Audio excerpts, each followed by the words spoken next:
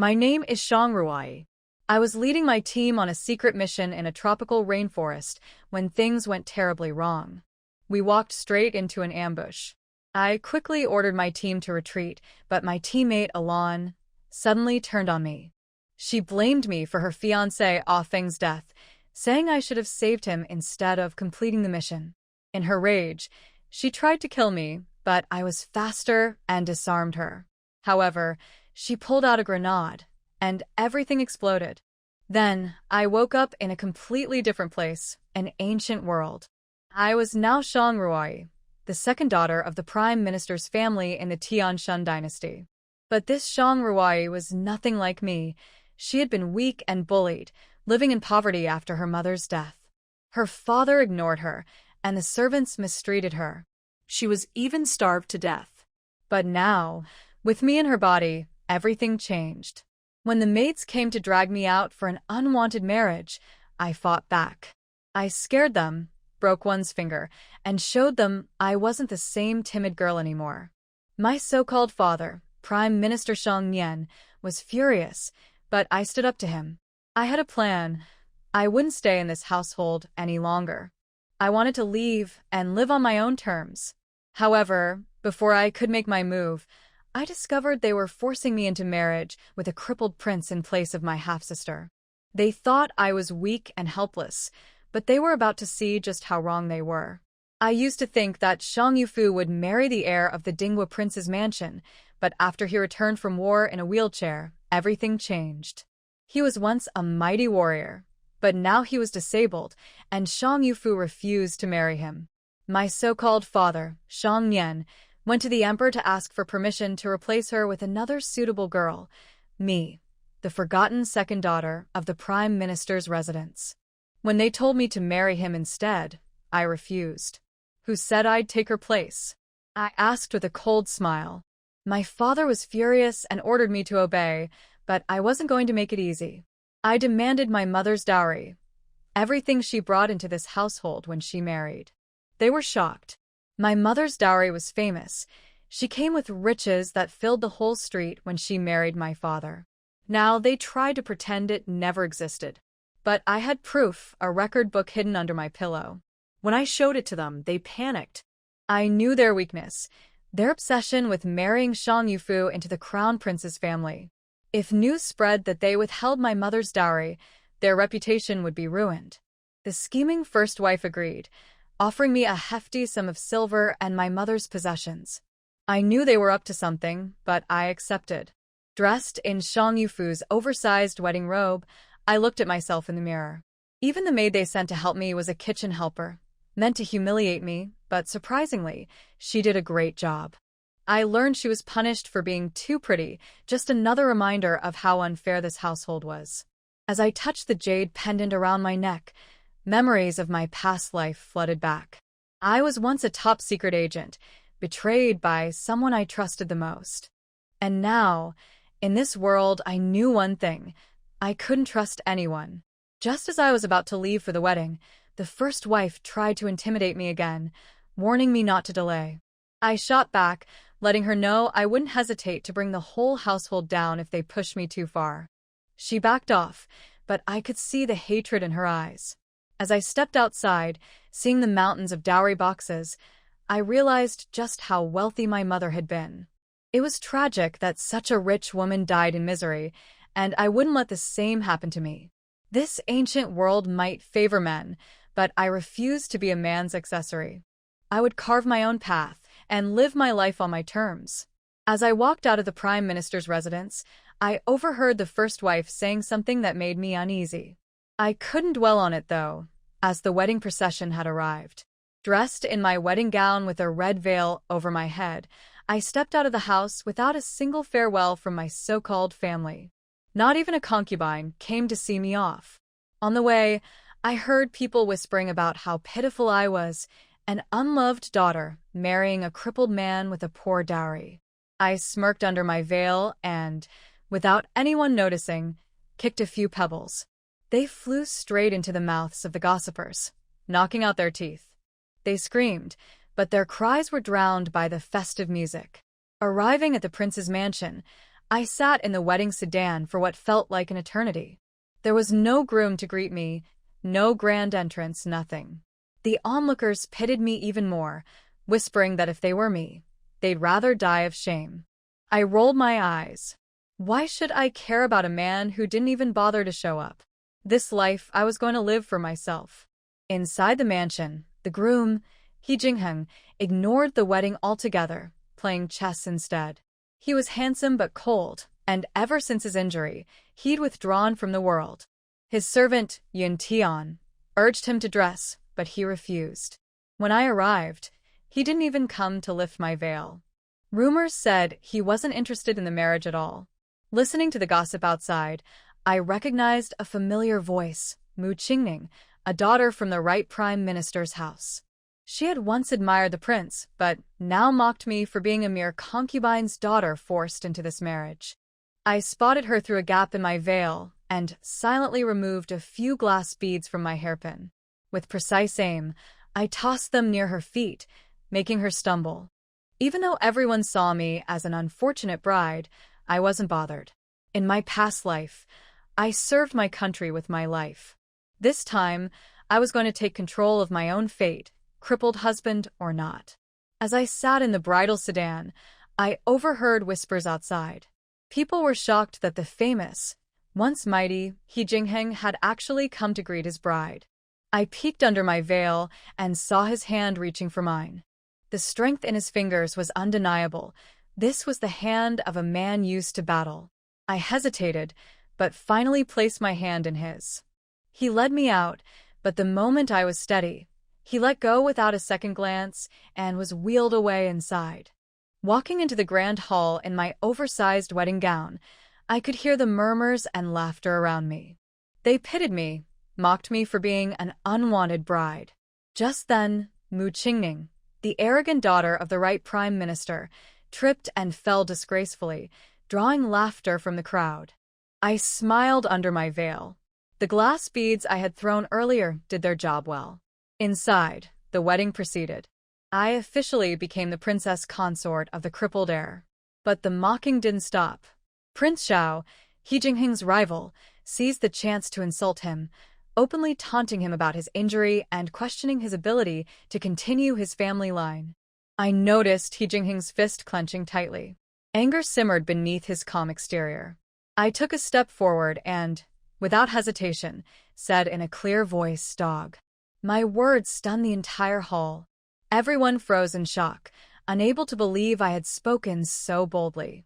When Prince Xiao reacted angrily, I continued in a calm tone, cleverly comparing him to a rabid dog that bites anyone it meets. My words shut him down completely, but I knew this grudge wouldn't end here. As I walked to the bridal chamber, I sensed He Jingheng watching me. Perhaps he hadn't expected me to fight back.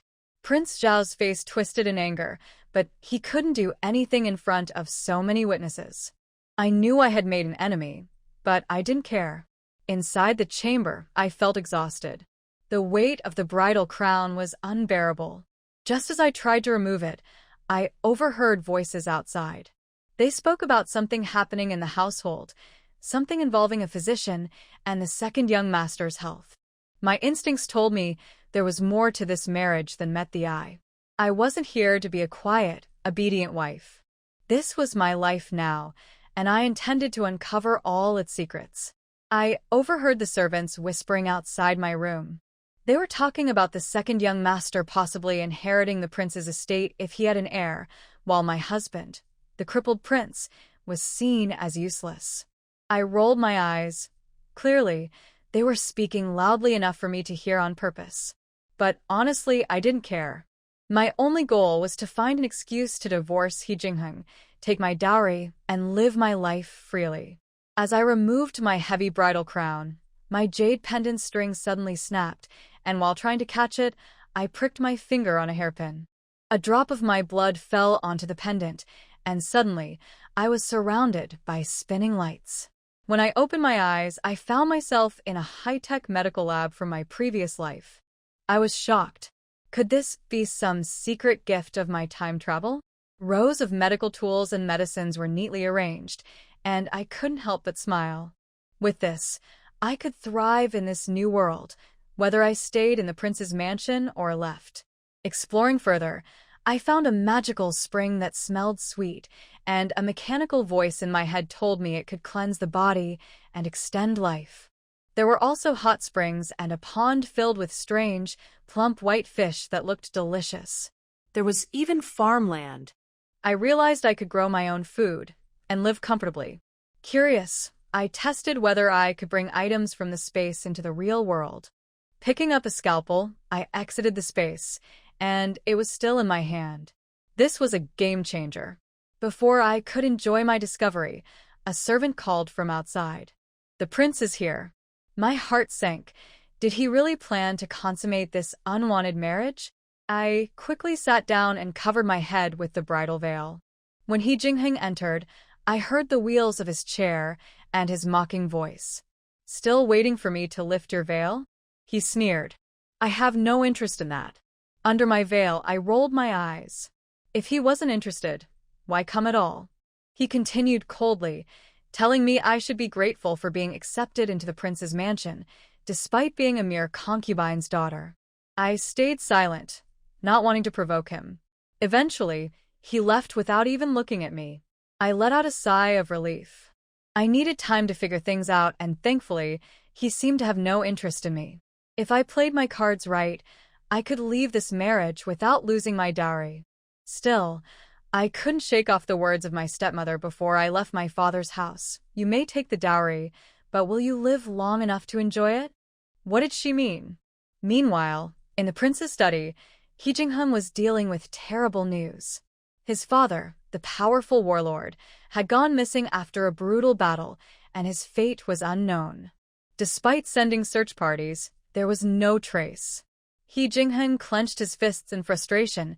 If he weren't injured, his father wouldn't have needed to fight.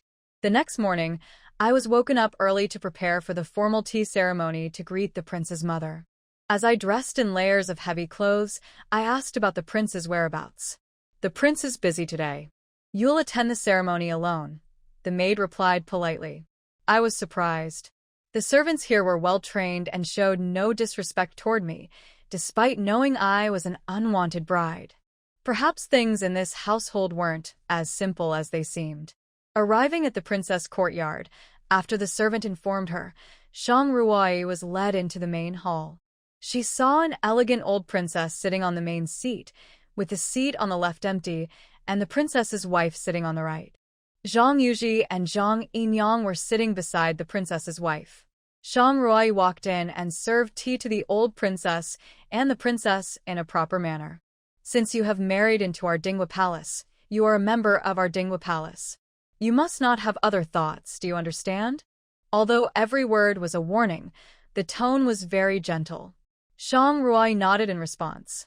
The princess took out a jade bracelet and put it on her wrist, smiled, and said, "Good child."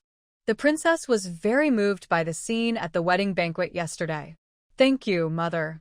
She turned and saw Yinyang Zhang sitting next to her. She had no intention of standing up to salute Shang Ruai, but sat on the chair and looked at her provocatively. Shang Ruai raised her eyebrows, a sneer appeared at the corner of her lips, and she turned around and walked to her seat without saying a word. Aunt Zhang's smile froze a little. She didn't expect that she would not even pay attention to her. Shang Ruai just sat down in her seat when she heard Aunt Zhang cough lightly. She seemed not to hear it, sitting upright on the chair with a smile on her lips. Aunt Zhang's obvious hint was still completely ignored, and she couldn't help but feel a little angry. Aunt Zhang was born in a family of military generals. Her father was once the deputy general of Prince Dinghua. She was extremely beautiful and deeply loved by the prince. Normally, she should be promoted to a concubine, but the old princess never nodded, so she has been a concubine until today. But the treatment in the palace is always the same as that of a concubine. So, he had already placed himself in the position of a concubine, and Shang Ruai's behavior today was tantamount to a slap in her face. It's really different being the crown prince's consort. A little concubine's daughter can be so high and mighty in this palace. Aunt Zhang picked up the teacup and took a sip, then sneered and said, "Everyone has their own destiny." Shang Rui naturally knew that she was talking about herself, and smiled and said, "Yes, as a little concubine's daughter, I would never dare to think that there would be such a day. Destiny is predetermined by heaven. Some people are born rich, but they may not be able to withstand this wealth." The smile on Aunt Zhang's face disappeared instantly. "It is said that Shang Xiangya is easygoing, but I didn't expect that he would give birth to a daughter like you, who is so sharp-tongued. No wonder the prince doesn't like him. As the saying goes, you can't know a person's heart by his appearance. My father may not be the kind of person you see, so it's not surprising that he gave birth to a daughter like me." Shang Rui's lips curled up with a smile. "Also, Aunt Zhang, please call me the prince's concubine next time. After all, I am the prince's legal wife. Even if I am not favored, not everyone can say anything." Aunt Zhang's face was extremely ugly, but the princess sitting next to her was happy. Ever since Zhang Yuji entered the mansion, she has been deeply loved by the prince. If she hadn't relied on her mother's family to gain power, I'm afraid I would have to give up my position as the legal wife. Her son rarely cares about the affairs of the harem, and she is always suppressed by Zhang Yuji in the mansion. Today, someone finally vented her anger for her. The more she looks at this daughter-in-law, the more she likes her. The old princess looked at Shang Rui and didn't say anything. This granddaughter-in-law is not bad. Aunt Zhang put the teacup heavily on the table. Before she could say anything, she heard the old princess smile. "Your mother met her once when she was very young. At that time, your grandfather had just opened his first shop. She came to the mansion with your grandfather to deliver materials. The little girl is very clever and quirky. It's a pity that she married your father." Aunt Zhang had to swallow the words that came to her mouth. The old princess was clearly on Shang Rui's side. Shang Rui was also stunned for a moment. She didn't expect that her mother had such a connection with the old princess. "Forget it. I'm tired. Let's go." The old princess rubbed her forehead, feeling a little tired. Shang Rui returned to the room and went into the space to study. When she came to the spiritual spring, she remembered the voice that appeared in her mind before. She held it in her hand and drank a sip. It was extremely sweet and much better than the mountain spring water she drank in modern times. She couldn't help but drink a few more sips. When she stood up and prepared to look at other places, she suddenly felt a sharp pain in her abdomen, and then the pain spread throughout her body, as if every bone and every inch of skin was burned clean. She curled up on the grass, her face pale, big beads of sweat dripping from her forehead, and screams of pain overflowed from her mouth. After an unknown amount of time, she woke up from her coma and looked at the blue sky, and was in a trance for a moment. Suddenly, a foul smell came, and Shang Rui gradually regained her clarity. "What is this smell?" She was about to cover her mouth and nose with her hands, but the smell became even more pungent. She sat up suddenly and found that her body was covered with mud, and the stench was actually coming from her body. Thinking of the severe pain in her body just now, could it be that this spiritual spring was expelling impurities from her body? The stench came again, and Shang Rui hurriedly jumped into the hot spring pool and washed several times before the mud on her body was washed clean.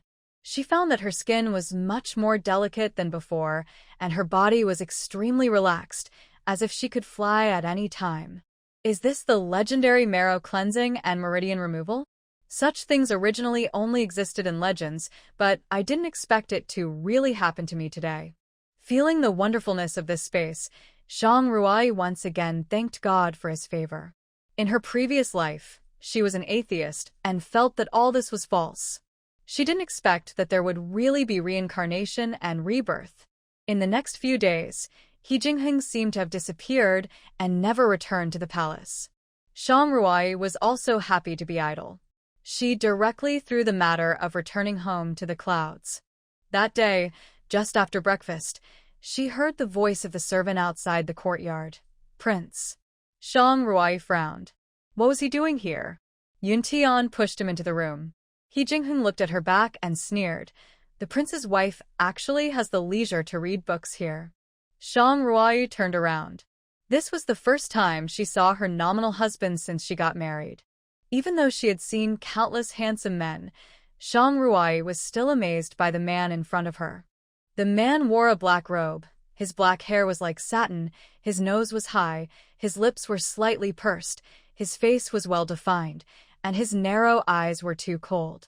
Even when he was sitting in a wheelchair, he could not hide his dignity and coldness. What a graceful young man! While she was looking at He Jingheng was also looking at her. She did not expect that her prince's consort would be so beautiful. One glance at her could make a city fall in love with her. Another glance at her could make a country fall in love with her. What do you mean, prince? Am I going to the military camp to practice swordplay if I am not reading in the mansion? Shang Ruai's words brought He Jingheng back to his senses. For a moment, he was a little annoyed that he was stunned by a woman. 3 days have passed, and you have not returned home yet. Return home? Go back to the Prime Minister's mansion? She frowned and nodded lightly. It's hard for the prince to remember. This prince is busy with official duties. You can go back by yourself. Shang Ruai nodded indifferently. After all, it was just a formality. It didn't matter whether he went or not. After saying hello to the princess, he set off on the road back to her parents' home with the gifts he had prepared long ago. When he arrived at the gate of the Prime Minister's mansion, he saw Shang Nian and the eldest lady waiting at the door. Seeing that the carriage stopped, he hurried to greet him. Meet the prince. The coachman opened the door, and it was Shang Ruai who came out. Shang Nian looked inside and saw no one. He said in a deep voice, "Why are you alone?" What? Is the Prime Minister waiting for the son-in-law you despised? Shang Ruai walked into the mansion and swept her eyes over the servants in the yard. She saw that they all lowered their heads and did not dare to look at her. In the original owner's memory, these people seemed to have bullied her. Now that she has become the prince's wife of Prince Ding, these people must be afraid that she will retaliate. What nonsense are you talking about? Shang Nian stepped forward and raised his hand to slap him. My Lord Prime Minister, do you still want to hit me? Shang Ruai said coldly. Look carefully, I am now the princess of Prince Ding, not the second young lady in the Prime Minister's mansion who is bullied by others. Shang Nian was stopped by her eyes and did not dare to drop his raised hand. At this time, the eldest lady came over. Since you are here, have lunch and go back. Otherwise, others will say that we didn't even give you a meal. Shang Ruai curled the corners of her lips and nodded in response. I will be in my own courtyard before lunch. No one is allowed to come in without my order. She said to the guards behind her. Did you hear me? As you command.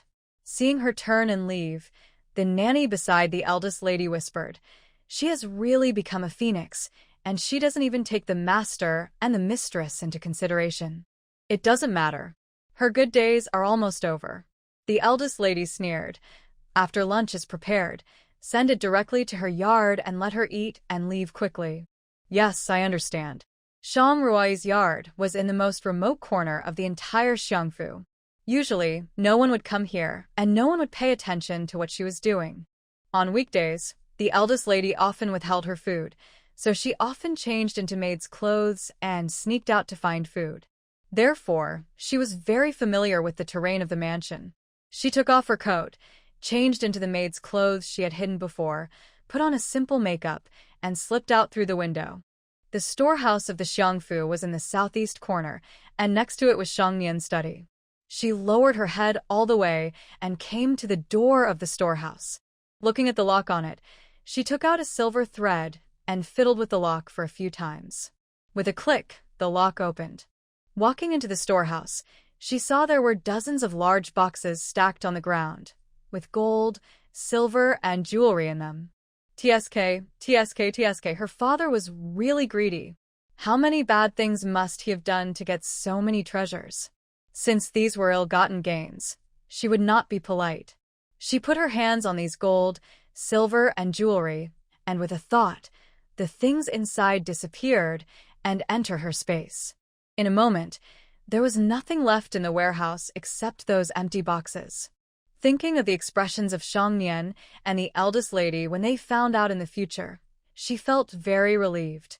This was also the reason why she insisted on having lunch before leaving. She walked out of the warehouse and restored the lock. Just as she was about to return to her yard, she heard Shang Nian's voice coming from the study. It has been reported to the emperor. Now everything is ready. Only the east wind is missing. Don't worry, my lord.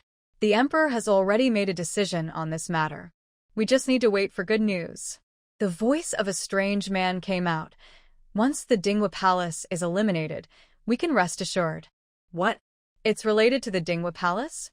Just as she was about to walk closer to listen clearly, she heard hurried footsteps in the distance. Shang Ruai hurried away. Back in the courtyard, thinking of what the eldest lady said at the time, her uneasiness became stronger and stronger. At this moment, a scream spread throughout the Prime Minister's mansion. It was discovered so quickly.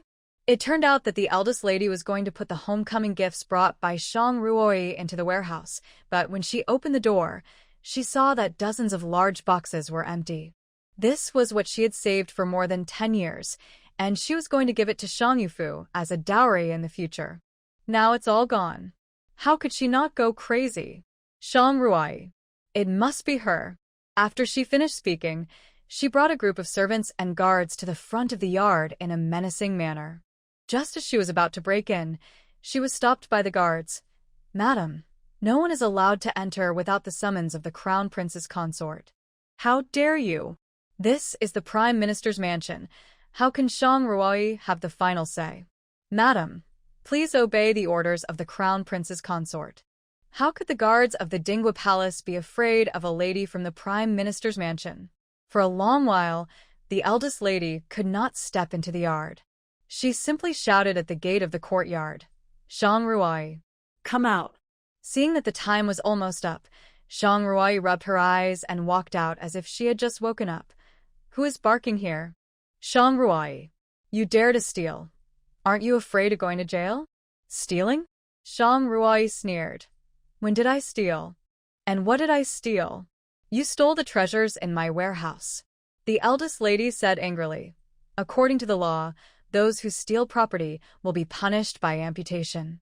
If you take the things out now, this lady may consider letting you go. What are the treasures in your warehouse? How many are there? Dozens of big boxes. Before she finished speaking, her mind suddenly became clear. These dozens of big boxes of gold, silver, and jewels would take a while for even a few strong men to move, not to mention her. How did she move them? The guards guarding the door couldn't help laughing. How could their crown prince's consort move dozens of boxes? Madam, you have to provide evidence when speaking. Otherwise, it is a serious crime to slander the royal family. Shang Ruai adjusted her sleeves and said coldly, Also, in the future, please call me Crown Prince's consort. If you call me by my full name again, you will be punished for disrespecting the royal family according to the law. The madam was furious. Those were dozens of boxes of priceless treasures. How could they disappear like this? Then where are my treasures? Where are my treasures? If you don't believe me, just send someone to search. You can see my dilapidated yard clearly at a glance. See if there are the dozens of boxes of treasures you mentioned. The eldest lady couldn't stop shaking all over. She fainted without holding on. Shang Ruai walked out of the yard and watched the servants hurriedly helping the eldest lady up. A smile appeared on the corner of her lips. Go back home. Just after returning to the palace, before she had time to drink a sip of tea, she was called to the main hall. As soon as she entered the door, a teacup broke at her feet. You little witch! It turns out that you married into our Dinghua Palace to be a spy. Aunt Zhang said loudly in a shrill voice. How dare you frame me? Shang Ruai looked at Aunt Zhang in confusion. Aunt Zhang, what are you talking about? Humph. You know best what you're talking about. Shang Ruai's eyes were already filled with impatience. Aunt, there is no need to play guessing games. Just say what you want to say. Ruai, our He family has never treated you harshly. Why do you want to do such a thing? The princess' eyes were red. Although you are the daughter of the Prime Minister, since you married into our palace, no one has ignored you. Why did you put those forged letters in the study?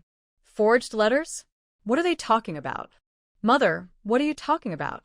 The old princess frowned and said in a deep voice, Your father took a stack of letters to the emperor today, and reported our Dingwa Palace. He said that our Dingwa Palace was collaborating with the enemy and selling out the country, and these letters. She looked at Zhang Ruai, her eyes full of scrutiny. Your father said that you found it in the study. What? How is this possible?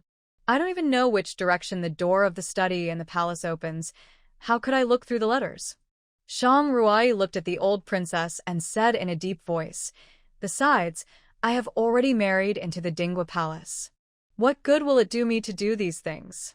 Then, what's the matter with these letters? It must be that old thing Shang Nian. Zhang Ruai finally understood why Shang Nian would rather hand over all her mother's dowry and marry her into the Dingwang Palace. It was just to frame her with a legitimate reason, and when she returned home, these pre-prepared letters would be presented. A complete frame-up plan was completed. At this time, Inuch came to the palace with an imperial edict. Everyone in the Dingwang Palace, please accept the edict. Zhang Ruai's heart sank. It seemed that the man in the palace hated the Dingwang Palace so much that he was eager to get rid of everyone in the Dingwang Palace. By the will of heaven, the emperor decrees that Dingwang Hiyuan colluded with the enemy and sold out his country, causing thousands of soldiers to die tragically on the battlefield. His crime is unforgivable. Dingwang Hiyuan seized his throne and his life and death are unknown. He will be executed after he is found. His family will be exiled for 3,000 miles and will not be allowed to set foot in the capital for the rest of their lives. All the property of Dingwang Palace will be deposited in the national treasury. This is the order. The Inuch put away the imperial edict, sneered and said, Old princess, accept the edict. The maidservant beside her helped the old lady to stand up, but before she could stand firmly, she fell to the ground. Old princess. The maidservants beside her were suddenly in a mess. Humph. I have to go back to the palace to report to the emperor. Is there anyone from your Dingwa Palace to receive the imperial edict? Give it to me. A jade hand stretched out. Zhang Ruai said coldly, Goodbye. The Inuch looked at her, with a look of sarcasm on his face. The second young lady of the Shang family has just been married for a few days, and she has suffered such a disaster. It's really sad. When he left the palace, he said to the guards behind him, Guard the gate of the palace, and no one is allowed to enter or leave. The gate of the palace slammed shut, and the palace was instantly in chaos. The old princess sat on the chair, muttering, It's over, it's all over. The century-old foundation of our Dingwa Palace is all gone. The princess took a handkerchief and kept wiping the tears from the corners of her eyes. Someone just sent a message that Jing Hung was detained as soon as he returned to the military camp in the morning. He was not in good condition to begin with, and now I don't know how much torture he has suffered. In the room of Aunt Zhang, people were packing up their gold and silver jewelry, trying their best to hide them on their bodies. Zhang Ruai took advantage of everyone's unpreparedness and quietly came to the backyard and opened the storeroom filled with her dowry. After a while, the storeroom was empty, without even a leaf left, and all were put into the space. She also visited several storerooms where valuables of the palace were stored. After she left, the entire palace was emptied. Even if these things are thrown away, they must not be given to that dog emperor, who can't tell right from wrong. She looked at the space full of treasures and returned to the main hall contentedly. At this moment, a group of soldiers rushed into the palace, and the leading captain said coldly, Come on, take them away. Off their gorgeous clothes, put them in a prison car, and send them out of the city immediately. Zhang Ruai frowned slightly. How impatient could the emperor be? They were all changed into prison uniforms, shackled on their hands and feet, and then sent directly to the prison van. At this time, Zhang Ruai saw a pool of blood under the front prison van, and fresh blood was dripping down. Her pupils trembled slightly. It was He Jingheng. When the princess saw the scene, she stumbled to the prison van and grabbed the van with trembling fingers. Heng. Open your eyes and look at your mother.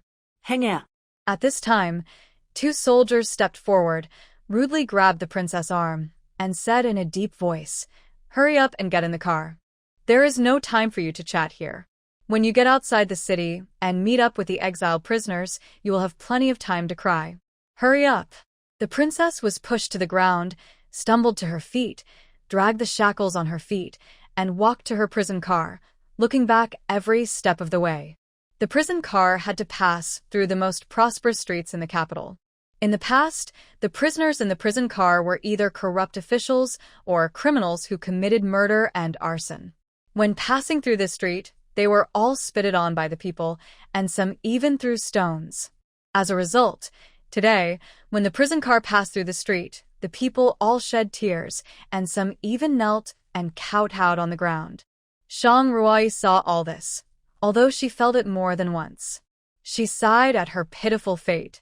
She was exiled innocently just after she came here.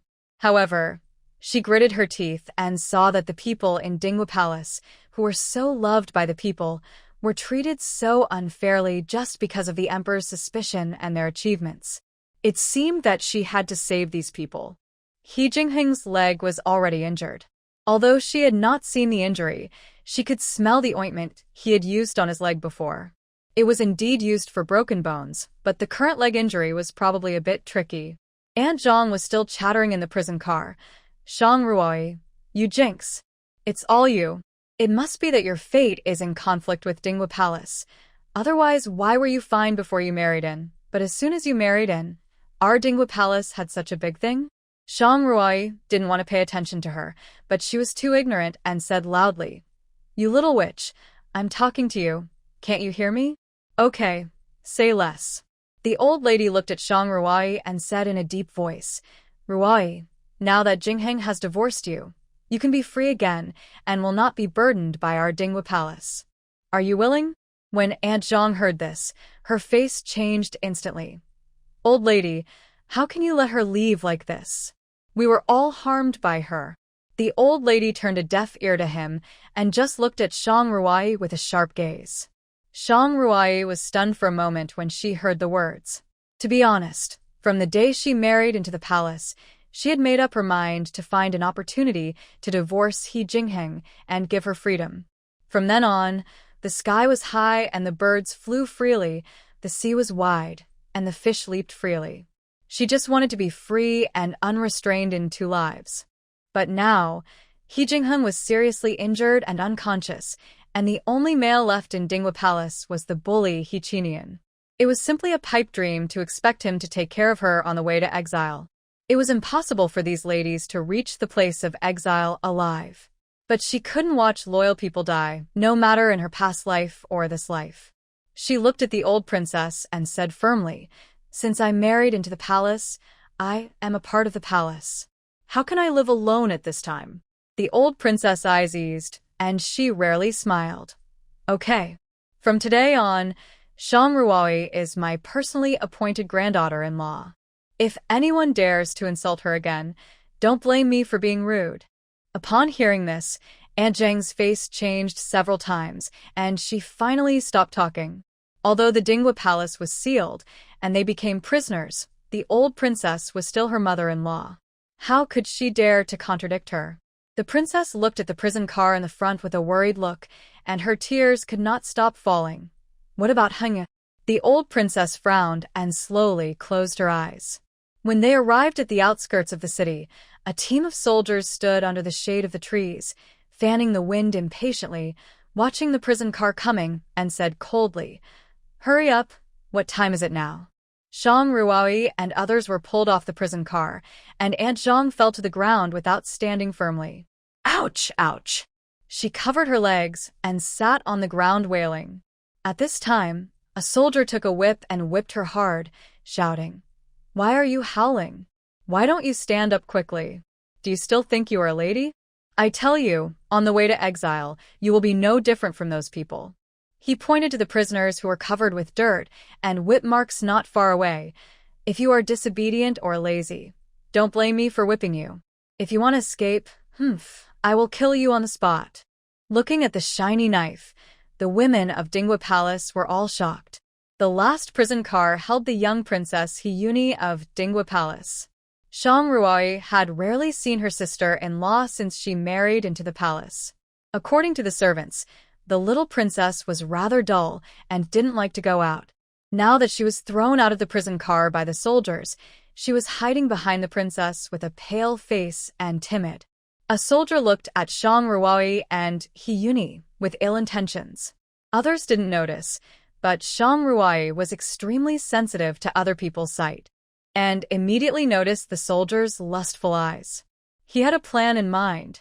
On the way to exile, it would be easy for the officers escorting them to do something to the prisoners. If they want to reach the place of exile safely, it will take some trouble. At this time, 2 officers carried the unconscious He Jingheng to the people in Dingwa Palace. One of He Jingheng's legs was broken, and there was a deep knife wound on the calf of the other leg. Presumably, the tendon in the calf was broken. If it was not connected, this leg would be useless. Hengya. The princess threw herself on him and cried loudly. Looking at the wound that was bleeding non-stop, she wanted to wipe it with a handkerchief, but she didn't dare to do it, for fear of hurting him. The old princess also kept wiping her tears with a handkerchief, feeling very distressed. Even Aunt Zhang subconsciously clenched He Qinyan's arm, fearing that her son would become like that. Shang Ruai squatted beside He Jingheng, touched his wrist, and frowned. The pulse was extremely weak, and the wound also showed signs of infection. The body temperature was gradually rising. If he was not treated, his life might be in danger. But there was no way at the moment. There is a chance to treat him. But we can give him some antipyretic and anti-inflammatory medicine first. As soon as this idea came to her mind, 2 pills appeared in her palm. Could it be that the things in the space can be controlled by her thoughts? She tried again, and sure enough, 2 white pills appeared in her palm again. This is so convenient. While everyone was not paying attention, she put the pills into He Jingheng's mouth. She pressed the acupuncture points on his neck, and his throat rolled, swallowing the 2 pills into his stomach. After doing this, she heard the official shouting, get up, get ready to go." The people in Dingwa Palace were shocked. How could He Jingheng go on the road in his current state? "Official sir, how can my son go on the road in his current state?" Before the princess finished speaking, she was pushed to the ground by the official. "I don't care how you go on the road. If you delay the progress, I will feed him to the wolves directly." Shang Ruai looked at He Qinian and said in a deep voice, "Now you are the only one in our He family who can carry him on his back." Before He Qinian could speak, he heard Aunt Zhang's sharp voice. "Are you crazy? You want my son to carry this He Jingheng, who is unknown whether he is dead or alive?" Aunt Zhang, how can you say that? The princess said angrily. "Heng'er is the prince. Why can't your son carry him on his back? We don't even have a prince in our palace. Look at He Jingheng. Even if he survives, he has become a. How can he carry on the family line for our He family? The only one we can count on now is Nianer." Aunt Zhang's words made everyone focus all their attention on He Jingheng's legs and then looked at Shang Ruai with pity. A good young lady became a widow just after getting married. Even if Heng'er is a, he is also the legitimate child of our He family. The old princess said in a deep voice, "Qin Yan, quickly carry your brother on your back." He Qinian had been afraid of this grandmother since he was a child, so he hurried forward and carried He Jingheng on his back. Shang Ruai stood aside and said softly, "Thank you." Hey. Are you guys ready?" The officer raised the whip in his hand. Although he did not swing it down, the sound of the whip swinging in the air still scared everyone present. Hiyuni was so scared that she kept crying softly. Seeing this, Shang Ruai walked up to her and took her hand. "Yuni, don't be afraid. Sister-in-law." Shang Ruai patted her on the back. "You must follow me closely." Thinking of the look in the officer's eyes, Shang Ruai said in a deep voice, "No matter where you go, you must call me even when you go to the toilet, understand?" "Yeah." Hiyuni nodded vigorously, and her heart, which had been hanging, seemed to have found support at this moment. The exiled team walked away along the path on the outskirts of the city.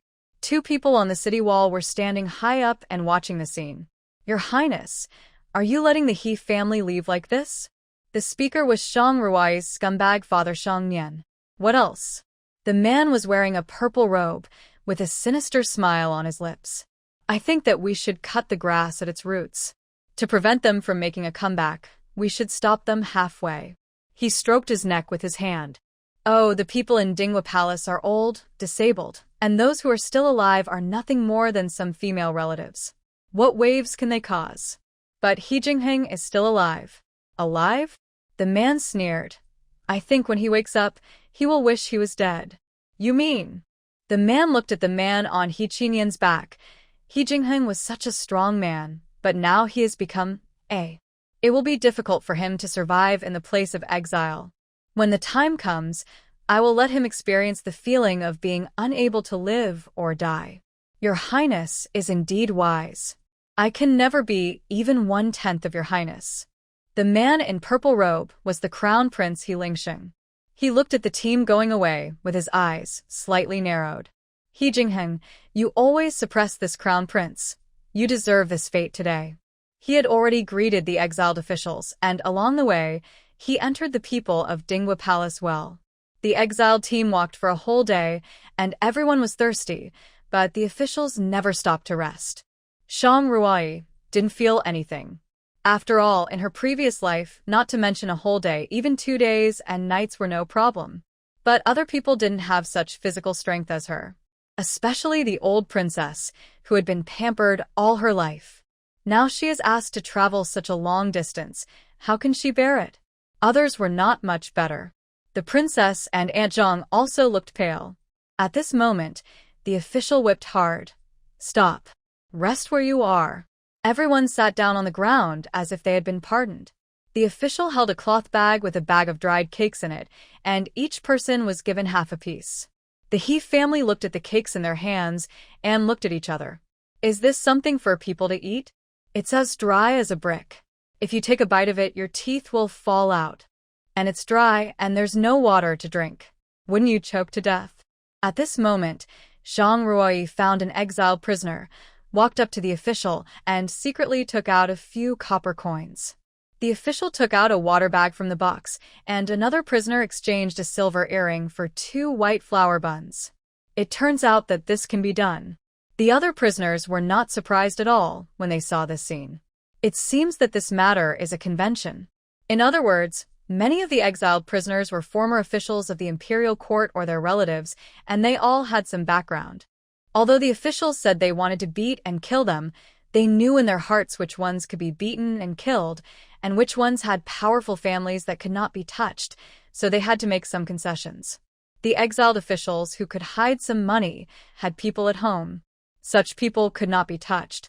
Those who were penniless and had no background were more miserable, and most of them died on the way before they reached the place of exile. The He family also saw this scene. The princess pulled Shang Ruai's sleeve and took out a gold bracelet from her arms. She whispered, I hid this secretly. You can use it to exchange for some water and food. How can you swallow this dry stuff? Shang Ruai shook her head. Mother. Forget it. Why call me mother? The palace is gone. Just call me mother in the future. Yes. The old princess whispered. Just call me grandmother in the future. Shang Ruai nodded. Yes. Mother, when we get to the place of exile, our life will be better. I remember that my father's former disciple is a manager in the place of exile. No matter what, they will give my Qin family face. Princess Qin whispered. The old princess nodded and closed her eyes to rest. Shang Ruai returned the bracelet to Qin and said softly, Mother, please keep this bracelet for yourself. I still have some silver on me. If we save it, it will be enough for our family to eat and use along the way. You must hide your things well. Perhaps they will be of great use to us in the place of exile. After she finished speaking, she took out a few silver coins from her arms, walked up to the official and said softly, Brother official, I wonder how many water bags and steamed buns I can get with this silver? The leading official saw that it was her who came to deliver the silver and snorted coldly. This silver is for a water bag and a steamed bun. Shang Ruai understood that he was looking at her to serve her a different dish. He just wanted more silver. She smiled. So expensive? Could it be that my father remembered it wrong? Before leaving the city, my father gave me some silver and said that I could find the official brother on the road to exchange for some rations. It seems that a few copper coins can buy a water bag. If it is so expensive, I am afraid that I will starve to death as soon as I leave the capital. Your father? Yes. My father, the left prime minister of the dynasty, Shang Nian. Shang Ruoyi stared into his eyes without any guilt. Shangyan? Prime Minister Shang. You mean before leaving the city, Prime Minister Shang came to you? Shang Ruoyi nodded without blushing. Of course. The official's heart sank. Prime Minister Shang did come to the city gate with the prince today. Shang Ruoyi didn't expect that the lie she told casually would actually come true. The official looked at her for a few times and weighed the silver in his hand. The prince only told him to deal with the people in Dinghua Palace, but he didn't say to deal with Shang Xiangye's daughter. It seems that this little girl in front of him really can't be offended easily. He took out 4 water bags and a few white flower buns. Even if you are Shang Xiangye's daughter, you are now a prisoner. Do you know the difference? Thank you, brother official. When my father takes me back to the capital, I will definitely ask him to promote you. Shang Ruoyi smiled, turned around and walked to the He family and distributed the water bags and buns. Ruoyi, what did you just say to the official? They actually gave us so many things.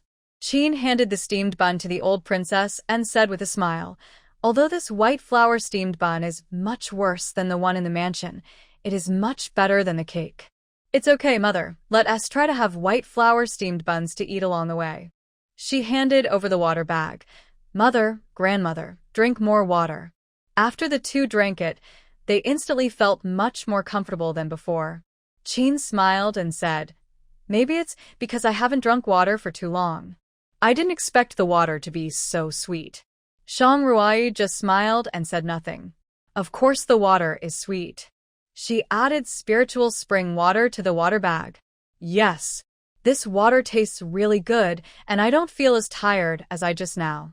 The old princess put away the water bag. We have to drink water on the way, so we have to save it.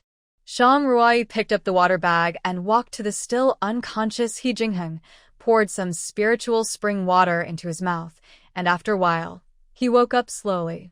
Where is this? We'll leave the capital soon. Shang Ruoyi said lightly. Since you're awake, eat something. She handed the steamed bun over. He Jingheng looked at it for a long time, as if he had just come to his senses. He snorted coldly. Since the goal has been achieved, why do you still have to come to exile and suffer? Don't you think we haven't been hurt enough? With the prince's intelligence, you should know that I didn't do this. She stuffed the steamed bun into his hand. Even if it wasn't me, there would be others. It's just a formality. He Jingheng looked at her coldly. You know yourself well. Shang Ruoyi said in a deep voice. Don't worry, prince. After we get settled in the place of exile, we will divorce. I won't drag you down. Don't think of dragging me down. This girl still wants to travel around the beautiful rivers and mountains. Of course, she only said this in her heart. Divorce? He Jingheng was stunned for some reason when he heard these 2 words. After he reacted, he was a little angry. It's up to you. Shang Ruoyi handed him the water bag. Drink water. Aunt Zhang and the other 3 also got a water bag, and each of them got a white flour bun. This thing is so dry, how can people swallow it? Aunt Zhang said resentfully. The servants in the mansion won't eat such things. His son He Qinian and daughter-in-law Lin Xiu ate the bun silently, drinking a sip of water from time to time. Just listen to Aunt Zhang talking to herself. Ouch, my legs hurt so much. My feet are about to break. Pa, pa, pa. Are these for people or dogs? A few prisoners who were eating biscuits were sitting not far from Aunt Zhang. They pouted and said, TSK, you still think you are a lady. You are not satisfied with eating white flour buns. Aunt Zhang heard it and immediately turned around and looked at the dirty prisoners and said, a bunch of beggars. I am the concubine of the Dinghua Palace. I am not the same as you lowly people. When those people heard that they were from the Dinghua Palace, their eyes immediately became fierce. Murderous intent. Shang Ruoyi immediately became alert. Not only the 3 people just now, more than half of the exiled prisoners looked at them with anger. What's going on? The people in the Dinghua Palace who noticed something was wrong were a little confused. Aunt Zhang was finally a little scared and shut up embarrassedly. Zhang, you are so outspoken. The old princess said in a deep voice. If you can't speak, shut up. He Jingheng's leg was broken, and now only He Qinian was left, and his martial arts were not very good. If they caused public outrage during the exile, what would they, the old, weak, women and children do? Obviously, Aunt Zhang also knew the seriousness of the matter, and she lowered her head and dared not speak. At this time, a whip sounded in front. Get up, get up. Hurry up. The official took the whip and picked a few slow ones and swung them down. Hurry up. Seeing that it was getting dark, there were often wild wolves here, and it would be dangerous if they didn't leave. But there were always people who were physically exhausted in the exile team. Falling at the end of the team, the officials were anxious and whipped them with whips. But the injury was compounded, and they walked even slower. There were 3 or 4 such prisoners in the entire exile team, so they didn't get out of the woods before dark. The sky gradually darkened until the last ray of light sank into the ground, and then it was time for wild animals to forage. Speed up, there's still 1 mile to go before you can rest. The voice of the official mixed with the sound of whips made people feel creepy. Zhang Ruai didn't feel tired. She secretly added spiritual spring water to her water bag several times along the way, and she felt refreshed every time she drank it. Although the other people in Dinghua Palace didn't drink as much as she did, they didn't look tired either, especially He Chinian. He thought that his strength had increased, and he didn't feel sore after carrying He Jingheng for so long. But the physical strength of the others was obviously at its limit.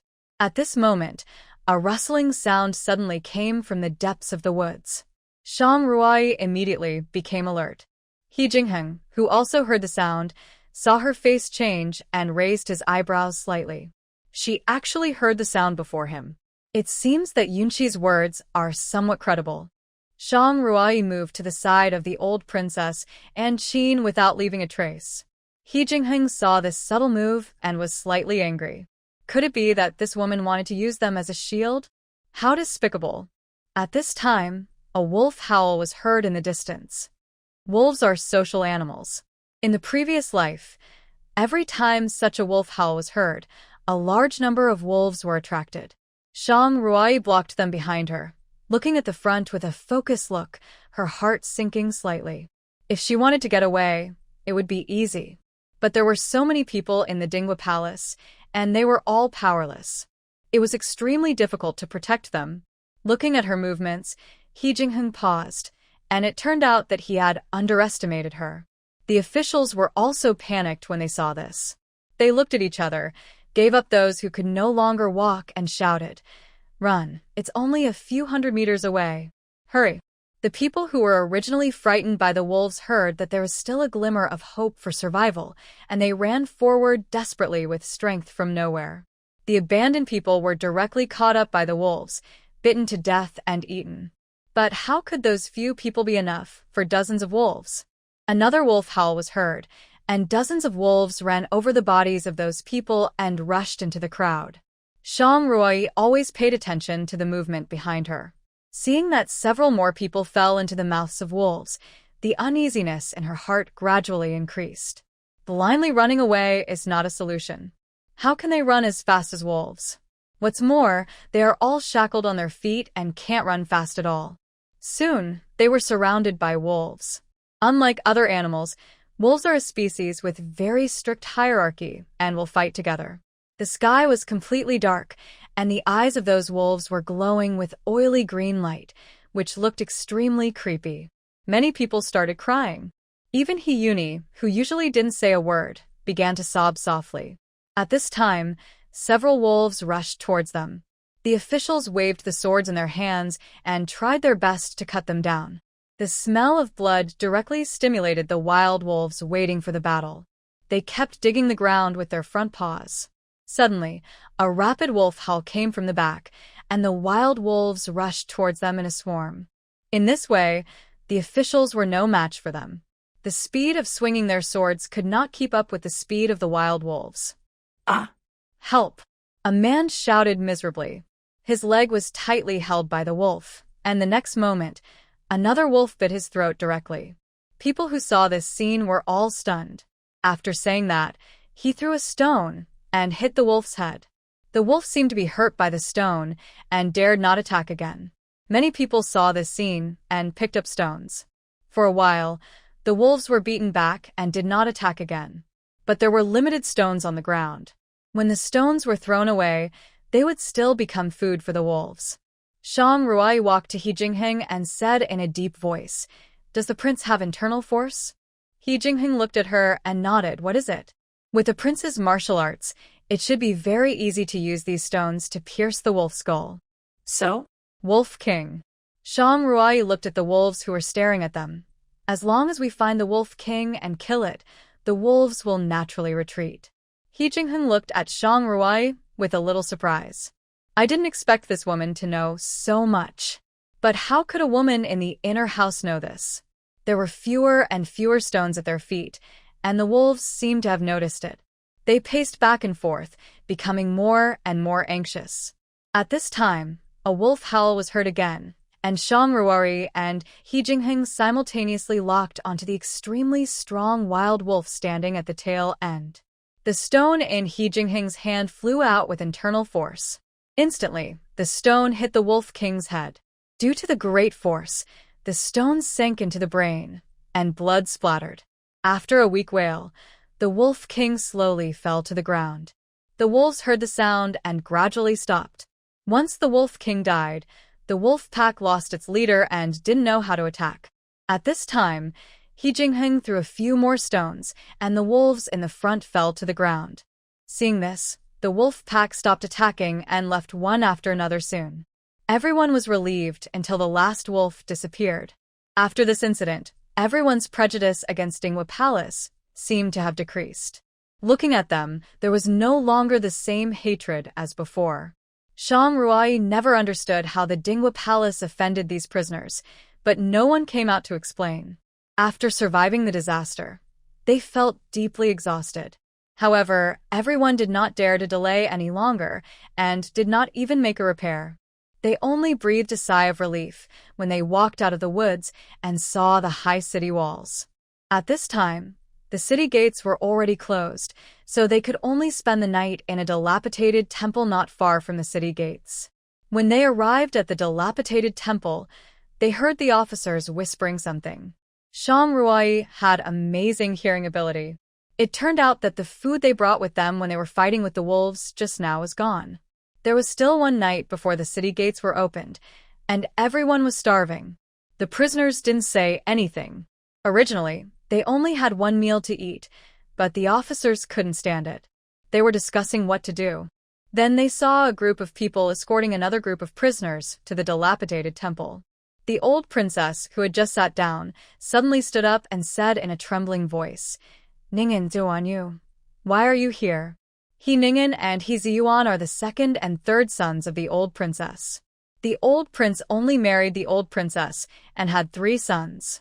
The eldest son, He Yuan, inherited the throne, and the second and youngest sons were princes. He Ningen is in the Ministry of Personnel, and He Ziyuan is in the Ministry of Works, both holding important positions. Now that the Dingwa Palace is in trouble, their 2 families have also been implicated. "Mother." He Ningen walked quickly to the old princess. "Mother, how are you?" The old princess saw her son and couldn't hold back her tears. "I'm sorry for implicating you." The old princess wiped her tears and said sadly, "Now our He family is finished." Hey, I let you reminisce about the past here." An official stepped forward and said loudly, "All the men in your family, except the disabled one, come here." Now there are 6 males in the He family. In addition to He Jingheng and He Qinian, there are the 2 sons of the old princess, the second son He Ningen, the third son He Ziyuan, each of whom has a son, He Jinghe and He Jingshi. At the moment, He Jingheng cannot move, and the other 5 are not injured. "You guys come back with us to find food and bring back a few wolf carcasses." Having been a master all his life, he was now ordered by a few officials to do this and that, and he was naturally indignant. Seeing that they did not move, the officials immediately got angry and whipped He Ziyuan and He Ningen with a whip, leaving a bloody mark on their bodies. The old princess was distressed. "I tell you, don't put on airs in front of me. Here, I have the final say. If you want to live, you must listen to me, otherwise." He raised the whip again and swung it down again. A bloodstain appeared on their bodies again. He Jinghe was about to step forward when he was stopped by He Jingshi. He looked at him and shook his head gently. He Jinghe clenched his fists tightly and turned his gaze to Shang Ruai. He looked at her hatefully. She actually had the nerve to stand here. If it weren't for her father, how could their He family have fallen into such a state today? Yesterday, he was still in Tianxiang Garden, drinking and listening to music with the girls, but today he became a prisoner. Shang Ruai noticed his unkind look and knew why they were like this. She once again pulled Shangnian out and scolded him 100 times in her heart. The men of the He family were taken away, and the women were left in the temple. He Ning'an's wife Zhang Qin, with her daughter-in-law Qiao Yanxin, sat far away from the old princess. When Zhang entered the house a few years ago, the old princess did not like her very much.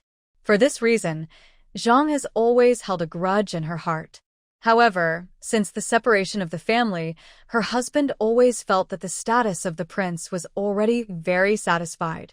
He did not seek advancement. He also held an idle position in the Ministry of Personnel.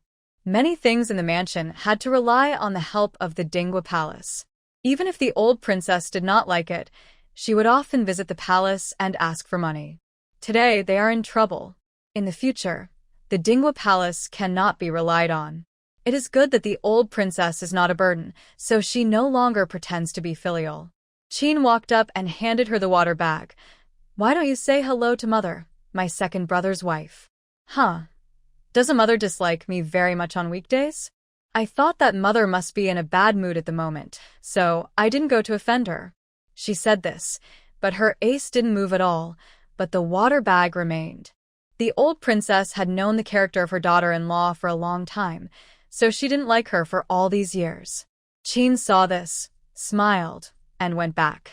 Instead, He Ziyuan's wife Lin brought her daughter-in-law Tsong Fangji to the old princess and said softly, "Mother, you have suffered." The old princess patted her hands. "It's okay for me. I'm so old, and I'm about to be buried. It doesn't matter if I die." But you, hey. Lin saw Shang Ruai standing aside, and her smile faded a little. This must be the daughter of Lord Shang. Shang Ruai bowed. "Me, my third aunt. I don't deserve it. How can we bear the gift of the daughter of the Prime Minister's mansion?" Lin was born into a family of military generals. She has a heroic spirit and is never to be outdone when speaking. Shang Ruai naturally knew why Lin was like this. Her scumbag father really did a lot of harm to people. Wanru, our family's affairs have nothing to do with Ruai. Qin stepped forward, took Shang Ruai's hand, and said softly, "Ruai is a good child. She was the one who protected us when we encountered a pack of wolves just now." Lin looked at Shang Ruai suspiciously. "I didn't expect that the daughter of Lord Shang would be so brave. I remember that Lord Shang looked down on our military origin the most, didn't he?" Shang Ruai smiled and said, "My father's eyesight is not very good, and his mind is not very good either. After all, he can get to where he is today not by relying on real talent or foresight, but by the money used by my biological mother." Lin was a little surprised when she heard this. She never expected to hear these words from Shang Ruai. As far as she knew, Shangnian did have a concubine who came from a merchant family and was very favored. But he was just a fourth-rank civil servant without any foundation, but he managed to climb to the position of prime minister little by little. Could it be that the concubine was the mother that Shang Ruai mentioned? "Then your mother is now." Shang Ruai smiled. "After she became the prime minister, she no longer needed your support, and my maternal grandparents' family encountered misfortune.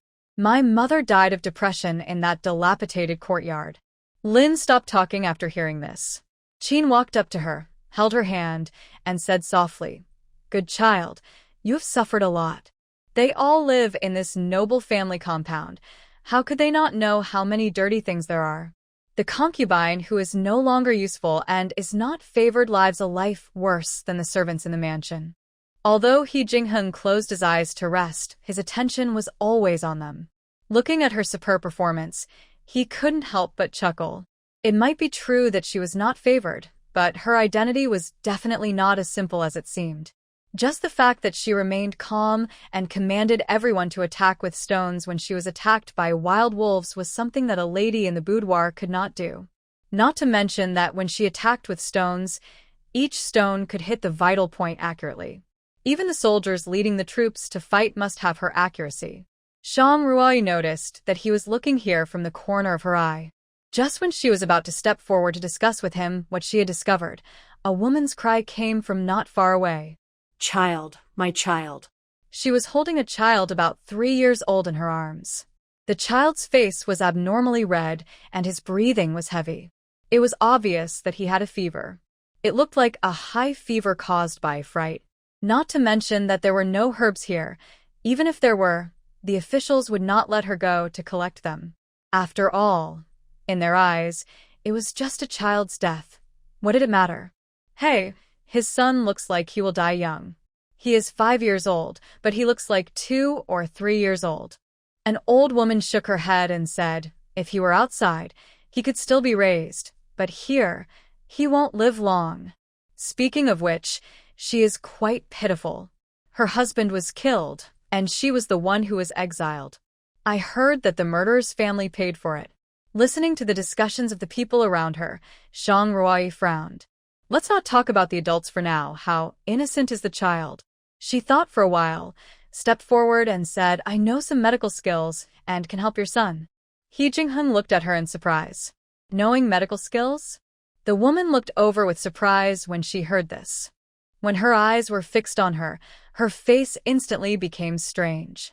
This instantaneous change was not only seen by Shang Ruai, but also by He Jinghun. Along the way, most of the prisoners seemed to be more or less hostile to the Dinghua Palace. This puzzled Shang Ruai. The Dinghua Palace defends the country, and the people of Tianshan can live and work in peace and contentment, thanks to the successive princes and sons of the Dinghua Palace. But why do these people avoid the Dinghua Palace like a snake and scorpion? Shang Ruai stood in front of her for a while, and seeing that she had no reaction, she secretly cursed herself for meddling in other people's business. Just as she was about to turn around and leave, she heard her weakly ask, Can you really save my son? Shang Ruai shook her head. I'm a doctor, not a god. I can only do my best. The woman thought for a moment and handed the child to her. Shang Ruai took out the water bag and gave him a few sips of spiritual spring water. In a short while, the child's temperature dropped a little. While no one was paying attention, Shang Ruai took out a fever-reducing medicine and put it into the child's mouth. With 2 measures in hand, the high fever soon subsided. Benefactor. Benefactor. The woman knelt in front of her holding the child. Thank you for your rescue, young lady. Thank you. Everyone in Dinghua Palace looked at her walking back in disbelief. The old princess took her hand. I didn't expect you to know medical skills. Before, I had nothing to do in the mansion, so I read a lot of miscellaneous books. Shang Ruai smiled. I only know the basics. I'm afraid others will laugh at me if I tell them. Zhang, who was sitting next to her, saw all this, spat and murmured in a low voice. It's just luck. Do you really think you are a miracle doctor? Just then, there was a voice at the door. It turned out that the people who were looking for food came back. Not only did they find food, but they actually brought back the corpses of 3 wolves. Looking at the 3 sturdy wolves, Shang Ruai licked her lips. If the wolf meat was cooked, it would be extremely delicious. She looked at the officials who were at a loss in front of the wolf corpses, and a plan came to her mind. When she was on a mission in her previous life, she had hunted wild wolves in the forest. Because she was out of food at the time, she roasted the wolf meat. It can be said to be extremely fragrant. Even without seasoning, it tastes very delicious when roasted. At this moment, a ding sound suddenly came from her mind. The mechanical voice appeared again. Merit added 10. Space upgraded. Upgrade? This space can be upgraded? At this moment, the scene in the space gradually emerged in front of her eyes. How did this space run out by itself? Wouldn't it be discovered? She looked around in panic, only to see that everyone was still doing their original things, and no one was looking at her. Her heart finally slowly settled down. It seems that only she can see this space. This is the function of the space after the upgrade. At this time, an officer shouted, "Does anyone know how to cook?" The prisoners sat on the ground, all silent. Shang Ruai turned her eyes and said with a smile, "I can." The officer's eyes fell on her and they couldn't help frowning. You can cook? The daughter of the Prime Minister's mansion can cook? Who would believe it if this were told to others? Even ordinary daughters of officials have never done housework, let alone the daughter of the Prime Minister's mansion. He Jingheng looked at Shang Ruai with a little surprise, his eyes full of confusion. This was different from what he knew. She had a very hard time in the Prime Minister's mansion, and he knew this before getting married. The second daughter of the Prime Minister's mansion was timid and cowardly, and dared not speak loudly. Shang Nian never asked about his daughter, and her life was worse than that of the servants in the mansion. Even so, she dared not resist, not a word of no. But since the day she got married, she was like a different person. All those who gossiped behind her back and ridiculed her in person, she would fight back in her own way. Today she even took the initiative to offer to cook for the officials. This really made him doubt whether the woman in front of him was the second daughter of the Prime Minister's mansion. Who is she? What does a person have to go through to change so thoroughly? Ha! Zhang snorted coldly. I say, it's better not to swell up your face. A daughter of the Prime Minister's mansion can cook? There should be a limit to lying.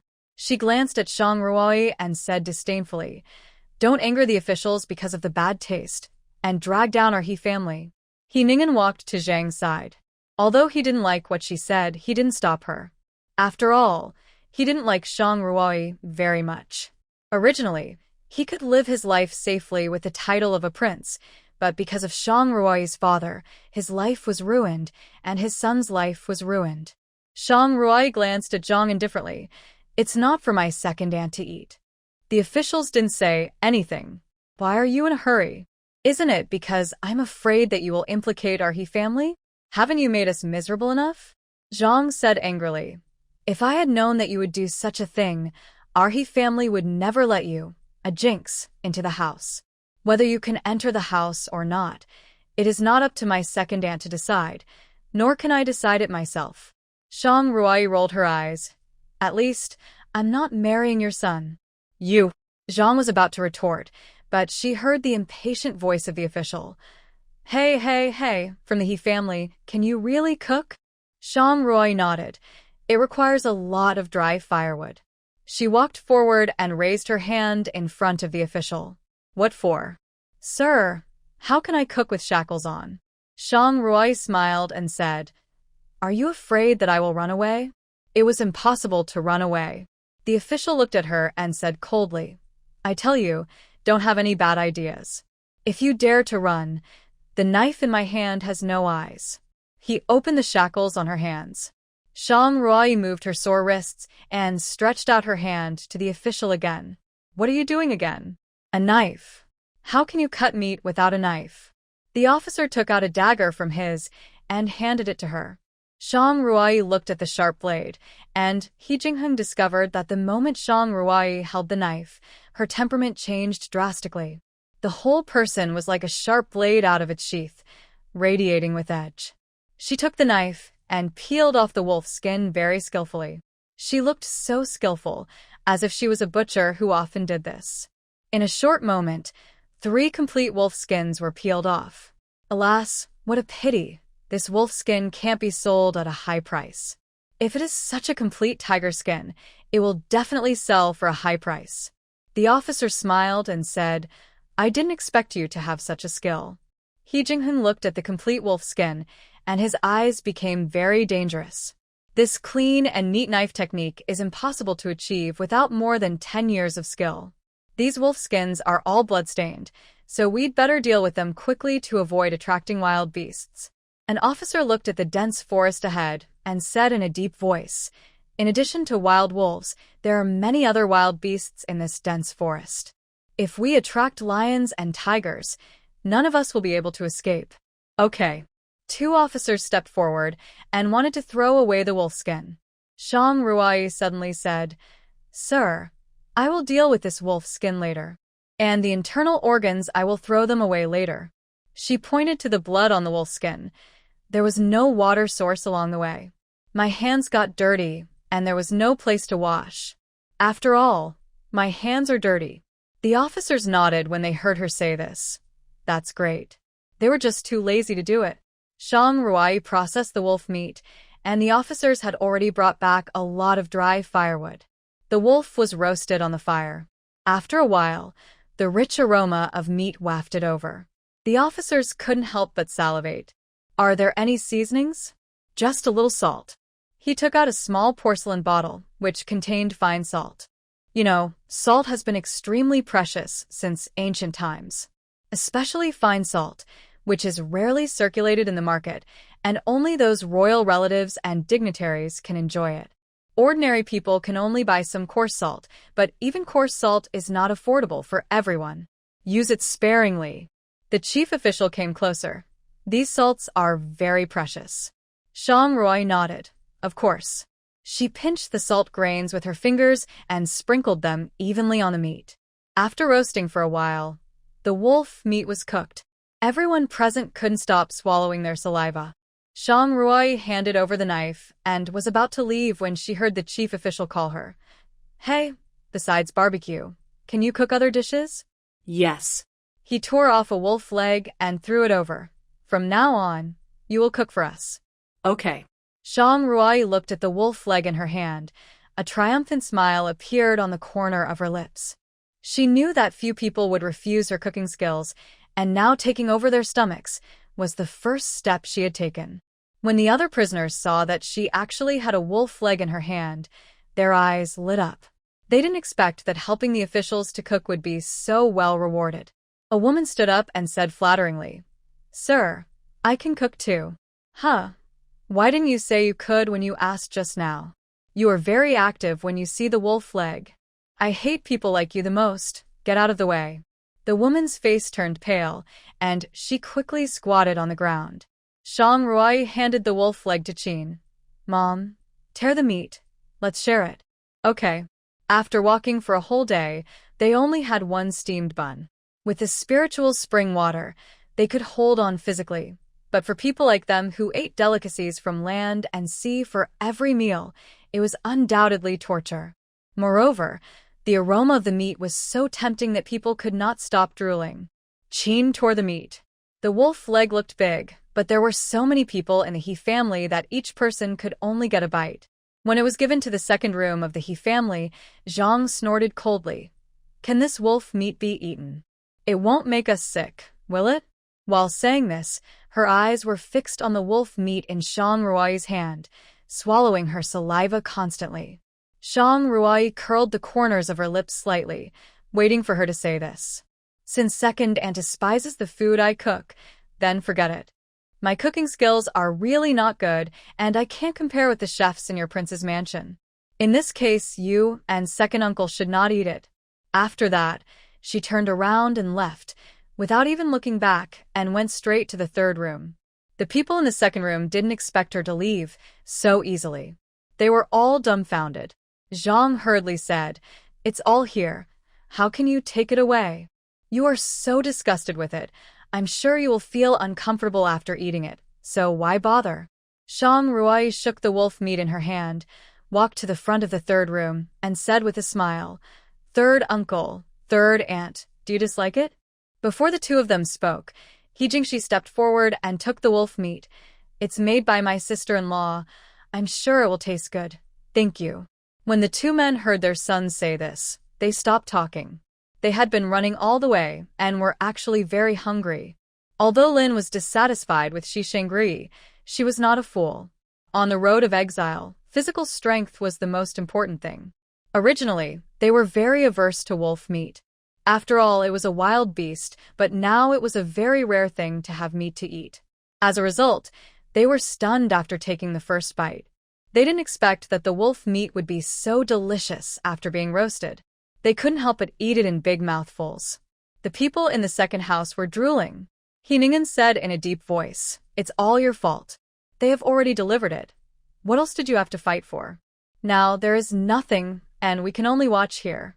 He Jinghe couldn't help complaining, Mom, we haven't eaten for a day. We finally have a bite of meat, and you messed it up. Zhang looked at how happily they were eating, and she shut her mouth in embarrassment and said no more.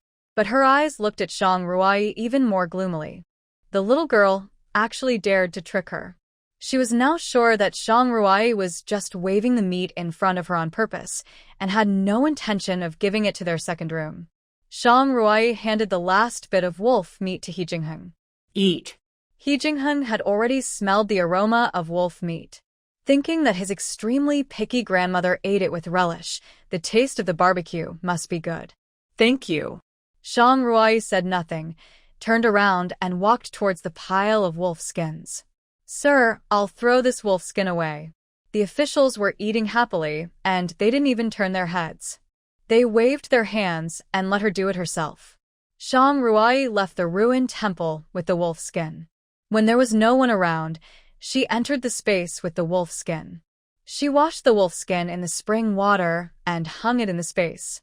This wolf skin is a good thing. The journey to the exile place this time is long, and the long journey will inevitably take several months. The climate is warm now, but it will be winter in a few months. They are wearing such thin clothes.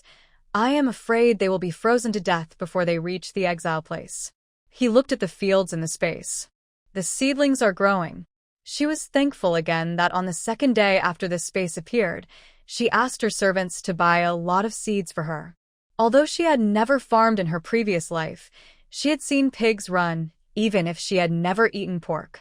Moreover, the fields in this space seemed to be different from those in the outside world. Seedlings grew out within a few days of planting the seeds. There are corns and seedlings of many vegetables and fruits in the fields. Although they have been eating vegetarian food along the way, they will not starve to death. When we reach the place of exile, we will think about the next countermeasures. When she returned to the ruined temple, the official frowned. Why did you come back so late? We thought about throwing it farther away. If there are really wild beasts, they will not find us. The officer thought about it, and did not doubt it. Shang Ruai returned to her seat and closed her eyes to rest. As soon as she closed her eyes, she saw that she had entered the space. She could not help but be shocked. She disappeared in front of so many people. Wouldn't she be regarded as a demon? Just as she was trembling with fear, the scene outside the space appeared in front of her. She was sleeping on the stone pier outside the space. Could it be that her consciousness could enter the space independently outside the body? It seems that this is also a new function brought by the space upgrade. She came to the laboratory and prepared several bottles of medicine to promote the healing of body wounds. There were bound to be bumps and bruises along the way. There were only pills in this laboratory which could only be taken. The medicine for external use to treat wounds could only be prepared by oneself. As soon as she prepared the medicine, she left the space. It was late at night, and everyone had fallen asleep. The officers on duty also began to doze off. She walked to He Jingheng's side, and before she had time to squat, the man in front of her suddenly opened his eyes, and his sharp eyes like a hawk falcon frightened Shang Ruai. He Jingheng saw that it was her, frowned slightly, and said in a deep voice, "What's the matter?" She took out the porcelain bottle and prepared to apply the medicine to the wound on his arm. "What is this? When I was dealing with the wolf skin just now, I found some herbs there that helped the wound heal." Shang Ruai said nonsense seriously without blushing or beating her heart. He Jingheng covered the wound with his hand and looked at her eyes with disbelief. "You are like this. Are you still worried that I will hurt you?" Shang Ruai lifted her sleeves to reveal the wound on her arm that was scratched by a branch and dripped the medicine on it. See? "I have already tested the poison on myself, Your Highness." Shang Ruai rolled her eyes. If she had known this, she would have ignored him. Her kindness was taken for granted. This time, He Jingheng did not stop him. Looking at her skillful way of applying medicine to herself, he asked softly, "Do you know medical skills?" Shang Ruai nodded. Yes.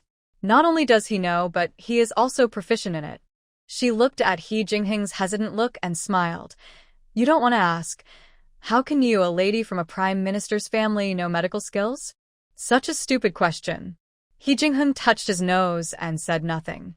But the unnatural expression that flashed across his face proved that Shang Ruai's guess was correct. Long illness makes a good doctor. I wonder if your highness has ever heard this saying? Shang Ruai sneered. What kind of life do you think I, an unpopular second lady, can live under the care of the eldest lady? If my mother was favored, it would be fine. At least life would be better, but my mother is a stain in Shang Nian's eyes. He Jingheng understood. Many people know that Shang Nian was once a poor scholar, and later he passed the imperial examination and entered the court. If it weren't for Shang Ruo's grandfather's help over the years, he would never have been able to become the prime minister. A first-rank prime minister, he relied on a concubine to get to where he is today. If this word got out, who wouldn't laugh at him behind his back? As the medicine seeped into the flesh, the pain in his body slowly subsided.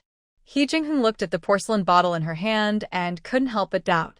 What kind of herb has such a magical effect on relieving pain? Shang Ruai frowned and looked at the whip wound on his arm and said in a deep voice, "Is there any more on your back?" He Jingheng smiled. "Not afraid? Why should I be afraid?" Shang Ruai said lightly, "What's this little injury? I have seen countless corpses and broken arms in my previous life. These are just some whip wounds. What's so scary about them?" But these words did not sound the same to He Jingheng. He frowned, and his voice was a little angry. "The lady of the Prime Minister's mansion, has she ever used private punishment on you?" Shang Ruai was stunned, and after thinking for a while, she said, "I guess so." Not letting the servants give her food can also be considered as torture. He Jingheng's eyes became extremely dangerous. What a Prime Minister's mansion, what a Shang Nian, they are really great. Looking at the criss-crossing whip marks on his back, Shang Ruai was a little frightened. It was not because the injuries looked scary, but because this man, with such serious injuries, his entire back was soaked in blood. He did not make a sound. Not only that, he could kill the Wolf King with one move. This man is really scary. Shang Ruai applied the medicine to him.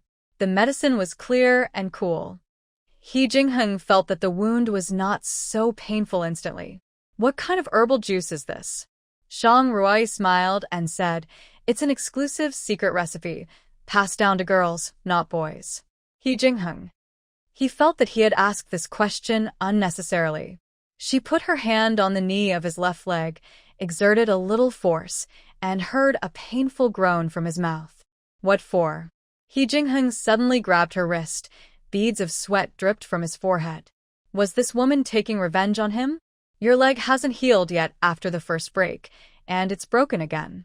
If it's not connected, I'm afraid you will really become disabled." Shang Ruai was silent for a moment, and there was a slight smile on her face. "If the prince doesn't mind, then I naturally don't mind either. Anyway, they will be divorced in the future. Now she is willing to help him heal his injuries, just because she doesn't want a loyal person to die in vain on the road to exile, nor does she want the foolish monarch and the treacherous ministers to be too proud. Can you set bones?" He Jingheng showed a surprised expression.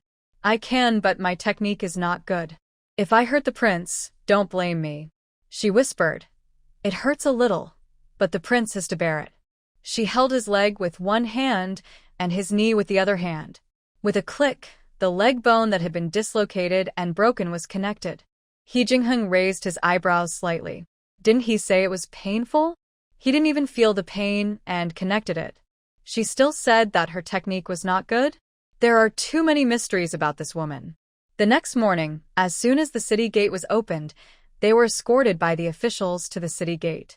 The second branch of the He family had not eaten for a day and a night, and they were already hungry.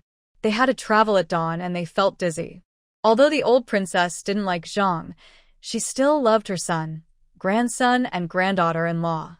She was a little dissatisfied with Shang Ruai's behavior yesterday. "Ruai, if the officials give you food again today, don't forget your second uncle's family," the old princess said in a deep voice. "How can we travel without eating for a day and a night? If we are slow, we will inevitably suffer physical pain." Shang Ruai nodded and said with a smile, "It's not that I didn't give it to you yesterday. You also heard what the second aunt said. If something bad happens to you after eating, I can't bear the responsibility." After hearing her words, the old princess couldn't help but blame Zhang. If it weren't for her, would her son and grandson be hungry? Lin ate her barbecue yesterday. As the saying goes, a man who eats someone's food should be grateful. When she saw Zhang Ruai again today, her attitude was obviously much better. Zhang rolled her eyes at her from a distance. Zhang Ruai didn't get angry when she saw it. No matter how much she glared at him, she wouldn't lose a piece of meat, but she had various ways to prevent them from eating meat. After leaving the ruined temple, Zhang Ruai picked up a few dead branches on the ground and fixed He Jingheng's leg that had just been connected. He Yuni followed behind her, watching all this, and felt more and more sorry for the sister-in-law. Admiration. She can cook and has courage. When the wild wolves attacked yesterday, she saw Zhang Ruai standing in front of them. Now she also knows medical skills. Her sister-in-law is too amazing. Zhang Ruai didn't know that she had gained a little fangirl unknowingly. Everyone came to the city gate. The officials greeted the soldiers guarding the city gate and led the prisoners into the city. When the He family walked through the city gate, the soldiers guarding the city couldn't help but tighten their hands holding the knives, and their eyes were full of anger. He Jingheng glanced at them lightly and lowered his eyelids. When they walked away, a soldier came over, said in a deep voice, "The prince is so badly injured. Dog Emperor. Boss, otherwise we will deal with those officials. Bring the prince out, and we will rebel." As soon as the voice fell, a slap was slapped on his head. "Shut up, boss. The prince is so injured. If he continues like this, he will die." The man said coldly, "Do you think I don't want to rebel? What to rebel with? Didn't you see the prince's actions just now? Let's not act rashly." But. Okay, let's wait for the news from Yunwei. After getting the documents for passing the city, they prepared to leave here. There is a big mountain behind the city, and they have to go around the mountain to enter the next city. Zhang Ruai looked at the shoes on everyone's feet. They walked in the capital every day, and they went out in sedan chairs and carriages. They didn't need such thick soles at all, but wearing such shoes, they couldn't climb the mountain at all. Zhang Ruai walked up to the official and said with a smile, "Sir, I see some stalls ahead. We will need a lot of condiments to cook along the way. Why don't we buy some?" The official was about to refuse, but she took out a gold bracelet and stuffed it into his hand like a magic trick and said softly, "This is what my father left for me to keep. Please accept it, sir." "Tisk, it's not light." The official smiled and said, "Then the money for buying condiments." "Of course I'll take it." Zhang Ruai changed the subject, "But I also want to buy some things, is it okay?" The official thought for a while and said, "That's fine, but not too much." "Of course."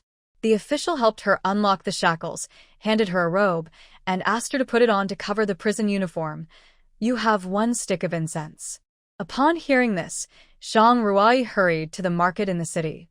She came to the stall selling condiments and bought out all the condiments needed for cooking. Then she went to the garment shop and bought a lot of cloth, needles and thread and cotton. She went to the shoe shop and bought soles and uppers.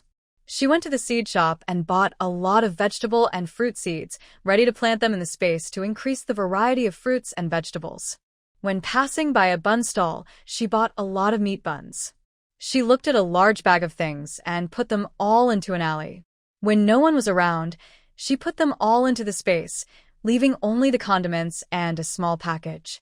If she took out something, she could pretend to take it from the small package. Otherwise, how could she create clothes and shoes out of thin air? Seeing that the time was about to run out, she hurried out of the city. The officers waiting there saw that she hadn't come back yet, so they whispered, "This He family. Wouldn't she run away by herself?" "She wouldn't dare." One of the officers said in a deep voice, "If she runs away, we will take action against the He family." Zhang's face turned pale, and she said to He Ningen in a trembling voice, "This Jinx didn't leave us and run away by herself. I don't think she is a good thing. If she really runs away, what should we do?" Aunt Zhao heard it and echoed, "That little witch must have run away by herself. How could she, a white-eyed wolf, care about her life or death?" As soon as the voice fell, a broken branch was seen inserted directly at her feet. It was 3 inches into the ground. Everyone looked at the broken branch and dared not speak. You know, He Jingheng is a famous young general who is invincible on the battlefield. Even though his legs are broken now, his internal strength is still there. Not to mention this broken branch, even a leaf can become a murderous weapon in his hands. Zhang heard this and said in disbelief, Jingheng, are you going to attack your family for that woman? Jingheng glanced at her coldly. That woman? It's the second daughter of the Prime Minister's family. The woman that my second aunt mentioned, the second daughter of a concubine, is my legitimate wife, Jingheng, who was married after 3 letters and 6 engagements.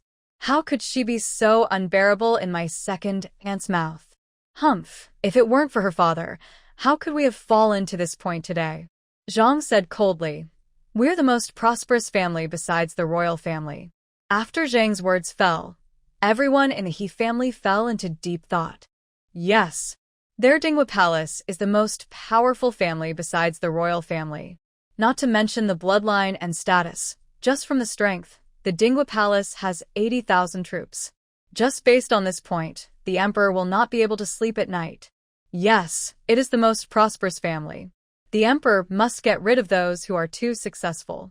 Therefore, no matter who marries here, the Dinghua Palace will end up like this. Jingheng looked at Shang Ruai, who was running here quickly, and a barely noticeable smile appeared on the corner of his lips. If she was the one who married here, it would seem not bad.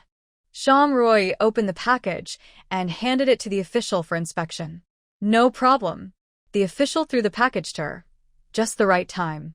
Shang Ruai took out a few buns and handed them to the official. You are quite sensible. The official's attitude towards her was much better than yesterday. Shang Ruai smiled. As the saying goes, it's easy to see the king of Hades, but it's hard to deal with the little devils. If this kind of official is not handled clearly, he will definitely trip them up on the way to exile. Shang Ruai opened the package, and the aroma of the meat buns stimulated everyone's taste buds. Zhang looked at the buns and had to swallow her original, sarcastic words. If she offended her again, the buns would probably fly away again today. At this time, a man in the exile team walked up to Shang Ruai and said, Girl, can you give me one of these buns? I'm so hungry. Shang Ruai paused while she was dividing the buns, looked at him, shook her head and said, We don't have enough buns to share. You have so many buns. What's wrong with giving us some? Seeing Shang Ruai shaking her head, he couldn't help but shout, Why can you eat the buns while we can only watch? As he said that, he was ready to grab it. Seeing this, the He family members were about to step forward to help, but they saw Shang Ruai holding the man's wrist, pulling forward, and kicking out with her right leg, kicking the man out directly. The He family members who originally wanted to step forward to help were stunned. Among the female members of the He family, except for Lin from the third room, no one else knew Kung Fu. Although Aunt Zhao was the daughter of a captain, she was always raised in the boudoir. Suddenly seeing her such a clean and neat kicking method, they were all shocked for a moment. Yuni's eyes widened.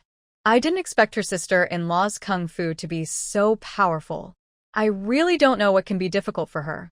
Lin looked at her hand and foot Kung Fu, and she was surprised. An indescribable emotion arose. After marrying into the He family, she changed from a female general wielding swords and guns to a woman in seclusion. She never went to the training ground again. Suddenly seeing her skills, it was like seeing herself when she was young. And those who were eager to come to the He family to rob things also quietly stopped thinking. Zhang looked at the man who was thrown away and tightened the bun in her hand. She never expected that Shang Ruai could actually know Kung Fu. She said that to her yesterday. She wouldn't be deliberately retaliating against her, right? The officials ate the buns, looked at the man lying on the ground, snorted coldly, and ignored him. After all, it was normal for a few people to die during the exile. If they had to choose, they would certainly help the one who could bring them benefits. Whoever dares to rob again, he will be an example, but next time, he won't be as lucky as him. Shang Ruai took a bun and walked to the child who had been treated before, squatted down, and whispered, Are you hungry? The little boy nodded, timidly. Shang Ruai handed him the bun. Eat it. The woman holding the child looked up at her in surprise when she heard this. Benefactor, is this really for us? Shang Ruai nodded. Thank you, benefactor. Thank you, benefactor. The woman took the buns with many thanks and took her son to kneel down and kowtow to Shang Ruai. No need for that. Shang Ruai said in a low voice. We are an orphan and a widow, and we thought we would die on the road of exile. When Zhang saw that she gave the buns to an unrelated woman, she curled her lips and said, There is only so much food in total, and you give it to outsiders. I really don't know what's going on in your mind. I found these buns, and I will give them to whoever I want. If my second aunt has any objections, you can solve the food of your second room next time. Shang Ruai sneered and said, You eat and drink for free, and you are still pointing fingers here. With this, you still have the nerve to say that you are the daughter of the Prime Minister's mansion? You are really uneducated and don't know the difference between the old and the young. He Jinghe stood up and pointed at her angrily. Is this what Lord Shang taught you? Shang Ruai looked at his brainless look and said in a cold voice, You should be thankful that I didn't learn what he taught me. Otherwise, do you think you would still be alive to talk to me here? When it comes to quarreling, how could He Jinghe be Shang Ruai's opponent? Speaking of upbringing, I don't think your upbringing is that good. Shang Ruai took a bite of the bun. It is said that one should remember the well digger when drinking water. This bun was obviously given to you by me, but not only are you ungrateful, you also talk like this. This is the first point. Second, I am your brother and sister-in-law after all. Is this your attitude when talking to your sister-in-law? How can someone like you have the face to question other people's upbringing? She sighed and said, If Grandma wasn't afraid that you would starve to death, do you think I would share it with you? Don't flatter yourself. Do you think our second house can't survive without you? He Jinghe sneered. We are not beggars, so we won't accept your charity. When she curled the corners of her lips, You said it. You won't get any buns for the next meal. After she finished speaking, she looked at the old princess. Grandma, he said it himself. The old princess' face darkened, but she didn't say anything. He Jinghe was born to Zhang, and he didn't learn anything else, but he learned Zhang's selfishness and pettiness. Not only is he unlearned, but he also hangs out in brothels all day long. He is really a disgrace to the family, and she dislikes him the most among the 3 grandsons of the He family. At this moment, the officials had already finished their breakfast and waved their whips vigorously. Get up, get up, get up, and let's go. Shang Ruai looked at the mountain not far away, and then looked at the shoes on the feet of the second house's people. She laughed in her heart. Retribution always comes so quickly. Everyone came to the foot of the mountain. The roads on the mountain were paved with sand and gravel, which were very uncomfortable to walk on. In summer, the soles and uppers of the shoes on their feet were made very thin for breathability. The roads in the capital were all flat, so they didn't feel uncomfortable, but it was a different story on the mountain. After a while, people felt that the soles of their feet were burning, and some of the soles had been worn out. The skin on the feet was in direct contact with the sand and gravel, and blood blisters were worn out one after another. Every step was like walking on the tip of a knife. People complained bitterly, but the soles of the official boots on the feet of the officials were very thick, and walking on the sand and gravel was not affected at all. Seeing that the pace of the crowd was getting slower and slower, he raised the whip from behind and whipped the last few people. Hurry up! What are you dawdling for? The few people walking at the back were wearing straw sandals, which had long been worn out. The blisters on the soles of their feet had long been worn out, leaving many bloodstains along the way. The people in Dinghua Palace were not much better. Mom, how are your feet?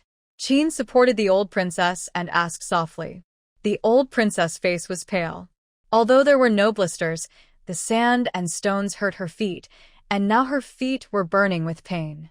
The old princess shook her head and could not hold on any longer. More and more prisoners were unable to walk. At this moment, the official walking in front suddenly stopped and looked at the cliff in front of him, which was more than 2 meters wide, with a frown. Boss, why is the wooden bridge on the cliff gone? It is said that there was an earthquake some time ago. It is estimated that it was broken at that time. We can go around from the back, but the road there is rugged and difficult to walk, and it will take a lot of effort. The leading official thought for a while and said in a deep voice, In that case, let's take a detour. He looked at the time, it was already noon. Let's have lunch here before leaving. They opened the boxes of food, which were nothing more than those brown rice cakes. Shang Ruoyi took out the cold buns and distributed some to the officials. The few left were not enough for the people in Dingwa Palace. But if the second house was kicked out, there would be just one bun for each person. Shang Ruoyi distributed the buns per person, and there was really not a single one left. The people in the second house smelled the fragrance of the buns, looked at the dry cakes distributed by the officials in their hands, and found it even harder to swallow. He Ningen snorted coldly and said, "I say, eldest wife, where are our buns? Second uncle, you are really a forgetful person. Didn't your son say that he would not eat charity?" Shang Ruoyi smiled. "Then you and your aunt will be self-reliant. Besides, we don't have enough to go around. So how can there be extra buns for you?" "Shang Ruoyi, don't go too far," He Jinghe said loudly. "I didn't expect you to hold a grudge like this. You are really petty." "That's right. I always thought that the girls from the Prime Minister's mansion must be well-mannered." Zhang curled her lips. "She is not as good as my daughter-in-law who comes from a small family." Qiao paused in eating the cake and glanced coldly at her complaining mother-in-law. Shang Ruoyi sneered and finished the last bite of the bun. "I made it very clear in the morning. From today on, the food I brought back, even if there is any left over, even if I give it to others, it has nothing to do with you." "Mother, listen to what Jingheng's daughter-in-law said," He Ningen said in a deep voice. "Is there anyone who speaks to the elders like this?" The old lady took a bite of the bun and glanced at him. "Elders should act like elders. These things were obviously brought back by Ruoyi, but you guys didn't say a word of thanks? Is this what I teach you on weekdays?" Shang Ruoyi was very happy to hear that. She knew that the old princess was very clear-headed. He Ningen blushed, lowered his head, and said nothing. Shang Ruoyi took out an insole and put it in her shoes. There was not enough time to make shoes, but adding 2 layers of insoles would make them much more comfortable. The He family members were delighted to see her actions. In this way, they could avoid some physical pain. "Ruoyi, do we all have these insoles?" Qin stepped forward and asked softly, "Can you give me a few more pairs?" Shang Ruoyi nodded. Although they are not as good as shoes, they are still useful as insoles. At this moment, a prisoner walked up to her and said flatteringly, "Can you sell me a few pairs? What do you want to buy them with?" He took out a silver bracelet from his arms. "This is my wife's bracelet. I wonder if I can exchange it for a few pairs?" Shang Ruoyi shook the bracelet, which was quite heavy. She took out 4 pairs of insoles from her bag, 2 pairs for men and 2 pairs for women. "Want exchange?" "Exchange, exchange, exchange." He hurriedly took the insoles and returned to his seat. When everyone saw that Shang Ruoyi agreed to exchange items, the prisoners who had money on them couldn't help but become interested. Zhang saw that the He family members all had insoles in their shoes, except for their second house. She limped to Shang Ruoyi, stretched out her hands and said, "Hey, where are the insoles for our second house?" No. What? No? How can they live without insoles? The mountain road is steep, and there are sharp stones everywhere. If you are not careful, your feet will be scratched and bleeding. Before you get down the mountain, your feet will be crippled. Shang Ruoyi. "Aunt, everyone else knows that they have to take silver or things in exchange. Are you blind or deaf?" Shang Ruoyi sneered. "Or are you used to eating for free and asking for money?" Shang Ruoyi. "Is this how you talk to your elders?" "Aunt, don't let those elders or non-elders come to pressure me. We are all on the way to exile. Who is not a clay Buddha crossing the river and can't save himself?" Shang Ruoyi just finished speaking, and heard Lin from the 3rd room smiled and said, "Wife Jingheng, I want a few more pairs of insoles. Do you think this is feasible to exchange?" She took out a pair of gold earrings. "I don't have anything good. You take a look." Zhang knew that Lin did this on purpose. She has always been at odds with her, and she wants to use everything to make things difficult for her. "Third aunt, you are polite. We are all family. What's the point of exchanging?" After that, she took out a few pairs of insoles from the package and gave them to her. "I have a lot here. If aunt needs them, you can come and get them. In that case, thank you very much." Lin smiled, looked at Zhang proudly, and turned back to her seat. Seeing this, Zhang was so angry that she trembled all over. He Jingheng looked at her package suspiciously. How could this small package hold so many insoles? Seeing that she could not get any benefits from her, Zhang set her sights on Qin. Qin was soft-hearted and easy to control. Otherwise, she would not have let Aunt Zhao ride on her head for so many years. If the old princess had not stopped her, I'm afraid that the housekeeper power of this palace would have fallen into the hands of Aunt Zhao. She walked to Qin's side, tears in her eyes, and said softly, "Sister-in-law, I don't know how I offended Roy. She treats her so badly. It's okay not to give her food, but now we are walking on this mountain road. What should I do if there are no insoles?" Qin looked at Zhang Ruai in embarrassment, but seeing that she had no intention of intervening, she had to retract her gaze and looked at Zhang, who was crying on the side. Just as she was about to take out the few pairs of insoles that Zhang Ruai had given her, she saw a pair of jade hands reaching out from the side and holding her down. "Mother, second aunt said that the mountain road is rugged, and we don't know how far we have to walk. These insoles are not enough for us." He leaned over and whispered in Qin's ear, "Have you forgotten how second aunt bullied you? She came to our palace all day to ask for money, and even wanted to take your dowry. It's not worth it to offend your sister-in-law because of such a person." Qin looked at her daughter in surprise. When did she start to talk so much? And she was so organized, and she saw things more clearly than her mother. Zhang didn't hear what He said to Qin, but it was definitely not something good. Qin looked at her and said in a deep voice, "Yuni is right. We don't know how long the mountain road will take. I really can't give you this insole. Otherwise, you can ask your third brother's wife." When Zhang heard this, she was furious. She pointed at Qin and said loudly, "Qin, you are so good. I respectfully call you sister-in-law, but now my eldest brother is about to be sent to the guillotine, and your son is lame. Now you are still here to make trouble with me? Let me tell you, if you need our family in the future, don't expect us to help you." As soon as the voice fell, Zhang heard ouch. A stone hit the back of Zhang's outstretched hand directly. The wound immediately turned black and blue. Who hit me?" Zhang covered her injured hand and cried out in pain. He Jingheng raised his eyebrows slightly, and looking at Zhang Ruai, who looked as if it had nothing to do with him, he couldn't help but curl the corners of his lips. He put down the dead branch in his hand and continued to close his eyes to rest.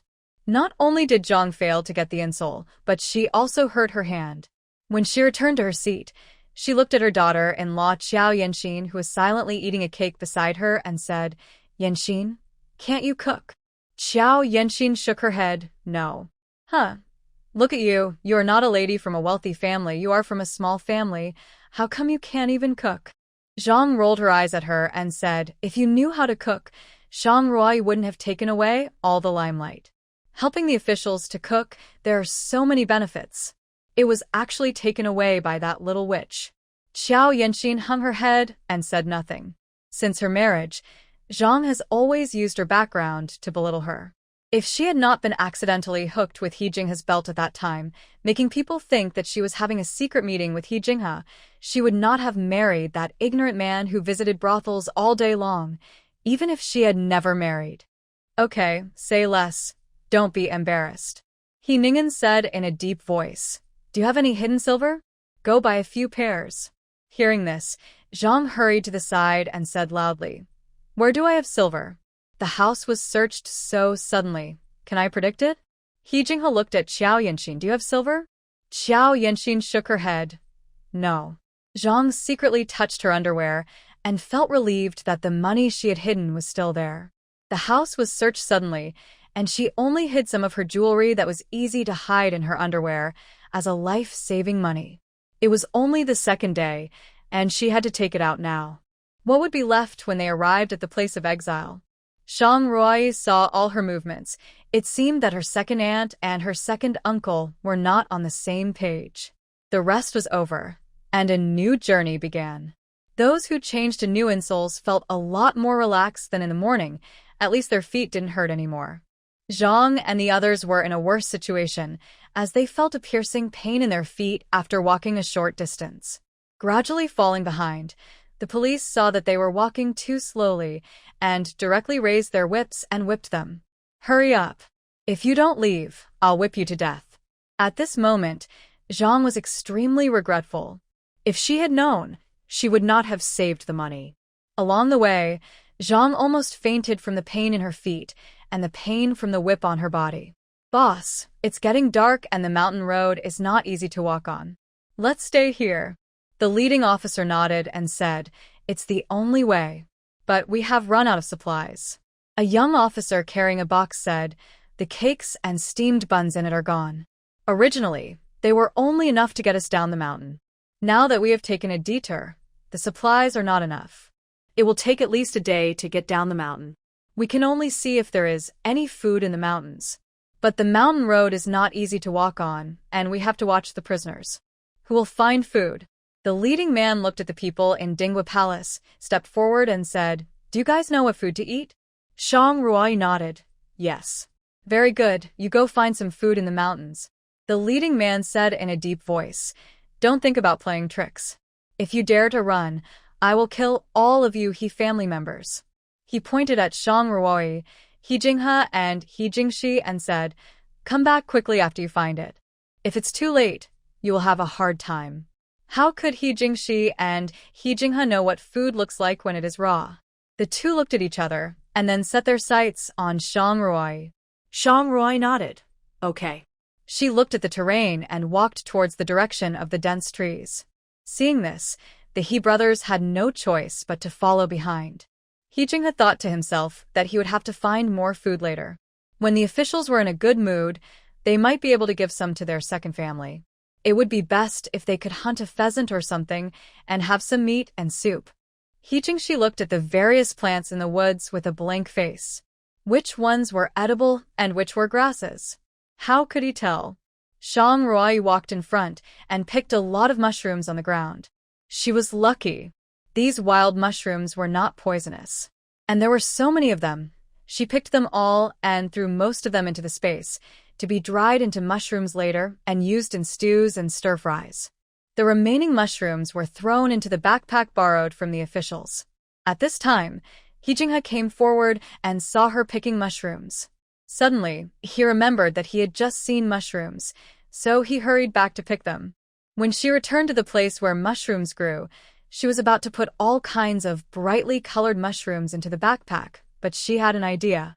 The color of these mushrooms looked much brighter than the one Shang Ruai had just picked, and they must be much more delicious than hers. She couldn't give them all to the officials. So, he picked out the most colorful mushrooms in the backpack and hid them in his clothes. Shang Ruai felt a little tail behind her, turned around, and saw that it was He Jingshi. What's the matter? I don't know what these things are. I thought I'd follow you and pick whatever you pick. He Jingshi said embarrassedly, I can't go back empty-handed. Shang Ruai gave him half of the mushrooms in her hand and continued to move forward. He looked at the mushrooms in his hand, then at her back. It seemed that Shang Ruai was indeed different from her Prime Minister father. Shang Ruai walked in front with a few pebbles in her hand. She observed that the bushes and grass in this forest were dense, and there might be animals like rabbits. At this moment, a shadow passed by, and Shang Ruai threw the stone out quickly. It turned out to be a little rabbit. She was very measured in her actions and only knocked it unconscious. She walked forward and took the rabbit in her hand. She was stunned. This rabbit seemed to have a baby.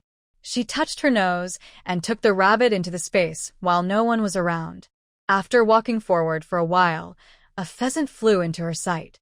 Shang Ruai threw the stone out, and this time she threw it with a little more force, and the pheasant died. It was just right to use this pheasant to stew mushrooms. It must be extremely delicious. At this time, it was already dark. Shang Ruai was walking back with the pheasant, and she happened to meet He Jingshi. In addition to the mushrooms just now, he also had two round things in his hand. When he got closer, he saw that they were potatoes. Where did you find these potatoes? He pointed to the depression not far away. I accidentally fell down just now and saw a few plants. I didn't know if they were edible, so I wanted to pick them and ask you. As a result, I pulled them out and saw that there were two fruits, so I took them all. Shang Ruai heard this and hurried towards the depression. Her eyes lit up. She walked up quickly and dug out the potatoes. There were more than 20 of them. The largest one was as big as a man's fist. She took advantage of darkness and collected several potato seedlings into the space. If they were planted in the fields of the space, they might grow bigger. When the two of them went back with the food they found, He Jinghe had not returned yet. The officials saw that there were only the two of them and frowned. "Where is He Jinghe?" "We separated after entering the woods." Aunt Zhao was horrified when she heard this. That prodigal son may have run away. Oh, this one. Seeing her cursing her son like this, Zhang hurried forward regardless of the pain in her feet and slapped Aunt Zhao twice. "You, your aunt and concubine. How dare you curse my son? Who do you think you are?" Aunt Zhao was not someone who would suffer a loss. She was hit because she was not paying attention just now. Now that she reacted, she stood up immediately. "You dare to hit me? Why don't I dare to hit you? She is just a concubine. Why can't I hit her?" Zhang said coldly. "I am the principal wife. What's wrong with being a concubine? Even if she is a concubine, she is the prince's concubine, and she is far away from your mansion. Why do you hit me?" Aunt Zhao also got angry, raised her hand, and slapped Zhang twice. Zhang has been the mistress of the house since she married into the He family. How could she be beaten? Now she was beaten by a concubine. How could she swallow this breath? She rushed to Aunt Zhao like crazy, and the two women wrestled together. Aunt Zhao was taller than Zhang, and she used insoles when walking on the mountain road. She had eaten much better than Zhang and others in the past few days, so her physical strength was naturally better. When the two were pulled apart, their hair was scattered, and there were scars of varying degrees on their faces. Zhang's condition was particularly serious, with one side of her face swollen. Fights were too common in the exile team, and the officials just watched and stopped caring when they saw that no one was killed. Seeing He Jingshi holding a pheasant in his hand, the officials were overjoyed and patted He Jingshi on the shoulder. "I didn't expect you to have such skills. It seems that all the food on the road to exile can be left to you." He Jingshi smiled bitterly. It was a fluke. He Jingheng looked at the wound on the pheasant and saw that it was killed by a single. How could He Jingshi do this? It was difficult for him to hold a knife on weekdays. He set his eyes on Shang Ruai. This pheasant must have been the work of this woman. He moved his broken leg before. It had only been one day, and he could move it lightly. It should not take long before he could move freely, but he looked at the other leg. Shang Ruai said that the tendons of her leg were cut, and it would be difficult to recover. He couldn't help getting irritable at the thought of spending the rest of his life in a wheelchair. At this time, a jade hand handed over a water bag. "Drink some." He Jingheng took the water bag. "Thank you." "How is your leg? Can you feel it?" He Jingheng raised his eyebrows. "Your medical skills seem to be really poor." "I can't feel anything in my leg." "What? How is that possible?" Shang Ruai squatted down, put her hand on his knee, tapped it gently a few times, and asked softly, "No feeling yet?" Enduring the tingling feeling, He Jingheng gritted his teeth and shook his head. "No. There's nothing wrong with what I received." She pressed on his knee a few times and murmured, "It feels fine to the touch." Just then, He Jingshi came over. "Sister-in-law, the pot you asked me to watch is smoking." Shang Ruai looked at the pot and said speechlessly, "That's steam, not smoke." It scared me. She stood up and walked towards the makeshift stove. He Jingheng felt as if he had been pardoned. If she pressed a few more times, she would not be able to hold back any longer. At the same time, a feeling of emptiness lingered in her heart for no reason. He looked at He Jingshi with a cold gaze, thinking, a guy who is more likely to cause trouble than to accomplish anything. Yuntian and Yunqi, who were hiding in the dark, saw this scene and swallowed hard. "Prince, you actually let a woman get close to you." "I saw it, and it's Shangnian's daughter. The prince has made too many sacrifices to find the truth, and he even sold his body." Yuntian sighed, "Our high and mighty master. He has fallen to this point, tut tut tut." Yunqi glanced at him. "Blind guy, didn't he see that the prince was swallowing his saliva just now?" When He Jinghe came back, Zhang Ruai had already started stewing the chicken. He put the colorful mushrooms on the table, raised his chin, and said self-importantly, "Look at the mushrooms I picked, and then look at the ones you picked, the taller the shorter." Zhang Ruai looked at the mushrooms he picked, each one more colorful and poisonous than the other, and sneered, "Your mushrooms are inedible." "Inedible? Why not?" He Jinghe said loudly, "I think you did it on purpose, trying to steal the credit from me." "Don't say such unpleasant things. No one wants to steal the credit from you." She didn't want to care at first, but she was afraid that if someone really died, the officials would blame them. After all, if the journey was delayed because of their family, the officials' whips would not recognize anyone. She stepped forward and said, "This mushroom is poisonous. I'm afraid you will see your ancestors if you eat it." As soon as she finished speaking, Zhang stepped forward and said sternly, "You are ignorant. You just can't stand others being better than you." Zhang Ruai really wanted to slap her twice. "Okay, I've said everything.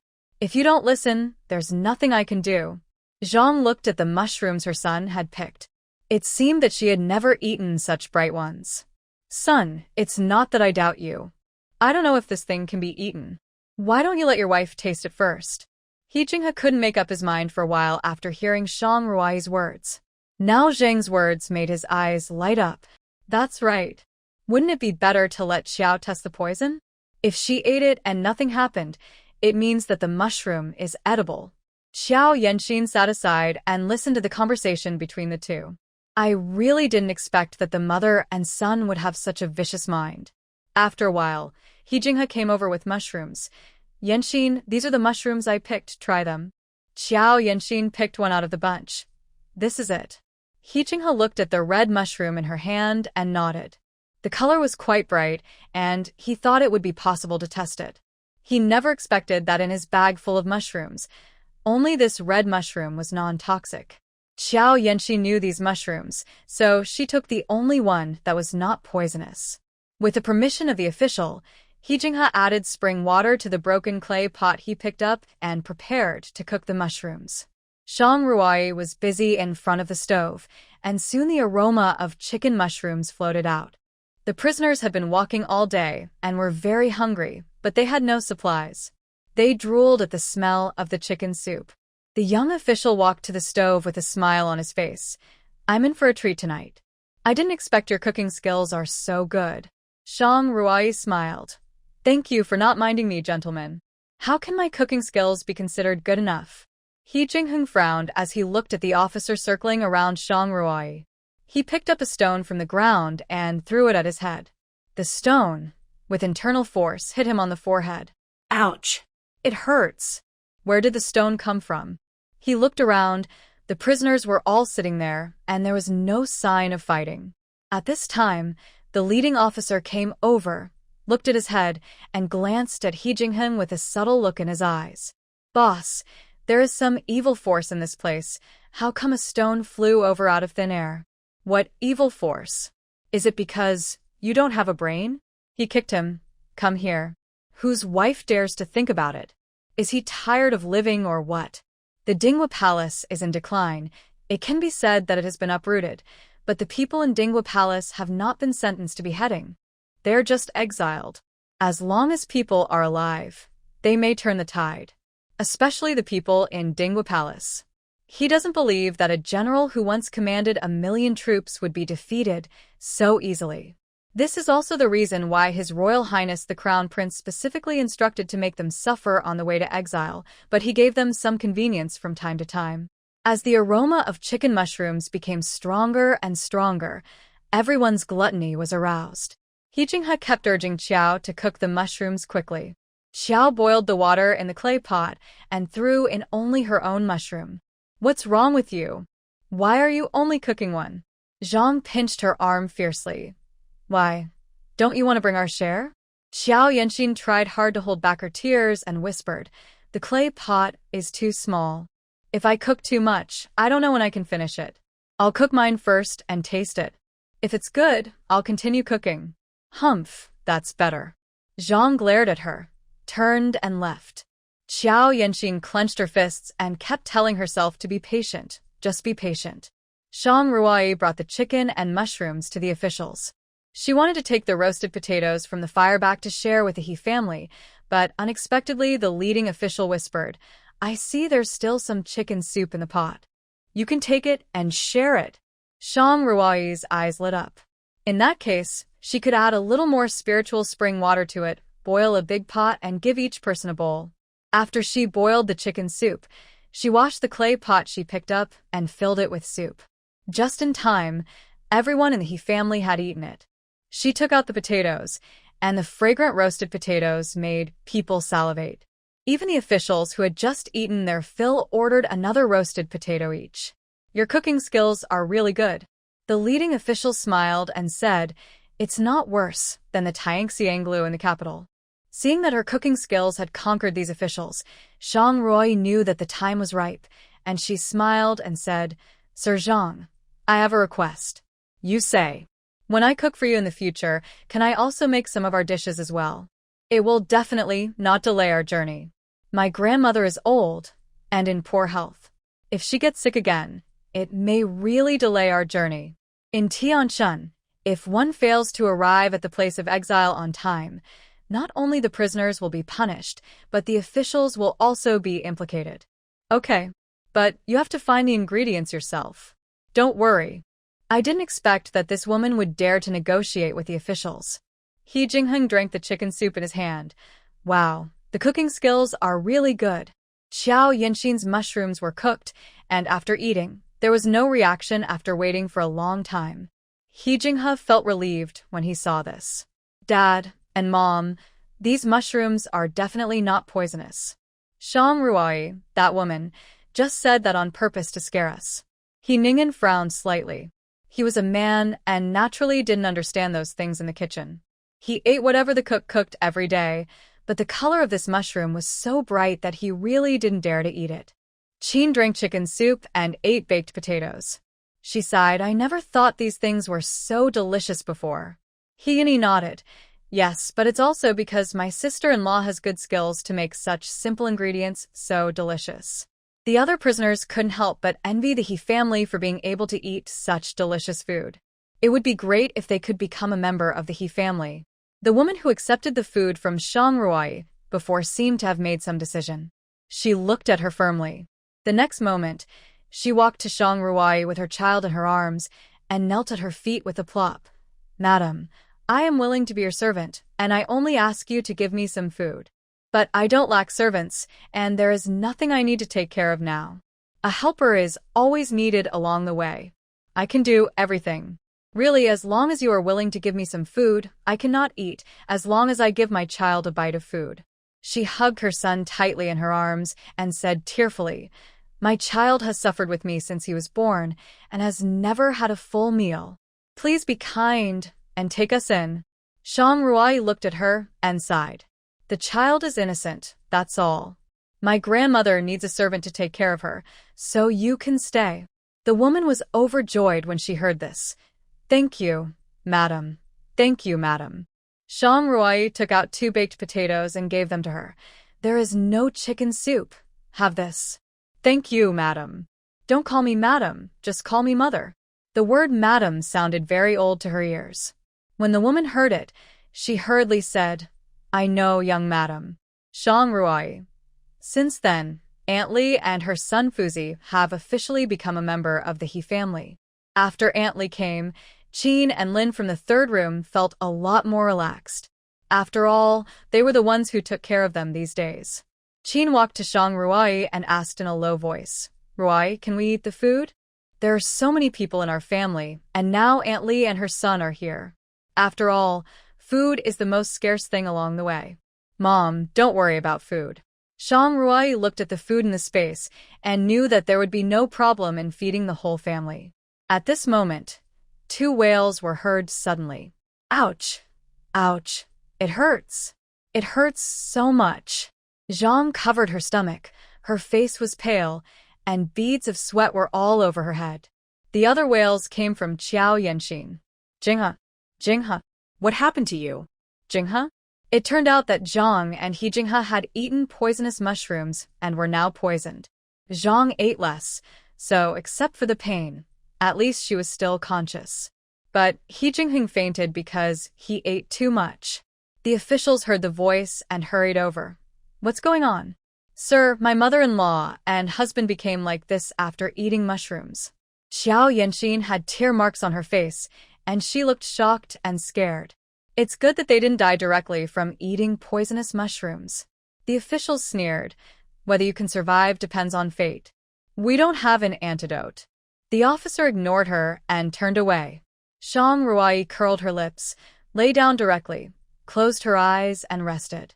She had seen those mushrooms before. Although they were poisonous, they were not fatal. They would only cause trouble for a few days. After an unknown amount of time, Yang's cry of pain slowly disappeared, and He Jinghe was still unconscious. At night, a puff of smoke slowly floated over.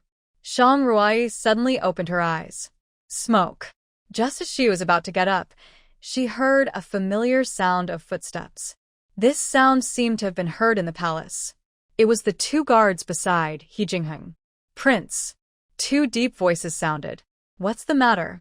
Prince, I sent people to look for the prince under the cliff for a long time, but I didn't find any trace of the prince. Yunqi whispered, I suspect that the prince was taken away by someone in the palace.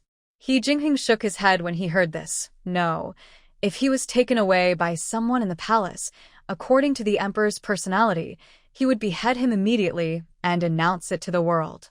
Now that my father has disappeared, I believe the person in the palace is also very anxious.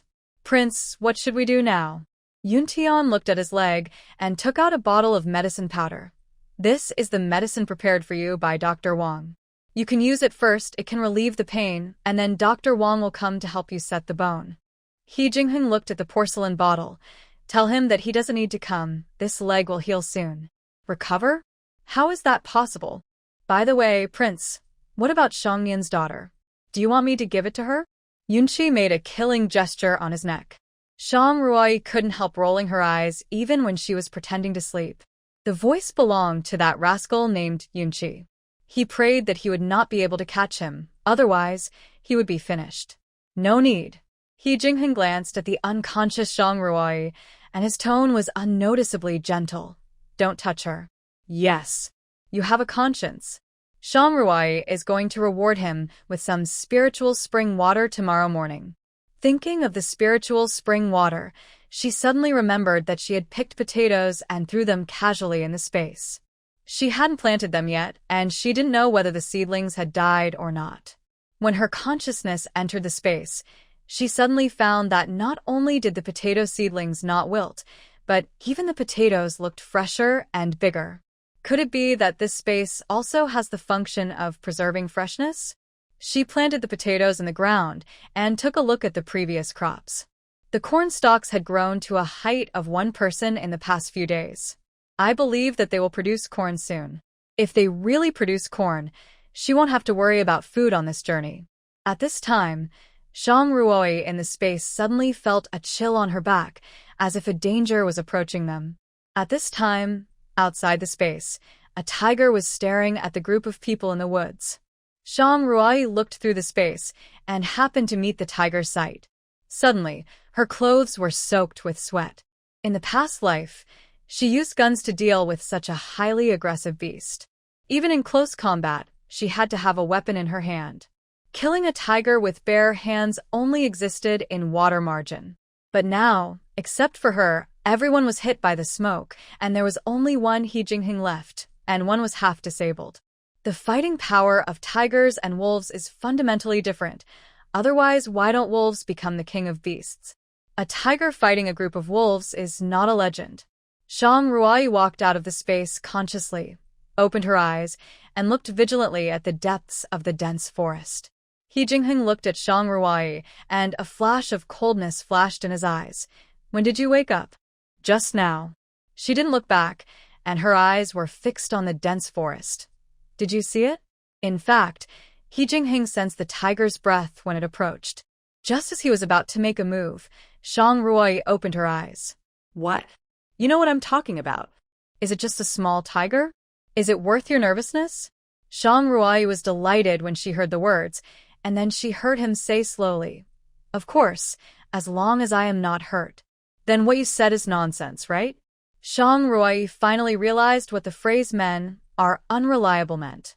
The next moment, a tiger slowly walked out of the dense forest with its huge head shaking. When the tiger showed its full appearance, Shang Rui's eyes obviously lit up.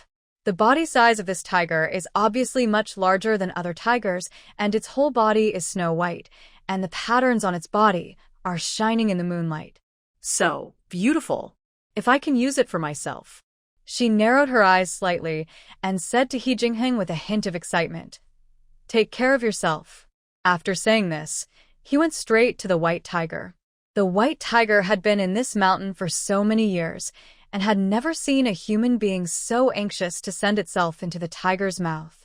It was stunned for a moment. It didn't react until Shang Rui was almost close to it. It actually took a few steps back. Suddenly, it seemed to wake up from a dream, and it was actually frightened by a human being. Its tiger dignity was greatly challenged, and it let out a low growl in its throat. He Jingheng held a sleeve arrow in his hand, ready to attack at any time. Unexpectedly, Shang Rui did not dodge, but ran straight to the white tiger. 2 stones in her hand flew towards its tiger face. There are hidden weapons. It is indeed a cunning human. The tiger dodged flexibly, and Shang Rui's lips curled up with a smile. Now, she jumped over the white tiger and jumped into the dense forest. Turning back and smiling, she said, "You can't catch me." The white tiger was slightly angry and actually provoked it. It turned decisively and chased deep into the dense forest. He Jingheng saw this and instantly clenched the sleeve arrow in his hand. It was too late to shoot at the tiger. He watched Shang Rui and the tiger gradually disappear. Shang Rui ran for a while and turned around. The white tiger was already close at hand. She was panting and saw the white tiger staring at her fiercely. Her physical strength had reached its limit. Although this body had been transformed by the spiritual spring, the defect in endurance could not be compensated. She took out a bowl of spiritual spring water. After taking a big gulp, she felt a little recovered. Shang Rui didn't notice that when she took out the spiritual spring, the white tiger's eyes suddenly changed. It licked its lips and stared at the bowl in her hand, or to be more precise, the contents of the bowl. Shang Rui threw the bowl in her hand to the side. Before it landed, the white tiger rushed towards the bowl like a sword. It licked the remaining spiritual spring water in the bowl frantically, and the bowl clattered to the ground. Shang Rui's eyes darkened. How could the tiger become like a dog? Could it be the spiritual spring water? She took out another bowl and filled it with water. As soon as the spiritual spring water came out, the white tiger looked over again. It was as expected. Shang Rui smiled and shook the bowl in her hand. "Do you want a drink?" The white tiger looked at the human in front of him in confusion and nodded slowly. She walked a little closer and accidentally spilled some of the spiritual spring water. The white tiger swept its tail twice and took a few steps forward. Shang Rui hurriedly said, "Stop." The white tiger really stopped. She smiled. "Sit down." Although the white tiger hesitated, it sat down after a moment. It was so convenient to tame animals in this way. She moved forward a few steps, and now she was only an arm's length away from the white tiger. She stretched out her hand to the white tiger, and the white tiger looked at her hand in confusion. Shang Rui said slowly, "Shake your paw. Shake your paw. Shake your paw." She actually asked him to shake his paw. This made it very resistant. At this moment, Shang Rui shook the water bowl in front of it a few times. "If you want a drink, you have to shake your paw." The white tiger blinked. The taste of the water was indeed tempting. No, it was tempting. This time, it hesitated for a long time. After all, it was a matter involving the dignity of the tiger. But no matter what happened, it was difficult to change the nature of a foodie. In the end, it handed over its tiger claws. In an instant, the world changed. When it reacted, they were no longer in the dense forest. The white tiger looked at the unfamiliar environment in front of him with a dazed look. Where was its territory? Where was its mountain? Where was its nest? But it smelled so good here. Suddenly, it saw a spring not far away, and its eyes lit up instantly. It quickly ran to the spring and drank. It drank the water directly. When it looked at Shang Ruai again, the vigilance and murderous intent in its eyes disappeared. From today on, you are my tiger. Shang Ruai did not expect to subdue a beast so easily. The white tiger rolled on the grass and suddenly saw a rabbit eating grass in the distance. Just as he was about to chase it, he heard Shang Ruai shouting, "If you dare to eat it, I will stew you at night and drink tiger bone soup." The white tiger was ready to charge, but was frightened by her words and fell to the ground. Shang Ruai walked up to it and patted its head. "Be good, you can call me Xiaobai from now on." Although it didn't like the name, it didn't dare to resist. Shang Ruai walked out of the space, grabbed a handful of soil from the ground and smeared it on her body, and slowly walked towards the camp. When her figure appeared, He Jingheng blasted the two people in front of him away with one palm. Shang Ruai only felt two shadows flash in front of her, but she didn't see anyone. The others were still unconscious. He Jingheng looked at her and slowly loosened his clenched fists. Still alive. What else? Shang Ruai sneered. Could it be that what you see now is a ghost? Where's the white tiger? It didn't catch up with me. It must have lost its way in the dense forest. She laughed, walked to his side, and touched his knee. I didn't expect you to recover so quickly. Thanks to you. He Jingheng answered indifferently. Did he think he was a 3-year-old child? The tiger didn't catch up with her? The tiger got lost in the woods? Are you kidding? Yuntian and Yunqi were slapped away by their own prince. Before Yuntian could react to what was going on, Yunqi covered his mouth with his hand. Sure, the prince's consort is back. Prince's consort? When did Shangyan's daughter really become the prince's consort? They didn't call her that in private. He Jingheng locked his eyes on her face and said lightly, Don't you have anything to ask? What to ask? Shang Ruai smiled. I don't ask what I shouldn't know. When we get to the land of exile, didn't we say that we would divorce when we get to the land of exile? She mentioned the divorce again, and He Jingheng's eyes turned slightly cold. He thought that she mentioned the divorce casually because she was angry, but now she mentioned it again. It was obviously well thought out. Why do you want a divorce so much? You must know that even if you divorce, you cannot leave the land of exile and will be imprisoned there for life. He Jingheng said in a deep voice, After the divorce, you, a woman, will experience what in the land of exile, do you know? Shang Ruai nodded. Of course, but who says that women can't survive on their own? He Jingheng was stunned by her question. Since ancient times, you men have always believed that women should obey their fathers at home, obey their husbands after marriage, and obey their sons after their husbands die. Who gave you a sense of superiority? Shang Ruai fixed the dead branch on his leg again, raised her head and looked at him firmly. In fact, many women can live well without relying on anyone. Although I was born in the Prime Minister's mansion, I have never enjoyed the life of a lady of the Prime Minister's mansion. Today, even without the identity of a lady of the Prime Minister's mansion, I can still survive. For example, now your legs need my care. He Jingheng looked at the light flashing in her eyes, and his heart trembled. In the 20 years he has lived in the world, he has never seen a woman's eyes as bright and dazzling as hers at this moment. Shang Ruai patted his leg. According to your recovery speed, this leg will be restored to its original state in a dozen days, but if the other leg wants to recover completely, surgery is still needed. Surgery? This word is completely unfamiliar to He Jingheng. The operation is to cut you here, reconnect the broken tendons, and then suture the incision. Shang Ruai suddenly laughed when she said this. If I heal the prince's leg, I wonder what the prince will use to repay me? What do you want? He Jingheng's eyes were filled with some teasing. Could it be that the crown prince's wife wants to? His face suddenly approached, and he stretched out his index finger to lift her chin. The tip of his finger accidentally brushed across her lips, and before she could open her mouth, she heard Shang Ruai say coldly, The crown prince's leg is broken, and I see you don't want this hand anymore. He Jingheng paused, looked at her eyes as cold as a knife, and withdrew his hand a little uncomfortably. Just teasing you. The crown prince is really leisurely. He is almost disabled, and he still has the mood to think about those things.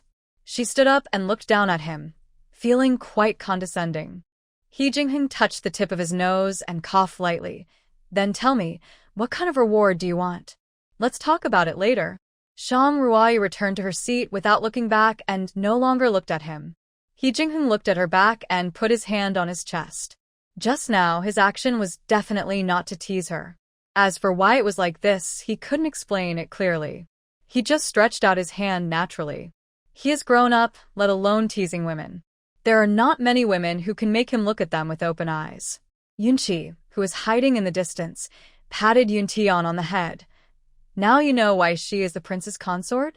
Yuntian's eyes were as big as cow eyes. If he didn't need to hide, he would have shouted, "Prince, the prince actually." Yunqi nodded. That's right. Did that woman give the prince some kind of drug? Otherwise, how could the prince do such frivolous actions that only street hooligans would do? Yuntian said angrily. Does this woman know some kind of witchcraft? No. She can't stay. Absolutely not. Yunqi held his forehead with his hand. Is this kid mentally ill? Their prince is obviously moved. Shang Ruai returned to her seat and lay down at the foot of the mountain with her clothes on. The temperature was not too cold on a summer night, but there were too many mosquitoes in the mountains. She secretly took out a bottle of mosquito repellent from the space and sprinkled it around herself. Although her consciousness could enter the space, her body was outside after all. If she was bitten by mosquitoes, she would be the one who would feel uncomfortable. Early the next morning, everyone woke up one after another. The officer on duty rubbed his forehead and kept recalling how he fell asleep. Boss, I don't know what happened to me. I actually fell asleep last night. Fortunately, there was no trouble last night. 2 people will be on duty next time. Okay. Shang Ruai curled her lips secretly when she heard their conversation. What's the use of 20 people, not to mention 2 people, being drugged? In the next few days, except for the occasional trouble from the second branch of the He family, the exile was relatively smooth. But people in the capital were not having a good time. Since the Dingwa Palace was sentenced to exile, Shang Nian has been thinking about taking back the dowry that Shang Ruai took away from the Dingwa Palace. And the emperor naturally wanted to take all the foundation of the Dingwa Palace for himself. In the imperial study, after the emperor discussed state affairs with several ministers, he left Shang Nian alone to talk. My dear, now that everyone in the Dingwa Palace has been exiled, all the family property in the palace should be added to the national treasury. I'll leave this matter to you personally. Shang Nian was overjoyed when he heard this, and hurriedly said, Your Majesty, my unfilial daughter was exiled with the He family right after she got married. Her dowry. Of course it should also be added to the national treasury. The emperor smiled and said, Since she has joined the Dingwa Palace, she is a member of the Dingwa Palace. Her dowry is also the property of the Dingwa Palace. Now that it has been confiscated, her dowry must be turned in. My dear, am I right? Yes, Your Majesty is right. Shang Nian wiped the sweat from his forehead. In this case, my dear, why don't you go quickly? What are you standing there for? I'll take my leave. Shang Nian brought the emperor's order and personally led 500 elite soldiers to the Dingwa Palace.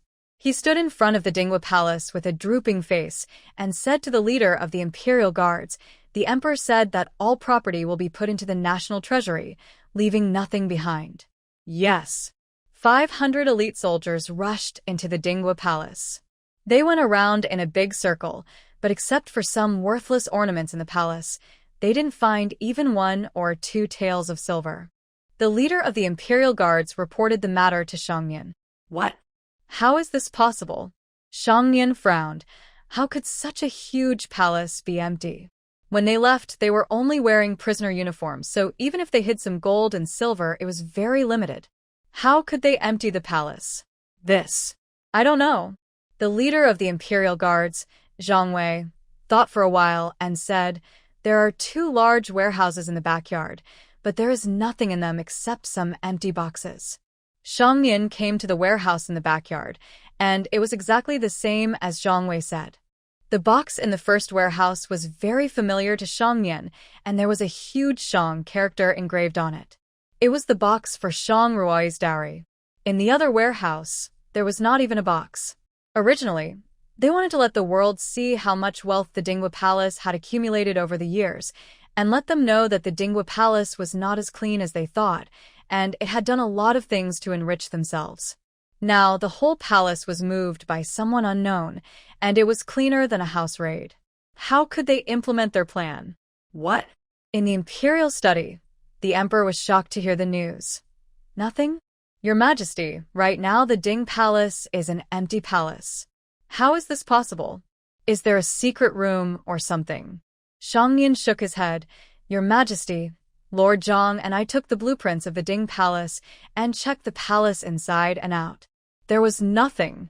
Even the dowry of my unfilial daughter was only an empty box, and the things inside were all gone.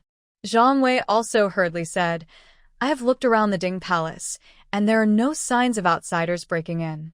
Everything in the Ding Palace seemed to have disappeared overnight. I know. Step down.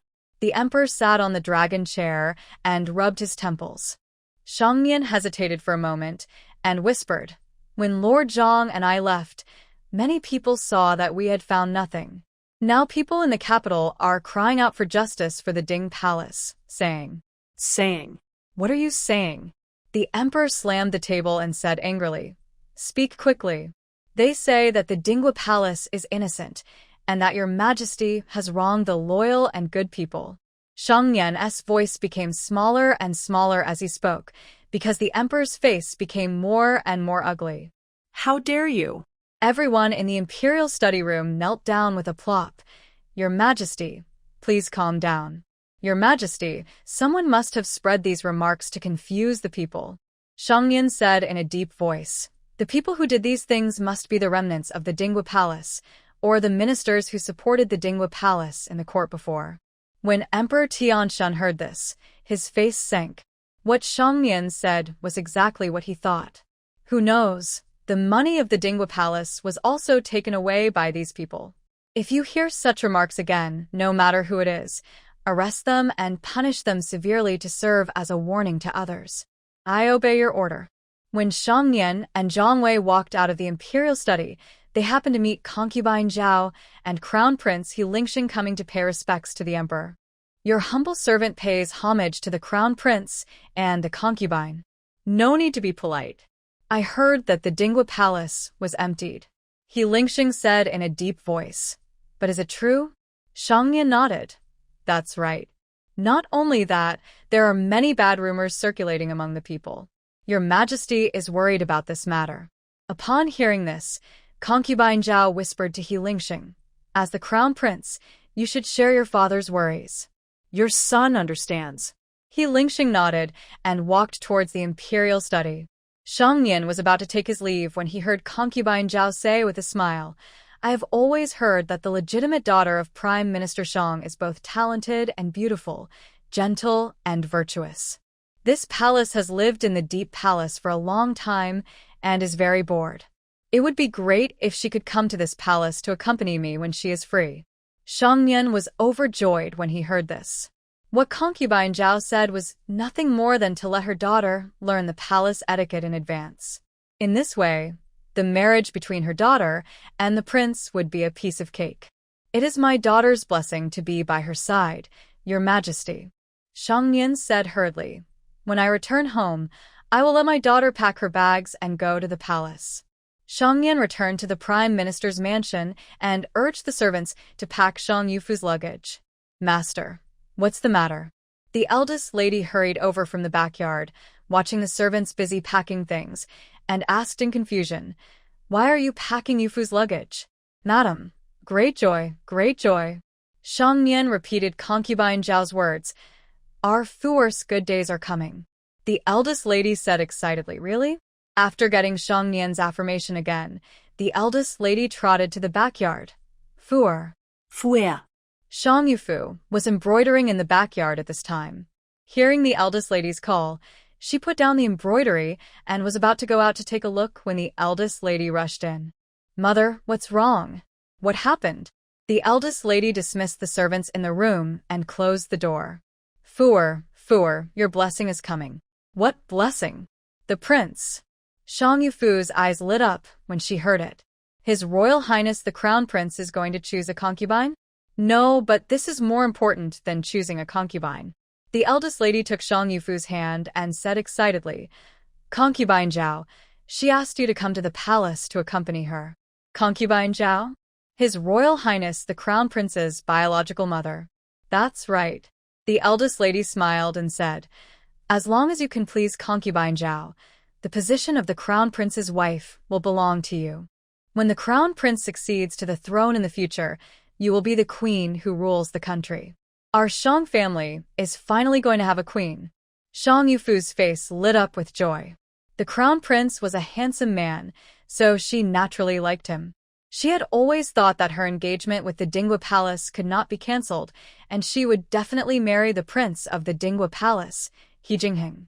If He Jingheng had not been disabled, he would have been a first-class husband. Whether it was appearance or talent, he was superior to the Crown Prince. He was also a young general respected by everyone. In the future, he would definitely inherit the throne of the Ding Prince, and she would also be a high-ranking princess.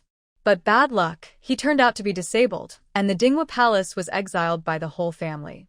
She was very glad to let Shang Ruai, that little witch, marry for her. Otherwise, she would be the one who would suffer now. She is the legitimate daughter of the Prime Minister's mansion, and only the Crown Prince can match her. Mother, don't worry. When my daughter goes to the palace, she will definitely try her best to please the imperial concubine. Mother knew that our Yufu is a very blessed person. The Shang mansion was happily preparing to send Shang Yufu to the palace, and the news that the Dingwa mansion was looted also reached He Jingheng's ears. He couldn't help but frown. He didn't know who could empty the entire Dingwa mansion without anyone noticing. At this moment, a potato was brought to him. He thanked him. Potatoes are often eaten during marches and battles. After all, this kind of thing is cheap and can resist hunger, but they are at most just boiled. They never knew that there are so many ways to cook potatoes. Why are today's baked potatoes different from the past? Shang Ruai smiled. My unique secret recipe. He Jingheng smiled and said nothing more every time he said this. At this moment, dark clouds rolled in the sky, and a storm was about to hit. For a moment, the sky changed and the wind blew violently. What's going on? It was sunny just now. The officials frowned and said, It looks like there will be a heavy rain. We must find a place to shelter from the rain. Boss, there is an abandoned Taoist temple ahead. Let's go there to hide. When everyone arrived at the Taoist temple, they were already soaked by the heavy rain. The officials frowned as they watched the rain getting heavier and heavier. This weather, it rains as soon as it says it will. Shang Ruai looked at the sky. The dark clouds were very thick. It seemed that the rain would get heavier and would not stop for a while. They barely found some dry firewood that could be used to make a fire. Everyone gathered around the fire, but they couldn't drive away the coldness on their bodies.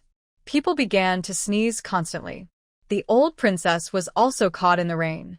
She was already old and she caught some colds, so she started to have a fever immediately. Mom, what's wrong with you?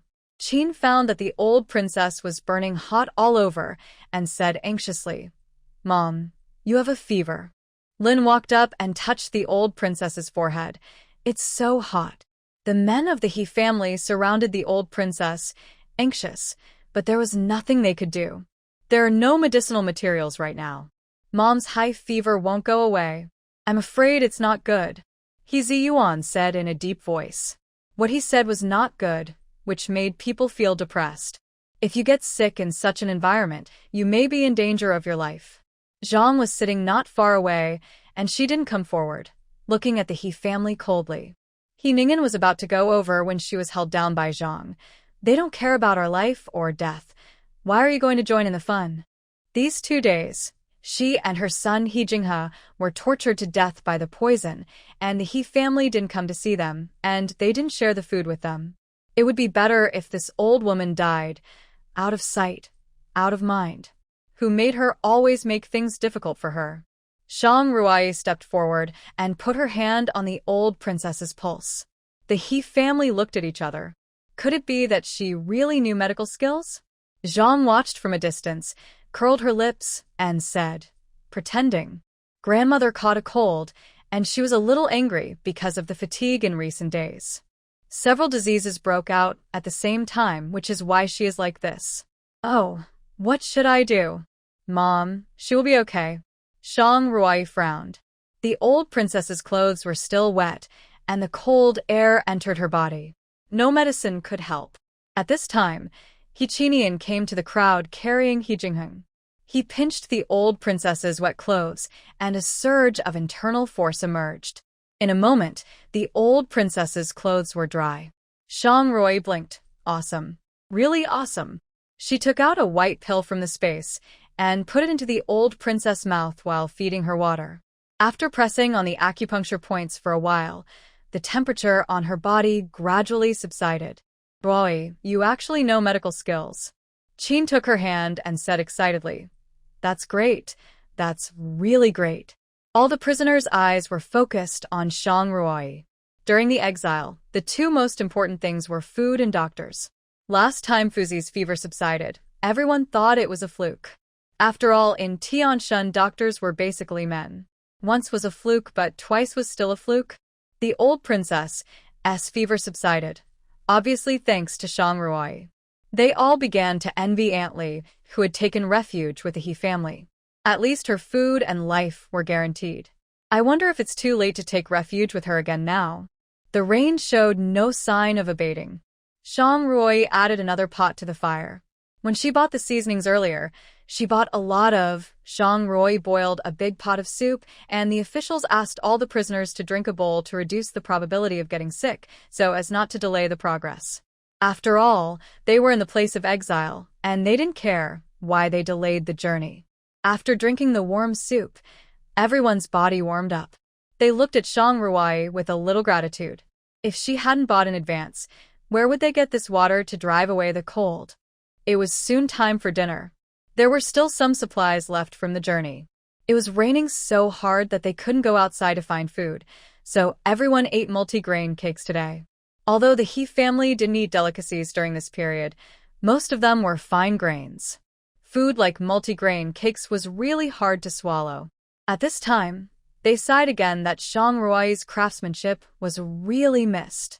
Shang Ruai ate the multi-grain cake in small bites, thinking that she would go to the space to see if the corn had grown. If it was ripe, she could make some roasted corn to eat. At worst, she could eat some roasted potatoes, which was much better than the multi-grain cake. Zhang ate the multi-grain cake and cursed Shang Ruai again in her heart. If it weren't for her father, how could the Dingwa Palace be exiled? Why was she suffering here? Thinking of this, she ate the multi-grain cake in her mouth more vigorously and accidentally choked. She lay on the ground and began to roll her eyes, which scared He Ningen and He Jinghe and his wife, and shouted, The cake is poisonous. What? Poisonous? When the other prisoners heard it, they subconsciously threw the cake out. Zhang kept rolling on the ground and slapped her chest hard. That look was very scary, but the people in the second room just watched from the side and didn't come forward. They were afraid that they would be hurt by Zhang's fierce appearance. Seeing this, the other prisoners began to worry whether they would become like this. The official heard the commotion. He walked forward to take a look. Zhang's face was purple and red at this time, and it was obvious that she was having difficulty breathing. Could it be that she was really poisoned? Shang Ruai didn't want to care at first, but when she thought about the fact that she had saved Fuzi before and accumulated merits to upgrade the space, her heart moved. She had previously set He Jingheng's bones and just treated the old princess. If she saved Zhang now, perhaps she could accumulate more merits. She didn't know what surprises the next upgrade would bring. Thinking of this, she pushed aside the crowd and walked forward to take a look. There was no poisoning, it was clearly choking from eating too fast. Was Zhang crazy with hunger? How could she eat that multi-grain cake in such a big mouthful? He helped Zhang up and slapped her back hard with the base of his palm. After a few times, with a wow sound, Zhang vomited out all the food that was choked in her esophagus. The purple-red face gradually eased. Her breathing became smoother. Miss Shang she is. She choked. Shang Ruai looked at Zhang, who was sitting on the ground and breathing heavily. It's just a piece of whole grain cake. Is there anyone who wants it? Why are you in such a hurry to eat it? Everyone looked at her with contempt. She was an official's wife, but she looked like she had never eaten. Zhang tried to calm herself down. She didn't expect that she almost choked to death on a piece of whole grain cake. What made her even more heartbroken was that none of her family members came forward to help her. In the end, it was this jinx who saved her. Don't think that I will be grateful to you just because you saved me. Zhang said coldly, you owe me this. If it weren't for your father, we wouldn't have fallen to this point. The debt should be paid by the son. Zhang Ruai rolled her eyes at her. If it wasn't for the merit, she would not have saved her. Those who threw the grain cakes on the ground because the He family father and son said Zhang was poisoned, all glared at them angrily, silently picked up the grain cakes thrown on the ground, and blew them carefully. Now, this cake is precious. Zhang was rescued, which was a good thing, but Xiao Yanxin hated Zhang Ruai because of it. She looked forward to it day and night, hoping that her mother-in-law would die soon. She thought that the mushrooms would kill her, but she was only sick for a few days. This time, such a good opportunity, she was about to suffocate to death, but was saved by Zhang Ruai. She looked at Zhang Ruai hatefully, meddling in other people's business.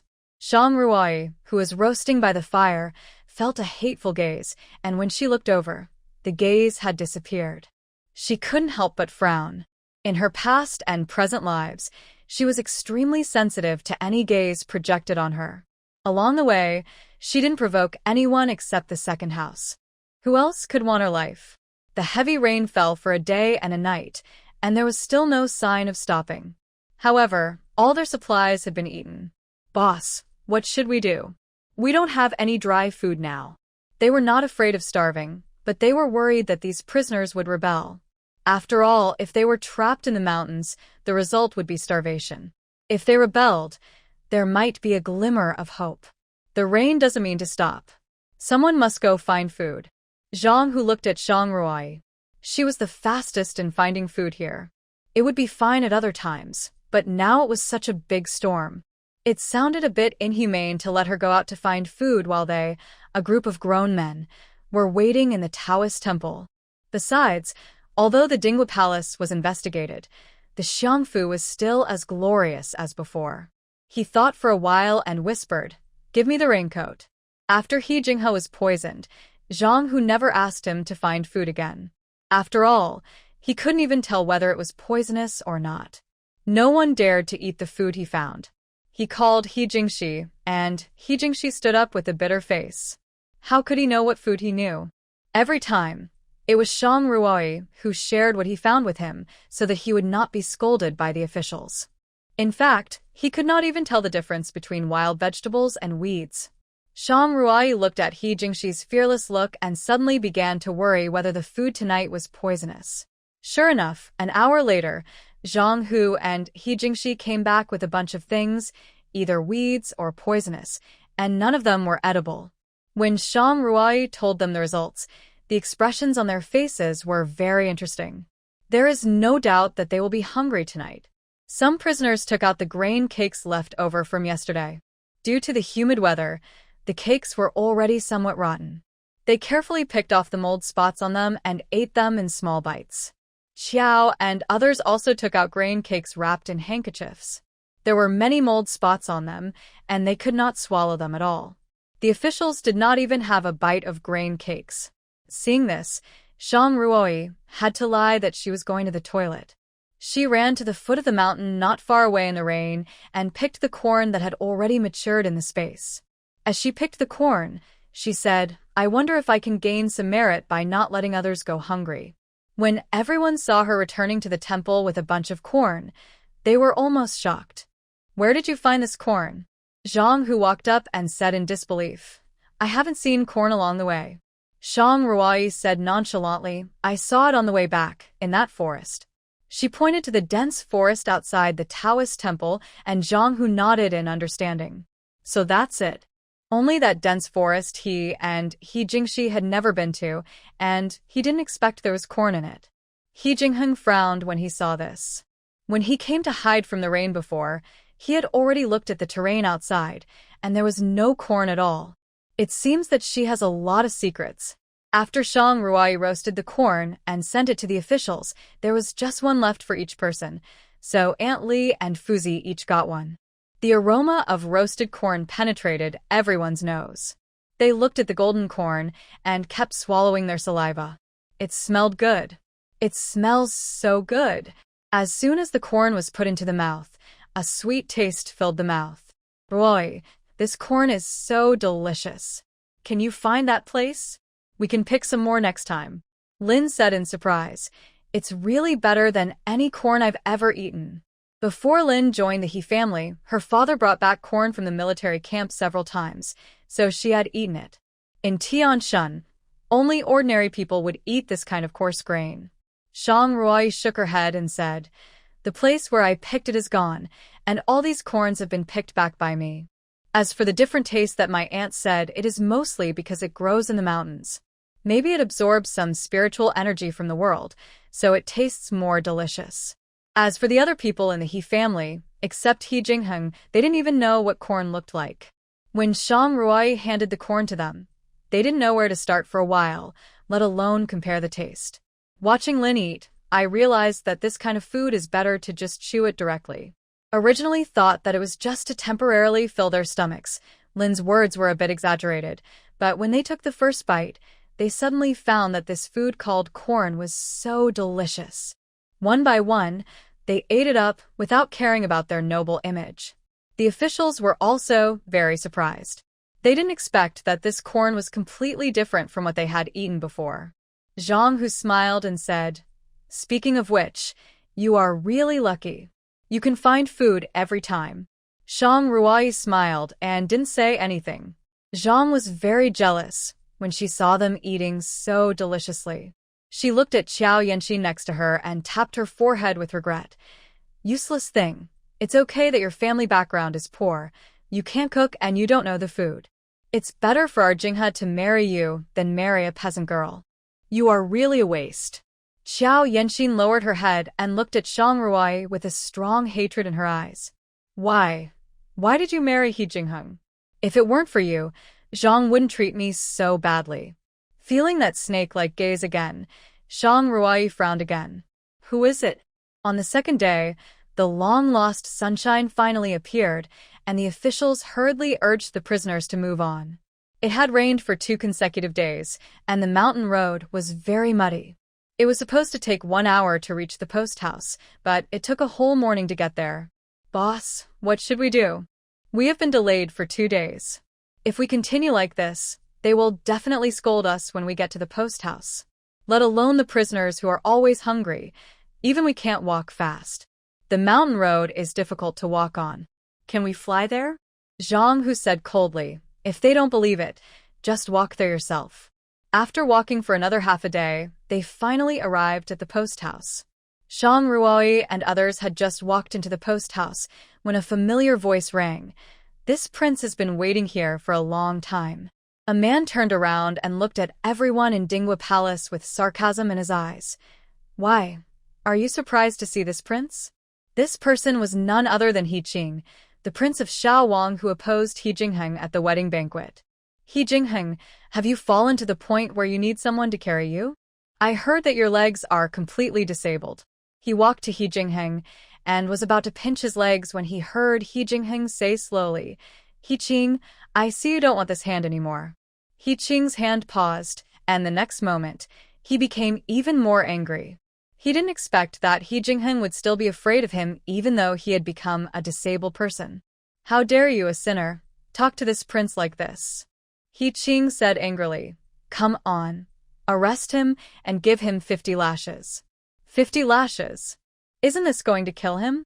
He was already seriously injured and hadn't recovered yet. How could he still be alive after being beaten 50 times?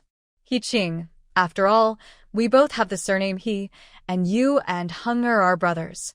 Even if there were conflicts when you were young, you wouldn't want to kill him." Qing stepped forward with tears in her eyes. "You often came to the palace to play when you were a child. Have you forgotten?" He, aunt, that was 20 years ago. You are so embarrassed to bring it up." He said with contempt in his eyes. Aunt, it's only been a few days since we last met, and you are so haggard.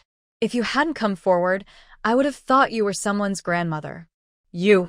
Qin's face turned pale. She didn't expect He Qing to speak so mercilessly. Zhang was listening from behind, and her face was full of joy. This Prince Xiao came at the right time. It would be best to kill them all to vent his anger. Especially Qin and He Jingheng. Qin's mother's family was once prosperous. Even now that the old man of the Qin family has passed away, the Qin family is not as good as before, but it is not comparable to their Zhang family.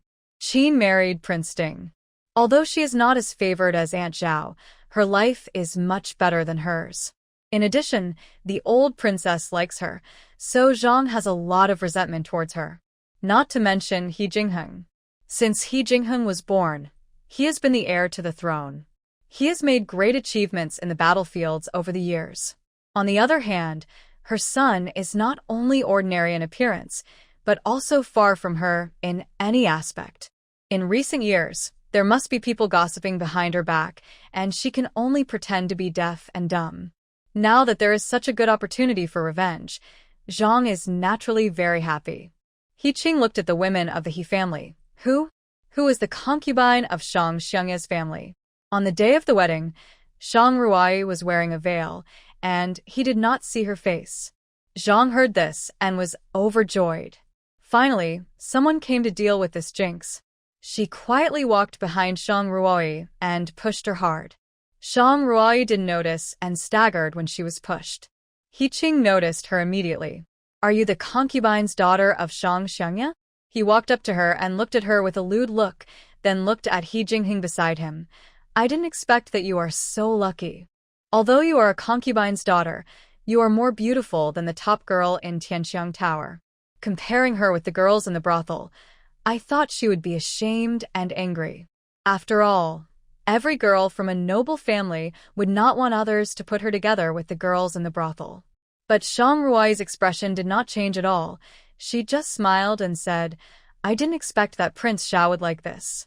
It's true that Prince Xiao has passed on the teachings. What do you mean? He Qing frowned.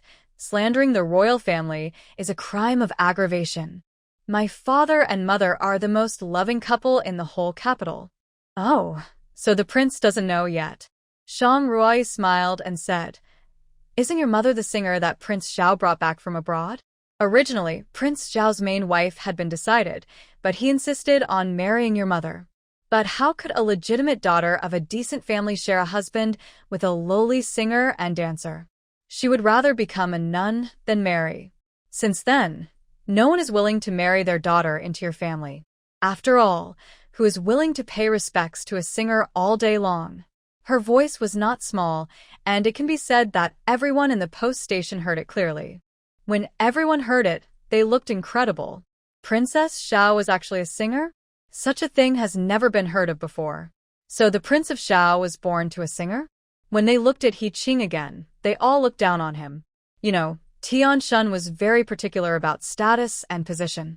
Not only was the distinction between legitimate and illegitimate children clear, but birth was also extremely important. Especially the royal bloodline, which could not be taken lightly. He Qing was furious when he heard this. How dare you? You are talking nonsense. Where did you hear that nonsense from? How dare you put it on this prince? This prince thinks you are tired of living. Nonsense? Prince Xiao said that this is nonsense? Shang Ruai sneered. Prince Xiao, do you know that you have committed a serious crime? What crime have I committed? It's you who are already guilty, and now you are talking back to me. It seems that you and your disabled husband are tired of living. After he finished speaking, he raised his arm lightly. Those who disrespect the royal family should be punished by death. In my opinion, they don't need to be exiled. They can be beheaded on the spot. The emperor said that nonsense himself. Shang Ruai said slowly, You are saying that the emperor's words are nonsense, right? What? The emperor said. He Qing frowned upon hearing this. How could you, a little concubine, have seen the emperor? What nonsense! I haven't seen him, but my father hasn't seen him either. The emperor told my father that the Prince of Xiao was the daughter of a singing girl. As for whether it is true, you can ask the emperor or the prince. He Qing looked at her with a sullen face, then looked at the people around him and said angrily, "What are you still standing there for? Why don't you kill them all?" Zhang was overjoyed upon hearing this. Killing these two people would also relieve her hatred. The officials around saw this, looked at each other, and their faces were full of embarrassment. "What are you waiting for? Are you waiting for this prince to do it yourself?" Zhang, who saw this, stepped forward and bowed. "Your Highness, although the people in the Dingwa Palace were exiled, they were not turned into commoners. If you want to kill them, you need the Emperor's decree. I wonder if your Highness has brought it?" "What? The decree?" He Qing was stunned for a moment. Where did he get the imperial edict? He came here today just to say hello to His Royal Highness the Crown Prince, and wanted to take advantage of He Jingheng's downfall to ridicule him and relieve the hatred in his heart over the years. This prince came here in a hurry, and I haven't asked for the Emperor's edict yet. He cleared his throat and said in a deep voice, "If I can't kill him, I can beat him." "He Qing, whose edict are you following?" "He Jingheng, who told you to call this prince by his name." 50 slaps on the face. He Qing shouted angrily, "Hit this prince hard." The guard beside him stepped forward and was about to slap him, but saw He Jingheng raised his hand and pinched the guard's wrist. The guard used all his strength but couldn't shake his hand at all. There was a click sound, and then the guard's scream came. He Jingheng loosened his hand, and the guard's hand was hanging in a very strange posture, and it was obviously broken. Shang Ruai curled the corners of her lips. It was not broken, but shattered. He Jingheng only applied a little force, and the guard's hand and wrist bones were broken, and even surgery would not be able to recover. He Jingheng, how dare you resist? He Qing, are you deaf? Even if my title is stripped, I am still a member of the royal family. Don't mention your name. I can call him He Lingsheng. He Jingheng wiped his hands and glanced at him. If you don't bring anyone's order, I advise you to go back and beg for it. Otherwise, although my leg is injured, my fist is still there. I'm used to fighting and killing over the years. If I don't kill people for a few days, my hands will itch badly. When He Qing heard this, his hands couldn't help shaking. Unlike those princes and young masters who have been in the capital, He Jingheng has really seen blood and killed people. So the hostility in him can be felt from a distance. Especially when he sets his eyes on someone, it is very terrifying. Just like at this moment, He Jingheng only glanced at him, but the murderous look in his eyes made him tremble until now. He Qing never expected that even if He Jingheng was down and out to this extent, he still felt scared. Seeing that He Qing had no way to deal with them, Zhang couldn't help but spit on him. A dignified prince, he actually had no power, he didn't even have the strength. It was really speechless. He Qing looked at Shang Ruai with narrowed eyes. It didn't matter if he couldn't kill He Jingheng. He originally just wanted to take advantage of his misfortune and didn't want his life. Now that he couldn't kill him, it would be okay to disgust him. Thinking of this, he stretched out his hand towards Shang Ruai's face. When he was about to touch her, He Jingheng's eyes darkened. Just as he was about to make a move, he heard He Qing suddenly cry out in pain and hold his stomach with a pale face. The followers were shocked to see this. How could their prince suddenly become like this? They came forward one after another, only to see a silver needle stuck in his stomach, with a trace of blood flowing down. Assassin! There is an assassin. They surrounded He Qing tightly in the middle, looking around with a vigilant look. Shang Ruai's lips curled up, daring to touch my lady. This is just a small lesson. It has made him feel pain for more than a month, and he can't sleep every day. If it happens again, it will be his life. Needles or knives, there are inexhaustible supplies in the space. The guards guarded for a long time, but there was no assassin. But where did the silver needle come from? Waste. A bunch of waste. Can't even find an assassin. He Qing covered his stomach and was about to stand up when a sharp pain suddenly came from the mansion. Ah! It hurts. The needle-like pain made him kneel directly on the ground. Coincidentally, the direction of his kneeling was just towards He Jingheng. He Qing, you and I are equals. There is no need to be so polite. He Jingheng smiled and said, since you have realized your mistake, I will not pursue the rudeness just now. You. Just after saying one word, he felt the pain in his abdomen became worse, and finally he fainted. He Jingheng looked at the entourage around him and said lightly, "What are you still standing there for? Send this sickly person back to the mansion quickly. If it is too late, his life may be in danger." So, He Qing came in a hurry, and the servants left in a hurry. For a while, the officials looked at He Jingheng with slightly different eyes than before. Zhang, who was even more convinced of his previous thoughts. He Jingheng would never be defeated so easily, and Shang Ruai was not as simple as she looked on the surface. Lord Shang actually told her such a secret thing about Princess Xiao. How could this be the attitude towards an ordinary concubine's daughter? So, in the room allocation that night, the He family enjoyed a special treatment. Originally, all the prisoners were kept in the firewood room outside, but due to the continuous heavy rains, the firewood room collapsed, so the prisoners could only be placed in the rooms inside the inn. That night, except for the second room, the He family was placed in a separate room, and the rest of the prisoners were placed in a leaking room on the first floor.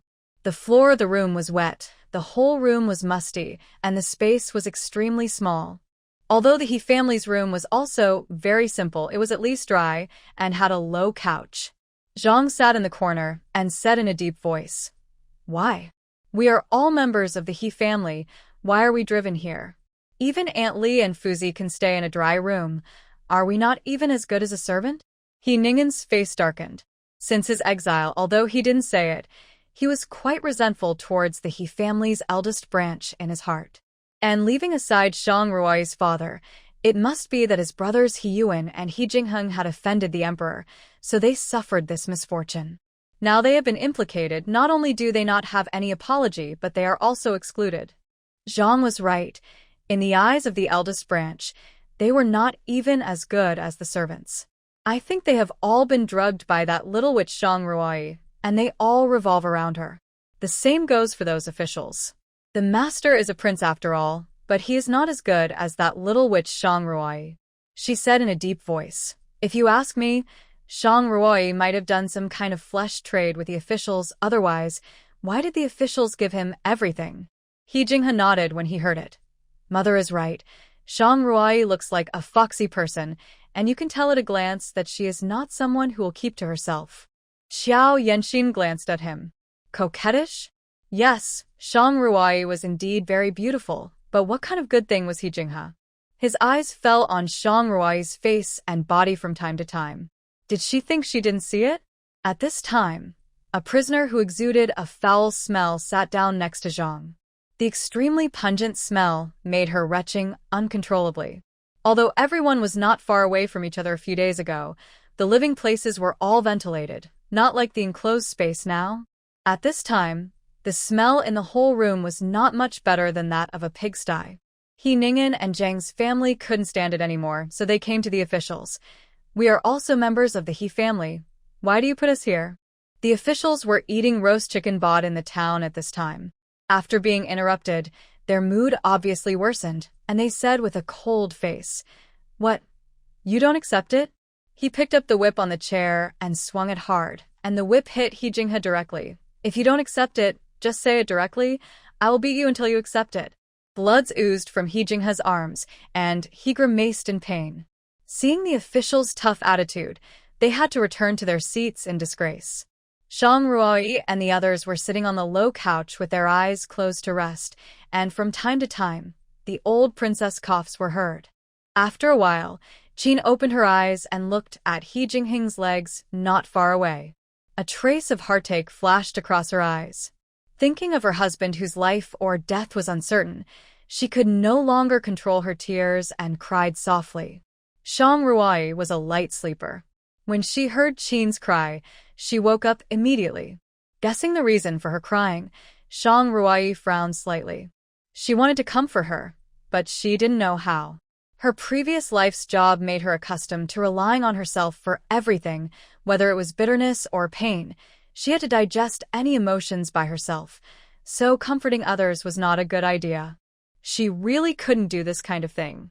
When she was about to wake up He Jingheng, she found that his forehead was covered with big beads of sweat, His face was pale, and his lips were faintly purple. "This is poisoning." Shang Ruai hurriedly got up, came to He Jingheng, grabbed his wrist, and her face changed suddenly. I couldn't feel his pulse. It was as if his body was frozen. She injected spiritual spring water into the water bag and fed him a few mouthfuls. After a while, he didn't seem to be so cold, and his pulse gradually recovered, but it was beating very slowly. He Jingheng fell into a coma directly. Shang Ruai's movements were not big and did not alarm others, but Qin saw it clearly. "Ruai, what's wrong with Henger?" She wiped her tears and asked softly. "From the looks of it, he should be poisoned." She put her hand on his wrist, her brows frowned deeper and deeper, and from the pulse, there was no sign of poisoning. However, if he was not poisoned, how could he suddenly be like this? Poisoning? Qin covered her mouth in horror. Tears could not be stopped. "What should I do?" My Henger. "Mother, don't cry. He is not in danger of life now. Let's ask him after he wakes up." When taking his pulse, she could feel that his body was gradually recovering, and it would not be long before he woke up. Hearing this, Qin gradually stopped crying and nodded, saying, "Ruoi, Mother has never had any ideas since she was a child. When she was at her mother's house, she listened to her parents. After she got married, she listened to your grandmother and father. Now that the Dingwa Palace is in trouble, Mother doesn't know what to do. Mother sees that you have ideas, so this family will be handed over to you in the future." Shang Ruai smiled when she heard this. "Mother, I was a concubine before I got married. My stepmother, the eldest lady, never taught me household affairs, so I knew nothing about housekeeping. Besides, there are no household affairs to do now, Mother. This family will be handed over to you." Qin nodded and said, "Okay, then when we get to the place of exile, I will give you the power of stewardship." Qin looked at He Jingheng with a very heavy look in her eyes. The journey is long, and it is unknown whether everyone in Dingwa Palace can reach the place of exile alive. Shang Ruai did not answer. When they get to the place of exile, it will be even more impossible for her to take the power of stewardship. She has told He Jingheng that they will divorce when they get to the place of exile. Qin held her hand and talked for a long time, and then she fell asleep gradually because of sleepiness. Late at night, when He Jingheng slowly woke up from his coma, he found that he was leaning on Shang Ruai, and waves of warmth came from her body. No wonder the pain was much less than before this time. As soon as He Jingheng moved, Shang Ruai woke up. "Sorry, I woke you up." "It's okay." Shang Ruai looked at his appearance and expression, obviously knowing that he was poisoned, and said in a deep voice, "What poison did you take?" "A few years ago, when we were attacking a small border country, their national teacher poisoned me with a poison called Bingu. On the first night of every month, all the bones in my body would be frozen, and I would lose consciousness for a short time. Originally, I would go outside at this time every month to prevent my father and mother from worrying, but in this situation, it seems that I have nowhere to go, and I need you to help cover up for me from my mother." He Jingheng looked at Qin and the old princess. "Although I am Mother's biological daughter, I grew up in the military camp since I was a child. I didn't spend much time in the palace, and I am not close to Mother. She already knows." Shang Ruai said softly, "She saw you when the poison just took effect." He Jingheng frowned briefly. "If she asks you, just say it's not serious." Okay. "You just said that we are not close yet, but actually you don't want to make her worry." Shang Ruai, who originally planned to go to the space to rest, fell asleep leaning on He Jingheng, without knowing it. The next morning, before dawn, Shang Ruai was awakened by the sound of machinery in the space. The number of life forms has increased, and the space has been upgraded. Upgraded again? Shang Ruai's consciousness directly entered the space, and the white tiger hurried over and circled around her. She touched its tiger head and smiled. "You have grown taller in one day?" The space said that the number of life forms increased. Could it be that the rabbits gave birth? Sure enough, when she pulled aside the grass, she saw a few little rabbits sleeping under the mother rabbit's belly. They were soft and small, so cute. It turns out that this can also upgrade the space. I wonder what function has been upgraded this time. Suddenly, there was a sound of a rooster crowing in her ear. Chickens? I don't raise chickens in the space. Could it be that? She walked forward quickly and found that there was a livestock area in the space. More than a dozen chickens and ducks were eating inside. There were also a few eggs in the nest.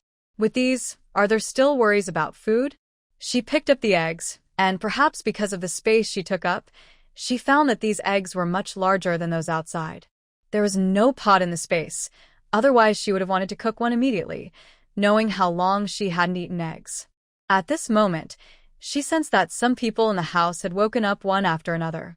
She hurried out of the space and slowly opened her eyes. Hyuni walked up and said with a smile, "Sister-in-law, you are the last one to wake up today. You may be a little tired these days." Just as the voice fell, the door was pushed open from the outside. "Those inside, come out quickly." The official of the post station frowned and said in a deep voice, "I really don't know what Zhang-hu is thinking. They're just prisoners, but he gave them a separate room." When they walked out of the post station, the other prisoners were already in the yard. The second wife of the He family watched them come out and was very angry. Zhang said with a dark face, "Look at how they sleep so refreshed. We are also prisoners, but we sleep in that dirty and smelly place, but they sleep alone in other places." I really don't know what Zhang Ruai relies on to confuse those officials. Her voice was not low, and the prisoners around could hear it clearly. They began to suspect that Zhang Ruai must have some unclear relationship with the official, otherwise why would the official give convenience to the He family alone? The one who just spoke was Zhang Ruai's second aunt. "It should be. She said so, and I guess it is almost the fact." Can it be? She is the prince's consort. Humph, what's wrong with the crown prince's consort?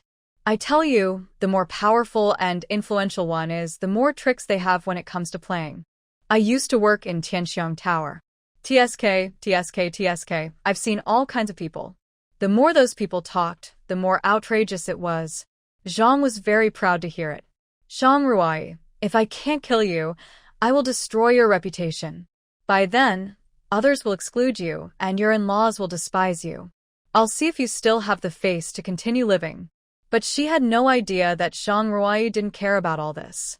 These gossips spread quickly, and when the He family came over, they looked at Zhang Ruai with obvious disdain, and some even spit in her direction. He Jinghing's eyes became fierce, and the man hurriedly lowered his head when he saw this. Zhang Ruai smiled and whispered in his ear, "It doesn't matter, I have plenty of ways to deal with them." Her hearing was very good. Zhang thought she was being discreet, but from the moment she spoke the first word, she heard every word she said. It seemed that the poison from the mushrooms had been completely removed, and she was full of energy again. Zhang Hu and others took the documents and began to put supplies into the box. Zhang Ruai looked at the same multigrain cakes as usual and sighed silently. "Zhang Hu," the official from the post station stepped forward.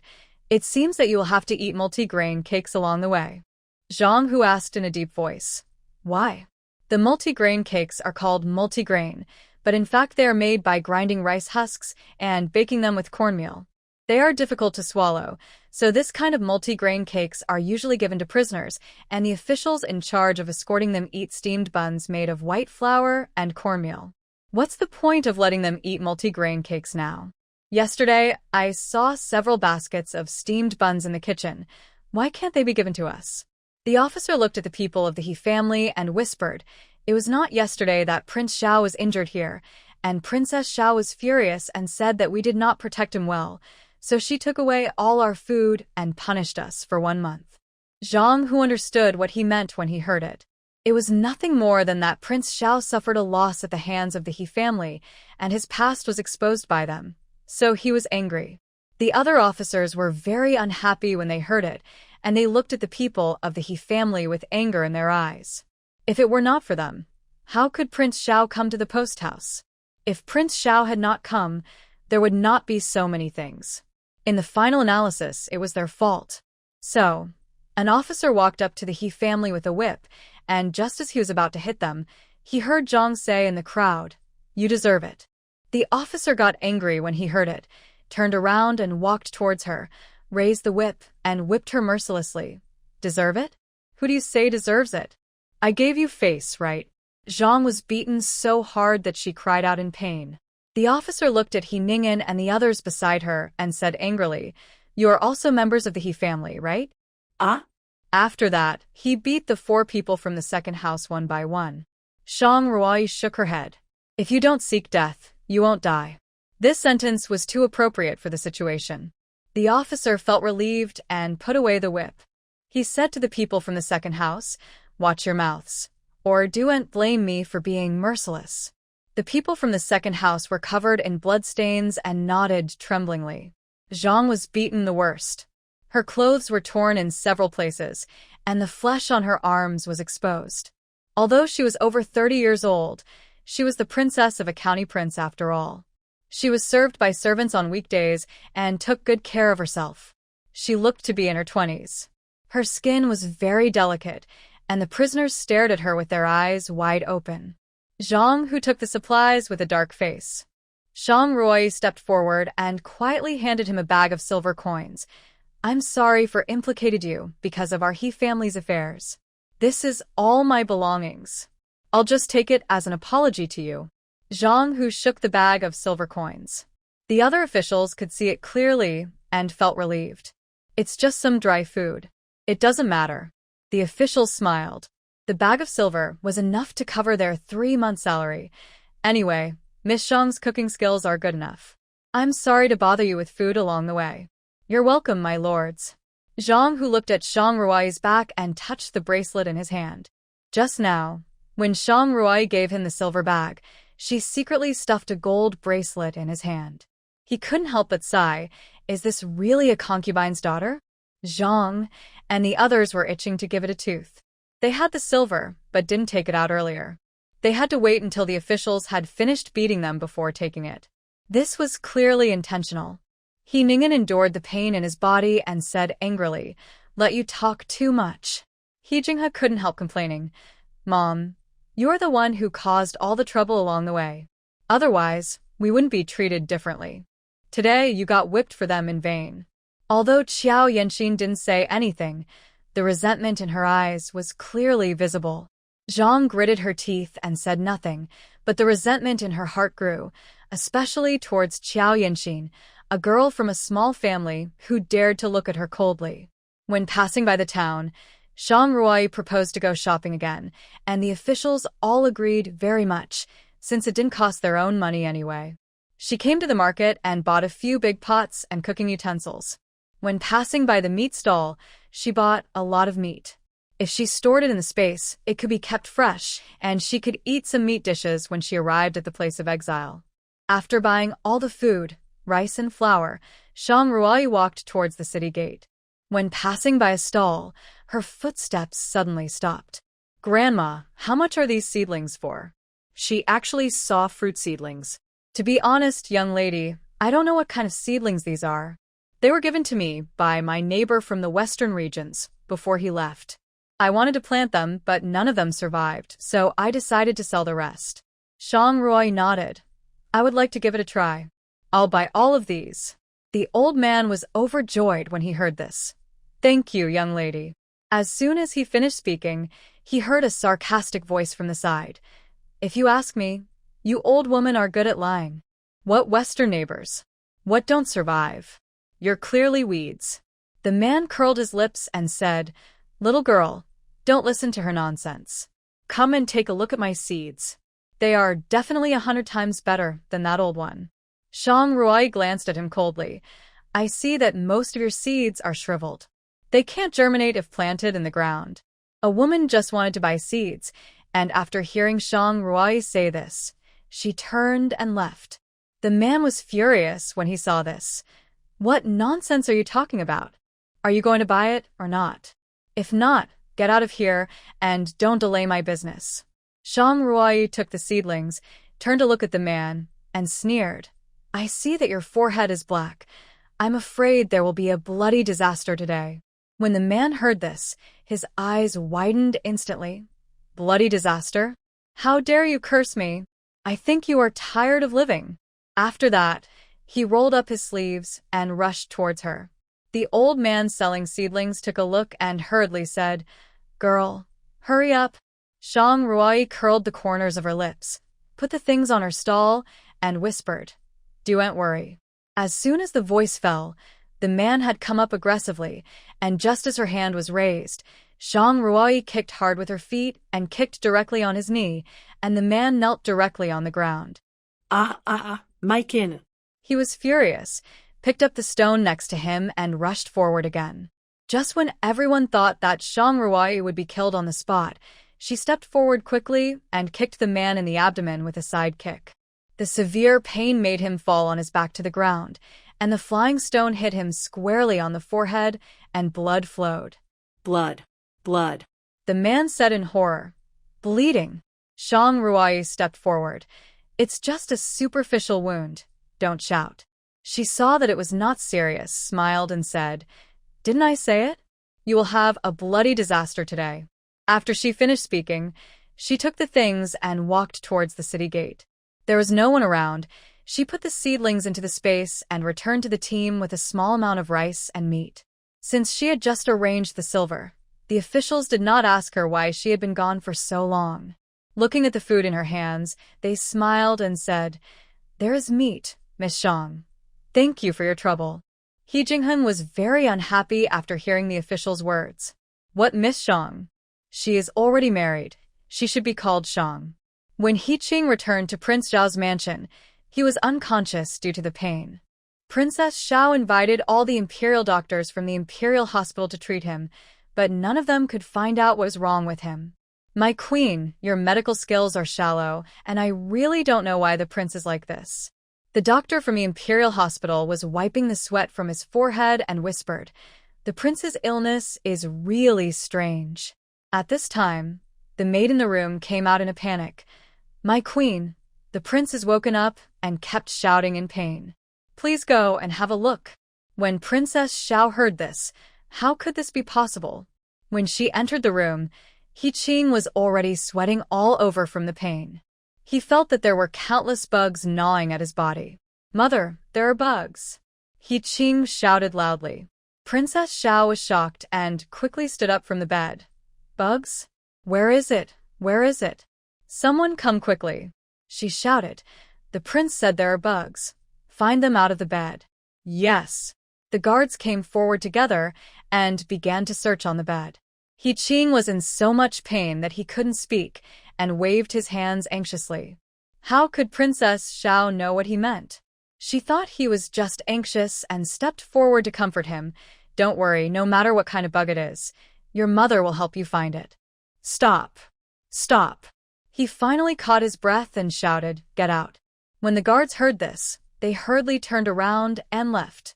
He Qing looked at the imperial physician, gasping for breath, and said, This prince feels like there are thousands of bugs gnawing at his body.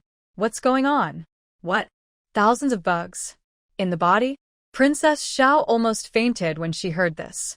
If she hadn't been supported by a maid, she would have fallen to the ground. The doctor frowned and took the pulse again.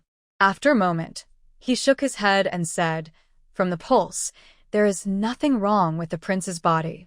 He is not sick or poisoned. How is it possible? If there is no disease, why would this prince be in so much pain? I don't know about this. The doctor shook his head. I am not talented and knowledgeable enough to share the worries for the prince. Quack. They're all a bunch of. At this time, the pain became more severe, and He Qing said angrily, Get out. Get out. Get out for this prince. Yes. The doctor glanced at him coldly, turned and left. After leaving the Xiao Palace, the group of imperial doctors behind him finally breathed a sigh of relief. Prince Zhao's illness is really too strange. Yes, it's unheard of. The chief physician glanced at the plaque of Prince Zhao's mansion. A sneer appeared on the corner of his lips. A singing girl and the son of a deposed prince dared to say this to him, so let him suffer slowly. The news that Prince Xiao was poisoned spread to the palace. When He Lingxing got the news, he was having a meal in concubine Zhao's palace. I know, go down. He put down his chopsticks and said softly, Mother, I still have some things to deal with, so I will take my leave first. Okay, I'll let you Fu send you some snacks to your palace later. Concubine Zhao smiled. I didn't expect that Prime Minister Shang looked like an old antique, but his legitimate daughter was actually a wonderful person. Concubine Zhao stopped talking here. He Lingxing naturally understood what she meant. Although he was unhappy in his heart, he could only nod. It's up to mother to decide. You are grown up too. You should have some people who understand you. Concubine Zhao put down her chopsticks and said softly, Shang Nian is a first-rank official in the court after all. Although you are the crown prince now, you must know that your father has many sons. You must have enough power to ensure that your position is not shaken. He naturally understood these principles. Shinger, remember, only when you sit in the highest position can you like the people you like and do what you want to do. Understand? Your son understands. Concubine Zhao nodded. Go and get busy. After He Lingxing left, Concubine Zhao's personal maid Bishi walked in. Empress. What happened? Prince Zhao was poisoned, and the chief physician of the Imperial Hospital was of no avail. Concubine Zhao put down her chopsticks and said in a deep voice, Is it worth bringing this matter to Xing'e? The people below are getting less and less capable of doing things. Bishi stood aside and dared not say a word. Replace the tactless people around Xing'e. How dare this lowly creature born to a singing girl waste Xing'e's time and make him deal with things before he even finishes his meal. Concubine Zhao lost her appetite. She picked up a handkerchief to wipe her mouth, threw it on the ground after use, and said coldly, Useless people don't deserve to live in this world. Bishi bowed and said, I'll do it right away. Go ahead, do it covertly, don't let Xing'e find out. Don't worry, Your Majesty. He Lingxing came to Prince Zhao's mansion, looked at He Qing, who had been tortured by pain and looked like a monster, and directly pressed his sleeping point. He Qing, who had been howling like a ghost for a long time, finally calmed down. He Lingxing asked in a deep voice, What's going on? The attendant told him the whole story. Hit by a hidden weapon? To reply to Your Highness, the prince, a silver needle flew from somewhere, and the prince became what he is now after being shot. He Lingxing narrowed his eyes. This matter must be related to He Jingheng. I will send people to find famous doctors and will not let He Qing suffer this. Hearing him say this, Xiao Wang and his wife thanked him profusely. Someone come. Search for suspicious people around the post station and never let the murderer go unpunished. Yes. He Lingxing's people went to look for suspicious people in a mighty way, while the real instigator was cooking for the officials. Shang Ruai fried a plate of shredded pork with green peppers and a plate of eggs. She lied that she found pheasant eggs and wild peppers in the mountains, but in fact, these were all taken out from the space. Boss, this time we escorted the fugitives. The food is the best time. Zhang Hu nodded. Not only was the food the best, but the money was also the most. How could Shang Ruai be the unfavored concubine's daughter, as they said? Not to mention a concubine's daughter.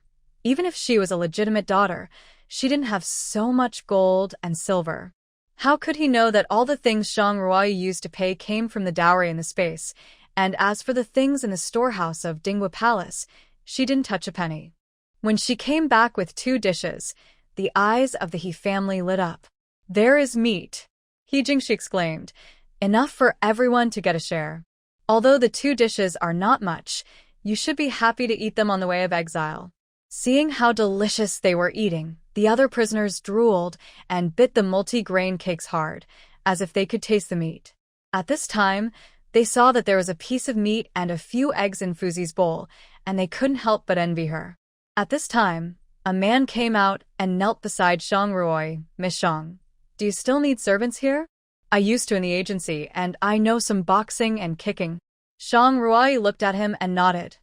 Of course I can. In fact, Shang Ruai had noticed him a long time ago. This man was burly and looked like a martial artist. The journey was long, and there were many female relatives in the He family team. There was no guarantee that there would be any danger. With guards in the team, it would be much safer. Thank you, miss. My name is Li Wenyuan. Shang Ruai handed him a pair of bowls and chopsticks. There is rice in the jar. Go and get it yourself. When the He family saw that she had taken in another guard, they couldn't help but worry. How could there be enough food to eat at this rate? He Jingheng's eyes fell on Li Wenyuan, and he lost his appetite when he saw the food in the bowl. Why don't you eat anymore? Shang Ruai saw him put down his bowl and chopsticks. Is the food not to your liking? I'm full. He Jingheng pointed at the table with his index finger, and He Qinian hurriedly helped him up. He Jingheng could walk with the reattached leg, but not the other leg. The flesh had begun to heal, but now he walked with a limp. He Jingheng sat on a stone with his back to everyone.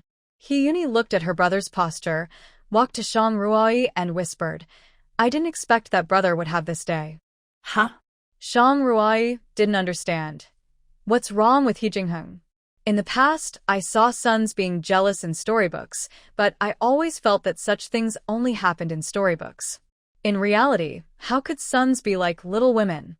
I didn't expect that I would actually see it with my own eyes today. He Yuni's voice was very low, but it sounded like thunder in Shang Ruai's ears. Sister-in-law, brother is jealous because you took in guards. What? Jealous? How is that possible? The two of them had agreed to discuss divorce when they arrived at the place of exile. You think too much. Shang Ruai shook her head. Your brother is not a jealous person. Besides, we have only been married for a few days and we only met once on the wedding day. Sister-in-law, don't you know? Know what? You are just like the beauty in the storybook that makes people fall in love at first sight. Which man would not like you when you see you? In Hyuni's eyes, Shang Ruai is an extremely perfect person.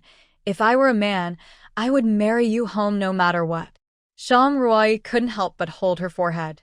Her sister-in-law said that she didn't like to go out, didn't like to see people, and spent most of her time reading storybooks in the room.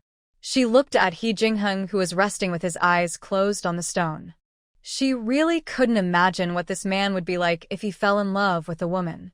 He didn't notice that the two men in the prisoner team looked at each other, as if they were a little incredible.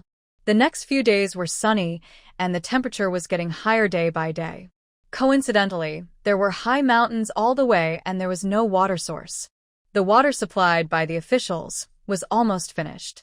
Shang Ruai had secretly added spiritual spring water to the water bag several times, otherwise their water would have been drunk up long ago. What kind of weather is this? It rained heavily a few days ago, and it's been terribly dry these days. The officials wiped the sweat from their foreheads, and their mood became more and more irritable. The prisoners were so thirsty that their lips were cracked. The He family hid the water bags, fearing that the only water they had would be taken away. Mom. Qin poured a sip of water and handed it to the old princess. Drink some. The old princess drank the water and sighed. It seems that the road ahead will become more and more difficult to go. He Ziyuan nodded. Yes. It seems that there is a severe drought here. The land in the places passed by in the past few days was cracked, and it seemed that there had been no rain for some time. Now is the season for growing crops, but the land lacks water. All the seedlings have withered, and there is no harvest in the farmland. As they were talking, they saw a group of people coming from a distance, dressed in rags, and they were refugees at first glance. Seeing that there was a fire here, they walked over here. Unexpectedly, it was the officials escorting prisoners. An elderly man stepped forward, his back slightly bent, and said to the official, Sir, we are villagers from Lijia village. I am Li Gui, the village chief. It is getting late now. We really can't hurry on the road. I wonder if we can stay here with you? Don't worry. We will just stay outside the temple for one night, and we won't disturb you. Zhang Hu nodded. It's okay to stay inside. The old man was overjoyed when he heard this, and hurriedly invited the villagers to come in. Old man, are you moving? Zhang Hu walked forward, looked at hundreds of villagers, frowned, and said, What happened in Lijia village? Mentioning this, Li Gui sighed. This is a long story. Our Lijia village has suffered from severe drought for 3 consecutive years, and the crops have not harvested a single grain. Not only that, but we have to pay taxes every year. We are also desperate, otherwise who would be willing to leave their homes? After a pause, he continued, Most of the elderly and children in the village starve to death. Alas, it's miserable. At this time, the cry of a baby was heard. Li Gui hurried over and said in a deep voice, Hurry up and find a way to stop her from crying. We have finally found a place to stay, but we have angered the official and driven us out. What should we do? But Just then, a jade hand holding a bowl of water was handed to her. Drink it. It can help you resist. Water. It's actually water. For a moment, the villagers of Lijia village looked at the bowl of water like hungry wolves seeing food. You know, there's been no water in the well at the entrance of their village for a long time, and they haven't had a sip of water for several days. The woman took the bowl of water with many thanks and fed the water into the baby's mouth bit by bit. The child was really thirsty. He drank half a bowl of water cleanly and then fell asleep with a satisfied look on his face. She mixed some spiritual spring water in the water. After the child drank the water, the originally pale little face became visibly pink. The woman was very grateful and kept kowtowing on the ground. Thank you, benefactor. Thank you, benefactor. No need to thank me. Shang Ruai hurriedly helped her up. The villagers who were originally a little afraid of Shang Ruai and others looked at them with a softer look. The prisoners rolled their eyes at Shang Ruai several times. They were about to die of thirst, so why didn't she give them a sip of water? We are almost dying of thirst too, Jingheng's wife. Please give us a bowl. Zheng's wounds from the whip had not healed yet. She stood up with a grin, walked to Shang Ruai, fumbled in her sleeve for a long time, took out a tiny piece of silver and handed it to her. These are enough. Shang Ruai looked at the sesame-sized pieces of silver, sneered and said, Wow, this is a lot of silver. Second ant, did you dig it out from an ant hole? Do you want it? Give me the water. After that, he stretched out his hand to grab the water bag on her waist. Shang Ruai turned sideways and dodged lightly and said in a cold voice, Second ant, you only have one face. You'd better be careful not to throw it away. She put the silver piece in her hand and sneered. Second ant, you have to hold it carefully. Don't drop it on the ground and lose it later. Zhang looked at her back, gnashing her teeth for a long time, then turned around angrily. The other people in the second house rolled their eyes when they saw her return empty-handed. Mom, you are too stingy. You want to buy water with such a small amount of silver? He Jinghe looked at the change in her hand and curled his lips. It's not even enough to send beggars. Hearing this, Zhang shouted angrily, If you want to drink water, can't you buy it yourself? Mom, you. Zhang rolled her eyes at him and Xiao Yanxin. Do you still think you are still in the prince's mansion? She took out all the anger she had endured from Shang Ruai on her son and Xiao Yanxin. At this moment, the village chief Li Gui saw He Jingheng resting with his eyes closed. He blinked, looked at him in disbelief for a long time, and walked tremblingly to him. He Jingheng felt someone approaching, opened his eyes suddenly, and asked in a low voice, Old man, is there anything I can do for you? Are you He Jingheng General He? He Jingheng raised his eyebrows and nodded. Yes. When the village chief heard it, he instantly knelt on the ground. General, it's really you. I finally found you. He Jingheng was unable to move, so Shang Ruai stepped forward and helped the village chief up. Village chief, please stand up and talk. When Li Gui stood up, tears were streaming down his face. He wiped the tears from his face, bowed to He Jingheng and said, A few years ago, the village encountered bandits. If it weren't for the general's help, our entire village would have been slaughtered. He Jingheng drove away the bandits by himself and left without leaving his name. However, the logo of the He family army was printed on his left arm. Later, on the way back to the court after a great victory, the village chief saw the hero who saved their entire village at the forefront of the team. After asking around, he found out that it was the prince of Dinghua Palace, General He Jingheng. General, you are so righteous. He Jingheng waved his hand. It's just a small favor. The village chief looked at his attire, and then he realized that he was wearing prison clothes at this time. He exclaimed, General, this is. It doesn't matter.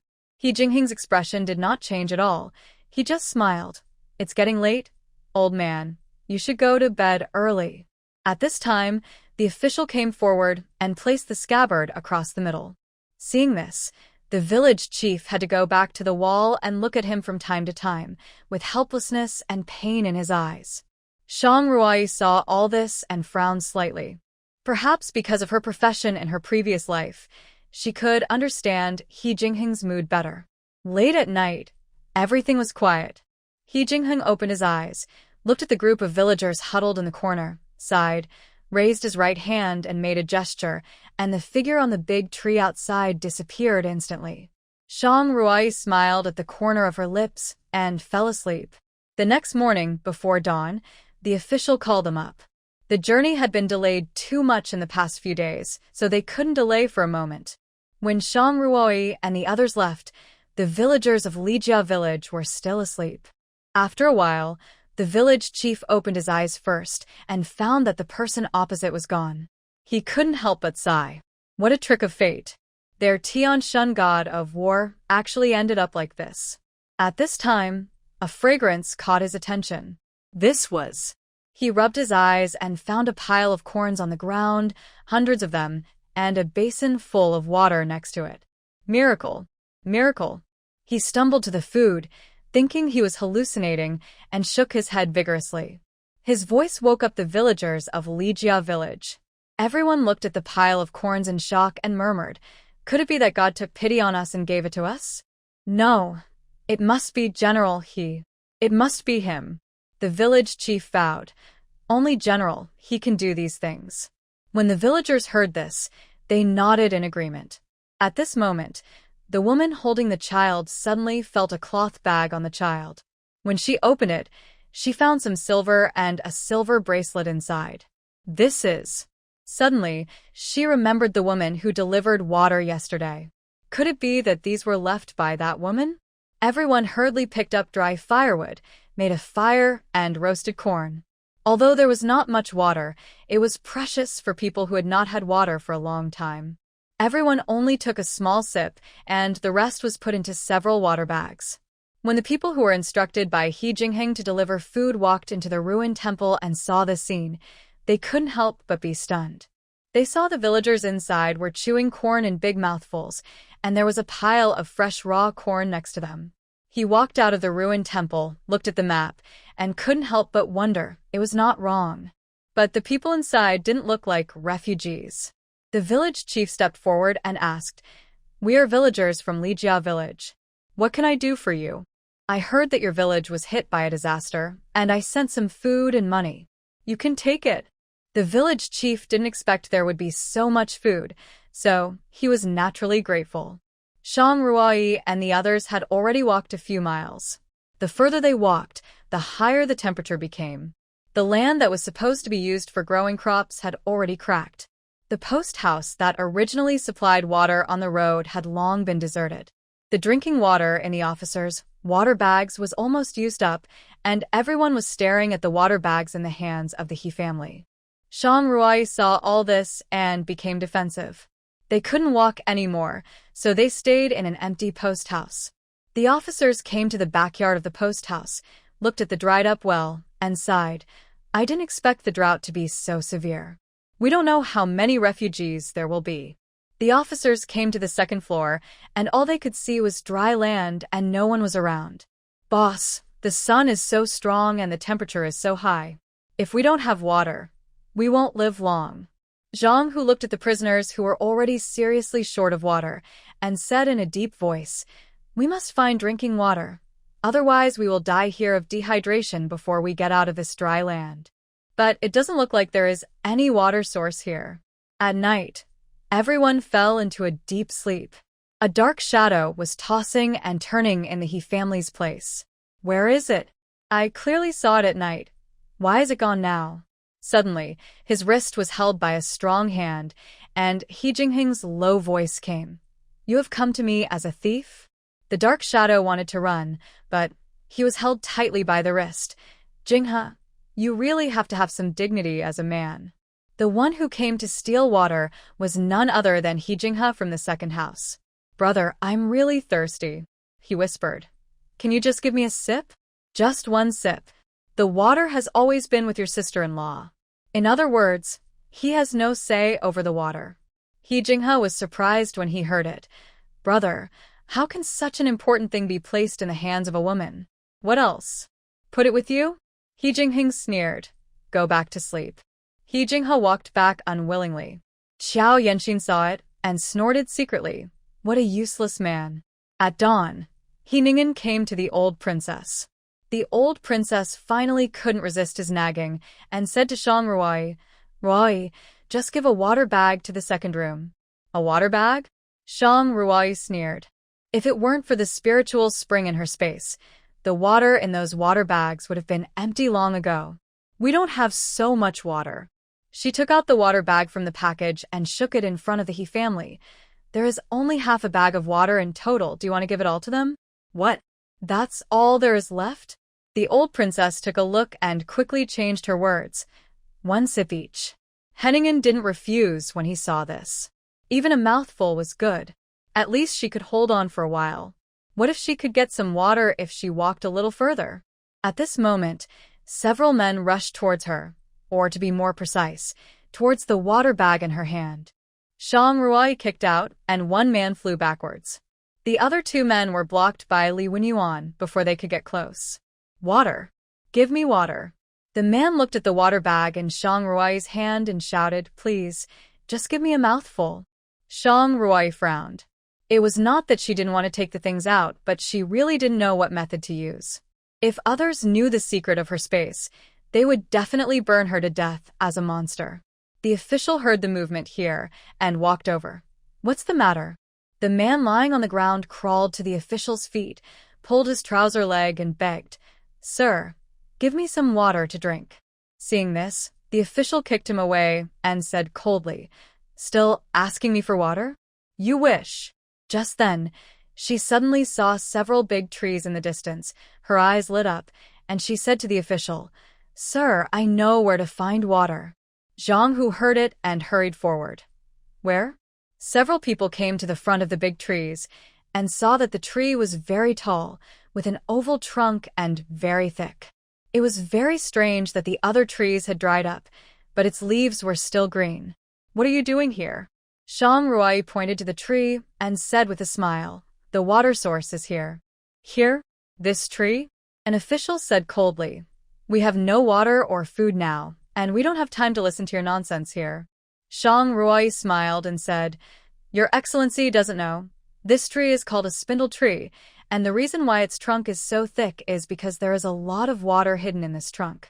In the previous life, when she was performing a mission in an extremely dry place, this kind of tree was planted there. Only then did she know that trees can also store water. What? Water is hidden in this tree trunk? How is this possible? Shang Ruai looked at He Jingheng and whispered, Can you make a hole in this tree trunk? He Jingheng nodded, stretched out his hand, and pulled out the knife from Zhang Hu's waist. Before the officials next to him could react, he had already made the hole in the tree and put the knife back into the scabbard. Zhang Hu's pupils shrank suddenly. He knew that Prince Ding was very skilled, but he had never experienced it himself. In this exile, including this time, He Jingheng had only made a move twice, once now, and the other time when he encountered a wolf pack. After seeing him make a move twice, he knew that He Jingheng was definitely the most skilled martial artist he had ever seen in his lifetime. Suddenly, the sound of rushing water caught his attention. This was water. Everyone was stunned when they saw this. There was really water in this tree trunk. Several people quickly took out water bags and filled them up. When they returned to the inn, Zhang Hu gave each prisoner a bowl of water, and everyone felt alive again. He Jingheng looked at her and smiled. I didn't expect you to know so much. Shang Ruai smiled. This is nothing. My mother showed me a book a few years ago. It talked about a lot of strange things.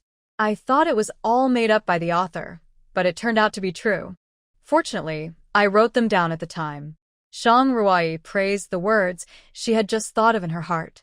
In this way, if she did something different in the future, she could say that she saw it in the book. If He Jingheng asked about the book, she would say that she couldn't find it after the house was searched. He Jingheng saw that her expression did not change at all and smiled. Although my mother-in-law did not teach you the art of housekeeping, she taught you the ability to survive. Mother-in-law? Shang Ruai blushed and turned away. They didn't realize that their every move was seen by the two people. I didn't expect that the Prince of Ding would actually be fascinated by a woman. Your Highness was worried that He Jingheng would be difficult to deal with, but now it seems that he is just a waste who is obsessed with beauty. But I think that the concubine of Shang Xiangye is a little bit wrong. What do you mean? She doesn't look like a boudoir girl at all. Why do you care so much about a concubine? Your Highness asked us to keep an eye on He Jingheng, the Prince of Ding. The man thought about it and realized that what he said made sense. A concubine's daughter only knew some strange things, and she couldn't make any waves, so there was nothing to be afraid of. People held the water bowl and drank water in big gulps. Normal people would go into shock if they didn't drink water for a few days, but they not only had no water to drink, but also walked such a long way under the scorching sun, and their bodies had already reached their limits. Now everyone drank enough water and lay on the ground of the inn with great satisfaction. He Jinghe glanced at Shang Ruai. He didn't expect that this woman was quite capable and actually knew something they had never heard of. Humph. She is in the limelight again.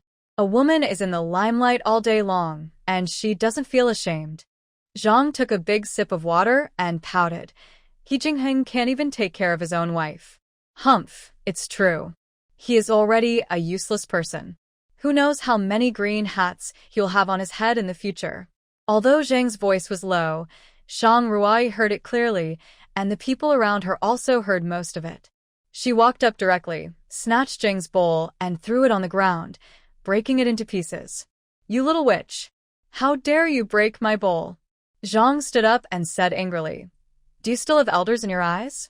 Do you have respect for the old and the young? Respect for the old and the young? Elders? Are you worthy? Shang Ruai said coldly.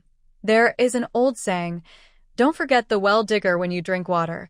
Even pigs and dogs know to be grateful. How come Second Aunt doesn't understand such a simple truth? How can you be worse than pigs and dogs? You dare to scold me. Zhang rolled up her sleeves and raised her hand to hit her. How could Zhang be Shang Ruai's opponent? Before her hand fell, Shang Ruai grabbed her wrist and threw it aside fiercely. What? Second Aunt is going to fight me because she can't argue with me? Is your mouth the decoration? If I don't treat you as a human being, you really won't be a human being, right? Zhang was so angry that she trembled all over. He Ningen watched from the side, without saying a word. When women quarreled, he, a man, always felt embarrassed to step forward. He Jinghe looked at it and turned his head away. The day before yesterday, they quarreled in public and Zhang didn't give him any face, so he wouldn't step forward. Besides, his mother couldn't control her mouth. Not to mention now, she often gathered with those gossiping women to gossip about other families in the prince's mansion. As a man, he naturally didn't like these. The prisoners around were watching the excitement. Zhang felt that her wrist was as painful as if it was broken. Ouch! It hurts! My wrist!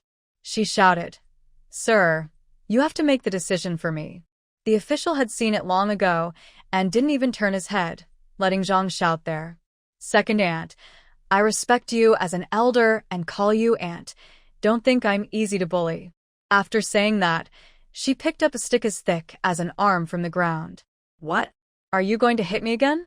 Zhang took a few steps back, her back hit the wall, and watched Shang Ruai approaching with a stick. The other people in the second room just frowned and didn't mean to step forward to help. What are you doing? I just said a few gossips and you didn't lose anything. Beating elders. Is this the upbringing of your Xiangfu? Zhang leaned against the wall, unable to retreat. Shang Ruai raised the stick, her eyes cold. I was wrong, I won't say it again.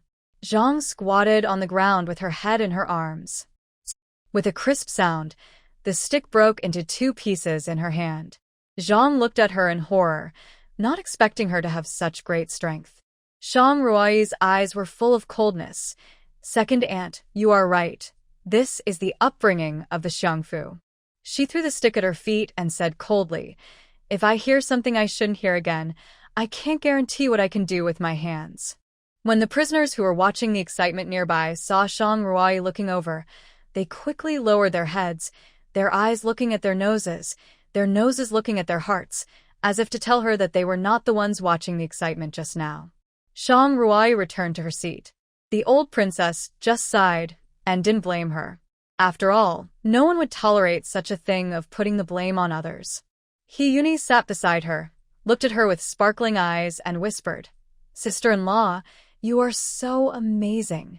You can break such a thick stick into 2 sections. I want to learn it too." Song Fangji, the wife of He Jingxi from the 3rd room, also came over and said a little embarrassedly, "Sister-in-law, I had some misunderstandings about your xiangfu before. I thought that the people in the xiangfu were very hypocritical." Shang Ruai shook her head. "You didn't misunderstand." Song Fangji was stunned, thinking that there was a rift between Shang Ruai and her, and she was embarrassed. The next moment, Shang Ruai said lightly, "The people in the xiangfu are indeed hypocritical. You are not wrong at all. From my father to my elder sister, who is praised by everyone in the capital, they are all a group of extremely hypocritical villains." Her words not only stunned Song Fangji, but also shocked Lin, who was sitting nearby. It was the first time she had seen someone talk about her mother's family in such a bad way, but the way she had just dealt with Zhang was really beautiful and very much to her liking. The 2 men who were responsible for keeping an eye on the family of Prince Ding's mansion gasped when they saw this. "So Prince Ding likes this kind of thing. His taste is really strong. I dare not marry such a fierce wife." After solving the water problem, everyone ate a meal of multi-grain cakes together and continued on their way. Zhang became much more obedient after being threatened by Shang Ruai with force. At least she dared not say any gossip. As for how she cursed her in her heart, Shang Ruai didn't care at all. The drought displaced many people, and many refugees flocked to the vicinity of the capital. During the morning court, ministers made memorials one after another. For a time, the refugee problem in the capital gave Emperor Tianshan a headache. He Lingsheng came to concubine Zhao, and Shang Yufu happened to be there. "Xinger, you have been sighing since the court session ended, but what happened?" Concubine Zhao said with concern. "No matter how tiring the affairs of the court are, there are always 1,000 things to think about. You must not tire yourself out. Your father will discuss your marriage soon, and you can't refuse it because of official business." He Lingsheng smiled and nodded. Yes. Shang Yufu was delighted when she heard Concubine Zhao's words. Concubine Zhao talked about the prince's marriage in front of her. Didn't she mean to introduce herself to the prince? It seems that Concubine Zhao is still very satisfied with herself. Last time, she was ordered by Concubine Zhao to deliver snacks to the prince. She dressed up specially, but she didn't even enter the study and didn't even see the prince. She thought the prince must not like her. She had already delivered herself to the door, but he didn't even look at her. But today, Concubine Zhao's words made her overjoyed. "Xinger, you haven't told me what happened. Let me see if there's anything I can do to help." "It's not a big deal. There's just been severe drought for years. Many refugees have poured into the capital. Now we have to allocate funds for disaster relief and to appease the refugees, but the treasury is empty, so father is in a dilemma. So it's this matter. Mother has heard a little about it." Concubine Zhao waved her hand, and the maids came in with a few boxes. "Xinger, these are mother's own money. You can use it to help your father with disaster relief. Although it's not much, it's a token of my appreciation after all." "Mother, that's not necessary. Take it." As a royal concubine, I enjoy the support of the whole country, and I am also the biological mother of the prince. I am involved in the affairs of the 6 palaces. At times like this, I must set an example." After Concubine Zhao finished speaking, Shang Yufu stepped forward gracefully and bowed. "Hearing what your majesty said, your servant is deeply moved. I don't have much money, so I will send a letter of divorce and ask father to set up a tent to distribute porridge to express my gratitude." "Okay, Yufu's idea is really good. I didn't think of so much." Concubine Zhao had a smile on her face. He Lingxing stepped forward and said softly, "Thank you very much, Miss Shang." Shang Yufu blushed. "I will go back and write a letter to my father. I'll take my leave first." After Shang Yufu left, the smile on Concubine Zhao's face gradually faded, and the maid helped her down from the main seat. "Xinger, did you see it? You only need one word from you to get everything you want." During the morning court session, those old foxes like Shangyin only propose some solutions that only treat the symptoms, but not the root cause. When it comes to money, they all cry poor. Everyone knows that when Shangyin married his daughter into the Dingwa Palace, the dowry was countless. So the child Shang Yufu must enter your East Palace. As for whether she will be the principal wife or the concubine, it will be decided by your father. Yes, your son will leave it to your father and mother to decide. After he Lingxing left, Bishi waved her hand and asked the maids to take the box away. Concubine Zhao sneered. With this brain, you still dream of entering the East Palace to become the crown princess? Miss Shang is still young and needs experience. Bishi rubbed her shoulders and said with a smile, but Miss Shang's temperament is easy to grasp. What's the use of being easy to grasp? What I want is not a daughter-in-law who is easy to grasp, but a daughter-in-law who can help Sheng'er sit firmly on the position of crown prince and has means and brains. Your Majesty is right. Bishi whispered, I've asked around about the granddaughter of the Duke of Jinghua. I'm sure you'll like her. I've thought about it a long time ago, but the Duke of Jinghua has the military power. If I bring it up, the Emperor will certainly be suspicious. We need to think about it over time. Shang Yin couldn't stop sighing after receiving Shang Yufu's letter. Ever since that little evildoer Shang Ruai took away all the dowry, our house has been emptied out. How can we have the money to set up a tent and give out porridge? If you can come up with the money, how could I not accept it when I mentioned it to the Emperor this morning? The eldest lady took the letter, read it, and said in a deep voice, Fuer has already agreed in front of the prince and the imperial concubine.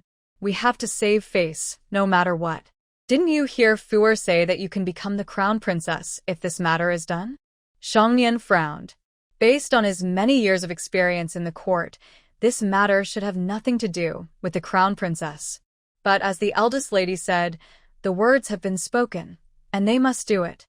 Don't let me catch that little evil creature Shang Ruai, otherwise she will be in trouble. Shang Ruai and his companions relied on the water they got from the spindle tree. After walking for a few days, they finally came to a town. The situation here was not much better than that in the capital. A large number of refugees gathered at the city gate, and they looked like they were about to die. Shang Ruai's heart sank. Since ancient times, disasters have been accompanied by plagues. After a person dies, the corpse will rot and not be dealt with in time, which will produce a lot of viruses. This is the plague. In addition, medical care is underdeveloped, and the disease spreads very quickly, so the plague is difficult to control. But this is not something they need to worry about. After replenishing supplies at the post station, they will be ready to leave. But there are mountains behind and no more post stations. So this time the supply is to give each person a few kilograms of brown rice to cook and eat on the road. As for other things, they can only find them in the mountains. Once they enter the mountains, they don't have to worry about the prisoners escaping. They may get lost and get stuck in the mountains before they run out of the mountains and never get out again. Shang Ruoi suggested going to buy some things.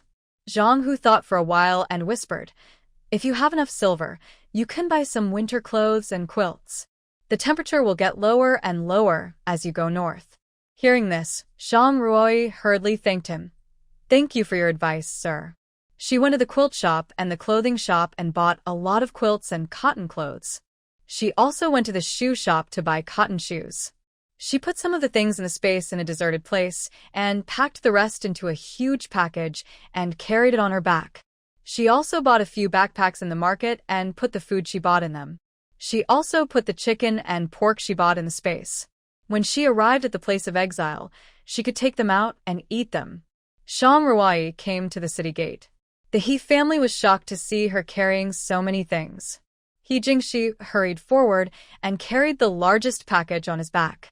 He Yun-yi and Song Fengji carried the backpacks on their backs. The prisoners were envious of them, and those who still had some silver on them came forward to ask if they could sell some to them. Shang Ruai took out some from the backpack and sold it to them. She had deliberately purchased more of them in order to win people's hearts at this time. After all, if they wanted to live a comfortable life in the sealed land, they would inevitably need servants to serve them. Zhang touched the hidden silver and jewelry, which added up to only 40 or 50 taels. She took out 2 taels of silver, walked up to Shang Ruai and whispered, "I want a few pairs of shoes." When she shook the 2 taels of silver and sneered, "Second aunt, these 2 taels of silver can only buy 2 pairs."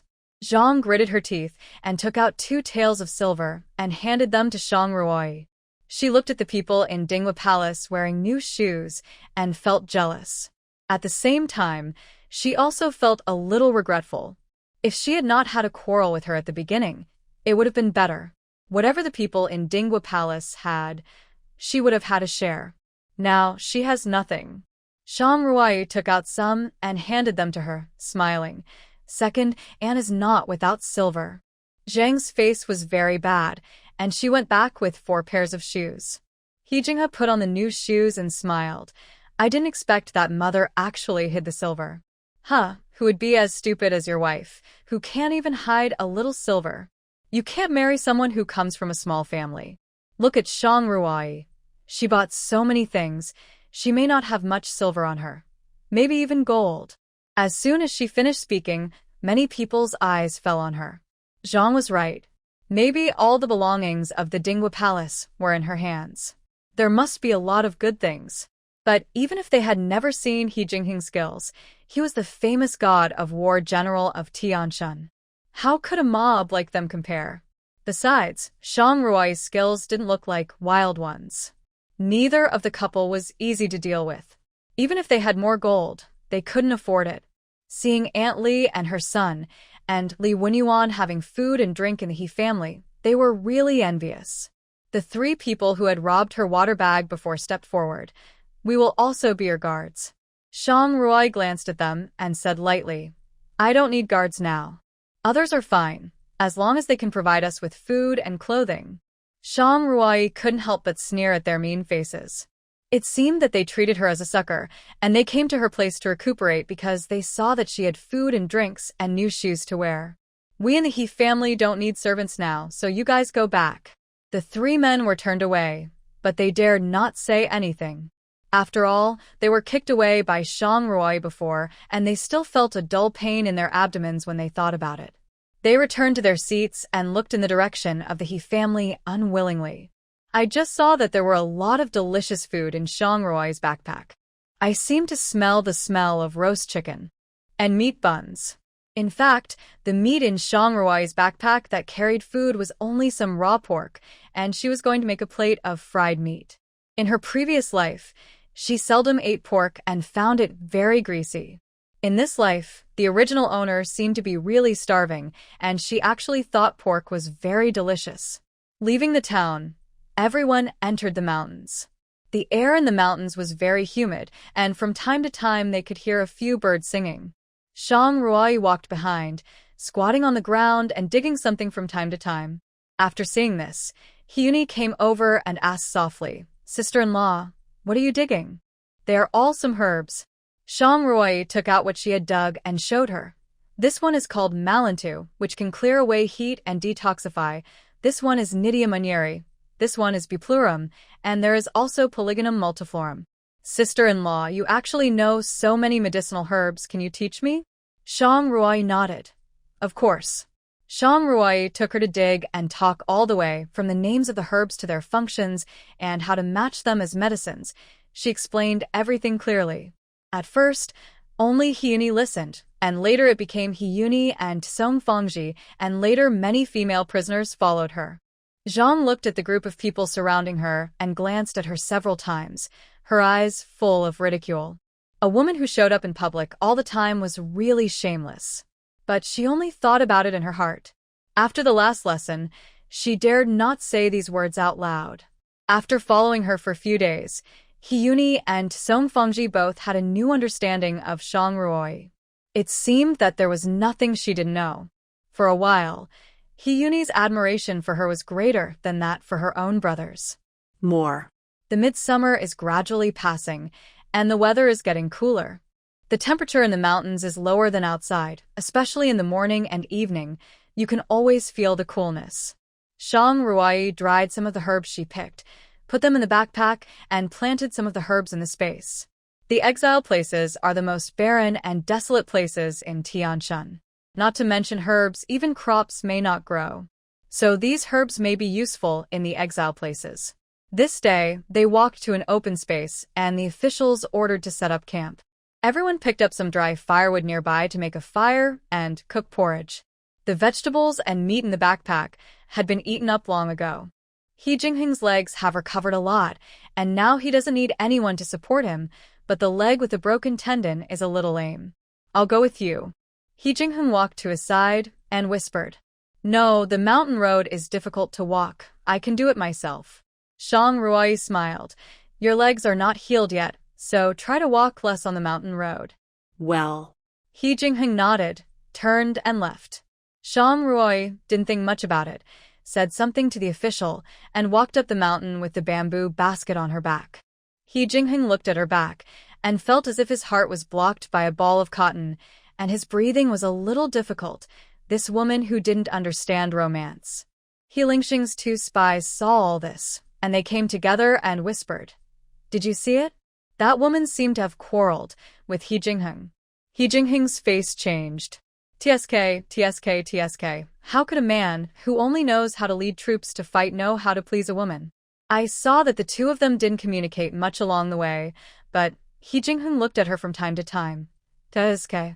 The two of them had completely forgotten what He Lingsheng had asked them to do here. Shang Ruai walked up the mountain, confirmed that there was no one around, and skillfully took out some vegetables and eggs from the space, and picked some wild fruits. The wild fruits here taste a bit sour, but it's better than nothing. In the case of no food, wild fruits can also fill the stomach. Although there is a lot of food in her space, many things are not suitable to be taken out on the road of exile.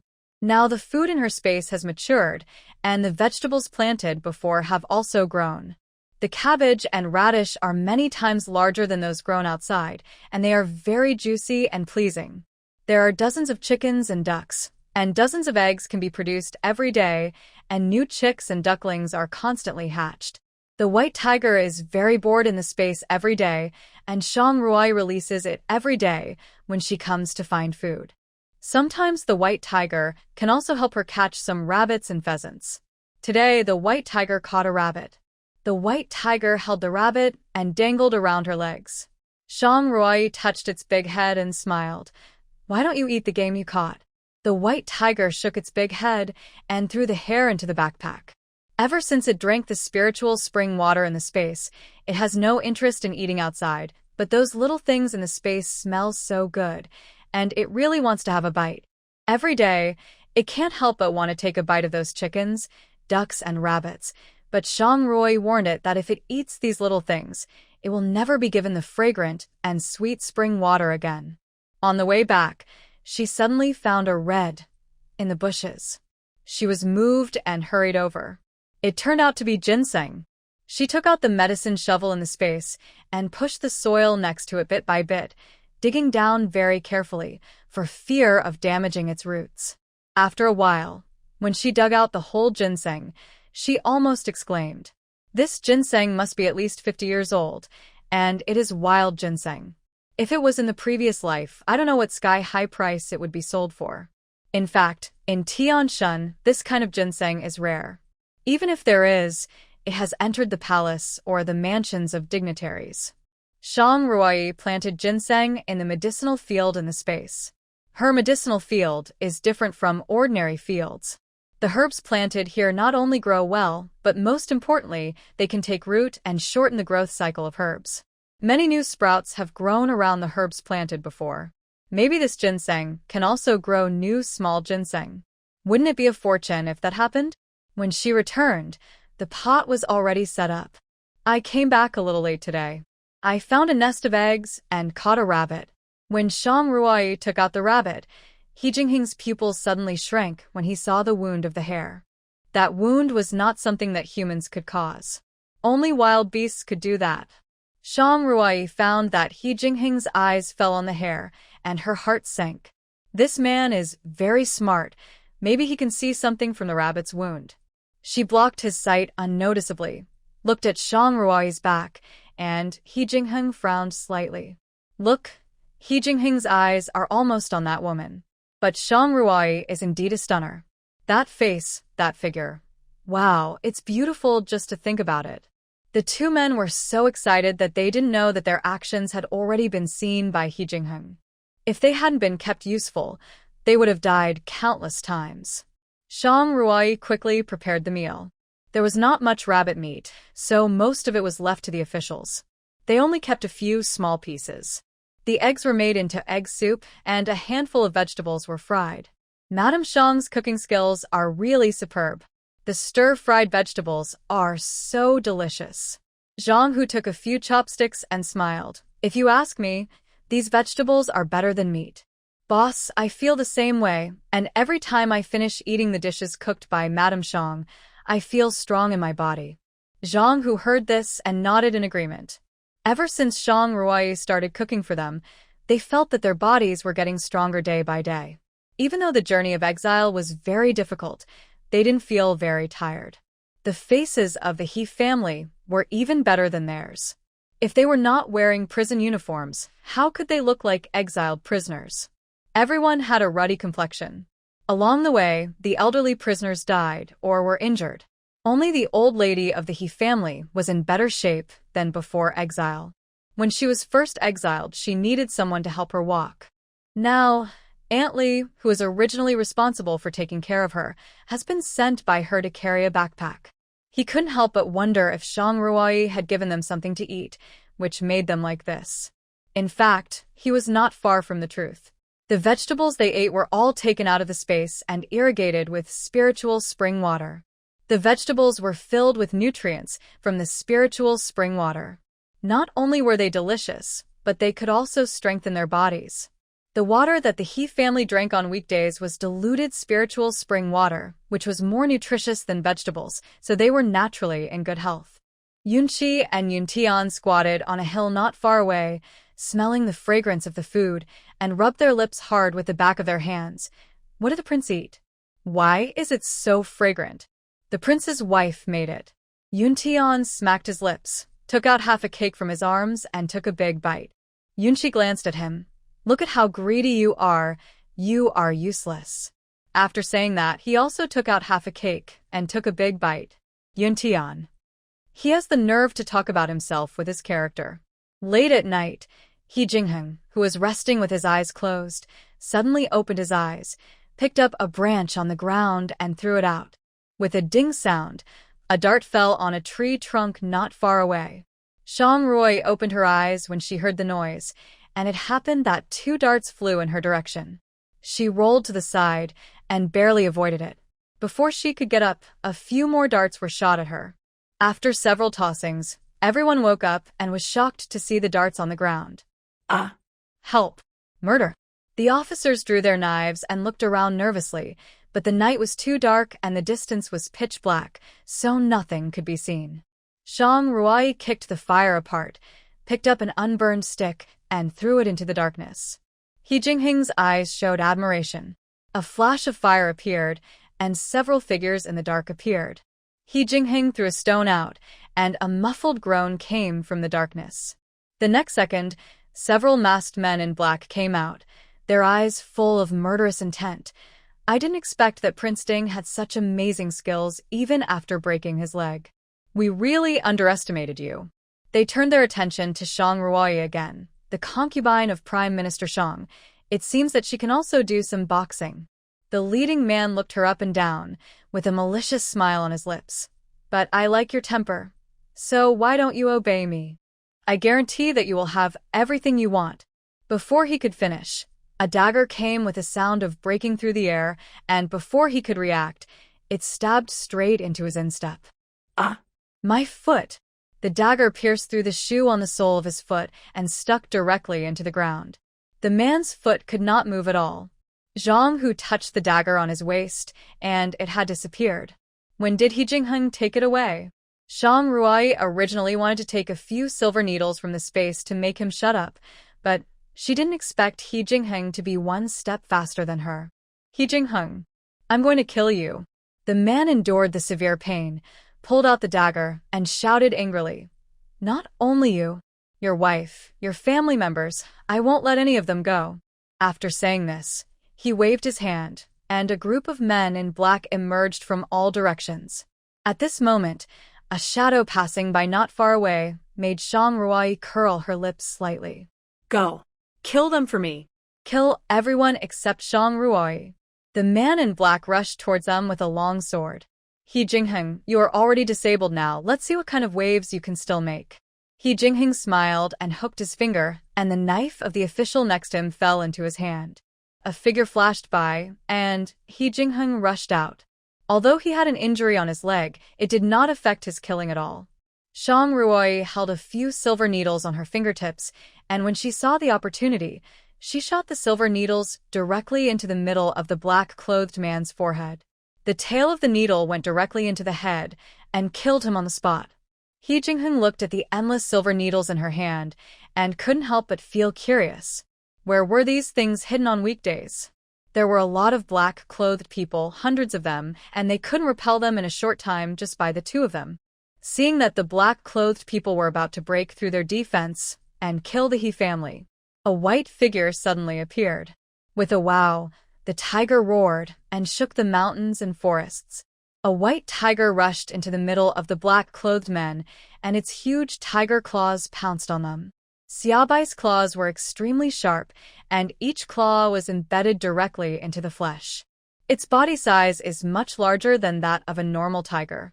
Under the influence of space and spiritual springs, its size and agility are not comparable to those of ordinary tigers. It shuttled among the black-clothed men, pressed them down with one claw, and then opened its big mouth to bite off their throats. It was like a human life harvester. For a time, the attack power of the black-clothed men was reduced by more than half. The prisoners were already scared of the black-clothed men and lost 2.5 of their 3 souls. After the white tiger appeared, some of them who couldn't stand it rolled their eyes and fainted directly. The He family had seen big scenes, but they were still scared. Especially the women. Song Fangji's hands were trembling, and she leaned against He Jingxi tightly, and she had long been unstable. At this moment, a black-clothed man suddenly rushed up from behind and stabbed the old princess with a long sword. When Hyuni saw it, it was too late. She only heard her shout, "Sister-in-law, help!" As soon as the words fell, the man in black stood still, his eyes wide open, blood flowing from his brows, and his tall figure slowly fell to the ground. A silver needle was stuck right in the man in black's head. Shang Ruai just breathed a sigh of relief when she heard the sound of breaking wind behind her, and the swords of the 2 men in black were already close at hand. She turned around and threw out the silver needles, one of which just hit the shoulder of a man in black, and the other killed him with one shot. They originally thought that He Jingheng was already disabled, and killing him was just a piece of cake, but they didn't expect him to be so difficult to deal with. Not only did they fail to kill him, but they also lost so many brothers. And Shang Ruai, from what she heard from Shang Xiangya, she, a concubine's daughter, was timid and cowardly and good for nothing. How could she be timid? She was obviously braver than men. Good for nothing? Is he blind? Killed so many of his brothers. Good for nothing? And this white tiger, where did it come from? And the white tiger was clearly coming for them. He picked up the whistle and blew twice, and the men in black retreated suddenly and disappeared into the dense forest in the blink of an eye. The white tiger looked at Shang Ruai, and when she nodded, its figure gradually disappeared into the darkness. He Jingheng looked at the white tiger with a dim look in his eyes. This white tiger was clearly the one that came to hunt for food and wanted to eat them that night. There were no casualties among them. He Jingheng looked at Zhang, who apologetically, "I'm sorry. Your dagger was taken away by those people." Zhang, who waved his hand hurriedly. "It's okay. It's just a dagger, not worth much money." He Jingheng smiled. "Thank you very much, Lord Zhang." I dare not. Zhang, who almost knelt down in front of him. This gentleman hadn't said a few words during the whole exile. Just sitting there made people feel extremely pressured. Now he called himself Lord Zhang, and cold sweat broke out instantly. After those officials really saw He Jingheng's skills, their attitude towards him became much more respectful. They didn't dare to glance at Shang Ruai with lustful eyes. After experiencing what happened in the evening, everyone's sleepiness disappeared. The exhaustion after surviving the disaster made them sit limply on the ground. Shang Ruai squatted beside He Jingheng's legs, pressed gently a few times, and asked in a low voice, "Does it hurt?" He Jingheng didn't speak, but looked at her solemnly. After a long time without getting his reply, Shang Ruai thought he was asleep, so she looked up and fell directly into his teasing eyes. What are you looking at? At you, the liar. Shang Ruai didn't react for a while. Liar? Isn't it? He Jingheng smiled. You have no impression of that white tiger? What white tiger? I don't know. Shang Ruai looked at his legs. Your legs are fine. I'll go back to sleep first. Just as she was about to stand up, her wrist was pinched by a strong big hand. Shang Ruai blushed. What are you doing? Men and women should not touch each other. Aren't you a doctor? How can there be no such thing as men and women in the eyes of doctors? He exerted force with his hands and pulled her in front of him. The distance between the two suddenly became shorter, and his voice sounded slowly in her ears.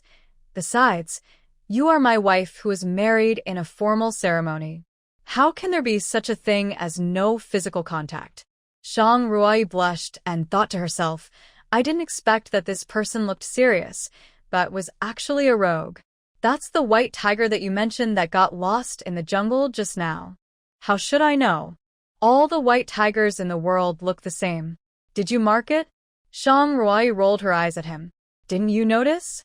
There is a pattern on its back that looks like a plum blossom. Shang Ruai was stunned. Was it? How come she didn't notice it? Was it really marked on its body?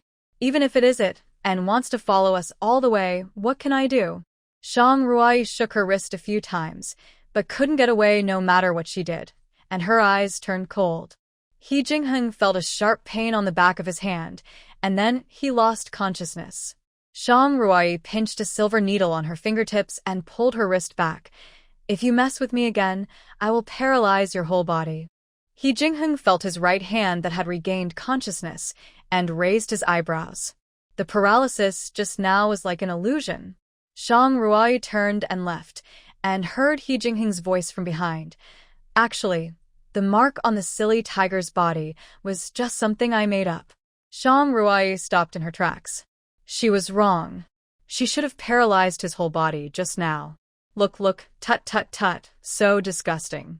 It seems that He Jingheng is really bewitched by that woman, so as long as Shang Ruai is controlled, He Jingheng can be completely controlled. Even a hero cannot resist beauty. He Jingheng glanced at the two of them and snorted. Want to use a woman to control him? If this is He Lingxing's method, then he really needs to give up the position of crown prince. In Prince Xiao's mansion, Prince Xiao took 2 silver needles and looked at them for a long time. Are you sure these silver needles came from the concubine of Prime Minister Shang? Yes, I personally pulled them out from the brother, who was hit by a hidden weapon. He Qing endured the severe pain in his body, pointed at the 2 silver needles with trembling fingers, and said angrily, It must be her. That little witch Shang Ruai. How dare she? How dare she plot against me? I will kill her. Prince Xiao said in a deep voice. Does he feel as much pain as the prince?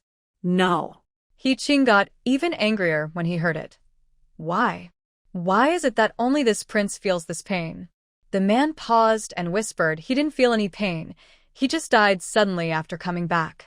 Died suddenly. He Qing heard this and closed his mouth silently. Rather than die suddenly, it's better to live like this. After sending 2 silver needles into the prince's east palace, He Lingxing frowned and said in a deep voice, It seems that I underestimated her. Your Highness, I didn't expect that the concubine of Lord Shang Xiangya would have such ability. He Lingxing snorted coldly. I'm afraid Shang Nian doesn't know that his daughter actually has these abilities, otherwise, how could he let her marry that waste He Jingheng? There is good news. The nutch beside him whispered that He Jingheng seems to be really fascinated by Shang Ruai. Not only does he stick his eyes on her all day long, but according to the 2 informants, he also makes moves from time to time. He Lingxing frowned. Are those 2 rascals talking nonsense? When did He Jingheng become the kind of person who is sentimental? Shang Yufu, who was previously engaged to him, was a famous beauty in the capital, but he didn't even look at her. The little eunuch suddenly remembered the pastries that Shang Yufu had sent in the afternoon and brought them up. Your Highness, this was sent by Miss Shang in the afternoon. You were discussing matters with Lord Zhao, and Miss Shang left. Lingxing didn't even look at it. Throw it away. But, do you think I would like a woman that Jingheng doesn't even look at? And even marry her into the Eastern Palace? Yes, I will prepare the cake right away. He looked at the 2 identical silver needles on the table, his eyes dim. The beautiful and innocent face of his childhood flooded into his mind again. Shang Ruai, how good it would be if you were not a concubine's daughter. That day, he was on the city wall looking at the thin woman in the exile team, and for the first time he doubted whether he was right to put her in the trap. After a while, he picked up the silver needles and put them in a box. Mother was right. As long as he sat in the highest position, he could get everything he wanted: power, money, women. The whole world was in his pocket. Things. Since everyone knew the skills of Jingheng and Shang Ruai, they dared not to set their sights on them. Zhang also began to behave herself, not even daring to look at them. From time to time, she heard the laughter coming from the other side, and she wanted to slap herself twice. What was she thinking at that time? Actually breaking up with them. Yesterday, Lin changed a new pair of shoes. The previous pair only had a hole in the instep, and her soles were worn out. She looked at the pair of shoes that could still be worn and felt itchy, so she walked to Lin and whispered, Wanru, do you still wear these shoes? Lin saw her intention at a glance, smiled and said, Of course I wear them, but the upper is torn. When we get to the place of exile, we can sew them up and wear them. After speaking, she sighed and said, It's just that Ruai insisted on taking out new shoes for me to wear. Hearing this, Zhang's face darkened. She knew that Lin said this on purpose to irritate her, but the soles of her shoes were leaking, and it was really painful when she walked. She didn't want to spend money to buy new ones, so she said shamelessly, Wanru, we had a good relationship before. Look at my shoes, they are all worn out. You already have new ones, so give me this pair. Oh, second sister-in-law, it's not that I'm stingy. I only have 2 pairs of shoes. If I give you one, what should I do? You can't always rely on Jingheng's wife. She smiled. Why don't you go and talk to Ruai directly? She is a hard-mouthed but soft-hearted child.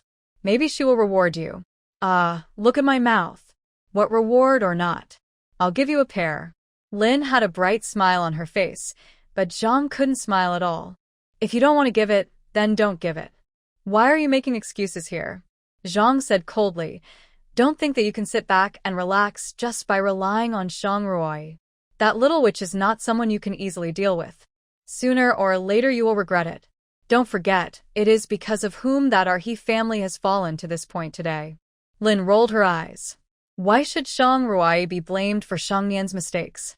They all came from big families, so who doesn't know about the dirty things in them? Shang Ruai is nothing more than a daughter that Shang Nian despises. He wouldn't feel the slightest bit of pain if he pushed her into the fire pit, let alone using her to overthrow the Dingwa Palace. Perhaps Shang Nian himself didn't expect that Shang Ruai actually had so many abilities. Second sister-in-law, if you are envious and jealous, just say it. Why are you trying to sow discord and confuse right and wrong here? Zhang snorted coldly and turned away. The next mountain road was more difficult to walk than before, and the temperature was much lower than before, especially in the morning and evening. It was extremely cold. Shang Ruai took out thicker clothes from the package. The He family was stunned. They didn't expect that she had arranged it so carefully. This big package was carried all the way by He Jingxi, and he didn't even know that there were thick clothes in it. After Shang Ruai divided the cotton-padded clothes, she tied the package again. When he carried the package on his back again, he couldn't help but frowned. How come this package was not lighter at all? He Yuni was wearing a cotton-padded coat and looked at Shang Ruai with sparkling eyes. Sister-in-law, you are a fairy. These are all made by you. What nonsense are you talking about? Shang Ruai's heart skipped a beat. He Yuni was half right. These were also made by her. I thought I was going to freeze to death. She touched the fabric of the cotton-padded coat. It's much more comfortable than the prison uniform. Shang Ruai handed a few cotton-padded coats to the officials. Sir Zhang, The weather is getting colder. You can wear these cotton padded coats. No, no, no, it's not necessary. We all carry them with us. Zhang Hu waved his hand hurriedly. The winter in the exile land is extremely cold. You should keep these winter clothes for yourselves. The other officials had the same attitude. Shang Ruai smiled. It turned out that in the face of strength, even the class gap can be overcome. Zhang looked at the cotton padded clothes in her hand, thought for a while, and then set her eyes on Qiao Yanxin. Go and ask Shang Ruai for the cotton padded clothes.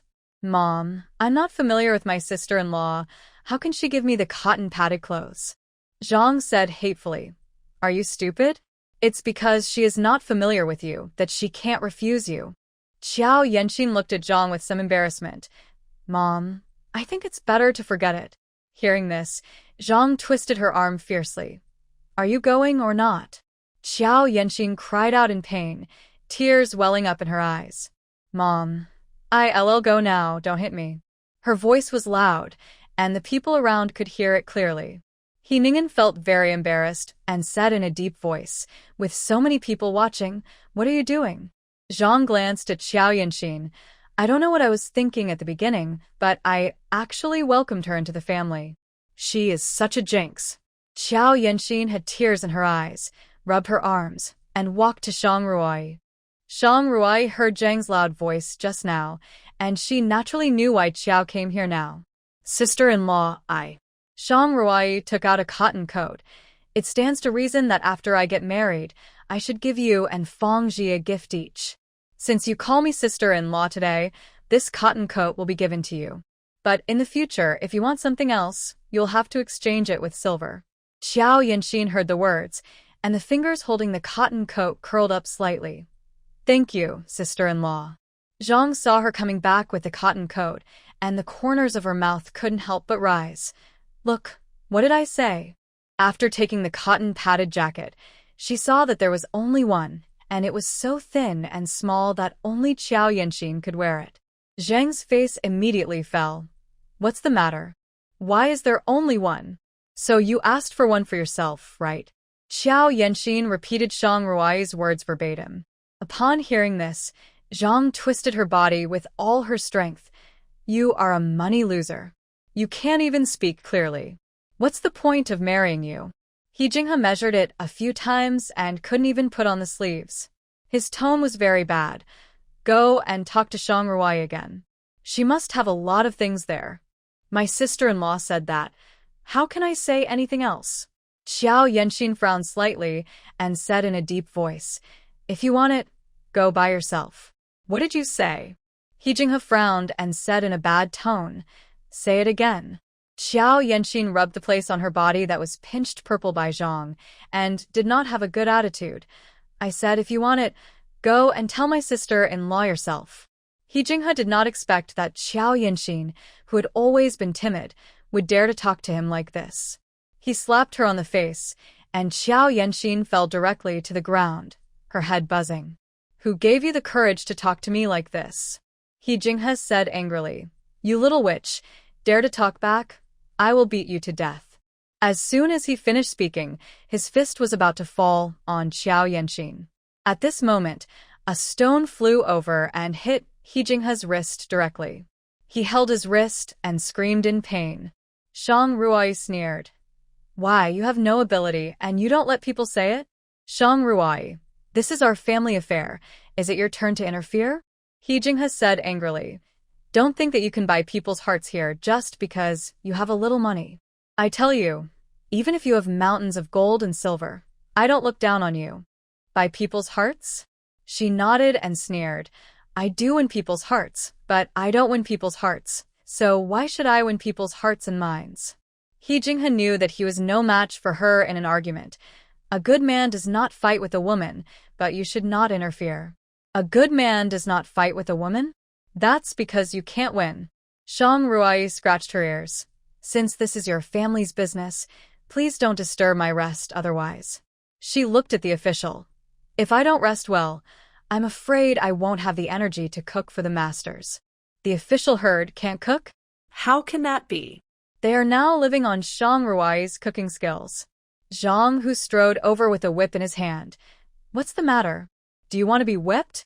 He lowered his head to look at the wound on Qiao Yanxin's face. One side of his face was swollen, and the corner of his mouth was covered with blood.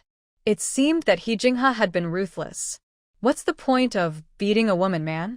Zhang Hu pointed at He Jinghe with a whip and said, "If you make trouble again, I will whip you to death." Zhang hurried forward and said with a smile, "There won't be a next time. Absolutely not a next time." Qiao Yanxin glanced at Shang Ruoyi and bit her lip lightly. After a moment, as if she had made up her mind, she ran to her side and knelt down. "Sister-in-law, please take me in." Qiao Yanxin's behavior shocked everyone.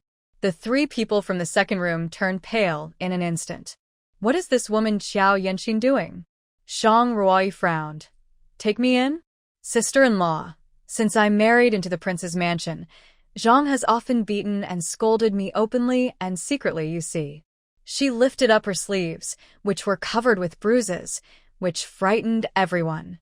Seeing this, Lin took a breath of cold air and said angrily, "Zhang, are you crazy? How can you abuse lynching and beat people?" Song Fangji walked forward and looked at the marks on her arm, which was shocking. Seeing this, Zhang finally knew how to right the word wronged. "I didn't. God and heaven, when did I hit or scold you?" After Zhang finished speaking, the people around him curled their lips. After all, he had just pinched Qiao Yanxin, and everyone around saw it clearly. He Jinghe felt embarrassed and stepped forward quickly to drag her back. "Come back to me." Before he stretched out his hand, he saw Qiao Yanxin seem to be frightened and shouted loudly, "Don't hit me. Please, don't hit me." It can be seen that she is often bullied in the mansion, so she has such a big reaction. Shang Ruoyi curled the corners of her lips. What a poor acting. "It's not impossible to take you in." She kept smiling. "But why should I take you in?" "What?" Qiao Yanxin was stunned. "Don't you think this is a shelter?" She sneered. "If you can't bring value to me, why should I support you?" She pointed at Aunt Li and the others.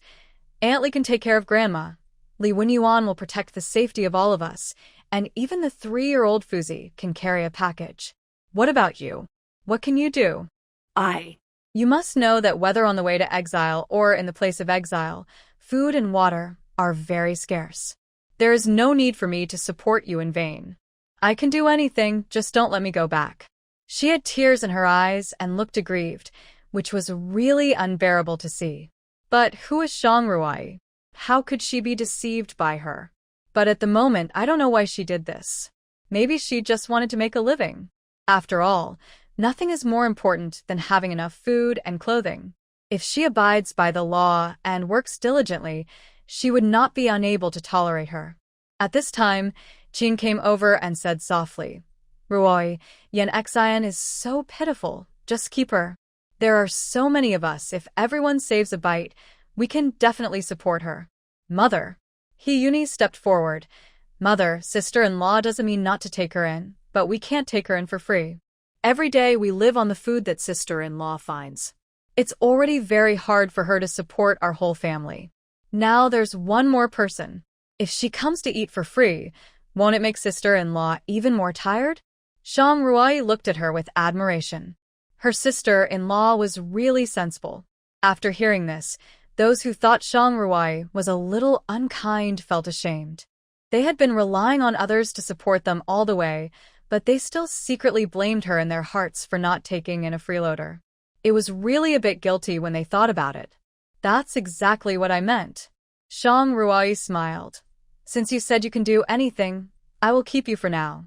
But if you find it hard and tiring in the future, don't blame me for turning my back on you." "Thank you, sister-in-law." Zhang was unhappy when she saw this. She walked up quickly, grabbed her arm and said angrily, "Once you marry, you must obey your husband. Jinghe hasn't divorced you yet, and you want to run away?" Zhang naturally didn't want Wenxi to take Qiao in.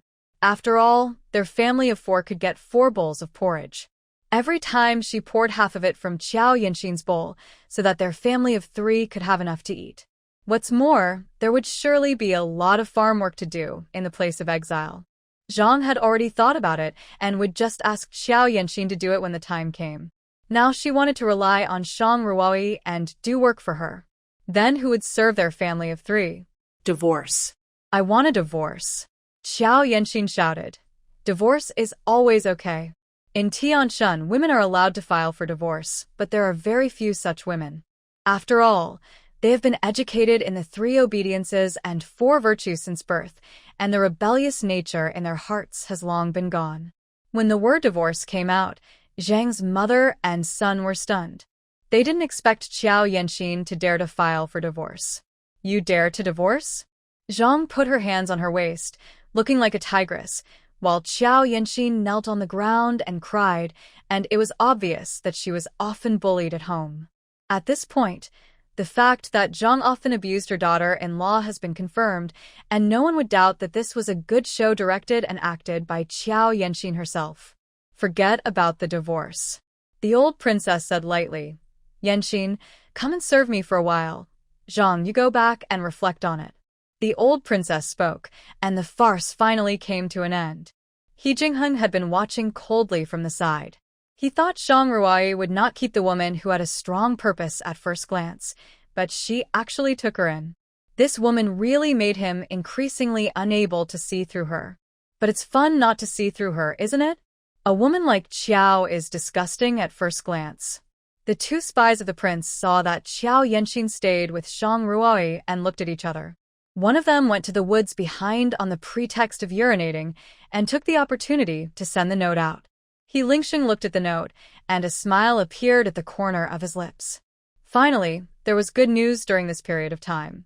Your Highness, since Zhao has come to the side of Prince Ding's family, should we let her take the opportunity to poison and directly poison Prince Ding's family to death, so as to avoid more trouble? The little eunuch said softly. As for Shang, how about we think of a way to let her change her appearance and send her back to you? Huh. When can you be my master? Healingxing's voice was slightly cold. When the young eunuch heard it, he knelt down on the ground with a plop. Your Highness, please forgive me. I am just worried that you will take our friendship into consideration. I am loyal to you and have no second thoughts. Forget it, get up. He Jingheng said lightly. It is precisely because I know that you have no second thoughts, otherwise your head would have been moved long ago. The young eunuch stood aside, trembling with fear as if he had been pardoned.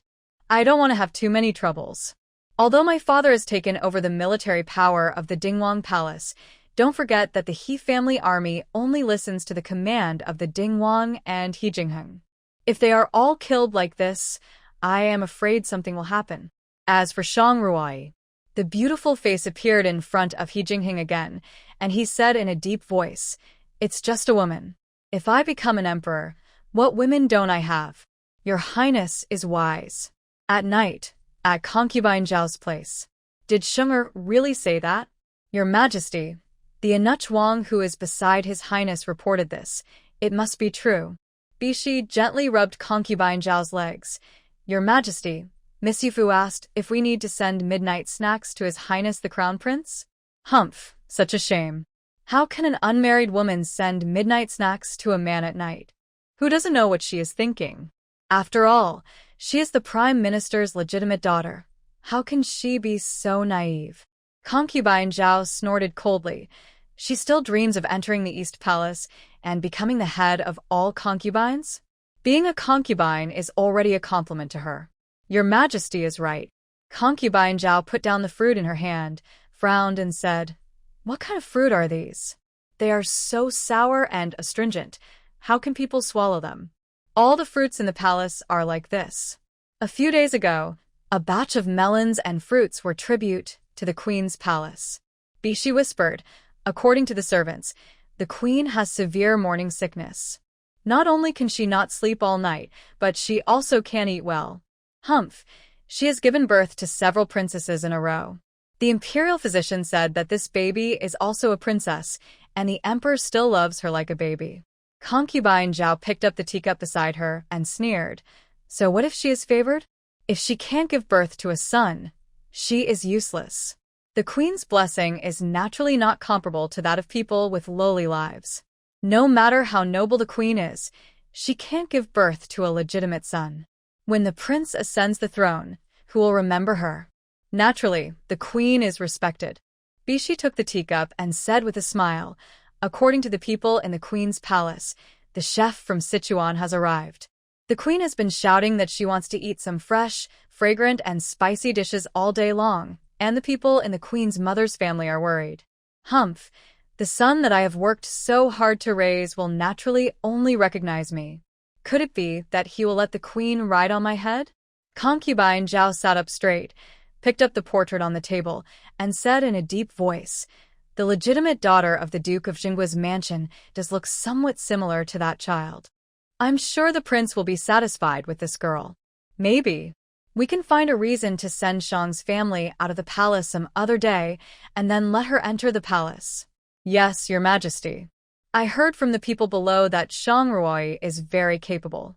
Let them keep a close eye on her. If the situation gets bad, kill her. This will completely cut off the prince's thoughts." Concubine Zhao frowned and said, "It would be great if she was the legitimate daughter of the Shang mansion." Bishi also nodded. "The other things are fine, but according to them, Shang Ruoi knows how to use hidden weapons. Some time ago, many assassins sent by Prince Zhao's mansion died under her silver needles, and it seems that the poison of Prince Zhao was given by her. Prince Zhao is trying to find a way." Concubine Zhao frowned even more tightly. She didn't expect that she could hide so deeply. "Where are they now?" Bishi thought for a while. "They are probably in the place of exile now." Concubine Zhao said in a deep voice, "Let them find a way to get rid of Shang Ruoi. With such scheming and ability, if you can't use them for yourself, you must not keep her. Such a woman is the greatest help to He Jingheng and the greatest threat to them." Bishi guessed correctly. Shang Ruoi and the others had already arrived at the place of exile. People who have lived in warm areas for many years experienced for the first time what it means to be freezing cold. If it weren't for Shang Ruoi's cotton clothes, the He family would have fallen ill long ago. "Oh my God! Why is it so cold? Frozen to death. Frozen to death." The prisoners kept rubbing their hands and arms, their faces frozen blue and purple. Zhang Hu handed them over to the officers and soldiers in the exile area. "Oh, it seems that you didn't suffer much on the way to exile this time. You look good." Zhao Junyi smiled and said, "I remember that when you came last time, your complexion was not much better than that of the prisoners." Zhang Hu nodded. Not only did they live well, but the number of prisoners who survived was also the largest. In the past, not even half of them would survive, but this time more than 80% survived, all thanks to Shang Ruoi. "Where are the people from Dinghua Palace?" Zhang Hu pointed in the direction of Shang Ruoi. Zhao Junyi narrowed his eyes slightly. Thinking about the successive edicts from above, he couldn't help but have a headache. "For the sake of our good relationship, I will give you a piece of advice," Zhang Hu said in a low voice. "In the Dingwang Palace, don't mess with anyone except the second house." "Oh, why is that?" Zhao Junyi was worried about how to deal with this group of people and which edict to listen to. "I don't need to tell you how brave and good at fighting the Prince of Dingwang is. In the whole Tianshan, even a 3-year-old child knows such a general. That's natural." Zhao Junyi sighed. "Thinking back then, I worked under him. Although it was only for more than a month, he was also my old master." Zhang Hu hurriedly said after hearing this, "He was the master before, and he has to be treated as the master now."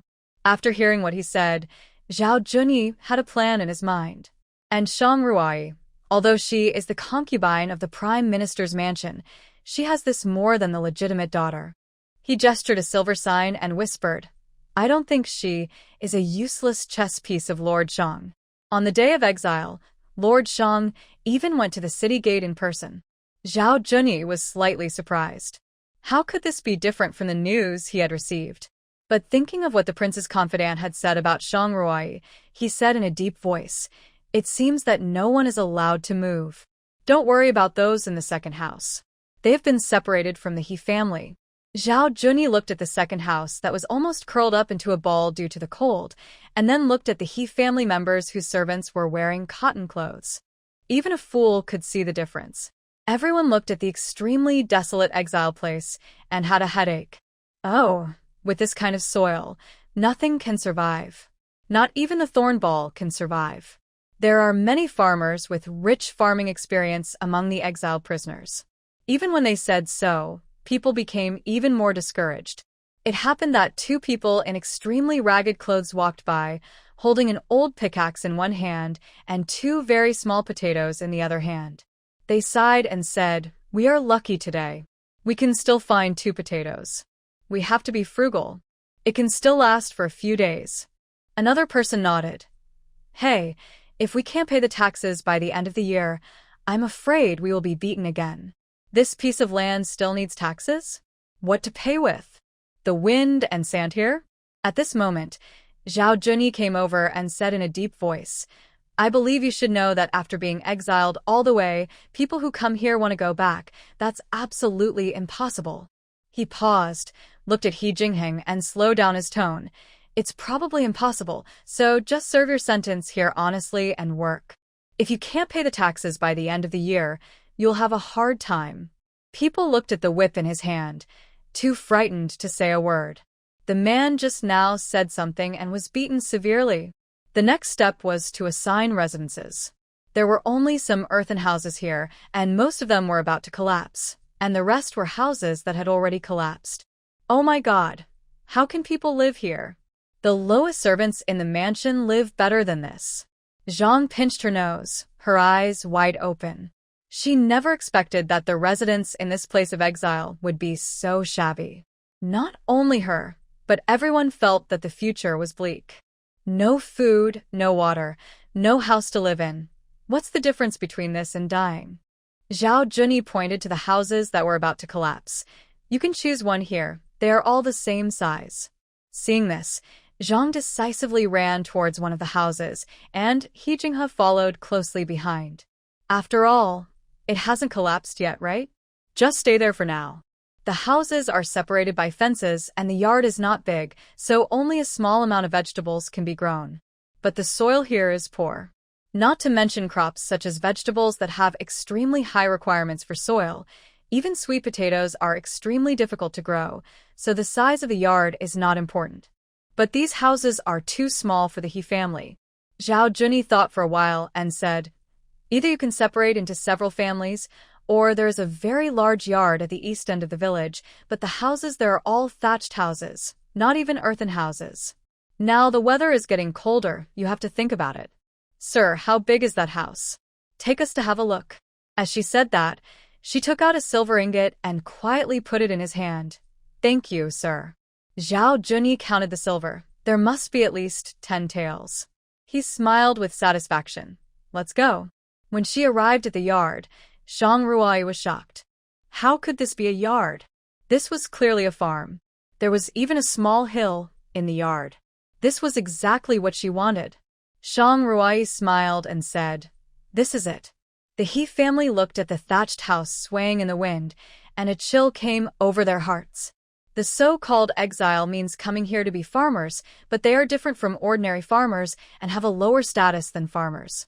Farmers can take part in the imperial examinations of the court, and many children from poor families have changed their families through the imperial examinations, but the exiles cannot. They are criminals, and criminals are not qualified to take part in the imperial examinations. If they are not pardoned, their ancestors have been criminals for generations, and they don't even have the opportunity to work as servants in a wealthy family and can only farm. In addition, they cannot leave the place of exile without permission. The place where they are exiled is a village under a border town in Qingzhou, which is basically full of exiled criminals. And they have no land, they must reclaim wasteland by themselves, and in the autumn of next year, they have to pay taxes. Shang Ruai specifically asked what they have to pay.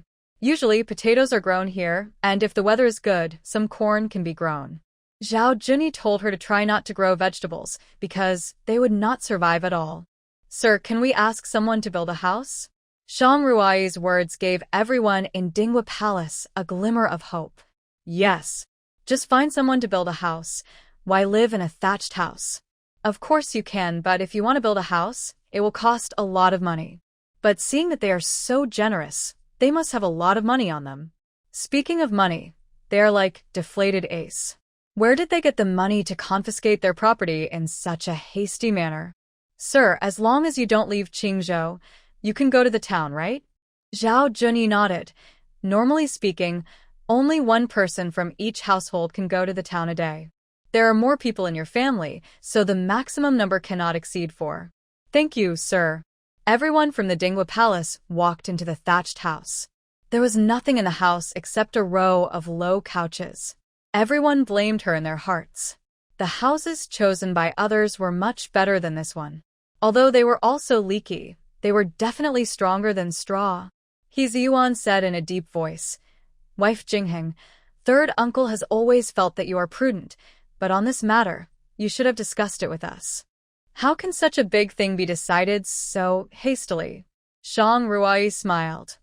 Third uncle, you only see the shabbiness of this thatched house, but you didn't discover the wonderfulness of this house. What's so wonderful about it? If we go further east from our yard, there is a forest. Although the land here is barren, the trees in the forest are very lush, which means that the soil there is very good. We can dig soil there and spread it in the yard, and perhaps grow some vegetables and fruits. The trees can also be cut down to make some furniture, which can also save some money. The trees can also be used to make some fences and raise some chickens, ducks, cows, and pigs. When the time comes, we can open up some land to grow food. In addition to paying taxes to the court and using it to pay officials, we can not only be self-sufficient, but also perhaps make some money. After Shang Ruai finished speaking, the whole room fell silent. Everyone, including He Jingheng, looked at her in shock. They never expected that Shang Ruai had thought of all the ways after just walking around. He Jingheng curled up the corners of his lips. This woman always gave him surprises again and again. Then what about the house? How can we have the money to build a house now? Qin thought about it and took out the only gold bracelet on her body. This is all my belongings. Shang Ruoi had said before that she was not allowed to take it out and that she could keep it for other uses when she arrived at the place of exile. Right now, building a house is the most important thing. The old princess took out a paper bag, which also contained some gold and silver jewelry. The house was searched in a hurry, so I could only take these things. Lin and Song Fangji from the third room also took out some. These should be enough. We will build a smaller one first, and then build a bigger one when we have money in the future. As soon as the voice fell, He Jingheng took out a jade ring from his pocket and put it in Shang Ruai's hand and whispered, Build a big one.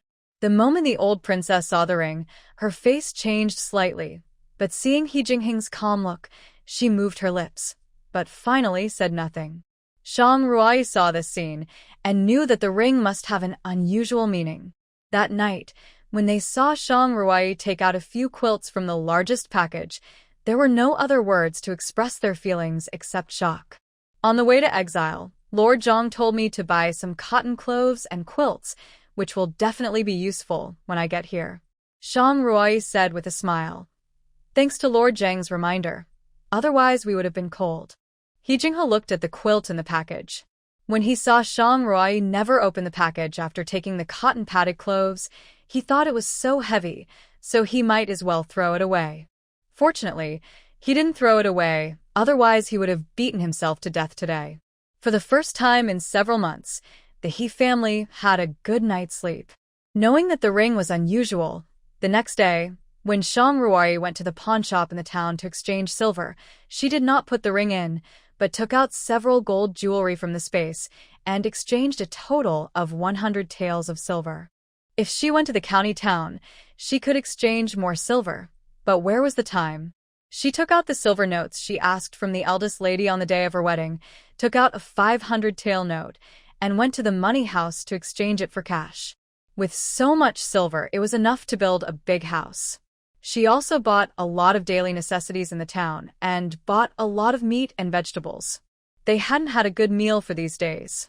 Now that they had a place to stay and didn't have to travel anymore, they naturally had to have a good meal.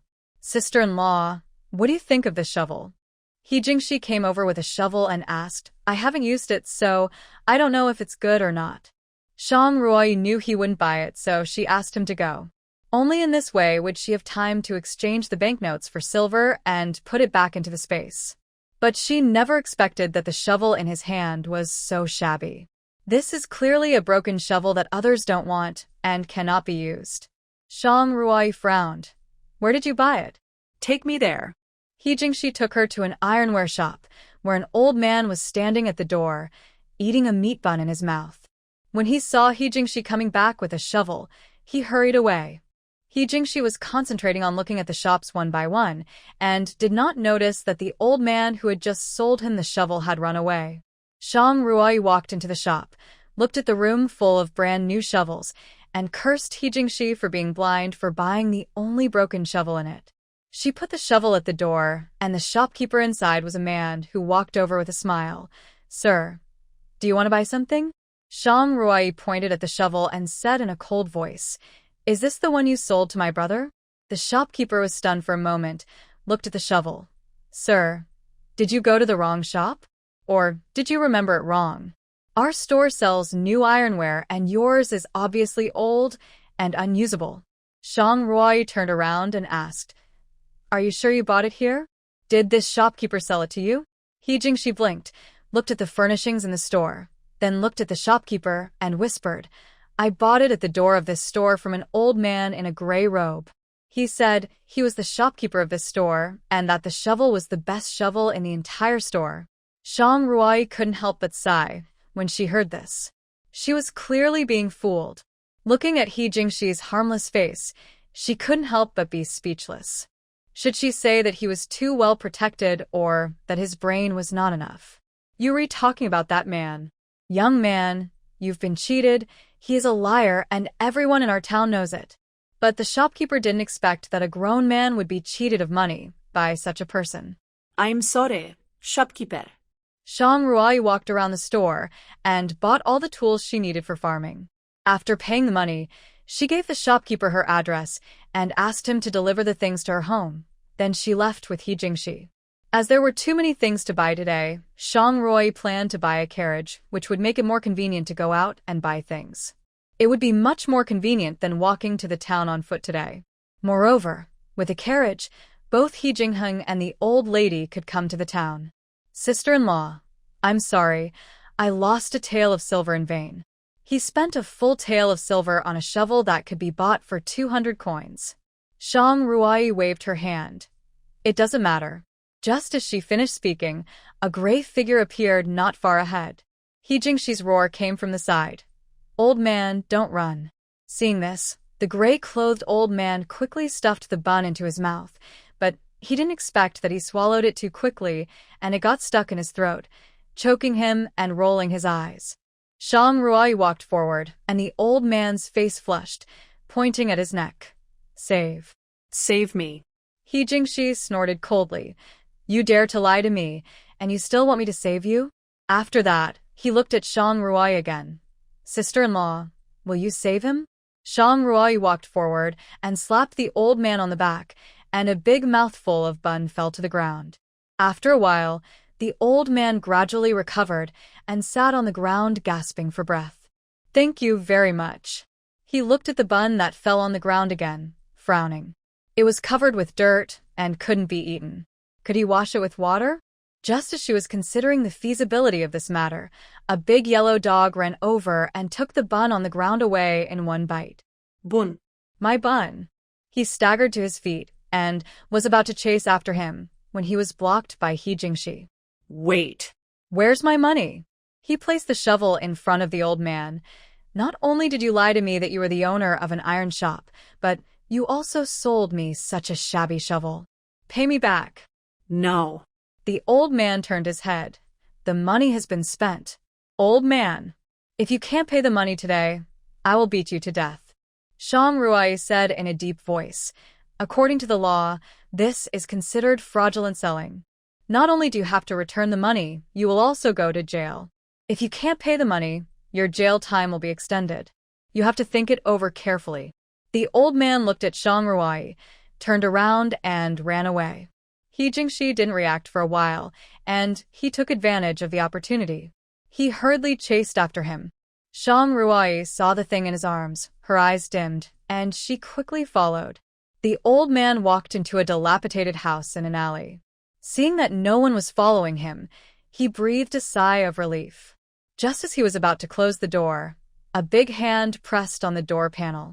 He Jingshi's figure appeared in front of the old man. You guys.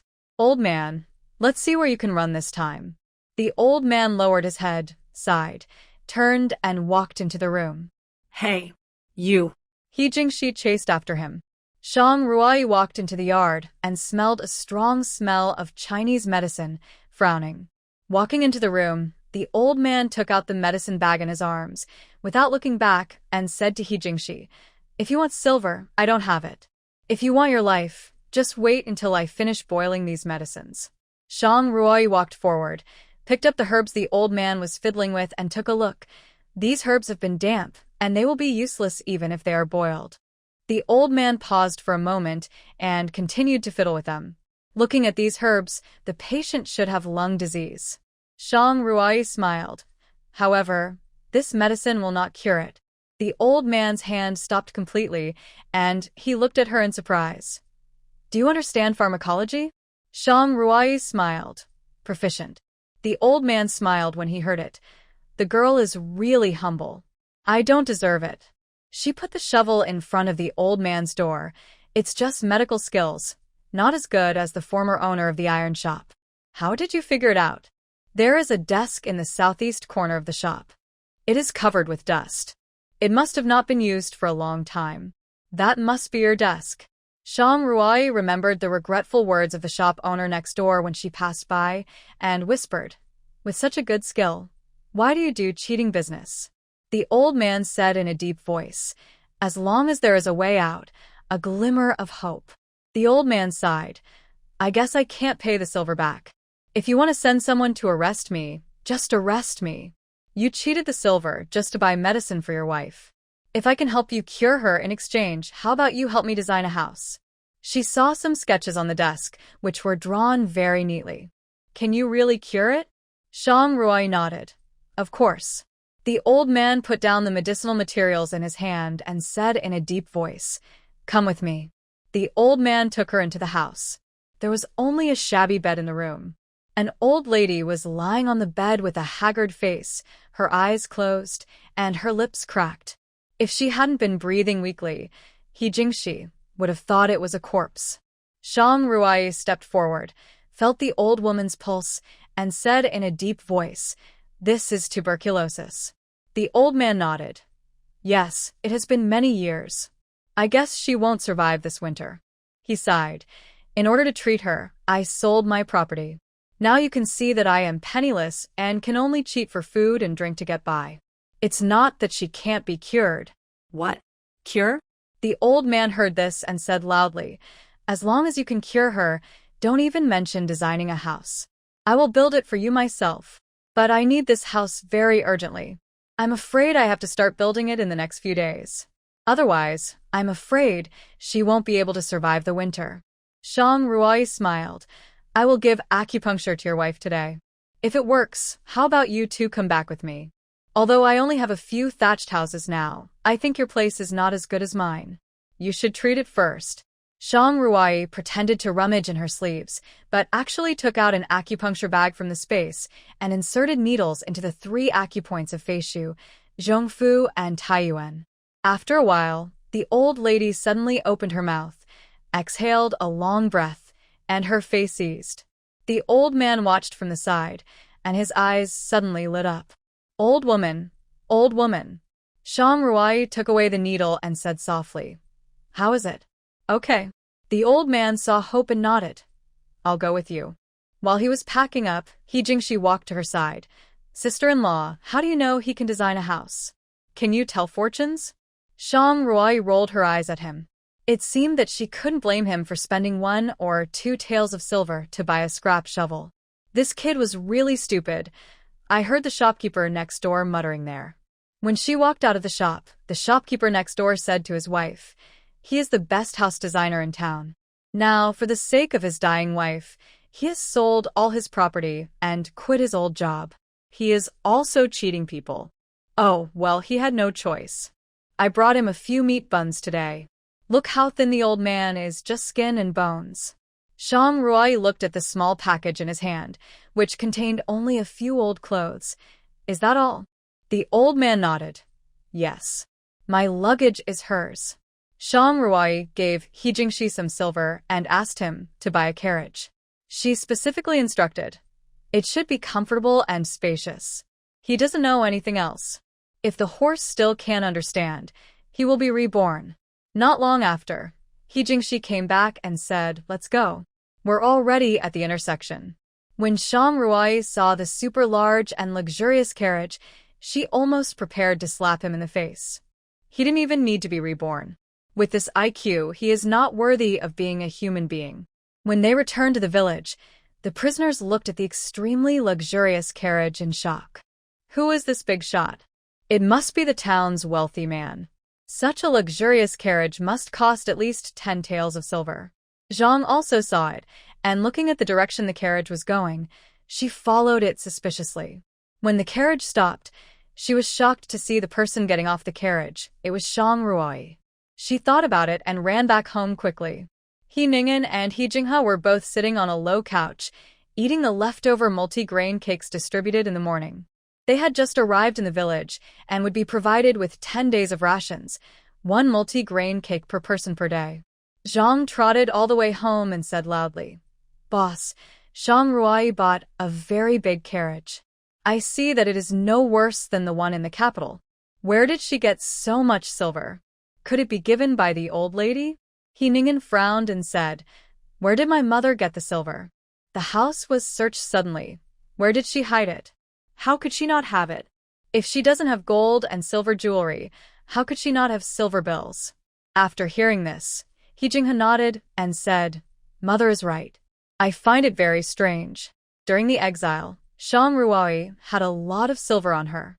How much silver could she, a concubine's daughter, have? Maybe it was all given by your grandmother. Even if it was given by your grandmother, so what?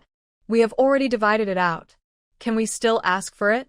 He Jinghe looked at the dry multi-grain cake in his hand, feeling a little unbalanced. Why can't I ask for it? Aren't the third uncle and the others eating and drinking at my grandmother's place? At this moment, many people outside were talking about something, and their voices were quite loud. Not long after, Zhang came in again. This time, her face was so ugly that it couldn't be described. She had a dark face and said in a deep voice, You all go and have a look. Another large cart of things has been sent over, all of which are sent to the east end of the village. I see all kinds of chickens, ducks, and pork. Hearing this, He Jinghe threw the multi-grain cake in his hand. I must go to my grandmother today to ask clearly why she treats us differently. After saying this, he strode out. The exiles gathered at the gate of the He family, watching the stream of food and supplies being delivered to the He family. All of them were envious. Meat. It's actually meat. And quilts and cotton-padded clothes. Hey, it's worthy of being the Dingwa Palace. Even in exile, they can live so comfortably, unlike us. That's right. How much silver does so many things cost? Don't worry about it. Don't forget the skills of that prince and the prince's wife. A stone directly hit the wolf's head. Our heads don't seem to be as hard as the wolf king's.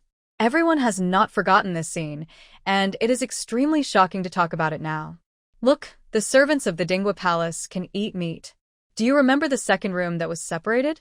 Oh, I saw that they went to collect multi-grain cakes this morning. TSK, TSK, TSK, TSK, they're not living as well as the servants. Some masters are still masters even if they are exiled, while some masters are even worse than servants after being exiled. He Jinghe was furious when he heard these words. He wanted to rush up and beat up the two men, but the two men who said these words were burly and far from his comparison. When he was in the capital, he indulged in beauty all day long, and his body had been hollowed out. He turned his gaze to the He family, his eyes full of gloom. He pushed away the crowd and walked towards the He family. The two people who had just spoken looked at each other. This He Jinghe was indeed a brainless person. They just provoked a few words casually, and he couldn't stand it. He Jinghe walked into the yard and saw the piles of food, and he couldn't help but get angry. Their family had to be frugal when eating multi-grain cakes in the broken house, but Shang Ruai and the others were so stingy. Not only did they buy so much meat, but they didn't even share a piece with them. They were so stingy. Did they still treat them as a family? At this time, Zhang also came over, and seeing so many things, she hurried in with a smile on her face. Sister-in-law. When Qin saw her coming, her face sank. What are you doing here? Qin did not forget Zhang's expression before. Sister-in-law, look, you have so much food here. Can you share some with us? She rubbed her stomach, with a pitiful look on her face. We haven't eaten until now, and we are starving. Qin pulled his arm out of her hand and said coldly, What does your starvation have to do with me? I didn't steal your multigrain cakes. Zhang's face froze, and she wondered why Qin was not as easy to control as before. How can you swallow that multigrain cake? Zhang frowned and whispered, Otherwise, we can consider these as borrowed from your family, and we will certainly return them in the future. Qin was thinking about how to refuse when she heard Shang Ruo's voice. Can't swallow it? I saw you eating very happily when you were exiled. When Zhang saw that it was Shang Ruo, she knew that she might not get any food today. Besides, you are saying that you are borrowing from us. So, when will you pay it back? How will you pay it back? Money or food? How will the interest be calculated? As soon as Shang Ruo finished speaking, He Jinghe said, You are not willing to give us just this little thing? And you want interest. We are a family. What's more, these things were bought with grandmother's money, so our family already had a share. Lin from the third room came out and sneered. When we moved out of the house, we had already separated. Why are you still thinking about your grandmother's things now? Huh? Third aunt still has the nerve to criticize me. What about you? Aren't you also using grandmother's money to eat and drink here? He Jinghe sneered. You still have the nerve to criticize me. Lin's face sank. You should provide evidence when you speak. When have we been eating and drinking here? We have all handed over our own belongings. Please go back, both of you. The He family does not welcome you. You. He Jinghe looked at Shang Ruo and sneered. I really don't know when this He family will be left to you, a concubine's daughter, to have your say. I want to see my grandmother. I want to see my grandmother. Maybe my grandmother was bewitched by you, a concubine's daughter who is not presentable. At this moment, He Jinghe suddenly cried out in pain. The next second, a blood mark appeared on his left cheek, and blood flowed down his cheek. He Jinghe sat by the door, holding a leaf in his hand, and then looked at He Jinghe's feet. There was a leaf of the same leaf. People suddenly woke up, and a leaf cut his face? Who said you are not presentable? He Jinghe's low voice was full of pressure. It seems that you need to learn the rules again. He Jinghe's voice made Zhang and He Jinghe tremble in their hearts. For so many years, He Jinghe rarely took care of the affairs of the mansion. In a year, he could spend dozens of days in the palace. But this does not mean that the He family is not afraid of him. You know, He Jinghe survived the battle among thousands of troops. When he was really angry, the murderous aura on his body was no less than that of the Azura in Hades. Jinghe, your brother just said it casually. Don't take it seriously. Don't take it seriously. Zhang smiled, fearing that she would really anger He Jinghe. Now my mother has handed over the housekeeper power to Ruai, and the whole He family is under her control. If she says she won't give it to you, then you can't take anything here. He Jinghe was unwilling in his heart, but he didn't dare to challenge him at all. The pain on his face was still there, reminding him all the time that the brother in front of him should not be provoked. At this moment, He Yuni helped the old princess out of the room. Seeing this, Zhang stepped forward quickly. Mother. Humph.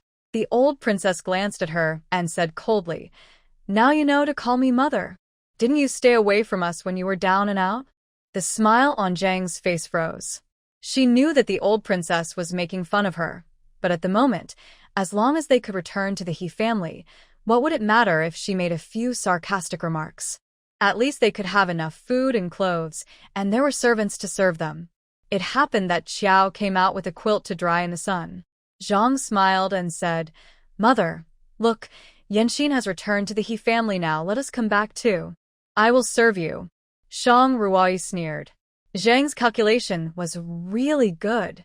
She said she would serve the old lady, but in fact she wanted to come back to the He family to eat and drink for free. She would not let them get their wish and raise a bunch of termites to make trouble for herself in the end. However, she could make trouble for her first. If second aunt wants to go back to the He family, it's not impossible. Shang Ruai walked forward and looked at her, and He Jingheng with a smile. Really? In a few days, we will build a house and need a lot of workers. Then second uncle and Jinghe can come to build the house. We will provide them with food and pay them for their work. You want me to work? He Jinghe said angrily. Are you crazy? I am the master. I will come back to the He family to be the master. How can I be a servant serving you? Others can do it. Why can't you? He Ziyuan stepped forward and said in a deep voice, I knew you were a. Now it has come to this, but you still refuse to mend your ways. You still want to be the master? Dream on. Third uncle, how come even you are deceived by her? I am your nephew. He Jinghe couldn't understand why Shang Ruai, a married woman, had a higher status in the hearts of the He family than him. He cast his eyes on the old princess, trying to arouse his grandmother's pity, but the old princess couldn't help thinking of the ridiculous things he had done when she saw him, and just hoped to be as far away from her as possible. At this moment, He Ningen walked out of the crowd, approached the old princess, and said with a serious face, Mother, I just want to ask you a question. Do you take care of our family of 3 or not? He just saw clearly that there was a large cart of food being moved into the house like water. His son was right. Why shouldn't they have a share? Second brother, why should Mother care about you? Didn't you disdain to be with us on the way to exile? How many times did Mother fall ill? When did you come to see her? Now that we are doing well, you want to come and share a piece of the pie. How can it be so good? He Ziyuan snorted coldly. When you were in the palace in the early years, you were greedy for pleasure, and it is still the same now. So Jinghe has become the same as you. It's not your turn to teach me a lesson. He Ningen waved him aside, looked at the old princess gloomily, and said, Mother, you are determined not to care about me, right? It's not that we don't have money now. Even if we can support our family of 3, what else do we need? I am the prince of a county, and Jinghe is the prince of a county. How can we be compared with those people of all walks of life? The people standing outside the yard were very unhappy when they heard it. What is the meaning of all walks of life? Who are you talking about? Many of them were exiled officials from the imperial court, so when they heard He Ningen's words, their brows furrowed. He Ningen didn't want to fight. His words actually aroused public anger. Seeing that the old princess didn't answer, he said coldly, In that case, give me the silver for the division of the family. Division of the family? Shang Ruai understood. It turned out that the second house was making such a fuss just for this. How to divide it? Divide what you bought into 3 parts, and we will take 1 part. Shang Ruai sneered. After her grandmother's jewelry was exchanged for silver, she couldn't even buy these things. She wanted to take 1/3 directly. It was simply a dream. No. Shang Ruai's voice sounded. He Ningen had always looked down on Shang Ruai, and now she openly refuted his words. He said angrily, The elders are here. How can you have the right to speak? Second uncle, this is wrong. Since I am the head of the He family, I have the final say on the household affairs. She took out a few pieces of paper and handed them to them. This is what I asked the pawnshop owner to write when I went to the pawnshop to exchange silver today. How much silver we sent for each item, grandmother, mother, third aunt, please check if there are any omissions. Oh, you child, aunt gave you the family property because I was completely relieved. There is no need to calculate it so clearly. It will be alienated. Lin smiled and did not look at the paper. No need to look at it. Thank you, third aunt. He Jingheng looked at her, showing the accounts to the 3 people, but not himself, and the corners of his lips rose slightly. In his cognition, Shang Ruai regarded the 2 of them as one, so she did not show him these accounts. In fact, it was because Shang Ruai had not been his ring at all, so he could not produce the account. The old princess looked at the account and nodded. No problem, this is it. Shang Ruai handed the old princess's bill to He Ningen. Uncle, take a look. Grandmother's jewelry was sold for a total of 30 taels, divided into 3 equal parts, which is 10 taels. She took out 10 taels of silver from her purse and handed it to her. Here, uncle, this is your share. 10 taels. How could it be only this little? He Ningen looked at her with scrutiny in his eyes. Did you forge this? Just to give us less money. If you don't believe it, you can go to the town and ask for it yourself. The name of the shop is written on it. Shang Ruoyin sneered. Besides, I can't predict the future. How can I predict that my second uncle will come to my house today and ask for money? He Ningen looked at her and was about to take the silver away when he heard Shang Ruoyi's voice. Second uncle, if you take this silver today, the family will be completely separated. He Ningen heard the words, grabbed the silver, and said coldly, Separation is separation. We will definitely live better than you. Wait for me. Sooner or later there will be a day when you will beg me to come back. After that, he turned around and left with Zhang and He Jinghe. Oh, what a sin! The old princess sighed. She looked at the backs of the 3 people leaving and said nothing. The people from the second room left, but the people who had been watching the excitement became interested. Shang Ruoyi just said that their family is going to build a house and recruit workers. Is it true? I think it's about the same. If they want to build a house, how can they have enough manpower in their family? They have to recruit workers. She just said that she would provide food and pay wages. A man stepped forward boldly and said, Girl, you just said that you want to recruit workers to build a house. Is that true? Shang Ruoyi nodded. Of course. Will you really provide food and pay money? Yes, but I only want those who are diligent and capable. If they want to come here for free food, free drinks, and money. She smiled, but her eyes were full of coldness, which made people tremble in their hearts. Sorry, I can only let him leave. When will it start? The court's coarse grain cakes were only distributed for a few days. If they couldn't find work and had no money, they would have to starve. It was cold and hungry in winter, which was deadly. These few days. When everyone heard this, they immediately smiled. At least they would be guaranteed for the future. Having broken off all ties with the second house, Shang Ruoyi was in a very good mood. She told everyone to put their things away, and then came to the inner room. The old man in gray robe put his wife on the couch, turned to her, and said, What kind of house do you want to build? I'm a newcomer, and I don't know what materials are available here. Nowadays, most people use rocks mixed with mud to build houses.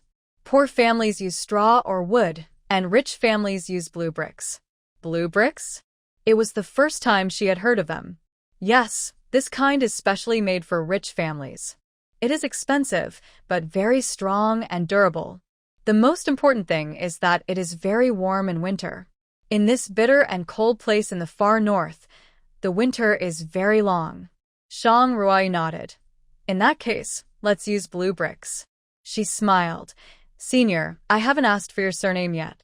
My surname is Wu, and my name is Wenhan. Shang Ruoyi briefly talked about the house she wanted to build, and saw that old Wu frown slightly. Such a large house. I'm afraid it will take a lot of blue bricks.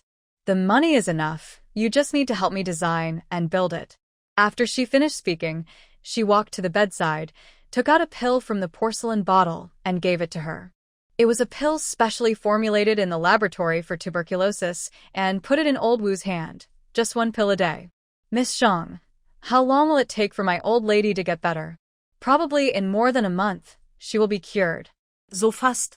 Old Wu never thought that his wife could get better. He was so excited that his eyes were filled with tears, and he kept expressing his gratitude to her. Old Wu, you're welcome. In the evening, Shang Ruoyi cooked herself and made a large table of delicious food with the ingredients she bought. It can be said that it was delicious and fragrant. The old princess nodded frequently. I didn't expect Ruoyi's cooking skills to be so good. We are really feasting our eyes. He also ate the meals she cooked on the way to exile, but the conditions on the road were harsh, and he often had no food to eat.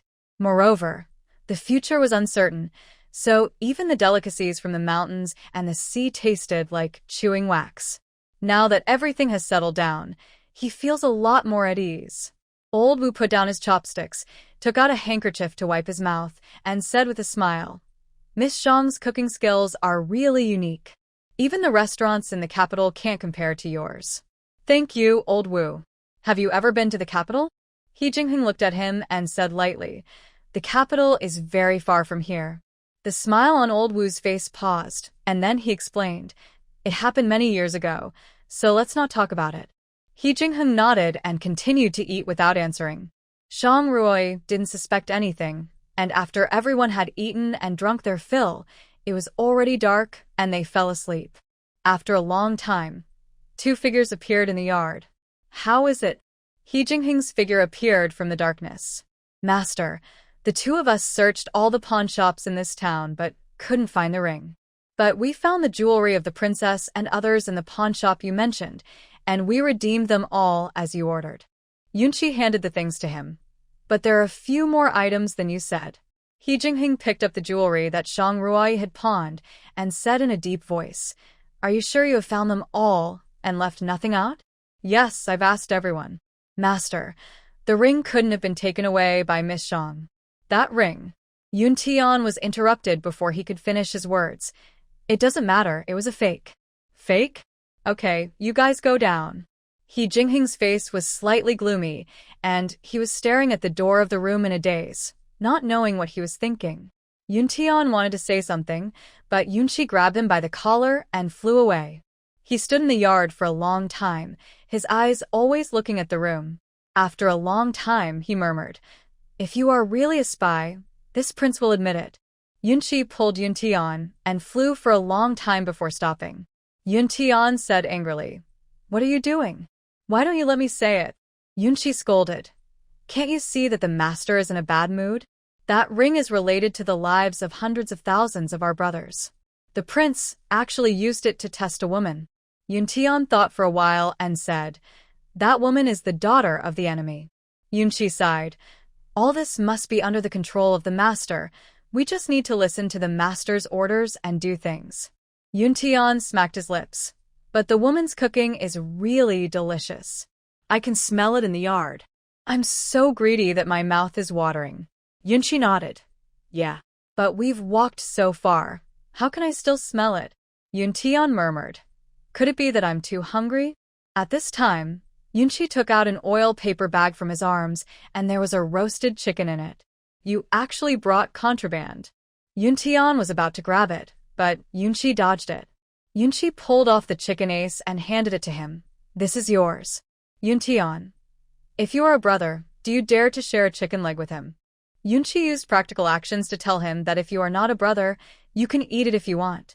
The next morning, when Shang Ruoi got up, she found He Jingheng sitting in the yard. She walked up and said with a smile, you got up so early. Yeah.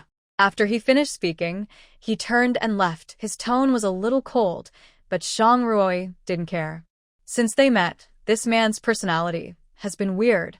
She wanted to return the ring in her space to him, but she had to give up when she saw him walking away.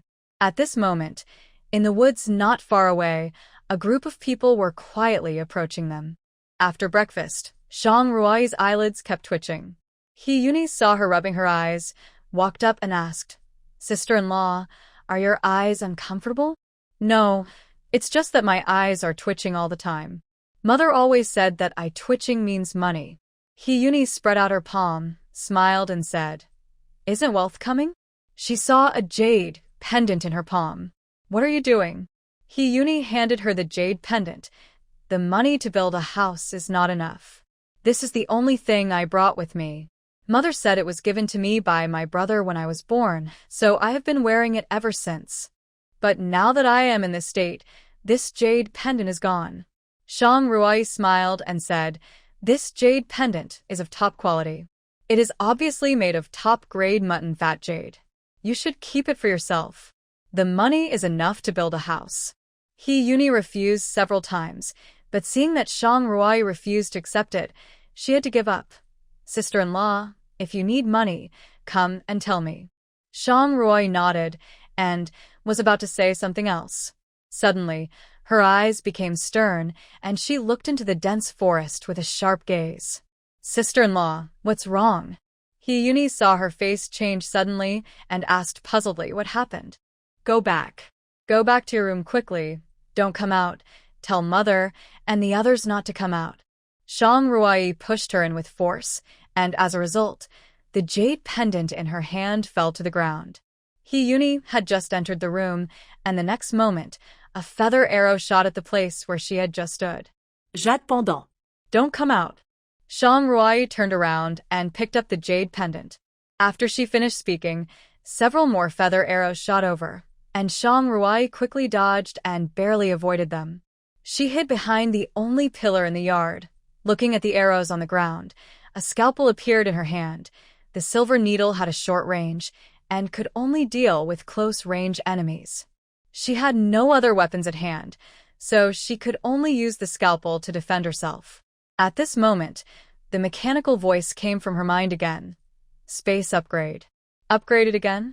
The space appeared in front of her eyes again, and she saw a house shaped like a warehouse next to the experimental building, with the words ancient weapons written on it. Weapons? This is really a pillow sent by God just because I want to sleep.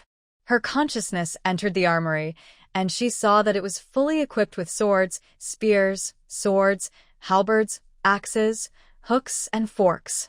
There were also bows and crossbows and other hidden weapons on the shelves on the east side.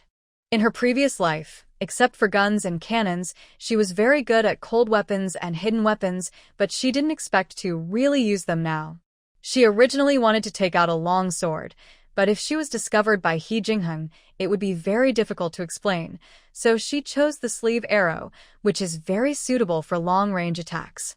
The consciousness flashed, and the sleeve arrow was worn on her wrist. At this time, a group of men in black had appeared at the edge of the dense forest. As soon as Hee-Yuni entered the house, He Jingheng's figure appeared at the door. "What's the matter?" Hee-Yuni said, panting. "There is an assassin."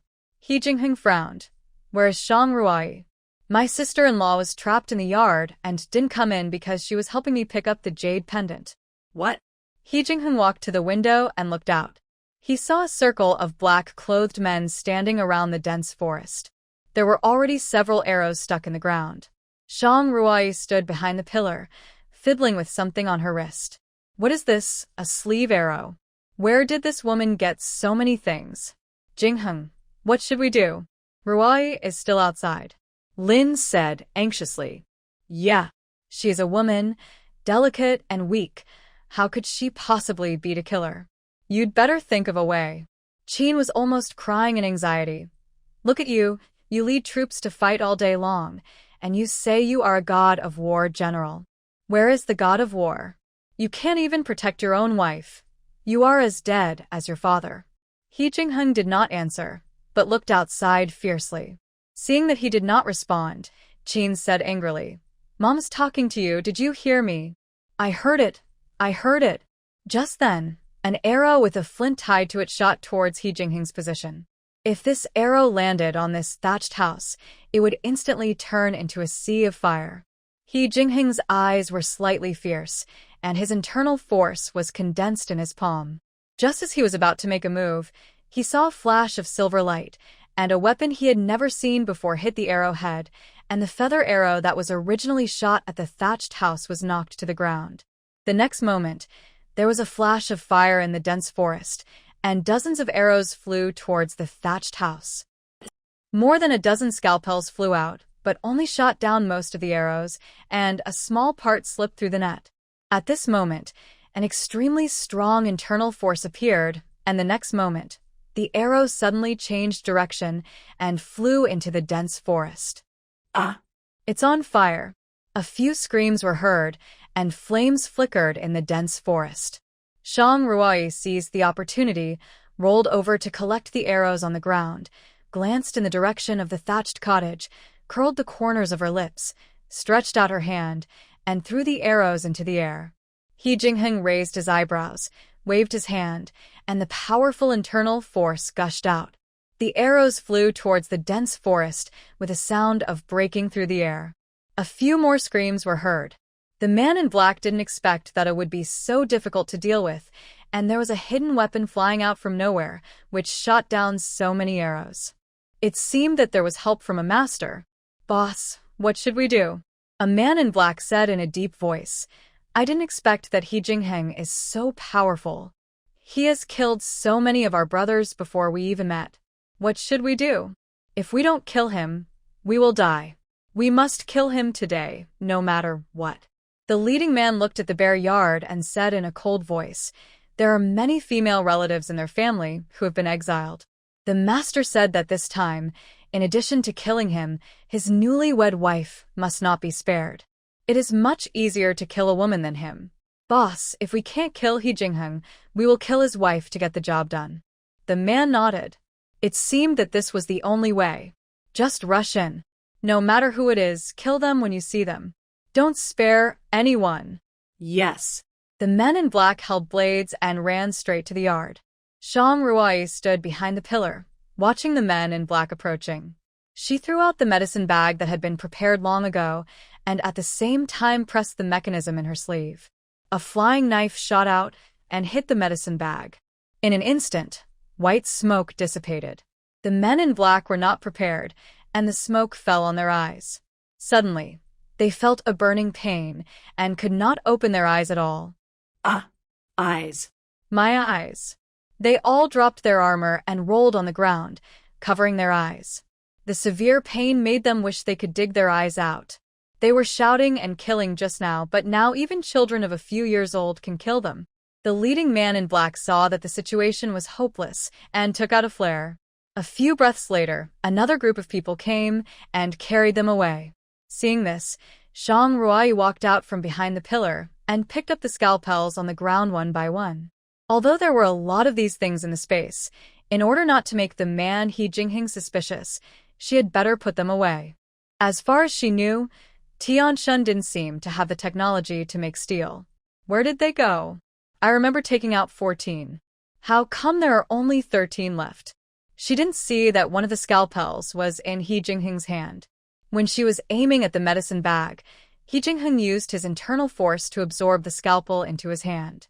He Jingheng opened the door and looked at the backs of the men in black fleeing. He moved his fingers slightly and saw the shadows of the trees swaying. The next moment, several figures disappeared from the trees, not far away. What are you looking for? He Jingheng looked at her and found that there were no wounds on her body, so he was relieved. Shang Ruai shook her head and smiled. Nothing. He Yuni and Qin rushed out of the room. Shang Ruai spread out her palm, on which lay a jade pendant quietly. Here you go. Thank you for fulfilling your mission. Sister-in-law. He Yuni ignored the jade pendant, hugged Shang Ruai, and her voice was already crying. I was scared to death. What if something happened to you? Qin also wiped her tears. That's right. It's just a broken jade pendant. So, what if it falls off and breaks? How can it be as important as you? Shang Ruai was stunned. After 2 lives, this was the first time she felt the warmth brought by her relatives. In her previous life, everyone told her that as long as she could complete the task, she would sacrifice her life. So, although she was sad about the death of her teammates, if the death of one person could be exchanged for greater benefits and more people could survive, then the sacrifice would be worth it. But now someone told her that her life is more important than anything else. How could she not be moved? Jingheng, do you know who came today? The old princess came out and said with some concern, These killers can find this place. What should we do in the future? He Jingheng shook his head, his tone low and helpless. Grandson can't be sure who is coming. Dinghua Palace has made many enemies. There are many people inside and outside the pass who want my life. Shang Ruai cast her eyes towards the dense forest. It seemed that she should do something there. After a while, Wu Wenhan arrived late with a group of people. What's the matter? Wu Wenhan asked in a deep voice, looking at the arrows on the ground. Shang Ruai gave a general account of what happened, and Wu Wenhan's brows frowned more and more tightly. I didn't expect that someone would dare to make trouble here. This officer will definitely investigate strictly. Then thank you very much, sir. Seeing that they had no casualties, Wu Wenhan took his people away again. Shang Ruai looked at their backs as they left, and couldn't help sneering. How could it be such a coincidence that they came just after the man in black left? There are so few villages in total. How could he know about such a big commotion just now?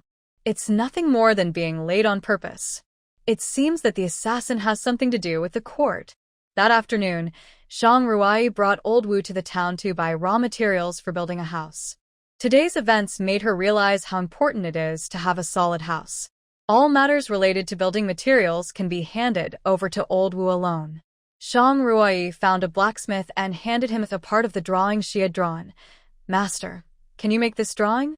The blacksmith looked at it and nodded. Yes. He looked at it for a long time and didn't understand what it was, but as long as there was a drawing, he could make it. She went to another blacksmith shop and gave him the remaining drawings. The two didn't return to the village until it was almost dark. Hyuni was so anxious that she kept walking around in circles at home. "Brother, why don't you go and look for her? It's getting dark and my sister-in-law hasn't come back yet. Could something have happened?" "Yes, Jingheng, or I'll ask your third uncle to go and greet her." He Jingheng shook his head and said lightly, "No need." But just then, there was a sound at the door, and Shang Ruai's figure appeared in everyone's sight. "Sister-in-law." Shang Ruai smiled and handed over the oil paper bag in her hand. "Here, your favorite buns." Since she came in, she had never looked at He Jingheng directly, nor said a word to him. At first, he didn't feel anything different until when they were distributing the buns, Shang Ruai didn't give him any, and He Jingheng realized that she seemed a little angry. While Shang Ruai was hanging clothes in the yard, he slowly walked to her side and asked in a low voice, "What's wrong?" "Nothing." Shang Ruai smiled. "Prince, I think we should talk about the divorce." Shang Ruai's voice fell, and He Jingheng's brows frowned almost inaudibly. "Do you really want a divorce? What else?" Shang Ruai had a smile on her face, but the smile did not reach her eyes at all. "You and I are not in love. I was forced to be with you by Shang Yan and the Emperor. I said on the way to exile that when we reach the place of exile, we will divorce, right?" She heard their conversation at the door just now. Everyone was worried about their safety, but he was the only one who didn't care. He Jingheng looked at her and didn't seem to be talking casually, and a chill came over his eyes. "Is it because you got the ring that you don't want to play along with him anymore?" For some reason, once this conjecture appeared in his mind, he felt as if there was a flame burning in his chest. He sneered, "Whatever you want." Shang Ruai's hand, which was hanging clothes, paused for a moment and then immediately returned to normal. "We will divorce after this place is built.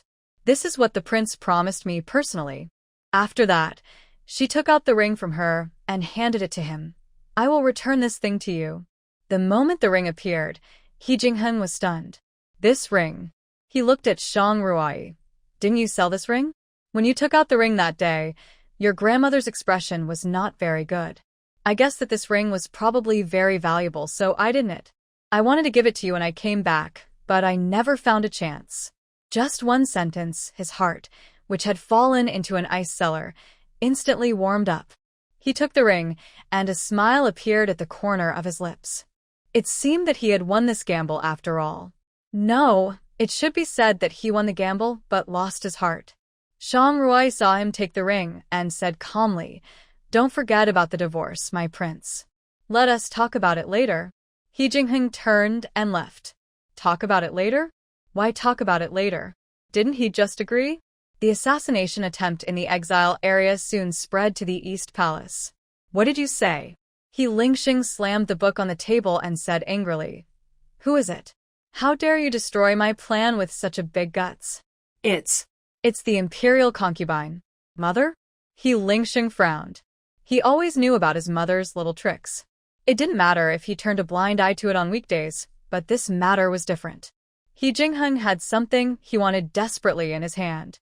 Before he got the thing, he had to be alive. And Shang Ruai, he had clearly given the order, but he didn't expect that the people below would play the game of pretending to obey, but disobeying him. "I know, you can go down." He Lingxing thought for a while, got up and walked towards Launching Palace. As soon as I entered the hall, I heard a burst of laughter coming from inside. "I didn't expect there would be such interesting things, Shi. You must come and talk to me often. These new things can't be seen in the palace. If the queen likes them, it will be a blessing for these things." Shin Shi smiled.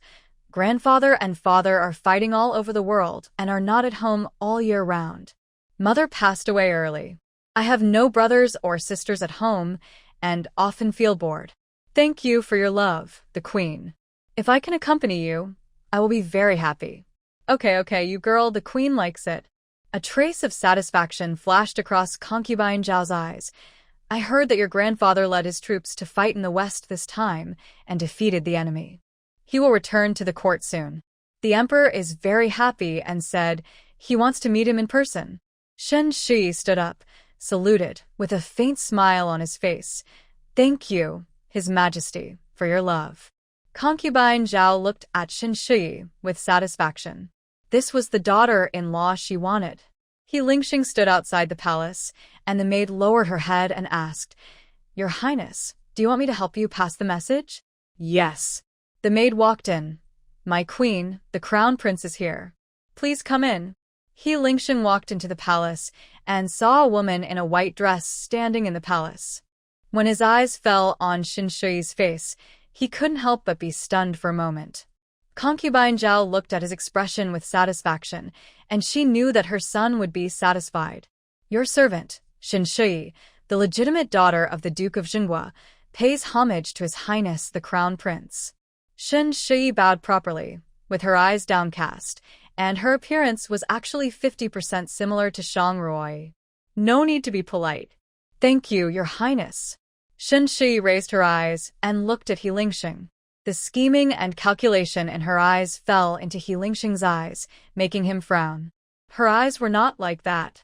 He Lingxing withdrew his gaze with a little disappointment and sat down next to Concubine Zhao. Concubine Zhao looked at him and asked, Shinger, is there anything you need to do today? Seeing that the mother and son had something to say, Shen Shi stood up and prepared to say goodbye. My lady, grandfather, and father are about to return.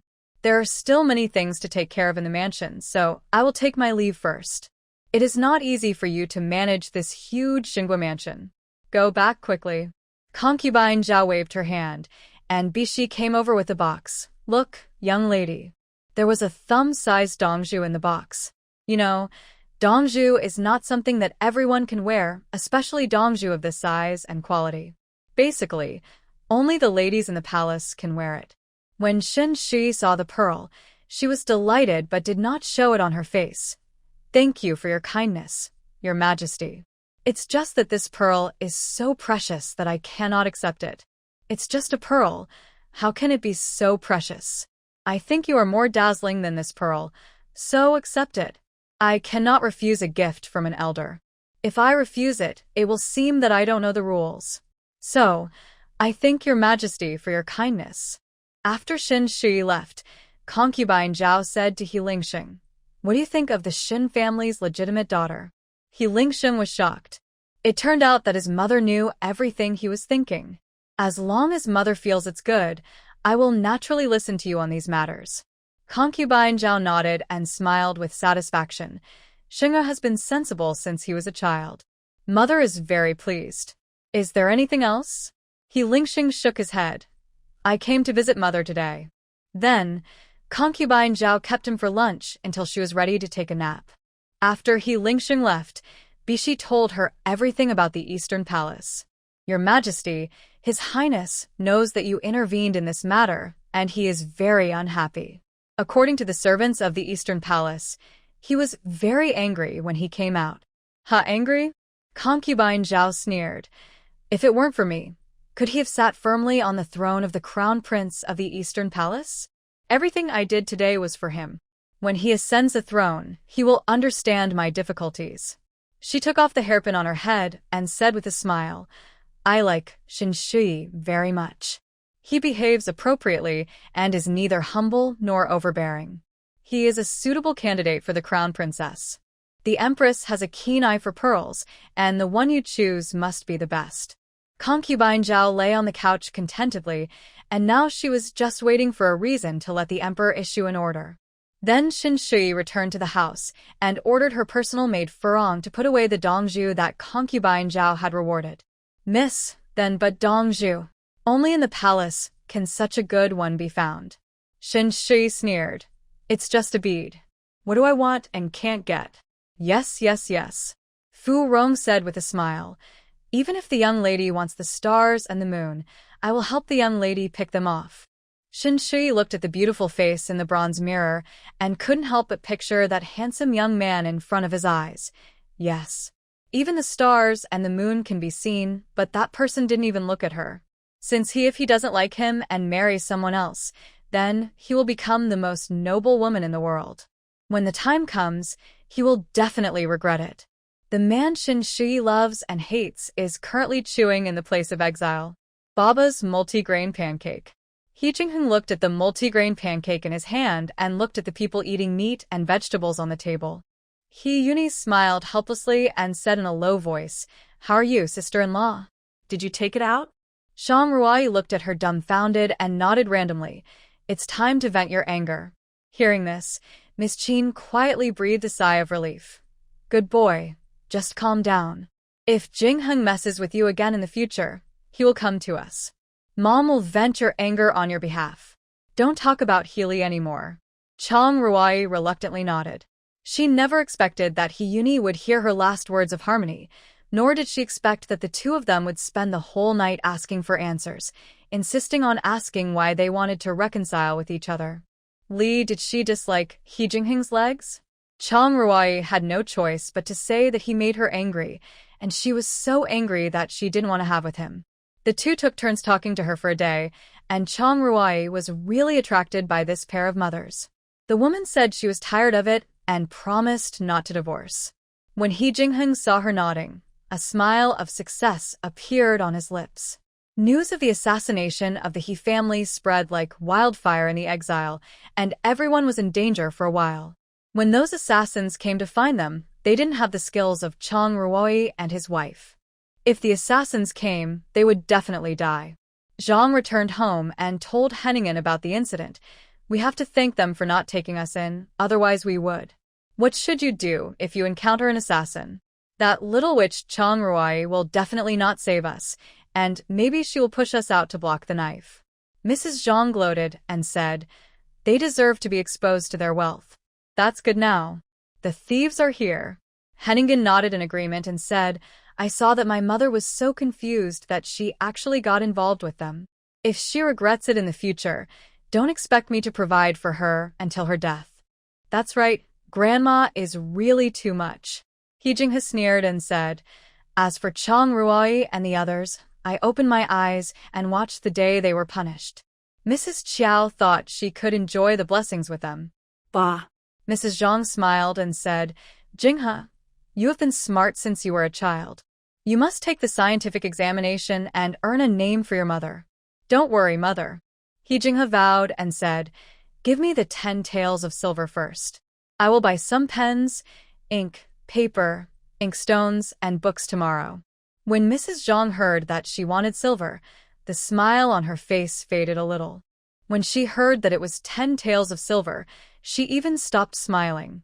Everything is good now, but if she wants money, Mrs. Zhang doesn't want to give it. "Master, let's share it. With your family's money, are you going to buy pens and ink for your son?"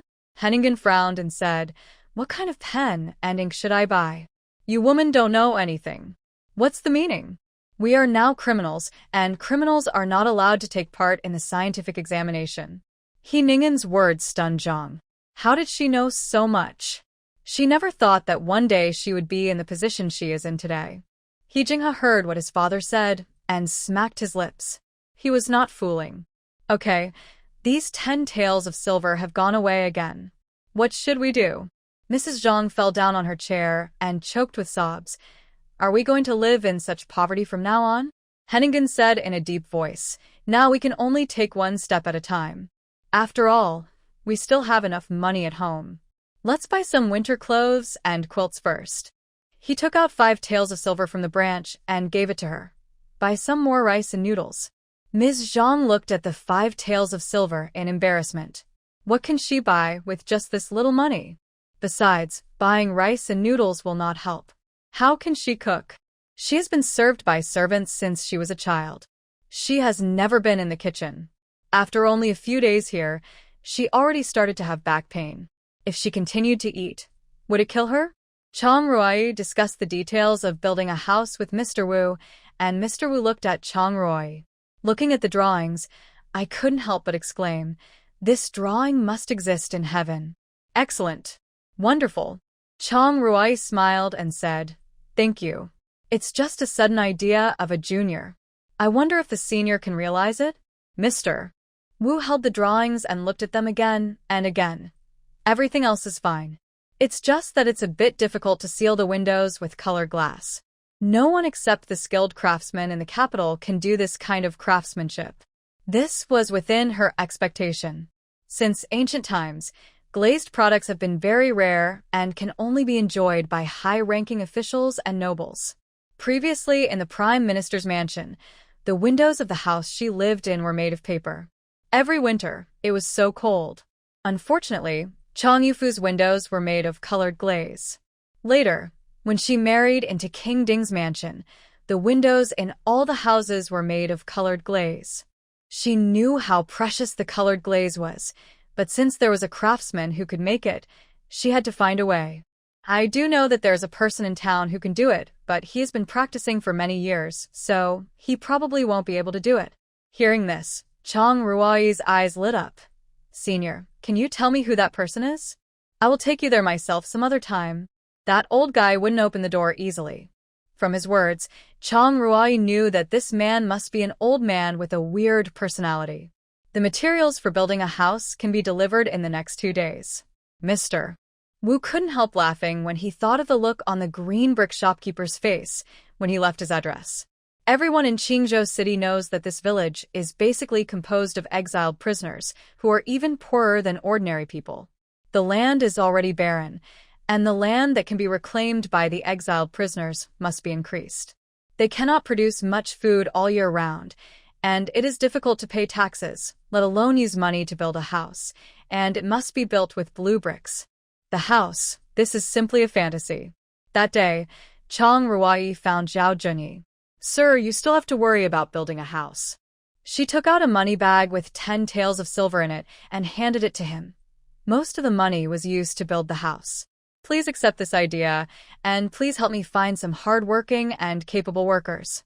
Zhang Hu told her before leaving that Zhao Junyi is very greedy for money. As long as he uses money to manage it, he will not embarrass her. Zhao Junyi smiled and accepted the money bag. "What does this mean?" "It's up to me to find laborers." Chang Ruai thanked and left. On the way back, there was no smile on her face. Zhao Junyi is an old, cunning person who doesn't want to offend anyone and wants to take advantage of everyone.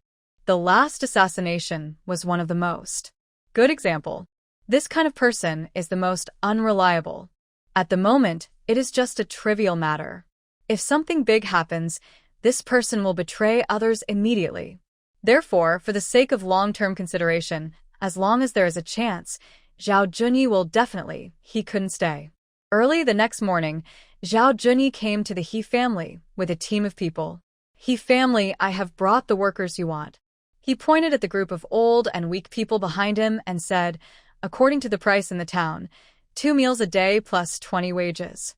After saying that, he waved his hand to let those people in. Seeing this, Chang Ruai frowned, stepped forward, raised his arms and said, "Wait a minute." Zhao Junyi's voice turned cold. "What do you mean?" "My lord, I agreed with you yesterday to find some hard-working and capable people. The ones you brought here are all over 60 years old. This doesn't seem to meet my requirements." Chang Ruai said this and slapped Zhao Junyi in the face in public. His eyes were slightly fierce, and he said angrily, "Chang Ruai, don't be disrespectful. It is a great gift for me to help you find it. Don't be shameless." At this time, many people had gathered around, and Ms. Zhang was among them. Seeing Zhao Junyi's anger, Ms. Zhang looked gloating. She wished that Zhao Junyi would chop Chang Ruai down in anger. "Don't you know how to praise?" Chang Ruai smiled coldly. "Who on earth doesn't know how to praise?" "What did you say?" Zhao Junyi said angrily. "How dare you talk back? Do you believe that I will punish you?" Chang Ruai stepped forward with no fear in her eyes. "Although I am guilty, I didn't steal or rob when I arrived at the place of exile. I just didn't want to use these workers sent by your excellency." "What's the crime? What's the crime?" Zhao Junyi sneered. "Here, if I say you are guilty here, and I have the final say on everything. Really? So, either leave these people here or… Zhao Junyi stepped forward and said viciously, I will punish you for disrespect. Shang Ruai sneered. The crime of disrespect? I really reflect on myself 3 times a day. Have I given you face? It's no use talking nicely. She has to be forced to use force. She curled the corners of her lips, flicked her fingers, and a pill slipped into Zhao Junyi's sleeves without anyone noticing. Within a few breaths, he felt extremely itchy on his body. He scratched his body like a monkey, and the funny movements made everyone laugh. What's crawling on me? It's itchy to death. Wu Zhejiuni wanted to bear it at first, but it seemed that something was crawling on his body. At first it was 1, and then it became 2, 3, and countless. Doctor. Find a doctor quickly. He shouted anxiously. Sir. The doctor was transferred to the military camp early in the morning and has not returned yet. The subordinate next to him said, How about I go to the town to invite a doctor? Even if we use a fast horse to go back and forth, it will take a lot of time. He is so itchy that he wants to stab himself directly. He doesn't want to endure it for even a quarter of an hour, let alone several hours. At this moment, Shang Ruai stepped forward, smiled, and said, I do know a little about medicine. Do you trust me, sir? Zhao Junyi had no choice and hurriedly said, Believe it. Come and see me. Shang Ruai took his pulse. Her brows sometimes frowned and sometimes relaxed. Zhao Junyi's heart tightened when he saw this. Could it be that he had some incurable disease? After a moment, Shang Ruai sighed, looked at Zhao Junyi, and hesitated to speak. This sigh and this look scared Zhao Junyi so much that he almost fell to the ground. What's the matter? Say something. He kept scratching his body, especially his arms, which were already scratched, but he still felt itchy. My lord, you have a strange disease. Her tone was extremely heavy. He Jingheng found it very interesting to see this little woman fooling people in a serious manner, and a smile appeared on the corner of his lips unconsciously. Strange disease? Zhao Junyi was shocked. What strange disease? I have seen it in an ancient medical book. If you have this disease, your whole body will be extremely itchy, and the flesh will fall off piece by piece. Finally, all the skin and flesh will fall off, revealing the bones. TSK, TSK, TSK, TSK. It hurts so much just thinking about it. As soon as Shang Ruai finished speaking, Zhao Junyi fell directly to the ground, his eyes full of fear. He looked at his body, fearing that some piece of flesh would start to fall off. However, there is a way to treat it. Shang Ruai said lightly, It's just that the treatment process is very painful. Hearing that there is a treatment method, Zhao Junyi did not care about his physical discomfort, jumped up and asked eagerly, What method? Acupuncture, once every 3 days until healed. Shang Ruai said in a deep voice, But I am not sure when it will be cured. It depends on the individual. It's just acupuncture. How painful can it be? As long as it can cure the disease, it's fine. Until Shang Ruai took out the thickest silver needle, Zhao Junyi was stunned where he was. Is this a silver needle? If it's a little thicker, it can be used as an awl. Shang Ruai stabbed the silver needle into his arm, and Zhao Junyi screamed in pain. The people around were all scared. How can this be a cure? This is clearly fatal. Is that silver needle serious? Shang Ruai looked at him coldly. This is the result of provoking her. He suffered and had to be grateful to her. She took out the silver needle, and the itchiness on her body disappeared in an instant. It really didn't itch anymore. Zhao Junyi said with surprise, Miss Shang is really a miracle doctor. Lord Wu, don't forget to come for acupuncture again in 3 days. Shang Ruai put away the silver needle and said lightly, It seems that it will take several months. A few months. Zhao Junyi looked at his arm. Could he still keep his arm? But compared to losing his life, it would hurt a little. Shang Ruai pointed at the group of workers who were stopped outside the door and said with a smile, Sir, these people, go back.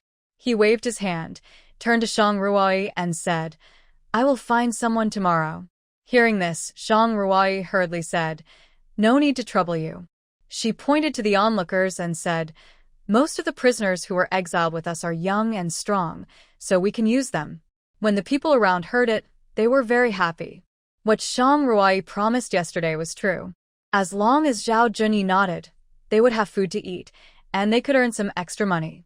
When winter really came, they could survive this winter. Zhao Junyi naturally had no objection. His life was in their hands. How dare he say no? He hurriedly said, "Of course you decide. In that case, thank you very much, sir." After Zhao Junyi left, Shang Ruai walked up to the crowd and said loudly, "I believe everyone knows that our family is going to build a house. Our He family is recruiting workers as long as they are diligent and capable. Those who just want to eat and drink for free, cheat and play tricks, once I find out, I will drive them away directly. Don't say that I am ruthless then." A man stepped forward. "What about the wages? How is it calculated?" Just now Lord Zhao said, 2 meals and 20 silver coins per day. When everyone heard this, they rushed to sign up. After all, now everyone wanted to rely on the He family to survive this cold winter. I'll do it. I have plenty of strength." Shang Ruai saw this and said with a smile, "Don't worry, as long as you are careful and serious, our family will accept you." She waved her hand, and He Jingxi took the paper and pen and stepped forward. "Come to me to sign up." Everyone swarmed around him. Fortunately, he was tall, otherwise he would have been pressed to the ground. Shang Ruai raised the corners of her lips. In her plan, recruiting workers was the first step. She would gradually recruit all the prisoners in the exile land under her command. Zhang hid in the back, watching this scene with hatred. Her teeth were about to break. She didn't expect that at the critical moment, Zhao Junyi would actually get such a strange disease, which not only saved Shang Ruai from a disaster, but also helped her win the hearts of the people. Wouldn't she be able to get 100 responses in the exile land in the future? No. Why should such a good thing fall on her head? In addition to the exiled prisoners, there were also local villagers who came to sign up. The land here is barren and the grain grown, except for taxes, can hardly survive the winter. Moreover, in this extreme north, if there is no charcoal fire in winter, I am afraid it will be freeze to death. The price of charcoal in the town is very high, and ordinary families can't afford it at all, so they all build a kong, which is connected to the stove, so that the firewood used for cooking can heat the kong. There is a lot of firewood here, and every winter, you only need to stock up some firewood to spend the winter safely. Some farmers will often cut some firewood and sell it in the town to subsidize some household expenses, so there is no need to buy charcoal, and they can save a lot of money every winter. But this year, the government does not allow the cutting of firewood. If you are caught, you will not only be fined but also arrested and imprisoned for a few days. There are always some people who want to try it out with luck. Sure enough, after being caught, they were fined 3 taels of silver, imprisoned for 5 days, and beaten. The people saw that they were all honest, and at most went to the woods to pick up dry branches. But how many dry branches could there be? After a whole day, they can only pick up 1 bundle at most. In addition, there are so many people picking up twigs that even a dry branch cannot be seen in the woods now. They have no choice but to go to the town to buy charcoal, but charcoal is so expensive that how can ordinary people afford it? When they heard that someone in the village was going to build a house, they came over immediately. "Are you really going to build a house?" A man walked out of the crowd. Shang Ruai heard this and laughed. "Of course. Otherwise, why would I call you together? Can you pay us the wages?" "The wages are settled every day. If you do a good job, there will be rewards." Shang Ruai smiled. "Don't worry. You won't suffer a loss." When everyone heard this, they felt relieved. Previously, they were asked by Zhao Junyi to repair the garden of a wealthy family in the town. The wages agreed upon were not paid to the last penny. As a result, they worked hard for more than half a month, but all the money went into the pocket of the dog official surnamed Zhao. On that day, there were more than 100 people who signed up. After screening and selection, 70 people were left. Several aunts in their 40s were selected to cook 2 meals, and each person earned 15 cents a day. Some families had couples working, and they could earn 35 cents a day, which was a good income in the town. Shang Ruai looked at the list and said to He Jingxi, "The supervisor's job is left to you." At this time, He Jingheng came over. What about me? What? Jingxi has work to do, so what about me? What should I do? Shang Ruai had already forgotten about him, or she deliberately put him out of her mind. Besides, He Jingxi was not as smart as him and was easier to control. In front of He Jingheng, there was always a sense of crisis that her secrets would be exposed at any time, and she disliked this feeling very much. If you feel bored, go to the dense forest in the east and build some traps and other mechanisms. The prince has led troops in wars for many years, so I'm sure this will not be difficult for you. He Jingheng nodded. Okay. Shang Ruai didn't expect him to agree so readily.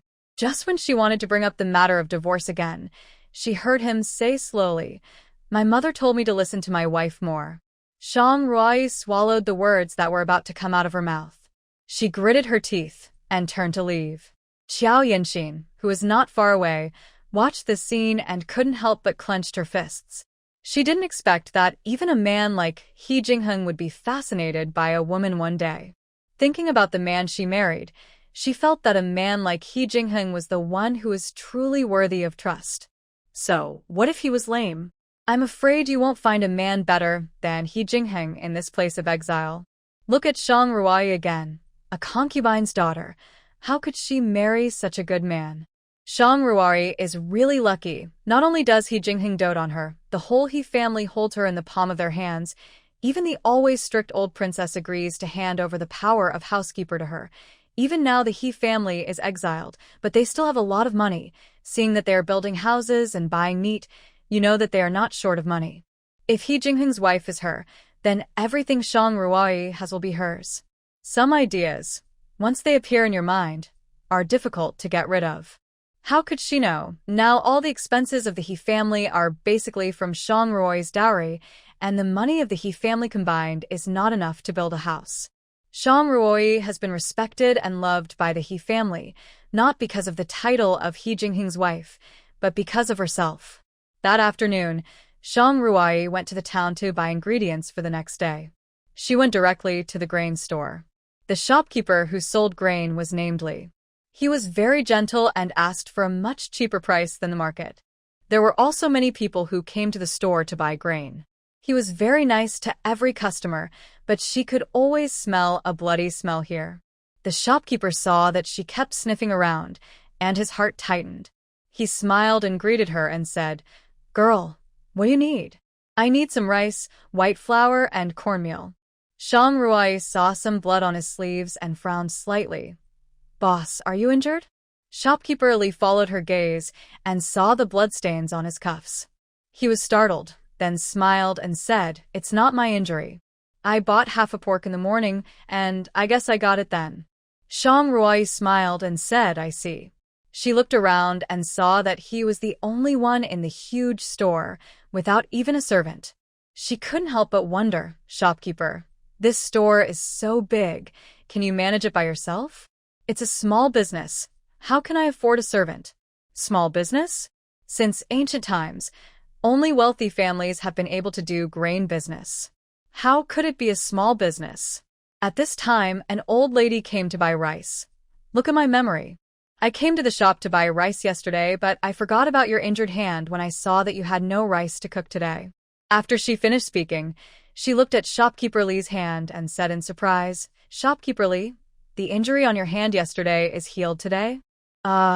It's not a serious injury." He smiled, packed the rice, and handed it to the old lady. The old lady looked at it in confusion, but said nothing in the end. "Girl, which ones do you want? I'll pack them for you." At this moment, He Jingheng walked in after buying meat and vegetables. "Haven't you bought them yet?" Shang Ruai nodded. "Right away." They bought 50 kilograms of rice and flour each. After paying the silver, Shopkeeper Li personally helped her load them into the cart and watched her leave with a smile. When Shang Ruai's carriage drove away, the smile on his face disappeared instantly. He walked back to the shop, hung up the closed sign, locked the door from the inside, and walked into the inner room. He saw a man tied to a pillar, dying, with a cloth stuffed in his mouth, and bleeding from the wound on his abdomen. A sharp dagger was placed on the table next to him. Shopkeeper Li walked up, took the dagger in his hand, and lifted the man's head. The tied man had the same face as shopkeeper Lee. "Brother, tell me, where is your silver?" The gentle smile in his eyes disappeared, replaced by a fierce look. You think you can get my silver by killing me?" He coughed, and a trace of blood flowed down the corner of his lips. "I tell you, dream. The most you can do is replace my identity and get my shop. Other than that, I won't give you anything. Brother, I am your brother, from the same mother. You have no wife, concubines, or children in your life. You have so much money, but you would rather give it to a group of homeless beggars than to me. Why is that?" He gritted his teeth and put the blade against the neck of the real shopkeeper Lee. A trace of bright red blood flowed down shopkeeper Lee's neck. He said viciously, "If so, I can only send you to reunite with your parents. I will never give my life's work to a gambler." Shopkeeper Lee said in a deep voice, "Even if you kill me, I won't tell. In that case, go to Hades." After saying that, he raised the dagger and was about to stab shopkeeper Lee in the chest. At this moment, there was a loud bang, and the door of the inner room broke into pieces, and the door panel was blown away. The figures of He Jingheng and Shang Ruai appeared at the door. Seeing this, the fake shopkeeper Lee was so scared that he fell to the ground, and the dagger flew out. You. He Jingheng glanced at him with disdain and said impatiently, "Just such a straw bag. You are worthy of me to take action personally." Shang Ruai walked in, and the fake shopkeeper Lee recognized her at a glance. She was the woman who had just bought food. He didn't expect that he had planned for so long, and was finally discovered by this woman. "How dare you ruin my good thing? I will kill you." After he finished speaking, he picked up the dagger on the ground and rushed over. Shang Ruai's eyes were fierce, and she kicked the dagger in his hand away, turned around and shot a silver needle, hitting his shoulder. The next second, he collapsed to the ground as if he had no bones. What did you do to me?" Shang Ruai ignored him and walked up to the tied man and whispered, "It's true." She didn't see any signs of disguise on the fake shopkeeper Lee's face, so she guessed that maybe the two were twin brothers. At this time, a team of officers rushed in. When the leader saw He Jingheng, he nodded slightly and walked into the inner room. Seeing the scene in the room, it was obvious that there was no room for them to perform. With a wave of his hand, the officer dragged the fake shopkeeper Lee out. He looked at Shang Ruai. "I am Lin Feng, an officer in this town. Thank you, madam, for your help this time." "Madam?" Shang Ruai raised her eyebrows and glanced at He Jingheng leaning on the door frame and understood in her heart. It seems that the government in this town is also under the control of He Jingheng. She said that this man is very cunning. Although he is exiled, he still has a lot of power in his hands. Thinking of this, she couldn't help but laugh secretly. If she were a spy, she would have known his details thoroughly long ago. "No need to thank me, it's just a piece of cake." Shang Ruai pointed to the tied man, "But if he is not treated, even a god will have a hard time saving him." Putting the man on the bed, Shang Ruai took out a pill and put it in his mouth. This pill was mixed with spiritual spring water, which could save his life at a critical moment. He Jingheng looked at the pill in her hand thoughtfully. This kind of pill is only available in the palace, and it is extremely difficult for even officials and nobles to see it. She has a full bottle of pills in her hand. Even in the palace, there are not so many. Feeling He Jingheng's probing gaze, Shang Ruai touched the tip of her nose and put away the porcelain bottle in her hand. Among the several wounds on shopkeeper Lee's body, the knife wound in the abdomen was the fatal one. If it weren't for Shang Ruai's timely treatment, he would have died. "Thank you both for saving me," he said in a weak voice. "Mr. Lee is very grateful." "Shopkeeper Lee, you are too polite." Shang Ruai smiled. "It was fate that I saved you unintentionally. Mr. Lee has nothing to repay you for. From now on, you two benefactors don't have to pay for any food you buy in my shop." If shopkeeper Lee hadn't been unable to get out of bed, he would probably have knelt down on the spot. Shang Ruai shook her head. "You re-welcome, boss. But when you get better, I do have a business deal to discuss with you. I'll be at your service anytime, my two benefactors." "How do you know he's not the real boss Lee?" On the way back, He Jingheng smiled and said, "Good insight. If you were a man, you would definitely get a position in the military camp. Shang Ruai sneered. What if she's a girl or a man? Don't look down on people. Women are not necessarily worse than men. He Jingheng nodded seriously. You rewrite. Shang Ruai looked at him suspiciously, not expecting that he agreed with her words. Why are you looking at me like that? Do you think I'm saying something against my will? He smiled. There are many things that men can do, women can do too, but there are some things that only women can do, and I knew this a few years ago. For example? For example, seduction. Shang Ruai nodded. It was true. There are many more, but you don't know yet. In the previous life, it was more difficult to train a female agent than a male agent, and the cost was higher. He Jingheng's inquiring eyes fell on her. He claimed to have known countless people and never made a mistake, but he could never see through the woman in front of him. A boudoir girl not only knows martial arts and cooking, but is also proficient in medicine and knows how to manipulate people's hearts. This is not something that a woman from Tianshungaij should know. The next morning, the workers who signed up to build the house arrived at the door of the He family on time. Looking at the pile of blue bricks, they couldn't help but widen their eyes. They actually used blue bricks to build a house. For them, it was simply unthinkable. This is blue bricks. Even the rich families in the town would not easily use blue bricks to build houses, let alone in the poorest Shia village. We use this to build houses? Shang Ruai nodded and said with a smile, we want to build a 3-story courtyard here, and we must finish it before winter. Everyone should work hard during this period, and I will give you a big red envelope when the time comes. When they heard about the red envelope, everyone was very excited. All matters related to building the house were handled by Mr. Wu. Mr. Wu held the drawings drawn by Shang Ruai in his hands and treasured them like a treasure. In this far north, heating in winter is extremely important. Shang Ruai designed a warm room.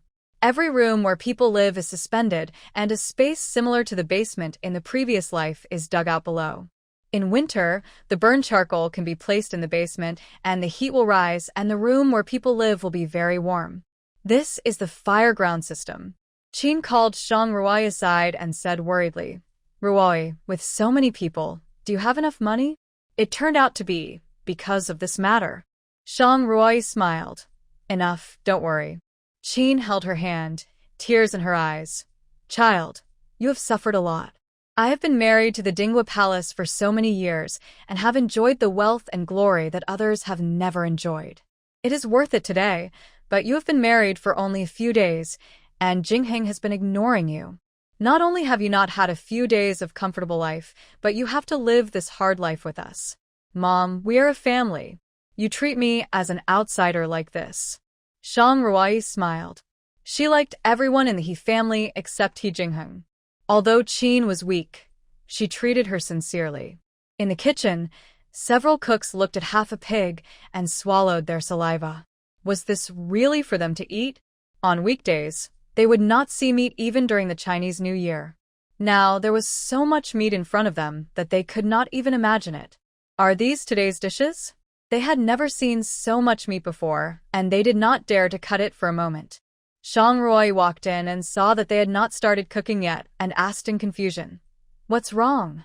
Boss, have you cooked all this meat today? Divide it into 2 meals. She smiled and said, Building a house is a strenuous job. How can you get the strength if you don't eat enough?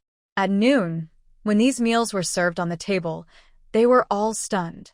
Meat. It was actually meat. I have smelled the delicious food in the kitchen for a long time. I didn't expect there would be meat.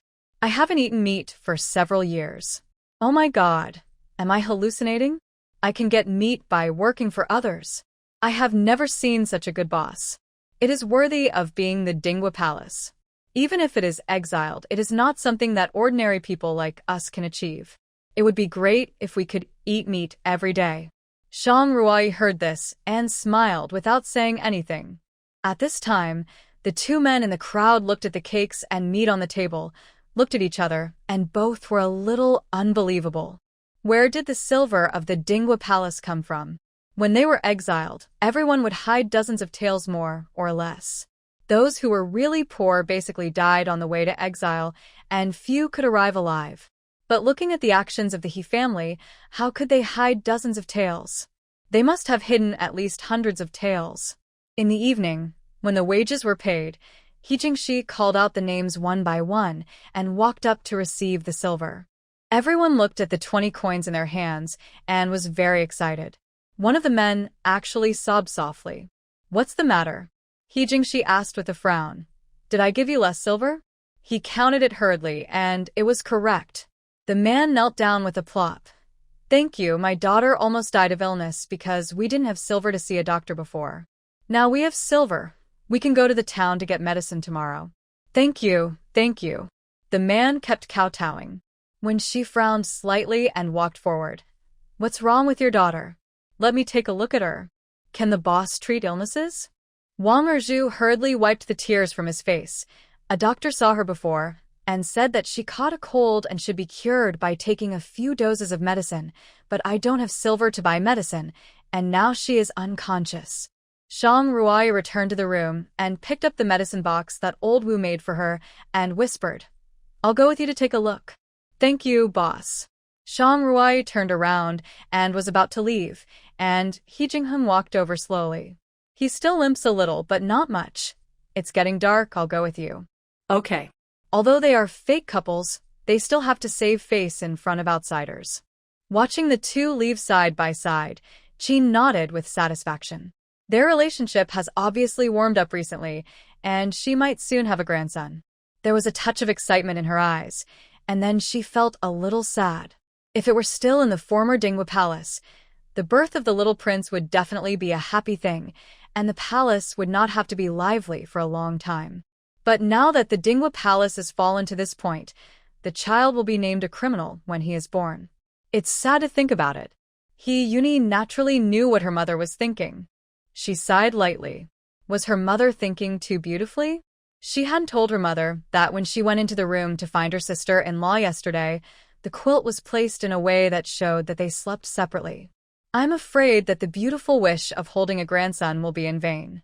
Shang Ruai came to an extremely remote courtyard where only one candle was burning. A woman wearing patched clothes was crying in front of the girl lying on the earthen kong. Hearing the noise outside the house, she hurriedly got up to check. "Mother, come quickly. Come quickly. My boss is here to see our daughter." When the woman heard this, her tears stopped instantly, and she said in disbelief, "Really?" When she walked in, put the medicine box aside, and looked at the petite figure lying on the cold earthen kong. Shang Ruai's heart ached, and she vaguely remembered that in her previous life, she came to an extremely poor mountain village during a mission. Many children there died one after another because of lack of food and imperfect medical care. But she was just passing by for a short time and could not really solve the problems of that village. A year later, when she finished her mission and returned to the village, there were no living people in that place. There were even weathered bones scattered around the edge of the village because no one collected them. Some of the bones were obviously those of babies. That scene hurt her deeply. Now looking at the child lying there, she stepped forward and vowed to cure her. He Jinghun looked at Shang Ruai in confusion. Since she entered the room, her temperament has changed drastically. He didn't know what caused this change. After Shang Ruai took her pulse, she slowly breathed a sigh of relief. It was not yet irreparable. At first it was indeed a cold, and then it gradually turned into pneumonia. Now the lung inflammation is very serious. If it is not treated, it will really be dangerous. The girl's face was abnormally red, her body trembled from time to time, and her hands and feet were cold. This was the precursor of high fever convulsions. Shang Ruai hurriedly took out the pill and put it in her mouth. It was another pill. How many of these things did she have? Not long after, the girl's body temperature dropped. When she poured out a few pills and handed them to Wang Erju, "Take one pill a day, and you will be cured in less than 5 days." Hearing this, Wang Erju and his wife carefully held the pill in their hands and said excitedly, "Really? Can my daughter really be cured?" Shang Ruai nodded. "Yes." "Thank you, boss." "Thank you, boss." Wang Erju kowtowed on the ground. "I, Wang Erju, am willing to work as a long-term worker for the boss for the rest of my life." Zhang Ruai smiled. When your daughter gets better, if you are still willing, you can come to me. On the way back, He Jingheng still couldn't help his curiosity. Did you make that pill? Zhang Ruai nodded. Why, you don't believe it? It's not that I don't believe it, but I find it incredible. Even the imperial doctors in the palace can't make pills. Where did you learn it from? Didn't I tell you that when my mother was alive, she gave me a book with a lot of strange things written on it? He Jingheng smiled. Even pharmacology? Of course. Zhang Ruai said without blushing. I brought it here specially on the day I got married. I guess it has been collected into the national treasury now. He Jingheng just smiled and said nothing, and Zhang Ruai didn't want to dwell on this matter too much. When the two returned to the yard, it was already dark and everyone had gone to bed. Only in their room were candles still lit. Zhang Ruai frowned, pushed the door open, and found Xiao Yanxin making the bed in their room. What are you doing? Xiao Yanxin saw them come back and said with a bright smile on her face, I'll tidy up your room and make the bed by the way. She took out a hot water bottle from the quilt. The weather is cold, I'll warm your bed. Zhang Ruai nodded. I know, but you don't have to do this in the future, and don't enter my room without my permission. Xiao Yanxin glanced at He Jingheng, then quickly lowered her head, nodded a little aggrieved. Yes, I know. Just as she was about to leave, she was stopped by Zhang Ruai. Also, you have to think about it. Are you really not going back to the second room? You can't be the master here. Xiao Yanxi nodded. I won't go back. They are really bullying. Looking at her leaving back, Zhang Ruai frowned. But He Jingheng didn't react much, just carried her quilt to the side. At night, there were suddenly a few bird calls outside. He Jingheng opened his eyes suddenly and saw Zhang Ruai sleeping soundly and walked out quietly. Master. How is it? Yunqi said in a deep voice. Still haven't found any trace of the prince. Got it. He Jingheng's face was heavy. Check the mother's family of the second house Jiao. Yes. In the next few days, the house building work was carried out in an orderly manner. Because there was meat for every meal, everyone was very motivated. The work that could be completed in more than 10 days was completed in just a few days. On this day, Zhang came back from the town with a heavy heart, holding a paper bag in her hand. He Ningen saw her come back and said in a deep voice, Where have you been? No one has been seen since early in the morning, and Jinghe and I are still hungry. That's right. Mother, I'm almost starving to death. Zhang hid the paper bag on her waist without saying a word, boiled water in a pot, and began to cook porridge. I'm so tired of drinking porridge every day. I feel sick just looking at the porridge now. He Jinghe complained, Mom, when can we eat meat? Eat meat? Zhang said coldly, I heard that your grandmother and others eat meat every day. Not only do they eat meat, but those who work for them also eat meat. He Ningen frowned. Humph, in my opinion, Mother is just old and confused. How can she let Zhang Ruai, the concubine, be the housekeeper? And let her take care of such a big thing? That's right. He Jingheng echoed. How much silver does it cost to build a house? This woman must have embezzled a lot. He pounded his legs, his face full of unwillingness. I can't swallow this breath just thinking about it. I was stepped on by this woman. Zhang sneered. Don't worry, Mother has her own way to deal with her. Zhang touched the paper bag on her waist, thinking of what the man said to her. As long as they finished these things, they could leave here with the silver. On this day, Zhang Ruai calculated the silver. Although there was a lot of silver and money in the space, she couldn't just sit back and eat it all. In the future, when she divorced He Jingheng, she would have to find a way to return the things in Dingwa Palace to them. She could only start from scratch with the dowry she took away. Now the food and drink of so many people in the He family fell on her, so it seemed that it was time to start thinking of ways to make money. She remembered the shocked look on He Jingheng's face when he saw her take out the pills, and she instantly had an idea in her mind. The next morning, she wanted to go out to the town, but He Jingheng walked to her with a smile on his face. Go and have a look. What to see? Didn't you ask me to make some defensive mechanisms? Zhang Ruai's eyes lit up. Done? So fast? The two came to the dense forest in the east, and Zhang Ruai saw the trick at a glance. This is the Bagwal Yangi Formation, a killing formation used on the battlefield. Those who enter this formation will feel a huge pressure on themselves. He Jingheng saw the understanding look in her eyes and knew that she had seen through the formation. At this moment, He Jingxi ran over. Sister-in-law, the owners of 2 iron shops in the town are here, saying that you have ordered something from them. What a coincidence. They delivered the things directly here. When everyone placed the cylindrical iron objects on the ground, no one understood what they were used for. Shang Ruai squatted on the ground and assembled the cannon barrels one by one. This device is very similar to modern artillery, but it is not filled with gunpowder, but the powder she developed. If there is an enemy attack, she can poison the opponent by pulling the fuse in the yard. It is a perfect match with the Bagua Liangyi formation set up by He Jingheng.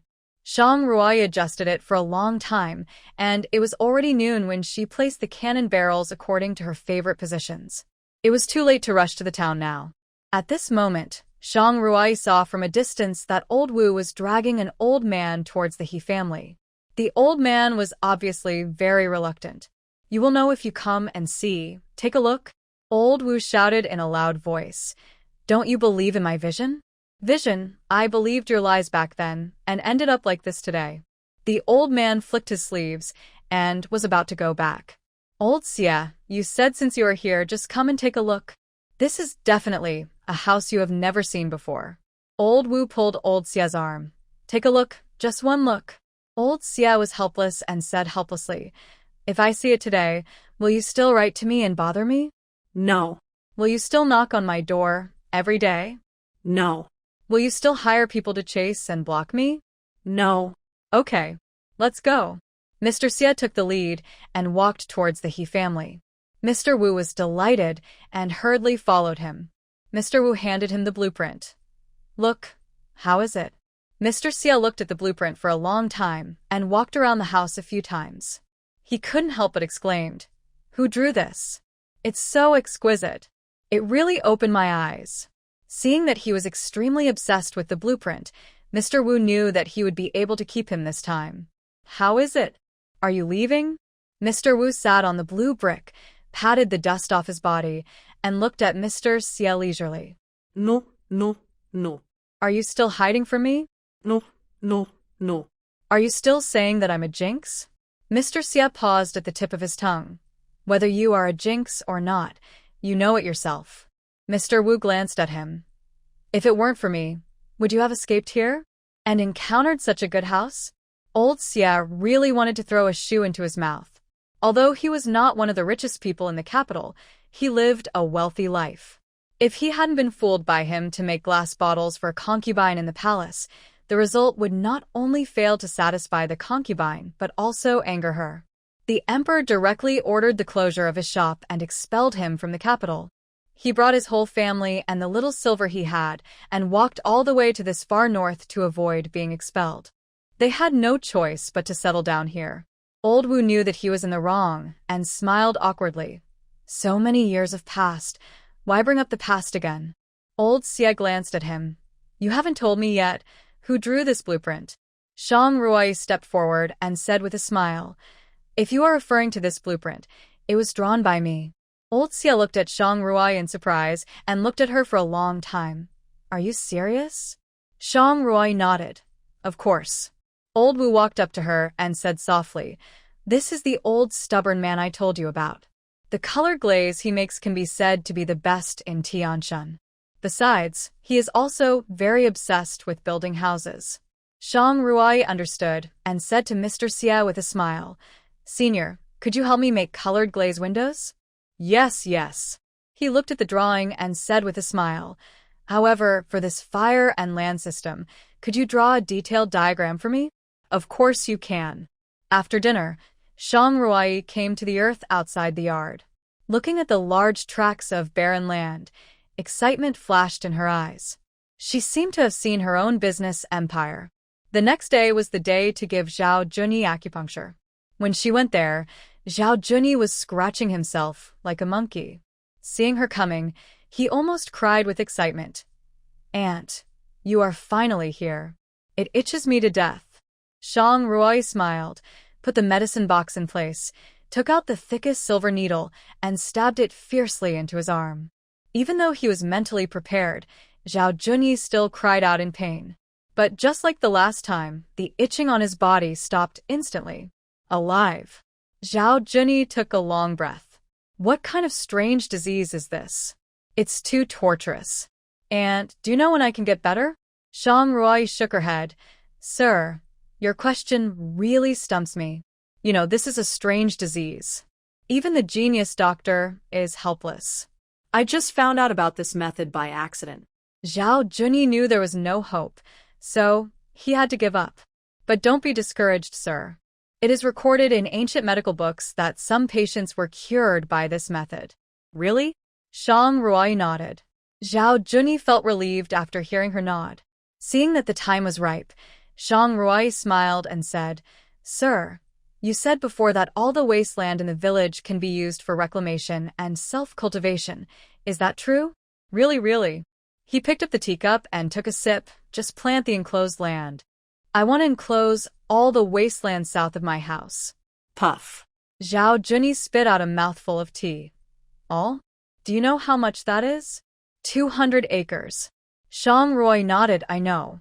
Why do you need so much land? Even if you hire people, it will be difficult for you to plan all of it. Moreover, the more land you have, the heavier the taxes will be. The land here is very barren. If you encounter a year with a bad harvest, you may even get nothing. If you can't pay the taxes on time, you will be fined. It doesn't matter. She smiled. No matter how much the taxes are, I won't reduce them all. Zhao Junyi saw that she insisted, so he stopped trying to persuade her. If she couldn't pay the tax, she would definitely give him money, and he could make a fortune then. Why not? When Shang Ruai returned home, she immediately had people fence off the 200 acres of land in the south. When the people in the village saw that she had fenced off so much land, they all laughed at her for being greedy. With so much land, the annual tax she had to pay was not a small amount, and she would cry if she couldn't pay it. Upon seeing this, Wang Erju walked over and said, Boss, there is so much land here. What if nothing can grow on it? Nothing can grow? What if the things in her space are vegetarian? At night, Shang Ruai came to the fenced field. She touched the soil under her feet and found that there was no nutrition at all. With such soil, it was difficult for even grass to survive, let alone food crops. While no one was around, she placed her hand on the ground, and the spiritual spring water flowed into the ground through her palm. The land seemed to have been dry for too long. When she injected the spiritual spring water into the ground, she seemed to hear the sound of gulping drinking water. The spiritual spring water in the space is inexhaustible. When it is injected into the ground, nutrients are continuously accumulated in the soil, and the quality of the entire land has changed. Earth-shaking changes. It was not until dawn that Shang Ruai irrigated all the land. She stood up and suddenly felt dizzy. She barely steadied herself, and a drop of cold sweat dripped from her forehead. The quality of this body is really too poor. She is so tired after just one sleepless night. Now touch the soil again. There are obviously a lot more nutrients in it. After irrigating it a few more times, this land can start to grow crops. At breakfast time, He Ziyuan looked at Shang Ruai several times, wanting to say something but stopping. After a long while, he really couldn't help it and said lightly, Ruai, third uncle doesn't understand farming, but third uncle knows everything about taxes. Our family has such a large piece of land. As criminals, our land is not only poorer than that of other people, but the taxes we pay are 20% higher. If we can't pay the taxes, we can use silver, silk, and other things to offset the taxes. Let alone the tax, just talking about farming, where in our family is there anyone who can farm? When He Ziyuan finished speaking, the eyes of the He family fell on her.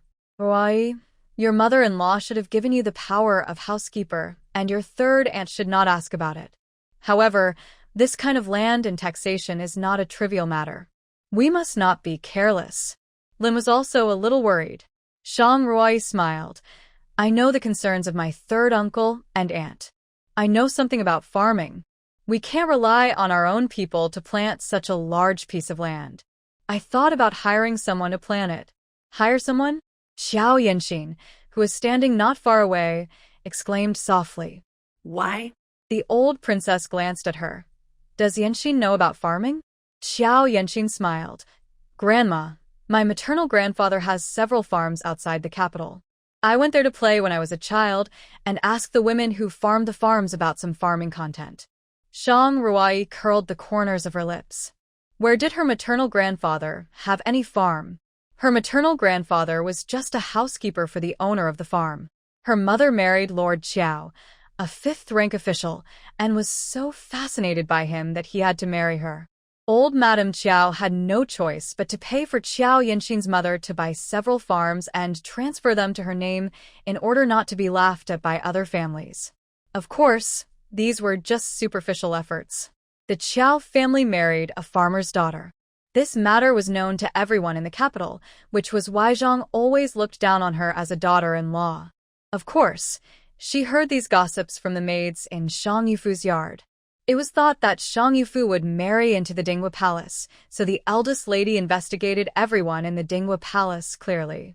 When talking about Qiao Yanxin, Shang Yufu was extremely disgusted and mocked her for being a daughter of a farmer's family and shamelessly climbing onto the bed of the prince of the county. The old princess glanced at her and said to Aunt Li next to her, "Add another set of bowls and chopsticks." Yuni paused while eating, looked at the old princess and said, "Grandma, didn't Xiao come to our house to be a servant because she divorced Brother Jinghe?" She glanced at Shang Ruai's not-so-good expression and whispered, "Since when can servants eat at the same table with the master?" Qin looked at the old princess's increasingly ugly expression, gently patted Yuni's hand, and signaled her not to say too much. The old princess put down her bowl and chopsticks, wiped the corners of her lips, and said in a deep voice, "What are you talking about, divorce?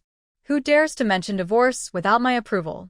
But if there was no divorce, why would Qiao stay in our house? Haven't we already separated from my second uncle's family?" Yuni has always had no good feelings towards the Qiao family. When they were still in the palace, the Qiao family always put on a pitiful look, as if the He family owed her for marrying into the prince's mansion. Yuni's words made Qiao Yanxin very embarrassed. She glared at her secretly, but put on a humble look on her face. "Grandma, I'll just stand here. There's no need to quarrel over me. It's not worth it." The old princess looked at Yuni and was very displeased. Shang Ruai put down her bowl and chopsticks, looked at Qiao Yanxin, smiled and said, "Since you said you know everything about farming, then tell me." What? "Tell me what you think is wrong with my approach?" Qiao Yanxin looked at Shang Ruai's face like a master talking to a servant, and she wanted to slap her twice in her heart. A concubine's daughter dared to act like a master with her. Obviously, she knew nothing about farming, but she dared to greedily get such a large piece of land, and she was not afraid of starving herself to death. "This land is so barren, it's not suitable for planting at all." Shang Ruai sneered. "Do you only know this kind of thing that the whole Qingzhou people know? Besides, who told you that nothing can be grown on this land?" What? "You want to grow food in such a place? It's just a pipe dream. It seems that your grandfather didn't teach you anything really useful." After she finished speaking, Qiao Yanxin was stunned at first, and then his face instantly turned ugly. The old princess looked at Shang Ruai, and her tone slowed down. "Ruai, do you think this land can grow something?" Shang Ruai nodded. "I took a look at the land, and it's not as barren as they said. I happen to know a way to add fertilizer to the land. In a few days, we can try to grow some vegetables." "Grow vegetables?" Xiao Yanxin sneered. "Sister-in-law, it's autumn now. It's not the season to grow vegetables. This is common sense. Just weave the dead grass into a straw mat and cover it on it to keep warm. Besides, I plan to build a greenhouse here." "Hothouse? What is that?" No one had even heard of it. Xiao Yanxin curled her lips in disdain. How could it be that only the soil she had fenced off had nutrients in such a large piece of land in the land of exile? She thought that this was clearly Shang Ruai making excuses for her wrong decision, and she was waiting for the day when she would make a fool of herself. For several days in a row, Shang Ruai went to the field to check the condition of the soil whenever she was free and irrigated it with spiritual spring water from time to time. On this day, she suddenly found that some weeds had grown in the field, and it seemed that the nutrients in the soil were enough. Shang Ruai took out some seeds from the space and planted them in the field, covering them with a layer of straw to keep warm, and she just waited quietly for the seeds to germinate. Qiao saw her busy in the field and sneered. With this soil, it would be futile to do anything. When she couldn't grow anything, there would be plenty of opportunities to laugh at her. The whole village knew that Shang Ruai was trying to farm, and Zhang was no exception. She looked at Shang Ruai's figure from a distance, and a hint of ruthlessness flashed in her eyes. She murmured, "You provoked me first, so don't blame me for being cruel. But with the He family members buried with you, you won't be alone on the road to the underworld." She touched the paper bag on her waist and turned to walk towards the He family's kitchen. Shang Ruai saw the tender sprouts growing under the straw, and her eyes were full of joy. If she continued like this, it wouldn't be long before she could eat fresh vegetables. The vegetables in her space had already grown, but she didn't dare to take them out easily. When the vegetables here grow up, she can take out the vegetables in her space and eat them at will.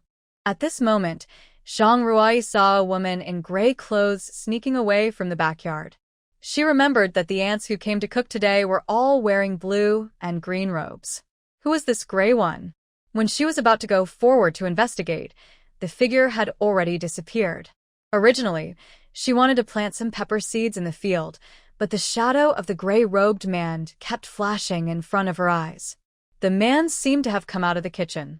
The more she thought about it, the more uneasy she felt, so she got up and went back.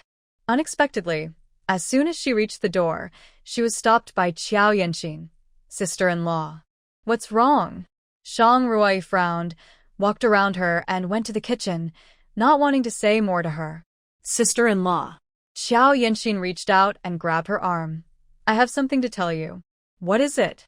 "Recently, He Jinghe always comes to me and asks me to go back with her, but—" Before she finished her words, Shang Ruai was interrupted by Shang Ruai in a cold voice. "What happens between you and He Jinghe has nothing to do with me. You can do whatever you want. If you want to stay, I won't drive you away. If you want to go back to the second house, come to me to get the money and leave. If it's just this matter, you don't have to tell me." After saying that, she shook off Qiao Yanxin's hand and walked straight over. Qiao Yanxin looked at her back, with a flash of resentment in his eyes. "Shang Ruai, after today, you will be the sinner who poisoned the He family. At that time, not only will He Jinghe hate you, but no one in the entire He family will stand on your side. Not only that, poisoning is a serious crime in Tianshan. She is already guilty, and multiple crimes will definitely cost her life. By then, she will be the only one in the entire He family who can farm. The He family can't leave her, so they will naturally beg her to stay, and He Jinghe will slowly see her goodness. As for that He Yuni, she would also find an opportunity to deal with her. If she was obedient, she would find a good family for her to marry. Even if she was a criminal, He Yuni's figure and appearance were there, and she could be a concubine for the masters in the town. But if she refused to be obedient, don't blame me for being cruel and betrothed her to a man at random, so that she would live the rest of her life miserably, or sell her to a brothel to suffer humiliation." She was immersed in her beautiful fantasy, and a smile appeared at the corner of her lips. Shang Ruai came to the kitchen and saw that the cooks were about to put the pork in the pot, and heard a cook say in confusion, "Why is the water of this rice a little yellow?" The cook standing next to her took a look and smiled. "Maybe you didn't wash it clean. Wash it again." Shang Ruai's heart skipped a beat when she heard this, and she walked slowly forward. "Let me take a look." The cook handed her the rice washing basin and said embarrassedly, "Boss, this has never happened before. Maybe I didn't wash it clean today. I'll wash it again." Shang Ruai smelled it and found that the rice washing water was bitter. She smelled it carefully again, and her face changed drastically. This is actually the heartbreak grass. Heartbreak grass is highly poisonous. After taking it, you will bleed from all 7 orifices and die of poisoning within a cup of tea. What a vicious heart. If he hadn't discovered, after everyone ate it, not only their he family would die, but also dozens of workers who worked for them. How could that person have the heart to kill so many people? The back of the man in gray passed by in front of him, and he always felt a little familiar, but it was too far away, and he couldn't see clearly. Boss, what's wrong? Shang Ruai narrowed her eyes, whispered a few words in the cook's ear, and then took the basin away. At dinner time, the cook brought the food to the table, and the workers began to eat it voraciously. Zhang hid in the dark. The smile on her lips continued to expand, and her eyes were full of madness. Eat. Eat more. You won't be able to eat it soon. Xiao Yanxin looked at them with a slight curling of the corners of her lips. At this moment, Qin's exclamation came from the room. Mom. Mom, what's wrong with you? The old princess had just taken 2 bites of rice when she spat out a mouthful of black blood, rolled her eyes, and fainted. The smile on Xiao Yanxin's lips became even more intense. Shang Ruai, this time, let's see how you can run. She ran towards the dining room and saw a pool of black blood on the ground. The old princess had been helped to the wooden couch by He Ziyuan at this time. The old princess was pale, her eyes were closed, and there was blood on the corners of her mouth that had not been wiped clean. In addition to the black blood on the ground, Xiao Yanxin concluded that the old princess must have been poisoned. She felt proud in her heart, but her face was hypocritical and anxious. Ruai, come on. Come and see your grandmother. What's wrong? Qin was about to cry.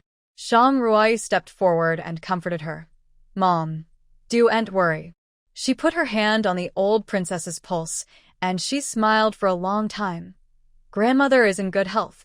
There is nothing wrong. Hearing this, Mrs. Qiao looked at Shang Ruai in disbelief. Was she a quack doctor? The person vomited blood, but he was still healthy? Everyone present heard this in disbelief. The person was unconscious. How could he be fine? He Ziyuan stepped forward. His tone was slightly deep. Wife Jingheng, are you telling the truth? Shang Ruai nodded. Don't worry. Third uncle, Grandma will wake up soon. He Jingheng looked at the cunning in her eyes, and the corners of his lips couldn't help but curled up. What bad water is this cunning little fox planning? Seeing that the He family began to believe Shang Ruai's words, Xiao Yanxin became anxious. She pushed away everyone, walked in front of Shang Ruai, and said angrily, Why did you poison Grandma? Poison? He Ziyuan shouted. Wife Jinghe, who do you say poisoned who? Shang Ruai. Xiao Yanxin pointed at her and said angrily, It's her. Poison Grandma.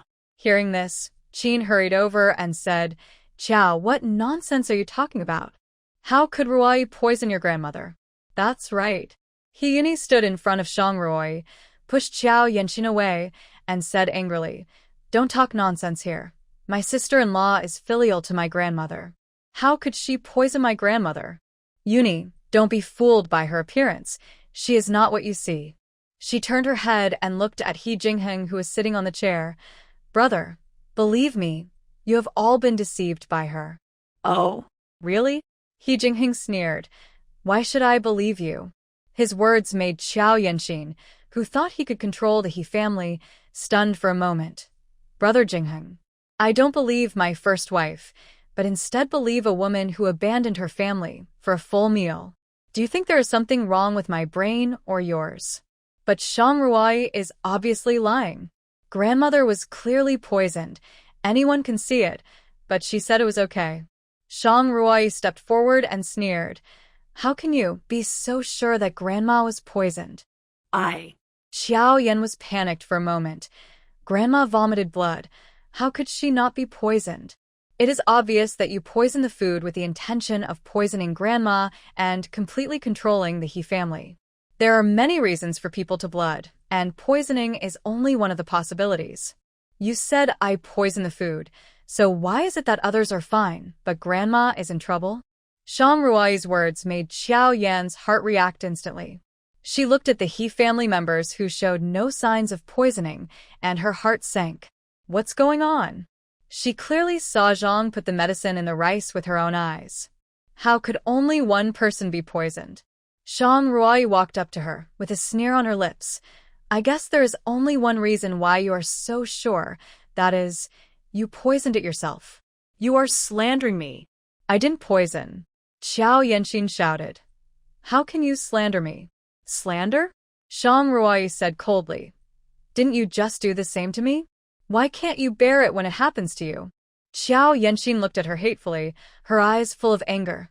Zhang Ruai, you are so vicious. You know it wasn't me, but you still accuse me.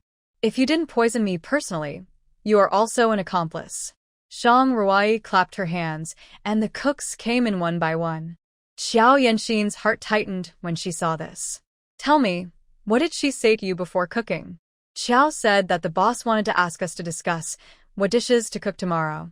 A cook frowned and said, At first, we old women were confused. The boss has always made the decision on the dishes, and we just have to cook them. Why does he have to listen to our opinions today? That's right. As a result, when we went to find the boss, we found that you were not in the room, so we came back. Zhang Ruai looked at Qiao Yanxin's pale face. Qiao, when did I ask you to call the cook?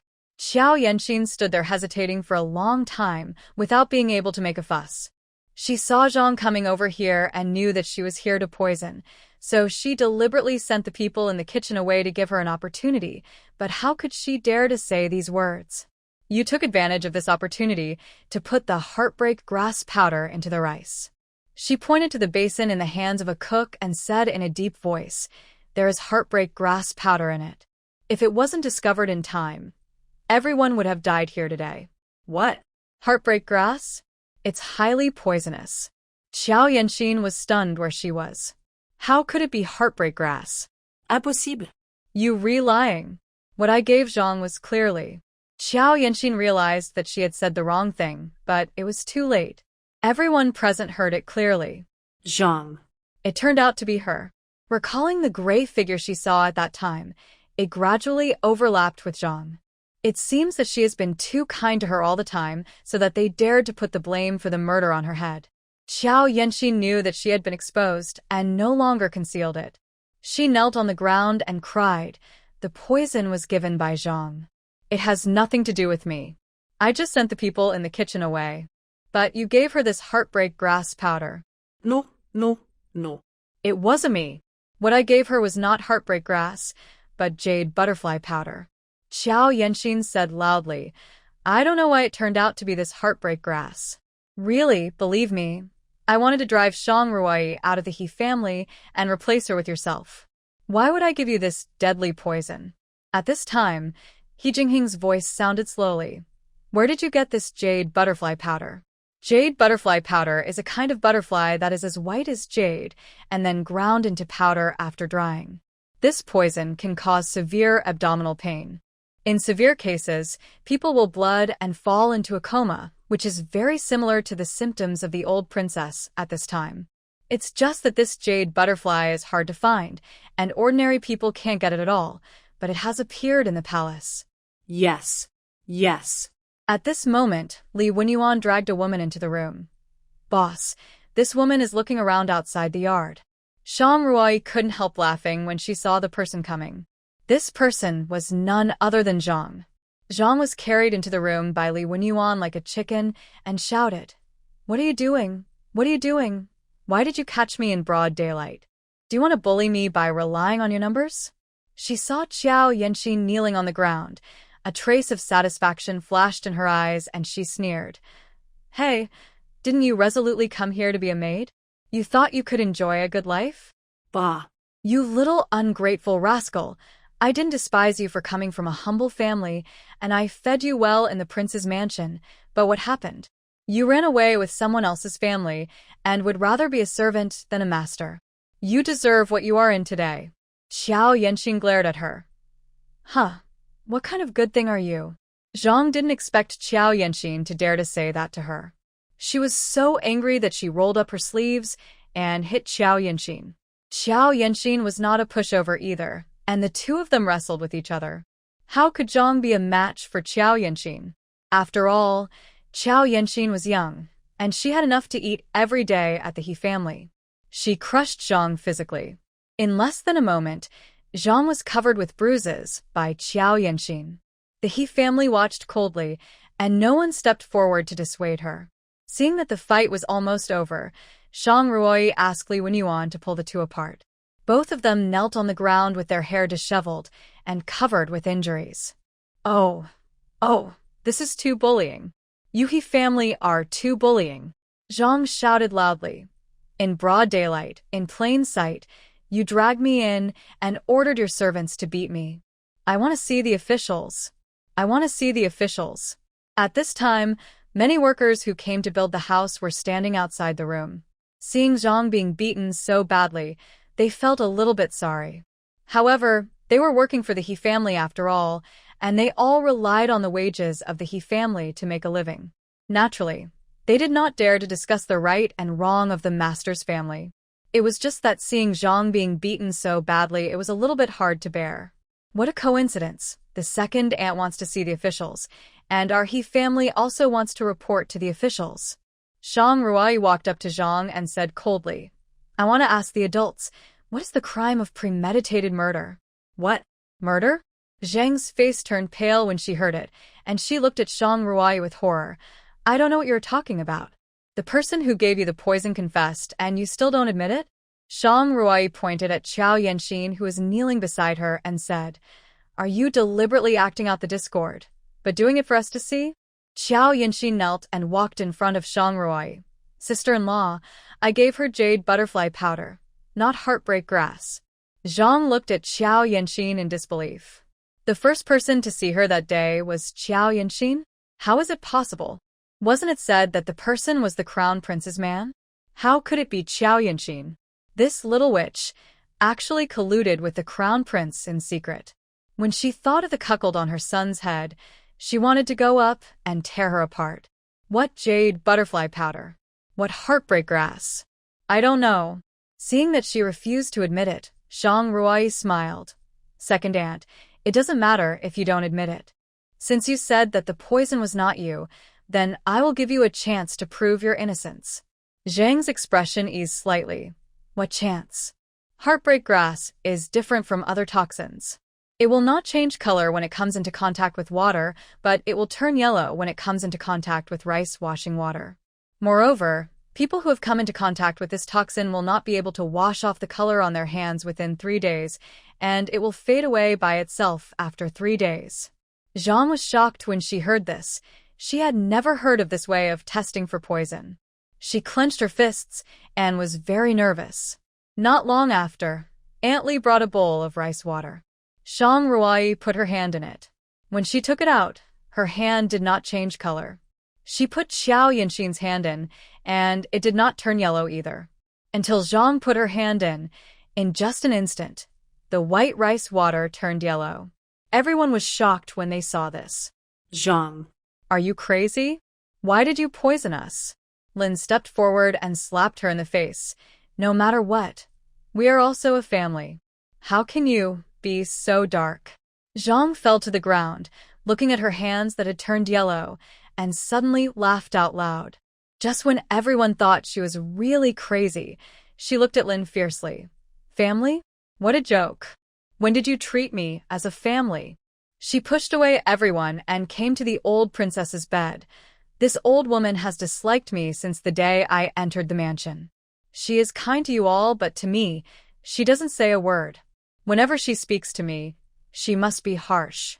Just because my background is not as good as yours, I have to be treated unfairly like this? Qin looked at her crazy look, thought about it, and said the secret that had been accumulated in her heart for many years. Mother doesn't like you, not because of you, but because of He Ningen. At this time, He Ningen, who heard that Zhang was taken to the He family, was about to come to question him, and heard Qin's words. Is it because of him? He Jinghe, who came with him, walked past him into the room and said angrily, What do you mean? Qin sighed, looking at the unconscious old princess on the couch, and whispered, I promised Mother that I would keep this to myself forever, but I won't let you slander her like this today. Even if Mother wakes up and blames me, I can't let you make up stories about her like this. Qin pointed at He Ningen and said, My second brother was not born by Mother at all, but by that father kept outside. What? This sentence was like a thunderclap in everyone's ears. How could it be possible? He Ningen was actually born by A? You are talking nonsense. He Ningen walked in quickly and said angrily, You witch, how dare you make up such dirty words about me? I will beat you to death. After that, he raised his hand and was about to fall on Qin. He Jingheng's eyes were fierce, and the short knife in his hand was about to fall out of his hand, and he heard He Ningen screaming. He looked closely and saw a very thick silver needle piercing his palm, and blood was pouring out. Where do you want to put your dirty hands? Zhang Ruai said in a deep voice. If it happens again, the place where the silver needle will pierce will not be the palm, but your throat, or the center of your eyebrows. Knowing her skills, no one doubted the truth of her words. He Jinghe helped He Ningen up, panting and looking at Zhang Ruai. You have such a cruel heart. My father is your elder after all. How can you hurt him? And my mother. How can you let people beat her like this? We haven't divorced Xiao yet, and she is still my wife. How can you execute her privately?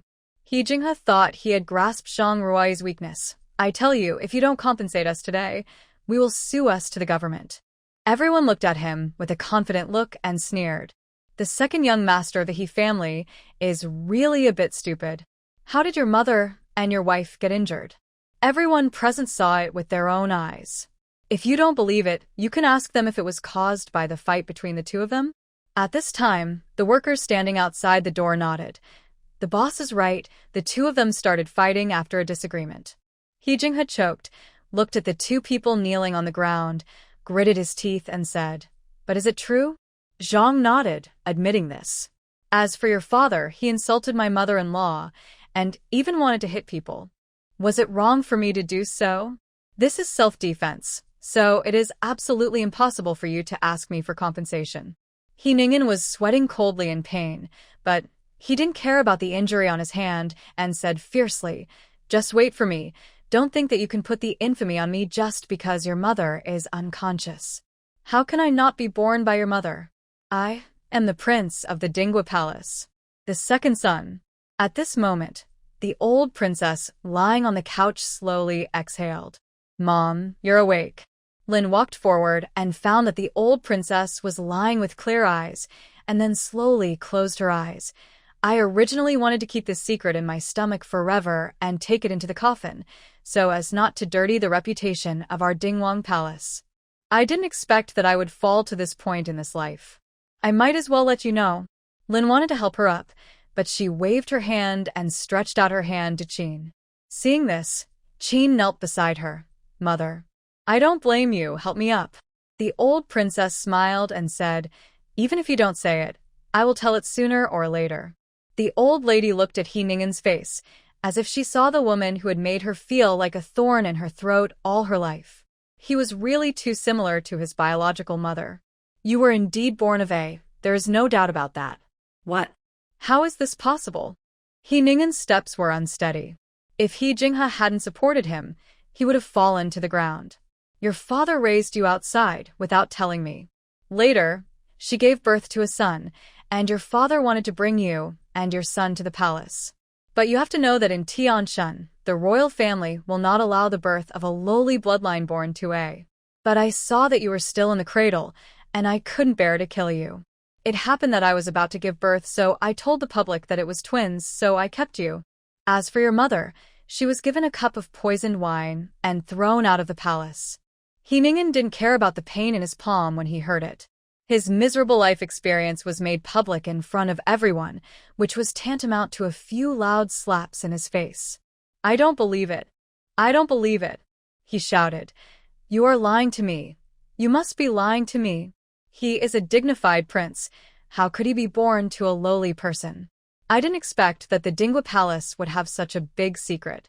People outside began to discuss in a low voice. I didn't expect it. I really didn't expect it. Born by A, we don't even know if he is the old prince's heir. It's already a good thing for him to be a prince for so many years. If it were me, I would have killed that rascal long ago. In Tianshan, let alone officials, even ordinary people would definitely look down on children born to prostitutes.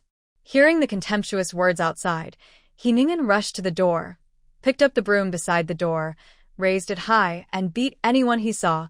I told you not to talk nonsense. I told you not to talk nonsense. I'll beat you to death. Knowing his life experience, everyone sneered. Nonsense? We are not talking nonsense. This is what your old lady said herself. Children born to prostitutes are inferior. Are we wrong? He Ningen's forehead was covered with veins. No matter how low I am still the master of the Dingwa Palace. It is not your turn to talk nonsense here. Master? Look at what you look like now. It's not an exaggeration to say that you are a beggar. An old lady sneered. Zhang had already fallen to the ground in a daze. She didn't know that He Ningen had such a life experience. If she had known this, how could she have abandoned her lover and married him instead? Wasn't it just for the glory and reputation of their Dingwa Palace? Now, the glory and wealth are all gone, and even the reputation is ruined. She looked at He Ningen and said angrily, "Divorce. I want a divorce." She stumbled to her feet and pointed at the old princess. Your He family deceived me first, and now I want a divorce. The old princess nodded. Okay. After all, they were in the wrong. My dowry can no longer be taken out, but my life today is all caused by your He family. I want you to compensate me with 1,000 taels of silver. 1,000 taels? Is Zhang crazy? 1,000 taels. Don't you even consider whether she is worth this price? Zhang Ruai smiled. Zhang, it is understandable that you want silver compensation, but 1,000 taels, you seem to have overestimated your worth. Shut up. You have no right to speak here? Zhang was about to point her finger at Zhang Rui's nose, but when she thought of the injury she had suffered, she put it down awkwardly. Zhang Ruoi, don't think that you can make the decision just because you are the boss here. The He family deceived me, so they should compensate me for the silver. I heard before that you forced yourself into the Dingwa Palace, didn't you? She had heard people talking about the second room a long time ago. In order to marry herself in, Zhang had spent a lot of effort to make He Ningen so obsessed that he didn't want to eat or drink, and he would not marry anyone else but her. Zhang heard this, and a flash of embarrassment flashed across her face. So what? If I had known his background earlier, I would not have married him even if I had become a nun. It's meaningless to say anything now. Pay me the silver and I want a divorce. Zhang Ruoi sneered. Let's not talk about whether we can afford 1,000 taels. Even if we can, you may not live to spend it. She pointed at Zhang's hand. Don't forget, it was just a little bit away from a death. Her words made Zhang feel like she was falling into an ice cellar. She had forgotten about this. At this moment, Zhao Junyi, with a big belly, walked in with his men. What's going on? I received a report that someone was killed here. When Zhao Junyi arrived, Zhang and Xiao Yanxin were so scared that they trembled all over. Xiao Yanxin looked out the window vaguely until she fell into a man's eyes. Looking at his cold eyes, Xiao Yanxin felt a chill all over his body. Sir, Zhang, that vicious woman, poisoned us and wanted to kill us. Fortunately, the boss saw through it, otherwise none of us would be able to escape. Wang Erju stood up and said loudly, Sir, you have to make the decision for us. Zhao Junyi frowned. Zhang, is this true? Zhang was trembling all over. The poisoning was witnessed by everyone, and she could not deny it. Since she could not live, she would have to take someone with her to die. Sir, it's unfair. She knelt and crawled to Zhao Junyi's feet. I was also instructed and deceived by someone. Oh? Instructed by whom? Zhang pointed at Xiao Yanxin, who was also kneeling on the ground with a pale face. It was her. She instructed me. My lord, I was deceived by someone. Xiao Yanxin knelt on the ground. Hearing Zhang's accusation, she shrank slightly and said with her head down, My lord, I did instruct her, but I did not let her use the deadly poison such as Gelsemium elegans. I gave her jade butterfly powder. She hated the He family and wanted to poison them to death. Zhang heard this and came up with a plan. You are talking nonsense. What you gave me was clearly Gelsemium elegans, and you said it was jade butterfly powder to deceive me. Zhang shouted. You little witch, what is your intention? Zhang Ruai smiled when she heard that. Zhang had managed to escape. Zhao Junyi looked at Zhang, and then at Xiao Yanxin. They both held different opinions. For a moment, he didn't know how to make a decision. Zhang Ruai stepped forward and said with a smile, "Sir Zhao, no matter what kind of poison it is, there is solid evidence that these two people poisoned our family. I wonder how to judge them?" Zhao Junyi said in a deep voice. "According to the law, they should be executed. These two people actually committed crimes in his jurisdiction." They really didn't take him seriously at all. When she heard that she was going to be beheaded, Zhang was so scared that she fell to the ground. "Sir, believe me, I really didn't give her the heartbreak grass." Xiao Yanxin couldn't support her body anymore and knelt on the ground crookedly. She poisoned the He family because she wanted to kill them. At this moment, Zhang Ruai walked up to her and asked in a low voice, "Jade butterfly powder. Where did you get it?" "This jade butterfly powder is worth a fortune. If taken, it will cause unbearable abdominal pain, but if used to evenly apply on the face, it will make the skin on the face more tender and emit a jade-like luster. It is the beauty product that many noble ladies dream of. However, jade butterflies are hard to find, and it is difficult to buy them even with silver. Most of the jade butterfly powder is supplied to the ladies in the palace." Xiao Yanxin, a princess of a very humble origin, is not even qualified to enter the palace, so it is absolutely impossible for her to get the jade butterfly powder. Therefore, the jade butterfly powder must have come from someone in the palace, but as to why this poison that cannot kill people was used, she did not know. Yes, it's mine," Xiao Yanxin said in a deep voice. "I hid it before I was exiled." At this time, Hyuni stepped forward and said coldly, "As far as I know, the money of the second house has always been managed by Zhang. Where did you get so much silver to buy the jade butterfly powder? Where did you buy it from? You should know that there is only one shop in the whole capital that sells this jade butterfly powder, and a small box costs 100 taels of silver. How can you afford it? Besides, the shopkeeper said that this year's jade butterfly powder has been sold out and will be available next year. How did you get it?" Xiao Yanxin didn't expect Hyuni to know so much. She was speechless for a moment and didn't know how to answer. "It seems that you can only tell the truth if you take them to the prison," Zhao Junyi said coldly. "Come on, take them both away and interrogate them strictly." Yes. Several yamen runners came in and dragged Zhang and Xiao Yanxin away. Even from a distance, they could still clearly hear the two people shouting for injustice. Zhao Junyi looked at the frame of the house built in the yard, and a not-so-sincere smile appeared on the corner of his mouth. "I didn't expect you to be so quick. The weather is getting colder and colder. If we don't build it here, we will be frozen to death." After Zhao Junyi left with his men, Zhang Ruai did not feel happy about sending Zhang and Xiao Yanxin to jail. Instead, she felt vaguely uneasy, as if a huge conspiracy was gradually approaching her. "Mom, how do you feel now? Are you feeling better?"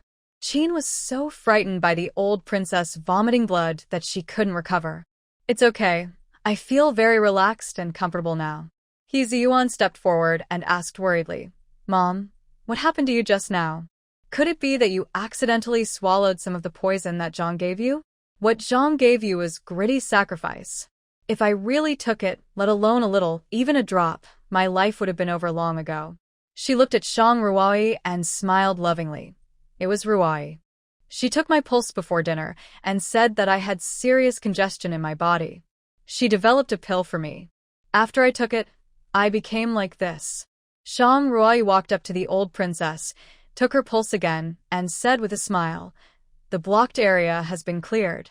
Next, just do daily maintenance." He Jinghun looked at her, a faint smile in his eyes. This young woman really surprised him again and again. She should have known about Zhang's poisoning long ago, but there was no evidence, so she designed such a plan to lure the snake out of its hole. Even the time when the old princess vomited blood and fainted was calculated so accurately. Unexpectedly, Qiao, the hidden stake, was also exposed. It can be said that he killed 2 birds with 1 stone. This strategy was very clever.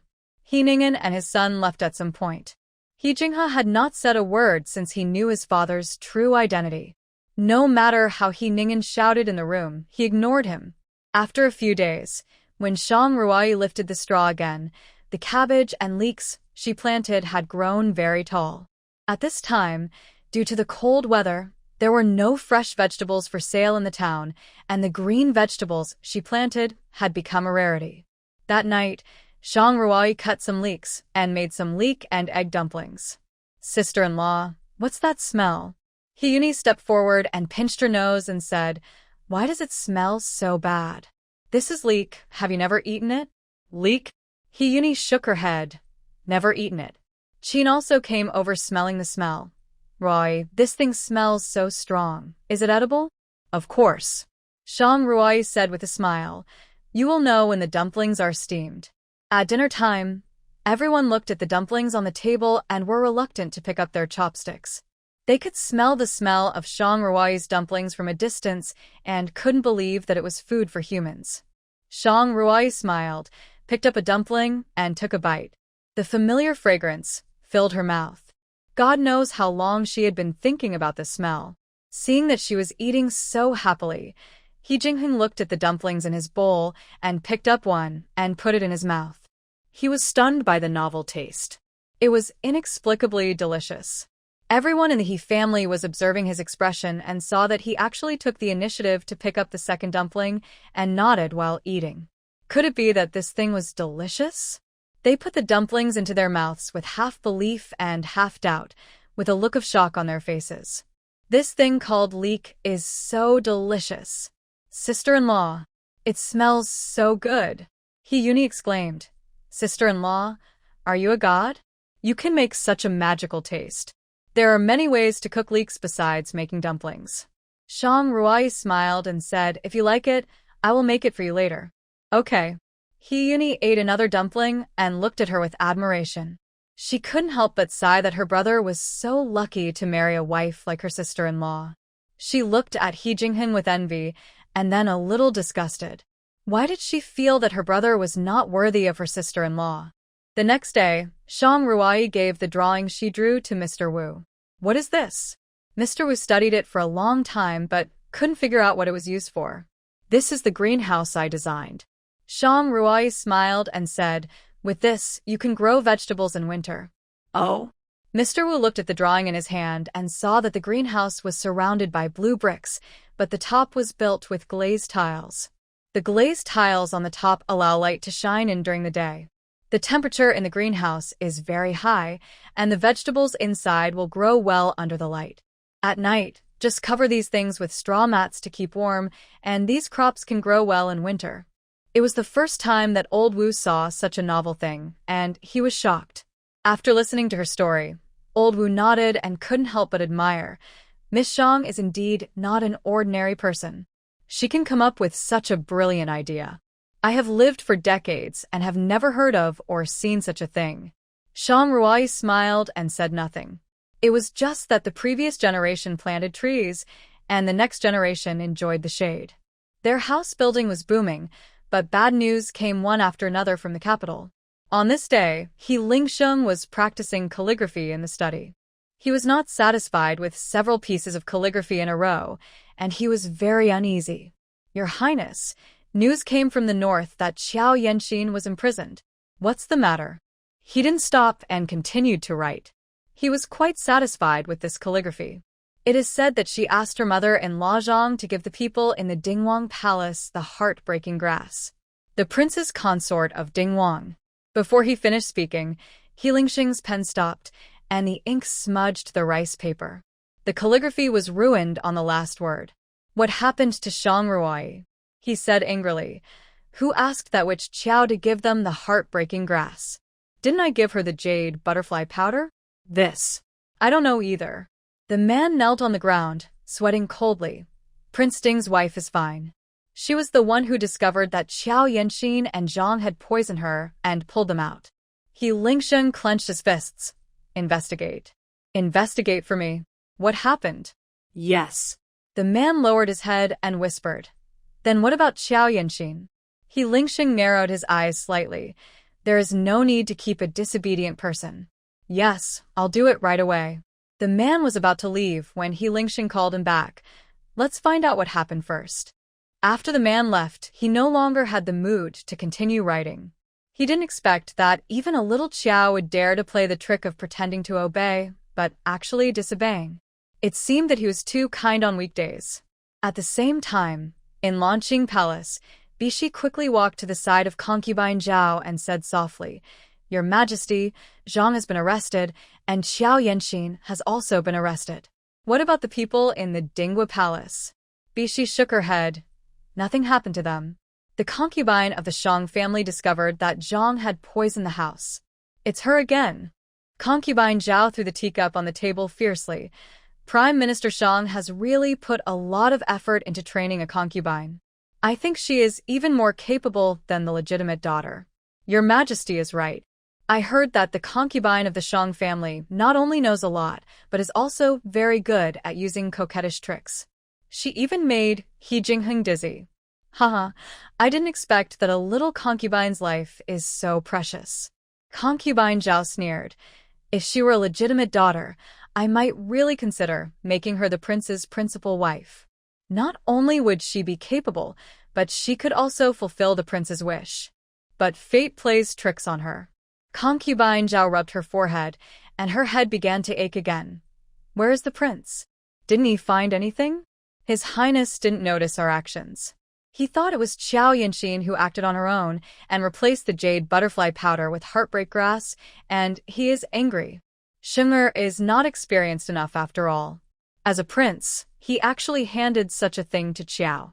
He didn't even know the strength of his opponent. He was at a loss. Concubine Zhao sighed. Zhang is too useless. He can't even do such a small thing as poisoning, and he was caught. He is a good-for-nothing. However, after this incident, I want him to know what it means to stalk the cicada while the oriole is behind. Your Majesty is right. Bishi stood aside, thought for a long time, and finally spoke.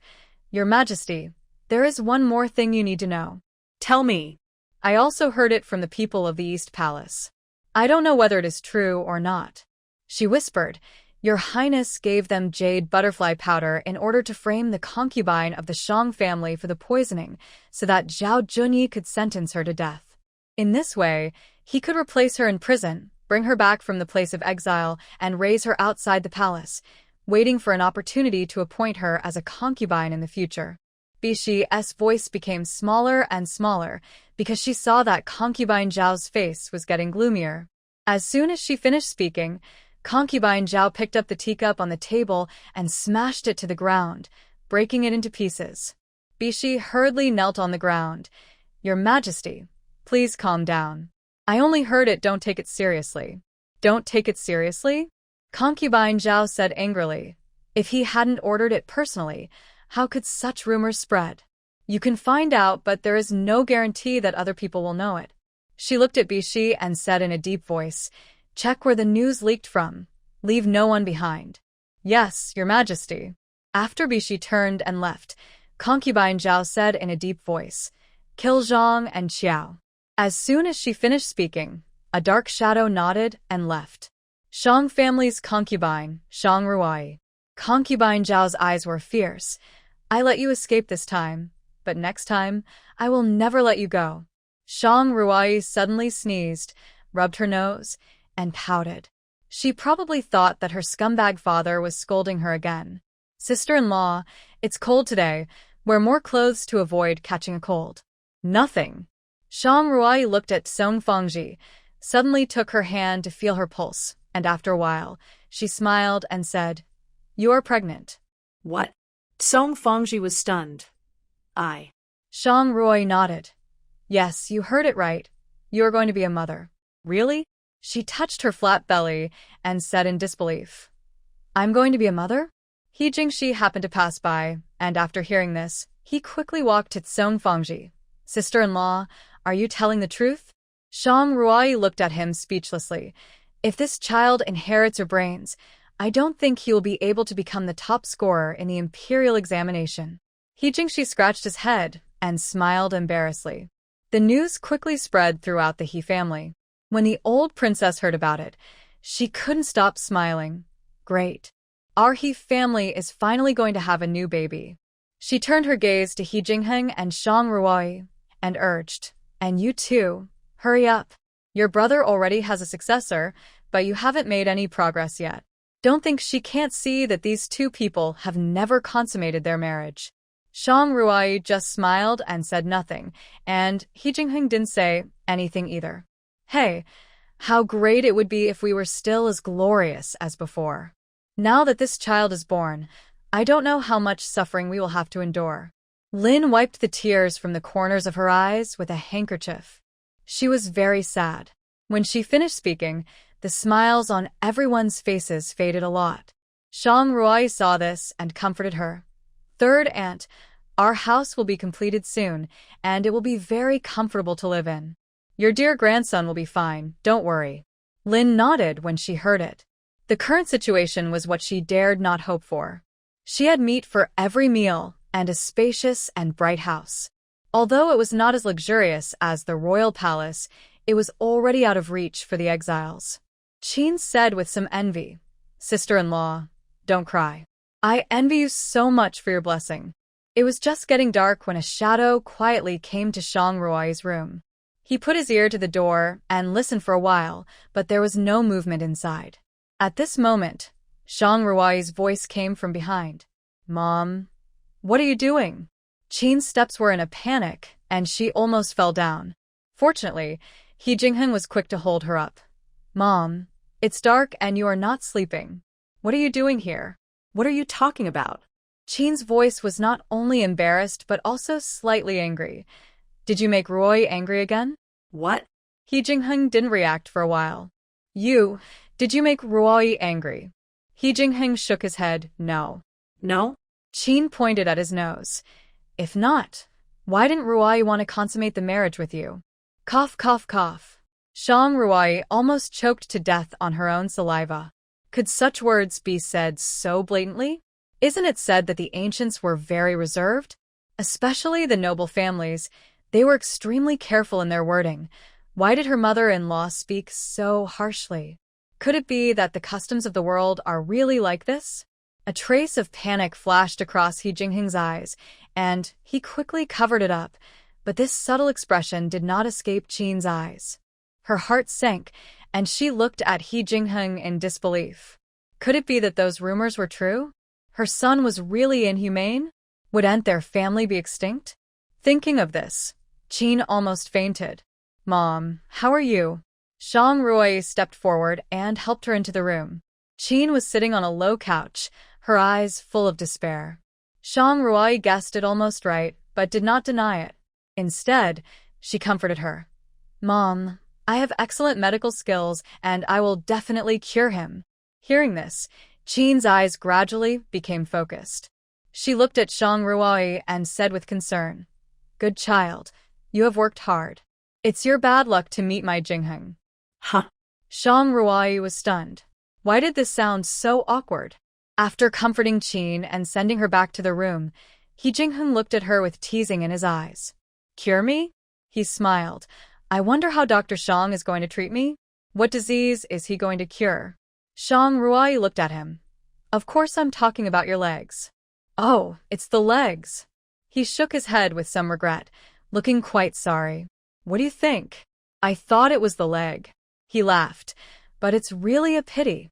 Knowing what he was talking about, Shang Ruai blushed, glanced at him, and cursed inwardly rogue. After that, she walked past him and left quickly. He Jingheng looked at her back with a slight curl of his lips. Yunchi, who was guarding a big tree not far away, looked at his master with a perverted look and almost fell from the tree. "That person just now was the master, right?" Yuntian murmured. The crown prince's wife scolded him, and he still laughed. "What do you know?" Yunchi glanced at him. "You haven't had a woman before." "You have?" Yuntian rolled his eyes at him. He wanted to continue to laugh at him, but suddenly found that Yunchi didn't refute. He was shocked and almost shouted, "You have." Yunchi continued to watch the situation in the yard, ignoring Yuntian, who was going crazy on the side. "Are you still a good brother? Why didn't you tell me such a big thing as having a woman?" It was as if to say, "We agreed to be single together, but you secretly grew old with someone else. This made Yuntian, who had always been extremely naive, unable to accept it. No, we are together every day. When did you find someone? Seeing that Yunqi still didn't answer, he slapped him the head with his hand. Do you remember what I said? Yuntian really used force this time, and Yunqi's head was buzzing. He looked back at him angrily. Are you crazy? Dare to slap me, believe it or not, I will beat you? Yuntian was stunned. Seeing him like this, he probably didn't have any interest in him. But he lived and ate with him every day, so where did he find the time to find a woman? That. He patted Yunqi's shoulder. Good brother, tell me something, who is your woman? Yunqi looked at him like a fool. What woman? Didn't you just admit that you have a woman? Yunqi rolled his eyes at him. Do you have donkey hair in your ears? When did I say that? Then I asked you just now, and you didn't deny it. Yuntian was a little overwhelmed. Did he just talk to himself there? Didn't he hear a word he said? At night, Shang Ruai's consciousness entered the space. Seeing that the crops had all matured, she was delighted. After harvesting all the grains, she replanted a new batch, and all the fruit seedlings planted before also bore fruit. The strawberries, blueberries, and cherry tomatoes hanging on them were very tempting. I picked a few and tasted them. They were so delicious. Maybe it was because they were watered with spiritual spring water. These fruits are 100 times more delicious than the fruits in my previous life. If I open a fruit shop, I will definitely make a lot of money. Transplanting these fruits to the greenhouse can ensure a continuous supply throughout the year. However, I just arrived here, and I am unfamiliar with the place. If I want to do business, I need to go to the town to take a good look. Early the next morning, old Wu came over happily. Ruai, go and see if there is anything you are not satisfied with. Shang Ruai was stunned when she heard this. It's already built? Old Wu nodded. Of course. Old Xia and I are personally supervising the work. How could it be slow? Shang Ruai walked to the front of the newly built house, and the old princess and others were already waiting at the door. Grandma, why don't you go in? Of course they're waiting for you, the great contributor. Shang Ruai stopped, and old Wu pushed open the door, and a 3-entry courtyard came into view. Shang Ruai helped the old princess into the courtyard. Old Wu and old Xia designed the house completely according to her drawings. Looking at the transparent glazed windows, everyone couldn't help but sigh that this courtyard was no worse than the palace. The old princess sat on a chair that was no different from the one in the palace, and couldn't help but burst into tears. This chair is exactly the same as the one in the palace. Shang Ruai touched the tip of her nose. That day I went to the town to ask craftsmen to make furniture, and I happened to see a traveling merchant caravan pulling dozens of carts of things. I looked carefully and found that many of them were things from our house before, so I bought them. Everyone showed surprise on their faces when they heard this. I didn't expect there would be such a coincidence in the world. The old princess nodded. Maybe God thinks that our He family is wronged, so He favors us so much. Shang Ruai was secretly relieved when she saw that no one doubted it. Only He Jingheng, looking at Shang Ruai's little action of touching her nose, couldn't help laughing secretly. She didn't seem to notice that she would touch her nose every time she lied. Although he didn't know why the furniture of Dinghua Palace appeared here, he didn't want to delve into it. After getting along with her for this period of time, he had already discovered her differences, but her sincerity towards the He family was not fake at all. Shang Ruai walked outside and looked at the workers who had helped the He family during this period of time. Shang Ruai smiled and said, "Everyone has worked hard during this period of time." Many people looked at the house in front of them, and they were very excited. It was hard to imagine that such an exquisite courtyard was made by them. I said before that as long as everyone works hard, there will be rewards. Shang Ruai took out a tray, which was full of silver. The reward of 1 or 2 silver coins per person is regarded as a reward for everyone's hard work during this period of time. Everyone was delighted when they heard this. "Thank you, boss." Shang Ruai saw that the time was ripe and said with a smile, "As you can see, I have fenced off a large piece of land in front. I can't farm it myself. If anyone wants to stay and farm for me, the wages will be the same as now. Is anyone willing?" As soon as the voice fell, people's eyes showed surprise. 20 cents a day is already a very good income. Even in the town, it is difficult to earn so much. But if they help her work, what about her own apprentices? They still have to pay taxes to the court. Guessing their concerns, Shang Ruai smiled and said, "Don't worry about taxes. Lord Zhao said that if you can't pay the grain, you can use silver to pay it off." This way, everyone was completely relieved. Me. I, Wang Erju, am willing to follow the He family forever. He walked to the front and said with a smile, "Miss, do you think I can do it?" Shang Ruai smiled. "Of course I can. This Wang Erju is a man who knows how to repay kindness. He is a useful person." Most of the workers stayed. After all, there is no land to plant in the season, and there is no money to earn by staying at home. It is better to come to the He family to work, where they can have food, drink, and money. That night, the He family sat in the dining room, looking at the tidy room that they had not seen for a long time, and everyone's face was filled with smiles. "Boy, you have worked so hard these days." The old princess smiled and said, "If it weren't for you, we don't know what kind of life we would live, and it would be a question whether we could arrive here alive." Shang Ruai smiled and said, "Grandma, you are polite." Lin also had a smile on her face. "Now when the baby is born, I will be relieved." Hyuni sat beside her, smiling and said, "Sister-in-law is so amazing. Like a fairy. She made all these things happen." Shang Ruai's heart skipped a beat. She had to admit that what she said was very close to the truth. The next day, she went directly to the county town to buy servants. The workers she hired were all working outside and could not come into the house to serve. After a while, she entered the city, sat in the car, and opened the curtain, looking at the hustle and bustle outside, and the vendors on the stalls were shouting loudly. There were all kinds of shops on both sides of the road, and many customers were coming in and out, a prosperous scene. She found the matchmaker and explained her purpose. The matchmaker was happy to see business coming to her door and took her to a courtyard happily. "Miss, take a look. Is there anything you like?" Shang Ruai looked at the women standing in front of her with their eyes downcast. They were all scared like quails and did not dare to look up at her. Here, women used for buying and selling were not allowed to look up at the buyers, otherwise they would be whipped. At this moment, a familiar face came into view. Peony? Why is she here? The originally clever little girl now had a look of despair on her face, and the light in her eyes had completely disappeared. He looked at her hands, which were originally white, tender and delicate, but had become very rough, with some tiny cracks on them.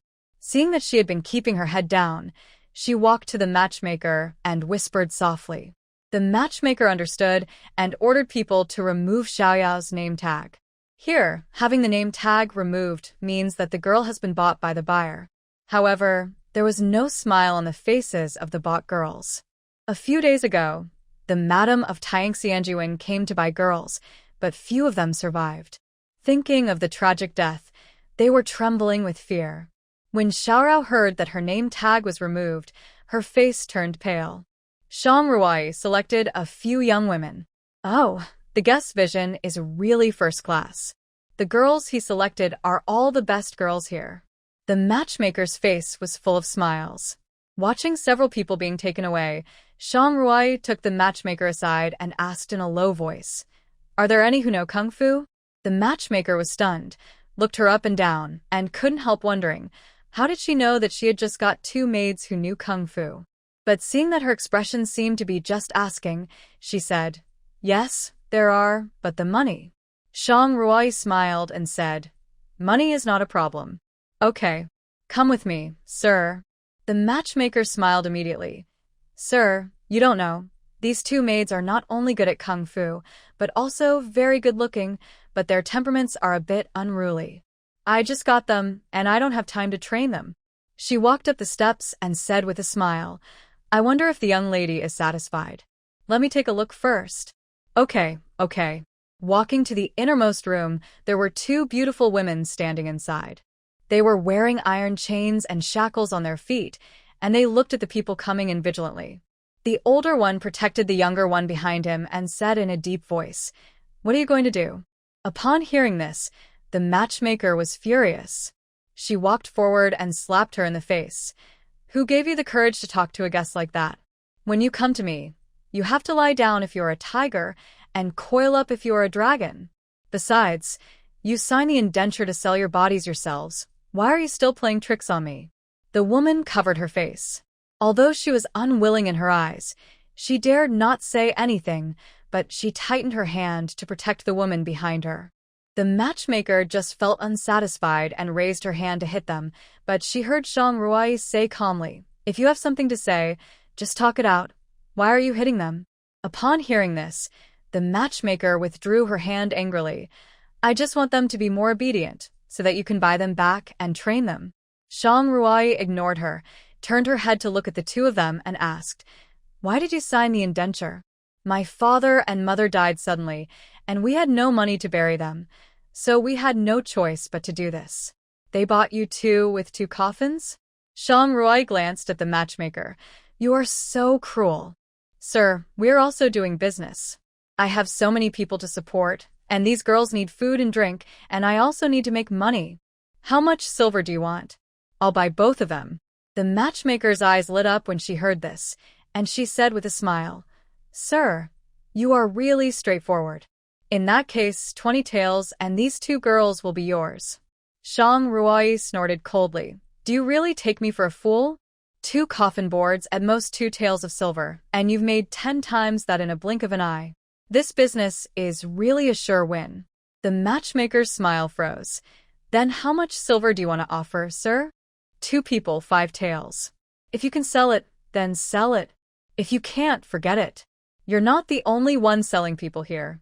She turned and was about to leave. Seeing this, the matchmaker hurriedly stopped her. "Sir, don't be anxious. Everything can be negotiated. We can negotiate it." Shang Ruai turned around, with an impatient look on her face. "Are you going to sell it or not? I still have things to do. 10 taels, 10 taels of silver will be fine." The matchmaker's face was full of smiles. "These 2 girls are good-looking and clever. You will definitely not suffer a loss if you buy them back. 10 taels I can buy 4 people. Forget it, I don't think you really want to do this business. In that case, you can keep these 2 people for yourself." Hey, don't. The matchmaker thought for a while. 5 taels is 5 taels. These 2 people have been seen by several groups of people, and they all think that they are too bad-tempered, and no one is willing to buy them. Finally, someone offered a price, so the less the profit, the better. It's better than losing it. Shang Ruai took out the silver and gave it to her. "The indentures of these people are ready. Don't worry." The matchmaker looked at the silver in her hand and smiled with her eyes narrowed into slits. Everything was done. Since Shang Ruai bought more servants, the matchmaker also got a car to send the people she bought to the village. Shang Ruai asked everyone to wait in the yard. At first, when they heard that they were going to Xia village, their hearts were cold. After all, they all knew that Xia village was the most remote and poorest village in the whole Qingzhou. Not only that, most of the people living there were exiled prisoners. Why would people there buy them back? The result is self-evident. The scenery along the way became more and more desolate, and their hearts became more and more dead. Until they saw the house in front of them, they couldn't help but stand there in a daze. How could there be such a luxurious courtyard in this place? Shang Ruai got off the carriage, walked in front of everyone, smiled and said, "From today on, you will serve here. When you come to the He family, you must abide by the rules of the He family. I don't care where you served before or who you served. From now on, you must be loyal to the He family." Her sharp eyes swept across their faces one by one. "Once you are unfaithful, you will never be used again. Do you understand?" "Yes." Xiaoyao looked at her in a daze. This was actually the second lady of the Xiangfu. Shang Ruai's eyes fell on her, and Xiaoyao hurriedly lowered her head. She kept Xiaoyao and the 2 maids who knew martial arts, and the others were distributed to other people in the He family. "Peony." Hearing the second lady calling her name, Xiaoyao's shoulders shook, and she lowered her head and said weakly, "Second Mississippi. Why are you here?" Shang Ruai looked at her hands. "And your hands, How did they become like this? Xiaoyao's nose was sour, and her eyes were red in an instant. My dear second miss, after you got married, I returned to help in the kitchen. I accidentally knocked over the bird's nest I was delivering to Aunt Zhong that day. Aunt Zhong thought I was clumsy, so she punished me to wash clothes and required me to wash them by hand. My hands became like this now. Why was I sold? She lowered her head and said softly, Aunt Zhong said that I had ruined her favorite clothes, so she told the madam and sold me. Shang Ruai understood. What was the bird's nest knocked over and the clothes ruined? It was just an excuse to drive her out. Although her scumbag father was evil to the core, he always liked to do those hypocritical things, always saying that servants were also human beings, and they should not be punished or scolded at will, but there must be a reason. Shang Ruai wanted to ask him more than once. Servants are human beings, so she is not a human being? He was so tolerant of servants. Why did he ignore her, his own daughter? Later, she saw Shang Nian ordering a servant to beat a servant to death who broke a bowl and dish. She finally understood that her father was not tolerant to others, but used such a reputation to package himself. He obviously could not hold a boat in the stomach of a prime minister, but he insisted on letting others praise him loudly. He was extremely cold-hearted. If it was something he didn't like or that got in his way, he would want to kill that person. However, he had a smile on his face that was more sincere than anyone else. It was really terrible. From then on, she never asked for Shang Nian's love again, until she starved to death in her own small courtyard.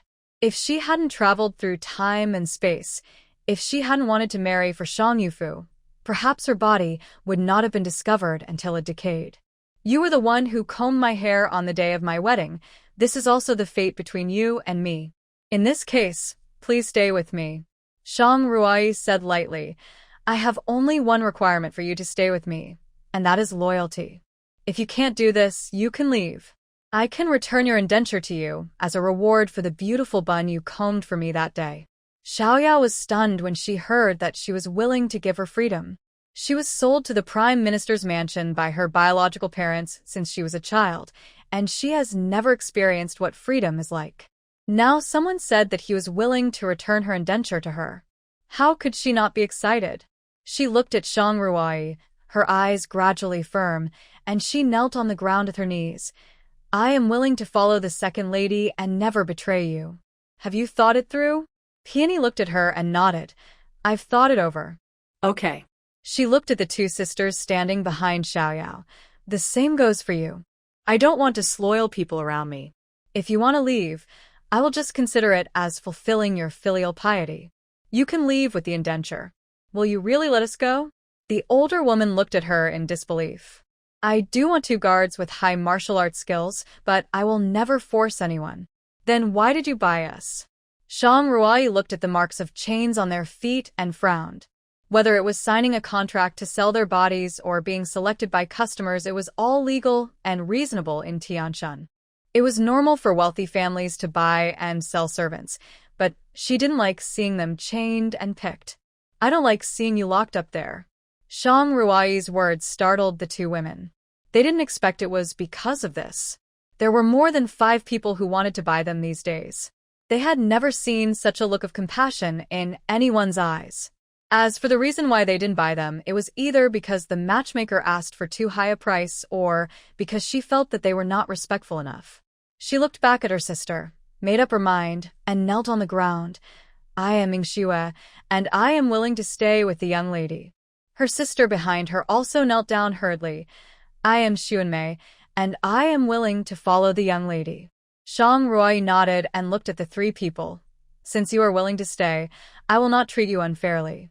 Thank you, young lady. When He Jinghen came back, he found that there were strange women in the yard and frowned. Who are you? Xiaorao saw He Jinghen and hurried forward.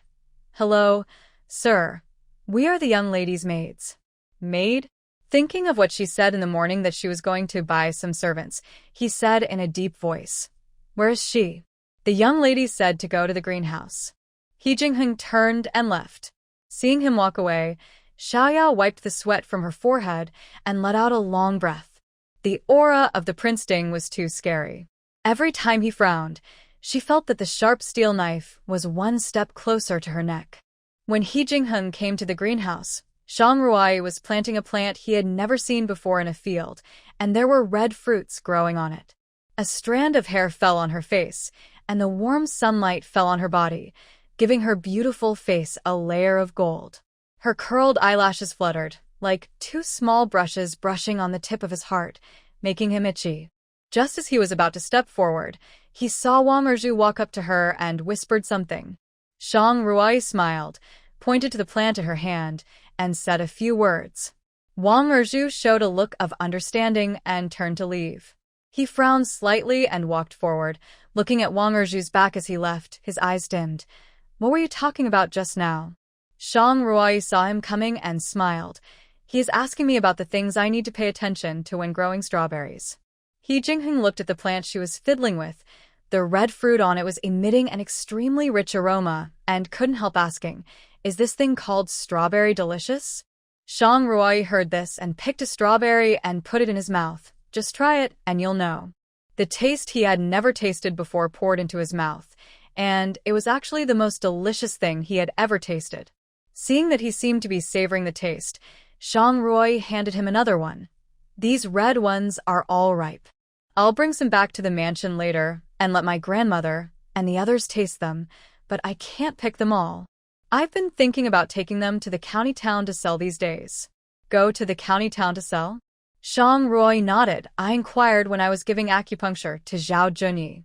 There are very few rich families in our town. If you want to make money, you have to go to the county town.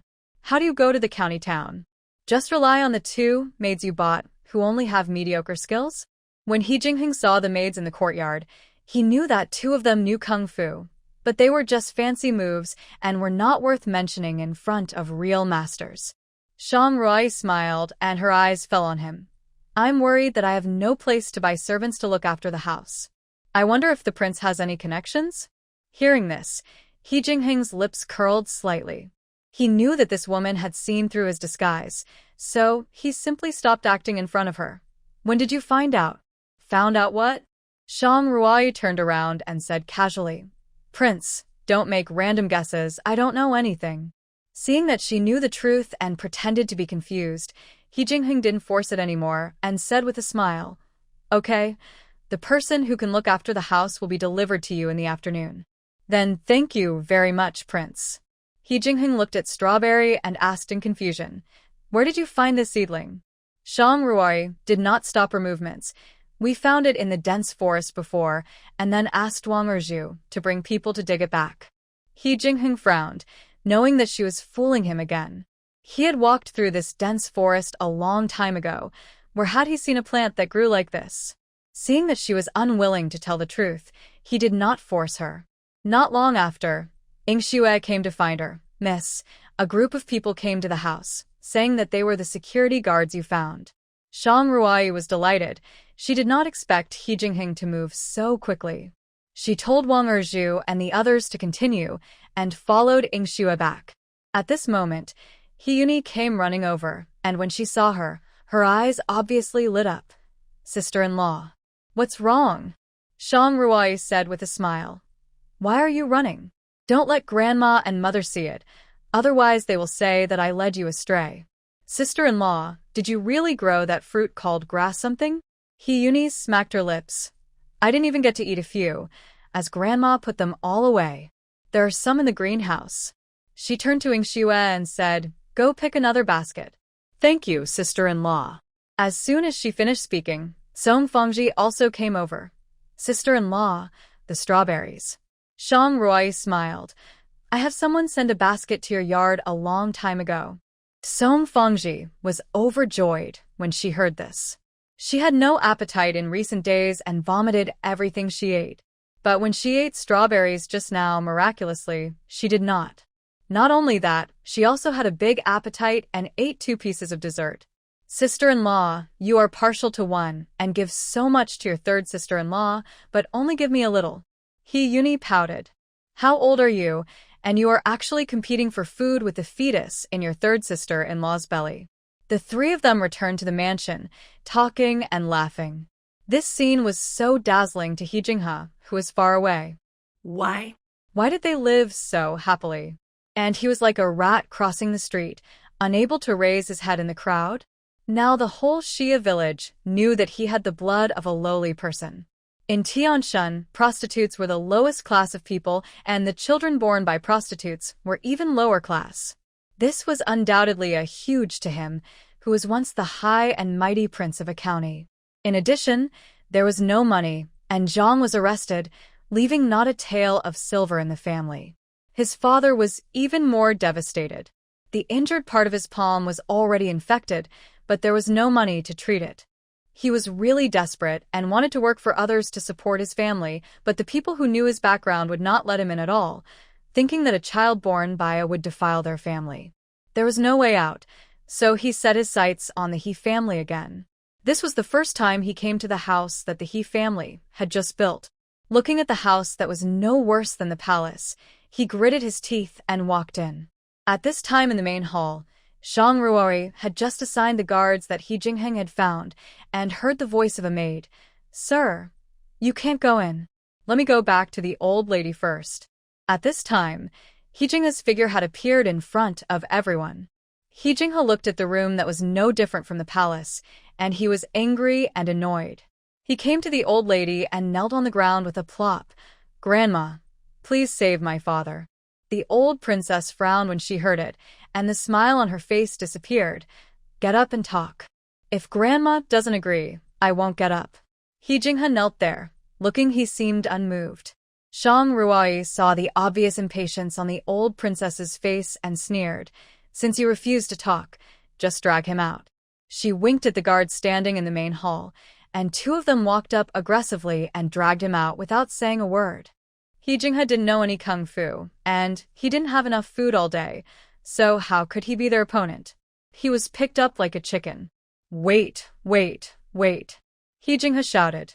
I'll tell you, I'll tell you." Hearing this, Zhang Ruoyi asked the guard to put him down. "Just tell me what you have to say." "Grandmother, my father has had a high fever for days. Maybe the wound that day got infected. I wanted to go to the town to ask a doctor, but I don't have any money. Can you give me some money for my father's treatment?" Hearing this, Lin, who was sitting aside, snorted coldly. "Your father deserves it. If he didn't want to be violent with his sister-in-law, who would hurt him? It's normal for him to have suppuration and infection now. Third aunt, how can you say that about my father? He is your brother after all. Oh, don't say that when you go out. I don't want others to know that I have a brother who was born to A and can't even raise my head in a crowd." "You." He Jinghe's chest heaved violently. Now, when he heard the three words "son of A," his head was on the ground. Veins kept throbbing. Zhang Ruoyi sat aside without saying a word. The old princess said calmly, "Didn't I give you 10 taels of silver on the day of the division of the family? It is enough for ordinary people to save and live frugally for 2 years. How come you have used it up so quickly?"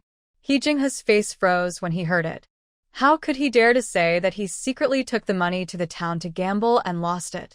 He thought he could win some silver back, but unexpectedly, not only did he not get the silver, but he also lost his capital. Zhang Ruoyi smiled. "I remember when I went to the town before, I saw you go into a gambling house. I wonder if you spent all the silver there?" He Jinghe's face turned pale. He didn't expect that she would find out. Seeing that He Jinghe didn't say a word, everyone knew that Zhang Ruoyi had guessed it. Lin looked down on her even more. "With your character, you still want to come here to cheat money? Grandma, it's not like that. I really want to treat my father's illness, Grandma." He Jinghe said loudly, "Grandma, this money is considered as a loan from you. I will definitely return it to you in the future."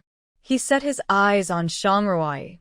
He knew that she was the head of the He family now, and the money must be in her hands. "Sister-in-law, I was deceived by my mother and that which Qiao before, so I misunderstood you. I really know I was wrong." Zhang Ruoyi looked at the cold light in his eyes and sneered. "You should act like you are asking for help from others. You want this silver like this, and you are cursing in your heart. Why should I lend you the silver?" Seeing that she was not moved at all and didn't want to pretend anymore, He Jinghe simply stood up and looked at them coldly. "I just ask you, will you lend me this silver today?" Why don't you pretend? Shang Ruai rolled her eyes at him. No. Okay. You don't want to lend it, right? He looked at everyone, his eyes full of hatred. I will definitely remember what happened today. Sooner or later, I will make you regret it. After that, He Jinghe turned and left. Lin looked at his back and sneered. You unlearned. Dare to act wild here. The old princess sighed. What a sin. When He Jinghe returned home, he saw his father lying on the ground rummaging through something. He was lying by the door and saw He Ningen taking out a dirty paper bag from under the low couch. When he opened it, he found some jewelry and silver. He Ningen had always known that Zhang had hidden silver here, but he didn't expect it to be quite a lot. He wanted to take out a few taels of silver from it and go to the town to find a doctor for treatment. At this moment, He Jinghe walked in and said angrily, Dad, there is obviously silver at home. Why didn't you tell me? He Ningen paused, looked at He Jinghe and said, Dad just found it too. How could He Jinghe believe it? He walked forward, snatched the paper bag, looked at the silver inside, and curled his lips. I thought there were a lot of them, but they are just worthless things. He stuffed the paper bag into his arms and turned to leave. How could He Ningen let him take the silver? He quickly grabbed him. Son, we can't give you all the silver. You take 5 taels first, no, 10 taels, and we'll keep the rest at home. He Ningen knew his son's character very well. If you give him this money, he will definitely use it to gamble. Seeing him pulling his sleeves to let go, He Jinghe immediately got angry. Thinking of the humiliation he suffered in the He family, he was even more angry. He threw He Ningen to the ground and rushed out without looking back. He Ningen's head hit the corner of the low couch directly, bleeding, and he died soon. He Jinghe came to Jinshan. He had told himself that he would not go to the casino and would just get some medicine and go back. But when he passed by the gambling house, his hands were itching. The servant saw him and curled his lips. Poor beggar, what are you looking at? Poor beggar? He Jinghe looked at him angrily. Who are you calling a poor beggar? Today, I will show you what it means to keep your wealth private. He walked into the casino with 5 taels of silver in his hand. Seeing this, the servant hurriedly invited him in respectfully. Master, I am blind and do not recognize the great man. Please do not be offended. Humph. He Jinghe's vanity was satisfied as never before, and he strode into the casino.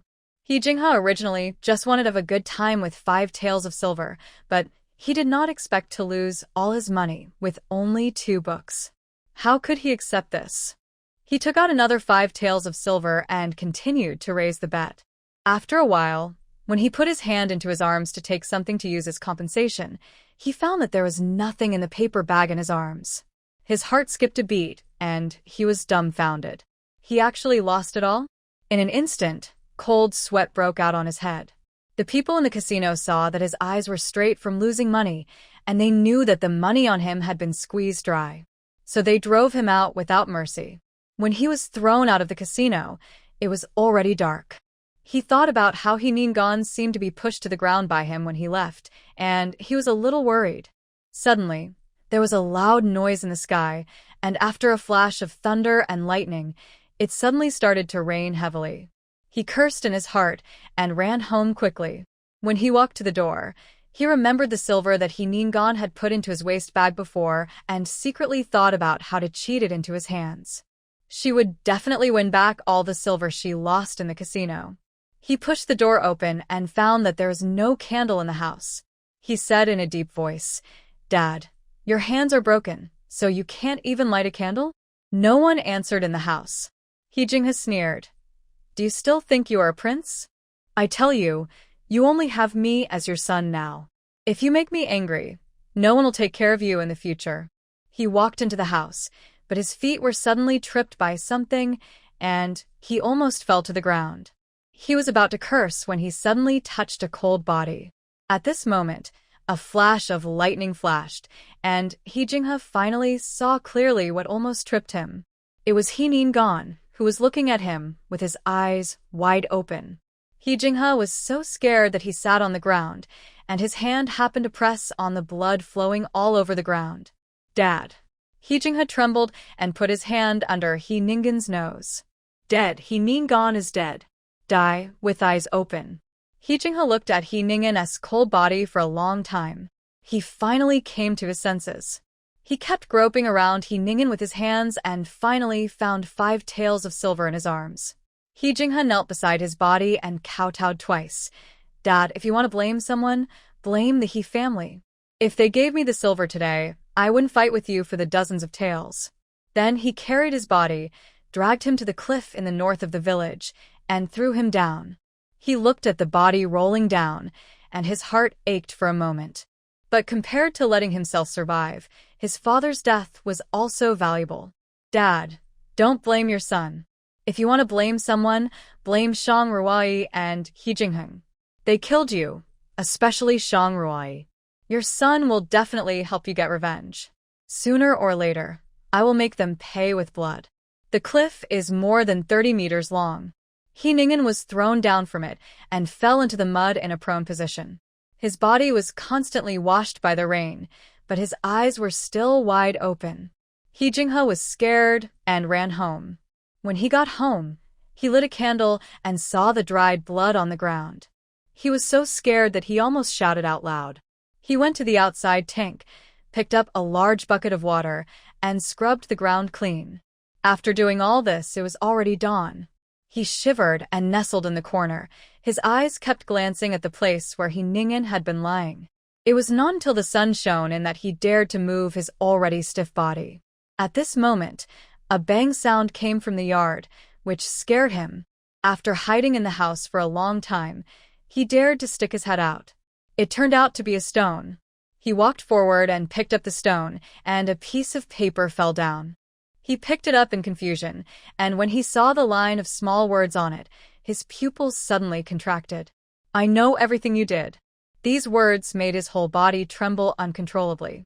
Who? He rushed out of the yard and saw the empty streets outside. A huge panic enveloped him. Shang Ruai came to the greenhouse early in the morning. She planned to pick some strawberries and send them to the city to see if there was a market for them. Ing Shue and Xiaoyao followed her, and Xuanmei was in charge of guarding the yard. The driver was specially found for her by He Jingheng. His name was Ah Cheng. He looked rather thin, not as strong as those guards. But his steps were very light, and he was obviously a person who practiced internal skills. Shang Ruai and his friends came to the county town. It was as lively as before, but the weather was getting colder, and there were fewer people selling vegetables and fruits on the street. The carriage stopped in front of a restaurant called Tianxiangju. She had previously inquired that this was the largest restaurant in the county, and the price of the dishes was more than twice that of other restaurants. People who came here to dine were either rich or noble. The owner of Tianxiangju was a woman named Qian Yang. This restaurant was opened with her husband. 10 years ago, her husband died of illness, and she ran it herself. At first, Tianxiangju was just one of the many restaurants in the county town, and it was not famous. Now it has become the best restaurant here. Shang Ruai felt that Qian Yang must be an extraordinary person. Xiaoyao and Ing Shue each carried a basket of strawberries and followed Shang Ruai in. She sat in the lobby on the first floor, ordered a few signature dishes, and then patiently drank tea and waited for business to come. You know, strawberries have never appeared in Tianshan. Soon, the aroma of strawberries spread throughout the lobby, and everyone who came to dine would set their eyes on their table, or to be more precise, on the strawberries. At this time, a man came over with a decent smile on his face. He first bowed politely and asked with a smile, "Excuse me, young lady, I want to ask, what is in your basket?" "Strawberries." Shang Ruai saw his confusion and explained with a smile, "This is a kind of fruit." When the guests in the lobby on the first floor heard that it was edible, they were all excited. They gathered around to find out. The sound on the first floor quickly attracted the attention of the diners upstairs, and the aroma of strawberries also drifted over. "What's that smell?" A man in blue asked in a low voice. "Sir, the first floor is carrying 2 baskets of fruit. It's the aroma of that fruit," the attendant guard said. "It's so special." He put down his chopsticks, walked to the railing, and looked down. He had never seen the bright red fruit before. At this time, Someone on the first floor had already offered to buy the strawberries. Girl, I'll give you 10 taels. Please sell these strawberries to me. I'll give you 15 taels. I'll give you 20 taels. For a moment, the restaurant turned into an auction, and the diners competed to bid for the 2 baskets of fruit. Interesting. The man in blue turned to the guard beside him and said, "Let Qianyang take the girl to the private room. She knows how to do the rest." Yes. The price downstairs has been raised to 40 taels. Shang Ruai couldn't help but be shocked. Although this is a town, it is located in the border area. How can there be so many rich people? Miss, what price do you want to sell this fruit? Give me a straight answer. A fat and big-eared man in silk said impatiently, "I'm sweating all over." Shang Ruai smiled. Of course these strawberries are for sale. As for the price. Before she finished speaking, she heard a woman's voice coming over. "Oh, my little ancestor. Why didn't you tell your sister when you came?" A charming woman in red came over, followed by 4 followers. Shang Ruai was a little confused. She didn't seem to know this beautiful woman. "I am really sorry, ladies and gentlemen. This young lady is my mother Qian's honored guest today." It turned out that she was Qian's mother. When everyone saw that Qian's mother was going to take Shang Ruai away, they all looked unhappy. No one was a fool. If she took Shang Ruai away, they would not be able to buy those fruits. It is our restaurant's fault for disturbing everyone's meal. So, we will send a plate of our Tangxiangju's signature dish to each table, as my mother Qian's apology to everyone. After hearing her say this, they were willing to give up. Shang Ruai looked at Qian's mother and nodded secretly in her heart. She was worthy of being the shopkeeper of Tangxiangju, and she did things flawlessly. "Please come in, Sister." Following Qian's mother all the way to the room on the 2nd floor, she smiled and poured a cup of tea for Shang Ruai, her eyes drifting towards the basket on the table. "What's your surname, young lady?" Shang Ruai smiled. "Wasn't the shopkeeper very familiar with me just now? How come he doesn't even know my last name?" Qianyang smiled, without any embarrassment on her face. "This is just a stopgap measure." Shang Ruai. Miss Ruai. Qianyang sat next to her, her fingers curled slightly, with a smile on her face. "The surname Shang is not common. I wonder which Shang it is?" Seeing that she cared so much about the surname, Shang Ruai had a vague premonition in her heart. Maybe Shang Nian, the scumbag father, owed someone some debt outside. The surname Shang is indeed not common. Sister Qianyang should know the Prime Minister Shang Nian of the current dynasty. It's that surname. Shang Ruai stared at Qianyang closely and saw that her expression was stiff for a moment, and she knew that she guessed right. What is the relationship between that girl and Prime Minister Shang? Shang Ruai snorted coldly. What relationship? Of course, it's an enemy relationship. I am his concubine's daughter. Qianyang's eyes darkened instantly. Just as she was about to get up to see the guest off, she saw Shang Ruai put down the teacup and said leisurely, "But he and his legitimate wife killed my mother, and he designed me to be exiled. If we really want to talk about the relationship between us, it is not an exaggeration to say that we are enemies." Qianyang was stunned for a moment when she heard this. "Are you the second lady of the Xiangfu who married the Prince of Dingwang?" Manager Qian is well informed. In our line of work, we naturally have to listen and see more. Qianyang's attitude returned to what it was just now, and she said with a smile, "It is fate that we can meet each other thousands of miles away. Sister, I am so arrogant to call you Sister Ruai. How about we talk about a business?" Shang Ruai smiled. "Sister, please go ahead. I think your fruit is good. How about selling it to you? It's just some fruit, sister, and I hit it off at first sight. If you like it, I will give it to you. I have more in my house." When Qianyang heard this, her eyes became more and more warm. "Did you grow this fruit?" Shang Ruai nodded. "This fruit is called strawberry. It is not only sweet, but most importantly, it is very good for the body and has the effect of prolonging life." Oh. Qianyang looked at the 2 baskets of fruit, with a little doubt in her eyes. It was just a fruit. How could it prolong life? "Sister, why don't you try a few?" They were raised in the space with spiritual spring water, so they naturally have the effect of prolonging life. Qianyang picked up a strawberry and put it in her mouth. The sweet taste was something she had never tasted before. Even if it didn't have the so-called effect of prolonging life, this fruit could definitely be sold at a high price. She ate 2 more in succession. Just when she was about to reach out to take another one, she suddenly found that her waist, which was still sore when she woke up in the morning, didn't feel anything at all. This. Is it really, as she said, that it has the effect of prolonging life? How is it? Shang Ruai saw her expression and knew that the strawberry business was done with her. It is indeed very good. Qianyang's expression when she looked at Shang Ruai was completely different from before. How many strawberries do you have in your house, sister? I will take them all. Sister, you don't know, I have strawberries all year round. Qianyang's eyes lit up when she heard this. Sister, what you mean is, of course you want to do long-term business with you, sister. It seems that your vision is narrow. Qianyang smiled and said, I wonder what price you want to sell these strawberries to me? 20 taels a basket, 15 baskets a day. That is 300 taels of silver. Hearing this, Qianyang nodded. Okay. Sister, I am also a straightforward person. In this case, I will send my servants to get 15 baskets a day. She took out 50 taels of silver and handed them to her, these 2 baskets of strawberries. You said I would give them to you, so don't be polite. Shang Ruai stood up, took out a note from her arms and put it on the table. Here is my address. You can send someone to get it tomorrow. What else did Qianyang not understand after seeing this?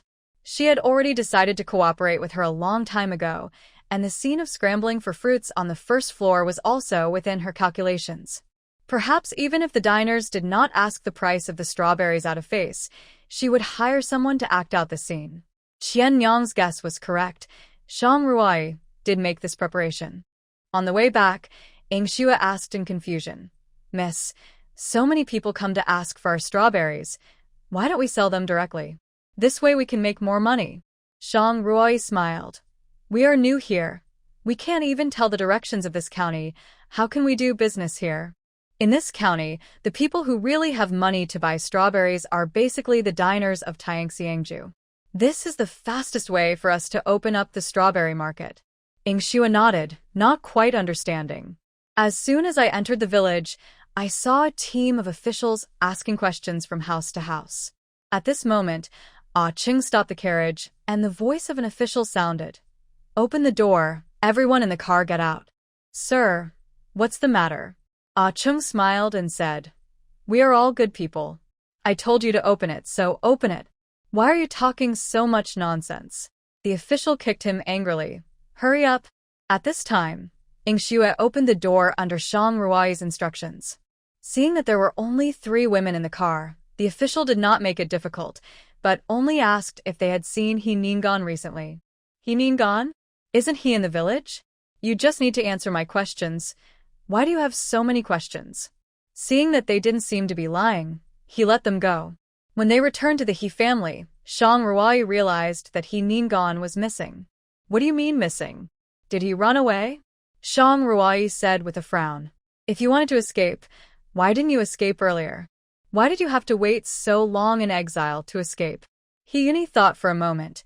Maybe it's because he knew his life experience and couldn't accept it for a while, or he was afraid of being laughed at by the people around him, so he ran away, or... She didn't say the rest of the words, but everyone knew what she meant. Lin shook her head. Your second uncle is not a thin-skinned person. As long as he can survive, do you think he cares about being laughed at?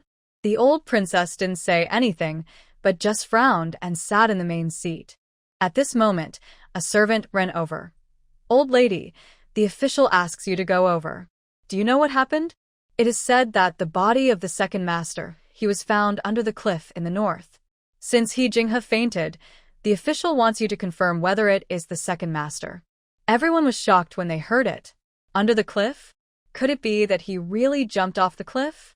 The old princess was helped to stand up by Aunt Li and walked out. Everyone in the He family followed behind.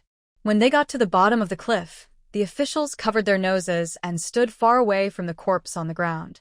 The He family walked forward, and Shang Ruai walked forward and found that the corpse on the ground had been swollen. The whole body had rotted and smelled. Sister-in-law, come back soon. It was the first time that Hyuni saw a dead person, and it was too scary for her to die in such a posture. She must have nightmares at night. Seeing Shang Ruoi actually walking forward, she was frightened and screamed. The officials saw her coming and frowned. What are you doing? Sir, my family dare not come to see. I want to see if it is my second uncle. At this time, a middle-aged man wearing a county magistrate's outer robe came over, looked at Shang Ruoi and said, "But is it the daughter-in-law of the He family's eldest house?" Yes. Shang Ruoi found that after she said this, the man's eyes were softer than before. How dare you see the county magistrate and not salute? The yamen runner next to him shouted loudly. No thanks, no thanks. He didn't dare to accept her gift, or the prince would skin him alive. What's the matter? County Magistrate Zhang Zhen said in a low voice. After all, he heard from the prince that his wife was not very courageous, so he should not scare her again. Nothing, just come to find out if it's my second uncle. Her eyes passed over him and fell on He Ning'an's body again. Upon seeing this, County Magistrate Zhang hurriedly asked someone to cover the body, so as not to scare the prince's young wife. Otherwise the prince would tear him apart. There's nothing to see. It's basically confirmed to be He Ning'an. His son fainted when he saw him. He pointed to He Jingha, who was still unconscious next to him, and said, I've never seen such a useless person who is scared like this by the body of his own father. Then, do you know how he died? County Magistrate Zhang looked up and said in a deep voice, Most likely he fell from the cliff. His body was obviously soaked in water. Most likely he fell down on the rainy day. As soon as the words fell, the soldiers came over with an old man. Sir, the coroner is here. I'm here to see you, sir. Go and have a look. Zhang County Magistrate waved his hand and asked someone to take him over. As the curtain was lifted, He Ning'an's body was exposed to everyone again. Before Shang Ruai could look at it, Zhang County Magistrate stood in front of her. Go back and wait for news. He pointed at He Jingha, who fainted on the ground. And this waste, please take him away with you. Shang Ruai had no choice but to agree. The moment she turned around, the wound on the back of He Ning'an's head fell clearly into her eyes. The old princess tightly grasped the handkerchief in her hand. Although she didn't like He Ning'an, she never thought of letting him die. He had called her mother for so many years, and she had some feelings for him. Now his body was placed in front of her, and it was inevitable that she felt a little sad. Others didn't feel that sad, but they were a little scared when they saw the body, especially the way He Ning'an opened his eyes, which was really scary. Fortunately, Song Fangji didn't come, otherwise she would have been scared to the point of having a miscarriage. Shang Ruai winked, followed by the attendants who came with her and carried the unconscious He Jingha away. Grandma, please go back first. I'll wait here, and I'll tell you the first time I have any news. Shang Ruai said softly. Where's Jingheng? Qin said anxiously. Why haven't I seen him? Shang Ruai shook her head. She went to the county town early in the morning and was brought here since she came back. She didn't know where He Jingheng went. Jingheng won't be in trouble too. Qin's voice was a little trembling. No. With He Jingheng's skills, who could touch him? At this time, He Jingheng was in a room on the 3rd floor of Tiangxiangju. Prince, there is nothing I can do about your leg. An old man in white said in a low voice and sighed. I can try to reconnect broken bones, but I can't help with lameness caused by broken tendons. He Jingheng smiled, with an indifferent smile on his face. It doesn't matter. I came here today just to let you take a look. I didn't have any hope. The old man squatted down, pinched his leg that was originally broken and then reconnected by Shang Ruai, and nodded continuously. Excuse me, Prince, which miracle doctor healed this leg? He Jingheng raised his eyebrows. How do you know it was done by a miracle doctor? Prince's leg was broken twice in a row. Even I can't guarantee that it can be restored to its original state, not to mention that it is impossible in such a short time. So the one who can make the prince recover so quickly must be a miracle doctor. He Jingheng knew that Shang Ruai's medical skills were good, but he didn't expect it to be so good. At this time, the man in blue lying on the couch smiled and said, I have never heard such a high evaluation of him from Dr. Jiang. Jingheng, you are really a hidden talent. Prince, could you introduce this miracle doctor to me? Dr. Jiang bowed. He Jingheng smiled. Let me ask her if she is willing. Hearing this, the man in blue looked at He Jingheng. I didn't realize that you would actually ask for other people's opinions.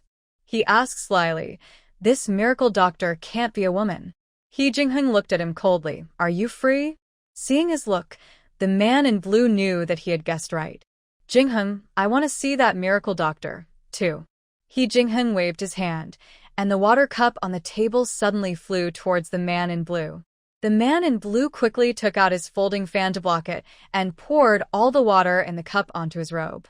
He said angrily, He Jingheng, this is my new robe, but it's made of cloud brocade worth 1,000 gold coins. He Jingheng sneered, choose one between your head and your clothes.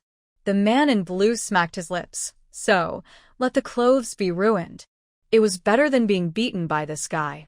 He had a headache when he thought of the times when he was beaten by He Jingheng and couldn't tell east from west and south from north. When he was young, everyone said that He Jingheng was the best among the younger generation, but he didn't believe it. Not only did he get beaten by him on the ground every time, but he was completely convinced before he even had to put in any effort. Since then, he has been following He Jingheng. You have to compensate me for this robe. 3,000 taels, I don't want more from you.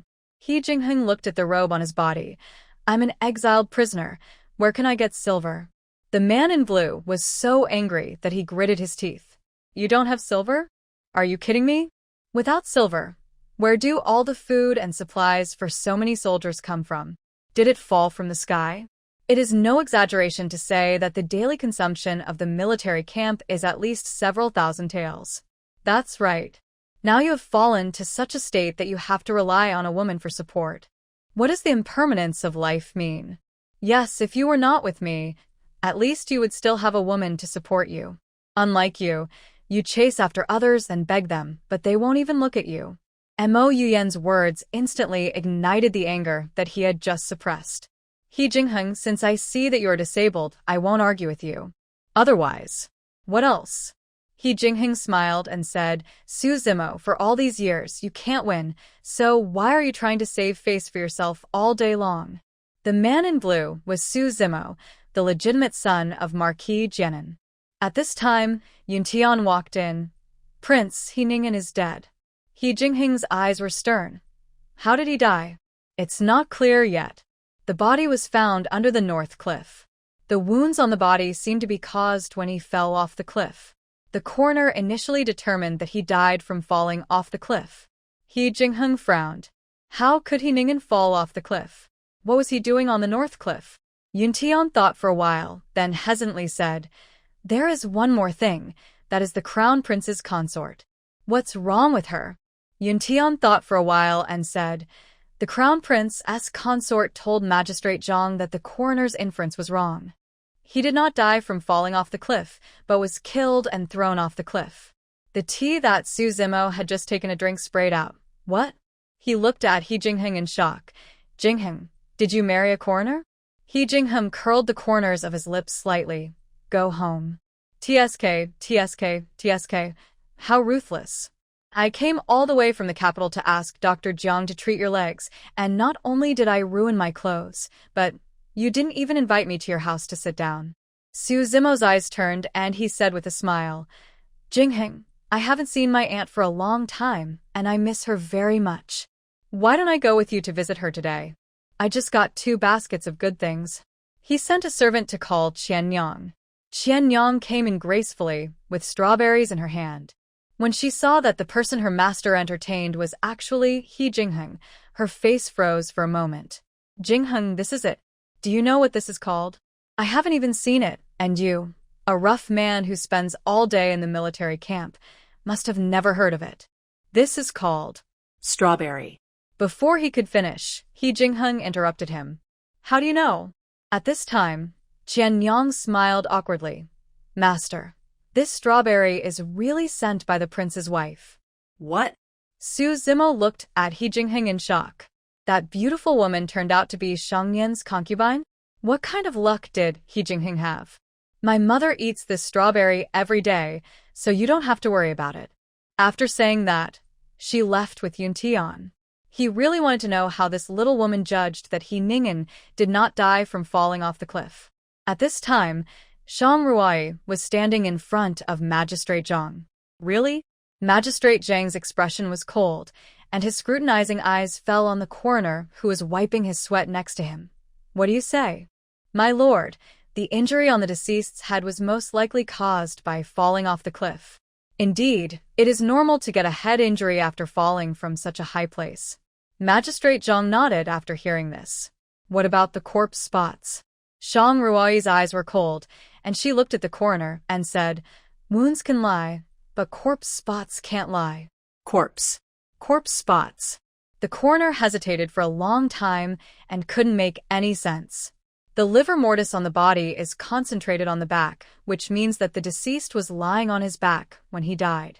In addition, the weather is cold now, and once the livor mortis is formed, it is difficult to transfer or fade. She said coldly, when the body was found, it was lying on the ground. If, as you said, he fell to death, then the livor mortis should be concentrated in front of the body, she said coldly. Could it be that he turned himself over again after a long time of death? The coroner was speechless and trembling all over. Hearing this, County Magistrate Zhang said angrily, How dare you? How dare you deceive me? The coroner knelt down on the ground with a plop. My lord, I am wronged. I was not clear-headed today and was negligent for a while. Please give me a chance. County Magistrate Zhang snorted coldly.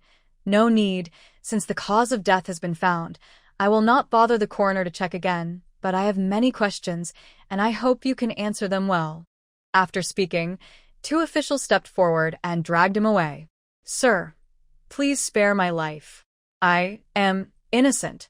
Sir, please look carefully.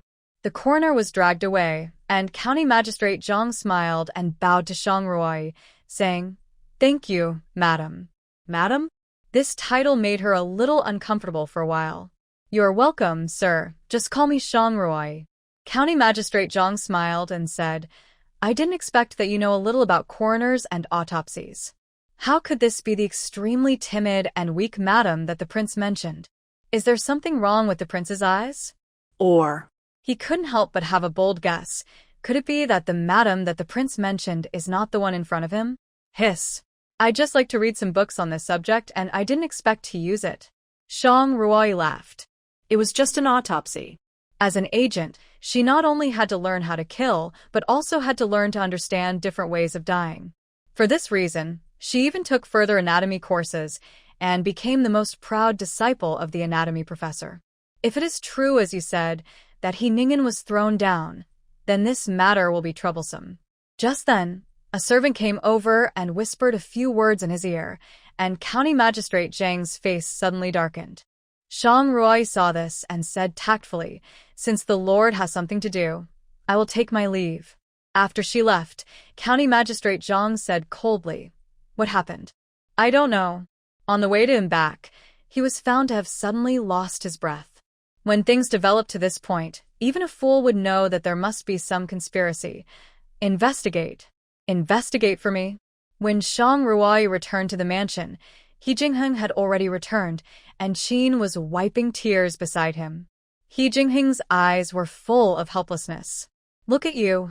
You're so old, but you don't even tell your family before you go out? Do you know how worried Mother is? Mom, I'm 20, not 12. What are you worried about? He Jingheng was really annoyed. Besides, I was already leading troops to fight at the age of 12, and I never saw you cry like this. Qin was choked by his words. Seeing this, He Yuni stepped forward and whispered, Mom is actually worried that you killed my second uncle, He Jingheng. He Yuni saw that his brother's face had turned dark and immediately said, Brother, don't be angry. At this time, he saw Shang Ruai walking into the main hall out of the corner of his eye, and he breathed a sigh of relief. The savior has come, and with his sister-in-law around, his brother will definitely not be angry. Sister-in-law, you're back. Shang Ruai nodded and said to the old princess, Grandmother, that man is undoubtedly my second uncle. The old princess sighed and said nothing. He Yuan sighed. I didn't expect that my second brother would die like this. Just then, a maid came in and whispered, Madam, Master Jingha has woken up. I know. The old princess stood up with the help of Aunt Li. I'll go and see. Shang Ruai narrowed her eyes slightly. Master Jingha? He Yuni knew what she was thinking and whispered, after seeing He Jingha like that, Grandma somehow wanted to keep him in the mansion. Did Grandma say that? He Yuni pouted. I heard from the elders in the mansion before that He Jingha is the child who looks most like Grandpa. I think it's because of this that even if he has such a background, Grandma still can't bear it. Shang Ruai's eyes showed a hint of coldness. Wanna stay? Dream on. Since he's awake, I'll go take a look and see if there's anything I can do to help. Shang Ruai told Ing Xue to get her medicine box. She wanted to see what He Jingha had up his sleeves. I'll go too. He Yuni was now like her little follower, and she wished she could follow her 12 hours a day. When Shang Ruai arrived at He Jingha's residence, she heard him crying softly. Grandma, my father died so tragically. A grown man cried like a fool. Madam, the young lady and the young lady are here. Aunt Li said softly. Young lady? Shang Ruai? He Jingha rolled his eyes and fainted when he heard that. Jingha! Jingha! The old princess couldn't help but scream. Shang Ruai couldn't help but sneer when she saw this. Did He Jingha's brain die before it grew out? It was really not very useful. Just as she was about to take the medicine box from Ing Xue, He Yuni snatched it away from her. Sister-in-law, let me get it for you. Knowing that she wanted to watch the fun, Shang Ruai didn't understand. She was obviously a very lively child, so why was she raised by the He family to be so quiet? She smiled and walked in with He Yuni. In the room, the old princess was anxiously asking Aunt Li to call a doctor. Shang Ruai walked in and said with a smile, Grandma, why do you need a doctor? Am I not a doctor? Yes, yes, look at Grandma's memory. She pulled Shang Ruai to the bedside of He Jingha. Hurry up and check on Jingha. Why is he fainted again? He Yuni curled her lips. What do you mean fainted? It seems to me that he was scared when he heard that sister-in-law is coming. Don't talk nonsense. The old princess glanced at her. Shang Ruai smiled. It's okay, his disease is easy to cure. She took out a row of silver needles, held them in her hand, and measured them carefully while muttering to herself. Which silver needle is thicker? Silver needle? Thick? He Jingha, who was pretending to faint, was shocked when he heard it. He quietly opened his eyes a little and saw that she was holding a handful of silver needles in her hand. He was so scared that he almost ran away. Shang Ruai knew that he was pretending to faint and deliberately said, These ones are thicker. Aunt Li, find a few servants to come in. Not long after, several strong servants came in. Everyone was a little confused. What was the point of finding servants to treat the disease? Shang Ruai took out the thickest silver needle, smiled and said, This one.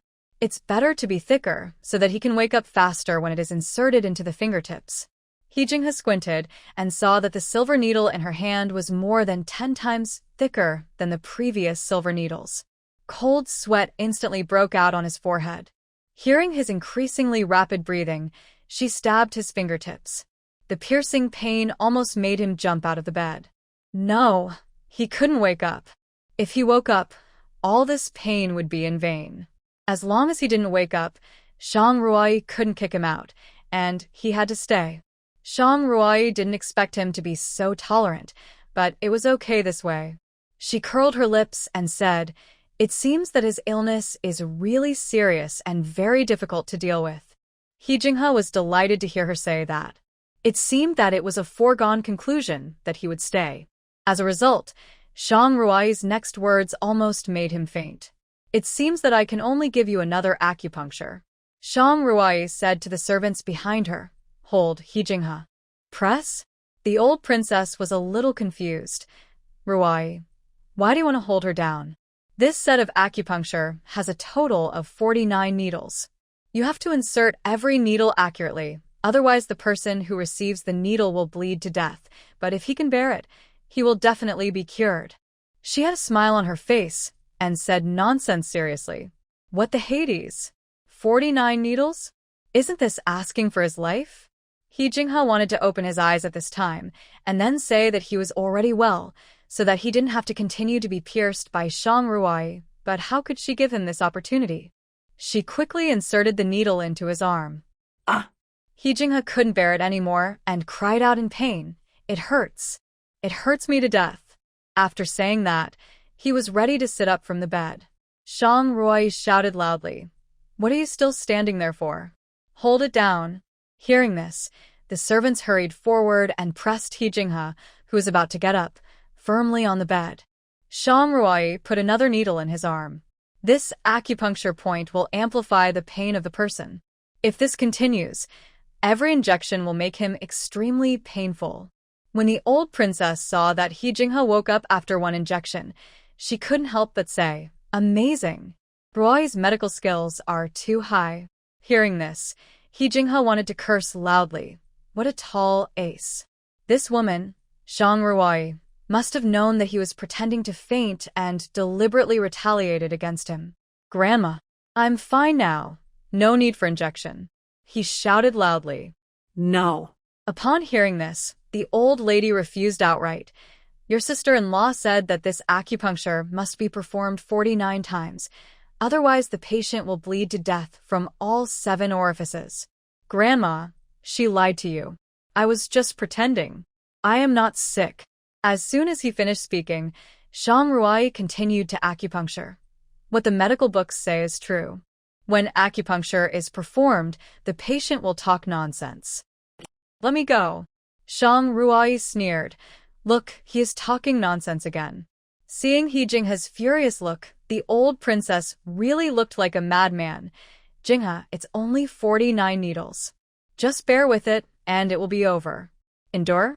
How to endure? So, the whole He mansion was echoed with He Jingha's screams. It was unknown how long it took for the screams to stop. Shang Ruai put away the silver needles, looked at He Jingha, who was already in a semi-comatose state, and said to the old princess, who was in a state of panic, "Grandma, Jingha's disease is very aggressive, so let him stay in the mansion for a while. Acupuncture is required every day for 7 consecutive days." He Jingha, who was lying on the bed, heard this and was about to refuse, but found that his throat could not make a sound. "Look, the disease has reached the throat." He Jingha glared at Shang Ruai with anger in his eyes. This woman did it on purpose. Okay. The old princess took Shang Ruai's hand and advised, "Ruai, Jingha is in your hands. Don't worry, Grandma." Shang Ruai smiled and said, "I am best at difficult and complicated diseases." The old princess looked at He Jingha, who was lying on the bed half dead, turned and left. The worry in her eyes disappeared. Shang Ruai walked to the bed and looked down at He Jingha. How dare you do this to me?" What are you talking about? Shang Ruai pretended to be surprised and said, "I didn't knock you out. I was just treating you according to what the medical books said. I didn't charge you for the consultation for the sake of my grandmother. I was already giving you face." He Yuni stepped forward and pouted, "Isn't it? My sister-in-law's medical skills are so good that even the imperial doctors in the palace can't compare to her. Today she condescended to give you acupuncture, but you are not only ungrateful, but also spoke rudely to her. You are really heartless. You guys." He Jingha struggled hard to sit up, but he had no strength at all. Looking at the dense needle holes on his arm, his eyes rolled back and he really fainted this time. "Guard this room and don't let a fly fly in." Yes. The two walked out of the room and Hyuni said with a smile, "Sister-in-law, you are so awesome." What? Deal with He Jingha. Her eyes flashed with excitement. "I have disliked him for a long time, and he even pretended to faint today. He deserves it, stab him to death." The smile that had just risen on Shang Ruai's face suddenly froze. Even Hyuni could see the poor acting skills of He Jingha. The old princess had been shrewd all her life. How could she not see it? But why didn't she stop herself? At this moment, He Jinghen came toward her. "How is Jingha?" Before Shang Ruai could answer, Hyuni came out and exaggerated what Shang Ruai had just done. "Brother, sister-in-law is awesome. I thought I could get a compliment from He Jingheng, but he just glanced at her indifferently. I didn't ask you. Hyuni. Shang Rui's doubts were answered. She finally knew why Hyuni was so depressed when she was in the palace. With such a brother, she would also be depressed. Shang Rui touched her head. It's getting late. You have been tossing for a long time today. Go back and rest early. After sending Hyuni away, Shang Rui whispered. What Yuni said is almost right. He Jinghe is indeed pretending to be unconscious. I think he is inseparable from the death of my second uncle. He Jinghe nodded. He Ning'en's death was too sudden and beyond his expectations.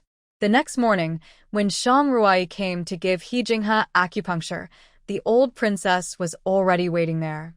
Grandmother. Good boy. Thank you for your hard work. He Jinghe looked at the silver needles with despair. After the first needle was inserted, his throat recovered. So for the next half hour, He Jinghe's screams kept ringing in everyone's ears. The old princess sat calmly beside him drinking tea. After the acupuncture, He Jinghe's body was soaked with sweat. He had not eaten anything for a day and a night. He was hungry and in pain. He said to the old princess, Grandma, my grandson hasn't eaten yet. Can I eat something first? The old princess looked at Shang Rui. Can he eat? Don't worry, Grandma. I have asked the kitchen to prepare it. After that, the servant brought a bowl of white porridge. You are sick now, you can only drink white porridge. White porridge. He Jinghe wanted to cry, but white porridge is white porridge. It's better than being hungry. At this time, Ingxue walked in. Miss, the person who got the strawberries is here. Shang Rui came to the greenhouse and saw a man in purple standing in front of the greenhouse, looking around curiously. Young master, what's the matter? Su Zimo heard the voice, turned around and took a look. He was shocked and gritted his teeth secretly. What kind of fate is this He Jingheng? He can actually marry such a beautiful prince's consort. Even Shinshi, who is known as the most beautiful woman in the capital, can't compare to this beauty. It's really strange. How come I have never seen such a beautiful girl in the capital for so many years?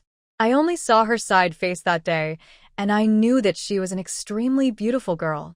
Seeing her face today, it can be said that I was shocked. How could he know that if Shang Rui hadn't been going to marry in place of Shang Yufu, she would have been forgotten by the Shang family to who knows where in the world? I'm here to get strawberries. Doesn't the girl sell 15 baskets of strawberries to Tang Xiangju every day? Shang Rui took a look at his attire. Generally speaking, the shopkeeper would send servants to pick up the goods, but the man in front of her was obviously not a servant. Just looking at the clothes he was wearing, one could tell that he was either rich or noble. So, he's Sister Qian's man. She said to Ingxue behind her, load the strawberries for the young master. Yes. Su Zimo smiled and said, Miss, I'm sorry to ask, where did you get these strawberries? In the woods in front. She pointed to the dense forest in the east. After transplanting them back, I improved them a little bit and they look like this now. Su Zimo nodded, not quite understanding. He didn't believe that there were such delicious fruits in that forest. He Jingheng's young wife was quite good at lying, but her excuse was not convincing. She was clearly trying to fool him, but he had no right to refute. While talking, 15 baskets of strawberries were loaded onto the car. I see that you have planted a lot of things in this house. Do you have anything good to sell to me? Shang Rui looked at him in surprise. There are indeed many good things in my greenhouse, but they are all very valuable. Can you make the decision on such a business? Su Zimo thought that Shang Rui was too smart and smiled. I'm just asking. These things naturally require money, and the shopkeeper has the final say. At this time, a servant came over and whispered, Master, the car has been loaded. Although the voice was small, Shang Rui heard every word clearly. He is indeed not an ordinary person. Whether it is the way he dresses or his appearance and aura, he is definitely not an ordinary person. Although he cannot be compared with He Jingheng, he is far superior to ordinary rich boys. However, judging from his accent, he seems to be from the capital. At this time, Xiaoyao came over. Miss, the official has come to the mansion, and Aunt Zhao and her family also came with him. Aunt Zhao? When they arrived at the place of exile, Aunt Zhao and her family saw that she had chosen a thatched house, so they chose a stone house for themselves. Later, she rarely appeared in front of them. As time went by, Shang Ruai forgot about these three people. Since your family has something to do, Su will not disturb you. Here are 300 taels. Su Zimo bowed and said goodbye. We will see each other again. After he finished speaking, he got on the carriage and left. Shang Ruai looked at the back of the carriage leaving and asked in a deep voice, Peony, do you know who he is? Miss, since I entered the Prime Minister's mansion, I have been serving the aunt in the mansion. The aunt does not have many opportunities to leave the mansion, and I have rarely left the Prime Minister's mansion. Shang Ruai nodded. Wasn't she the same? She had never stepped out of the mansion since she was born. Shang Ruai handed the banknote to Xiaoya. You take it to the accounting office. Seeing that she was so confident in handing over 300 taels of silver to her, Xiaoya was startled. Miss, aren't you worried that I will do something with these silver notes? Shang Ruai smiled. Trust the people you employ, and don't employ them if you don't trust them. Since I let you serve me, I will trust you. Besides, if you follow me, I will not treat you unfairly. The people around me should not look down on a mere 300 taels of silver. Xiaoyao's heart was shocked, and her eyes were slightly red. She didn't expect that she would meet a master like Shang Ruai. Even in this place of exile, what does it matter? In her opinion, this place is much more comfortable than the capital. Shang Ruai came to the main hall. She thought they were sent by County Magistrate Zhang, but they were actually officials from the town, and the leader was the person she saw in the grain store that day. He Jingheng was also there at this time. Shang Ruai walked behind him. What are you doing here today, sir? At this time, two Yamen runners brought up three people, none other than Aunt Zhao, He Qinian, and Lin Shiyu. The old princess asked in confusion, Sir, why are you escorting them? They are from your He family, right? Yes. These three people actually planned to escape secretly but were caught by my Yamen runners. What? Escaping from exile is a serious crime, and it will implicate family members. Everyone was shocked when they heard this. Aunt Zhao, are you crazy? The old princess said angrily, defection without permission will bring disaster to your family. Don't you understand this? Aunt Zhao knelt on the ground and trembled. No, it's not like that. We just want to go to the town to buy some things. When the official heard this, he shouted coldly, You still dare to quibble? What do you need the three of you to leave together to buy? Didn't the Yamen runners tell you when you came here that only one person can leave at a time? Please forgive me, sir. I forgot for a moment. Please have mercy on me. I won't dare to do it again. Please give us a chance. Aunt Zhao said with a trembling voice. The official glanced at He Jingheng obscurely and then said in a deep voice, The death penalty can be exempted, but without punishment, we cannot learn a lesson. Each of you three will be severely beaten with 30 boards to serve as a warning to others. What? 30 boards? If they were beaten on the body, wouldn't it be painful to death? The three of them begged for mercy. Sir, we know we were wrong. Please have mercy on us. Please have mercy on us, sir. The official was unmoved. With a wave of his hand, several Yamen runners dragged the three people to the yard. After a while, crying and shouting reached everyone's ears. At this time, the official walked up to Shang Ruai and said in a deep voice, In consideration of your previous merits, your family members will not be punished, but you must keep an eye on these three people. If you escape again, I can't protect you. Thank you for your mercy, sir. After the beating, the officials left. The young concubine and the others had fainted. Seeing this, the old princess said in a deep voice, Take them away quickly. She didn't like concubine Zhao in the first place, but she still loved He Qinian. After all, he was her grandson. But after this incident, she almost implicated the whole family to be punished with them. She didn't like him at all. Young people can be better, but if these 30 boards were beaten on her, how could she be alive at this time? Thinking of this, she was even more angry. At this moment, a maid came in with an envelope in her hand. He bowed to Shang Ruai. Madam, this is sent by the owner of the grain store in town.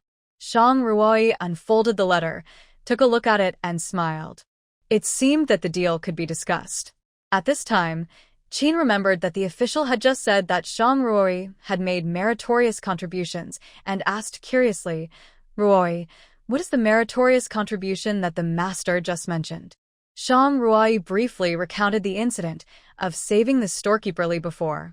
Everyone nodded after hearing this. They didn't expect there was such a thing. They couldn't help but feel secretly happy in their hearts. Thanks to such an incident, otherwise they would definitely be punished.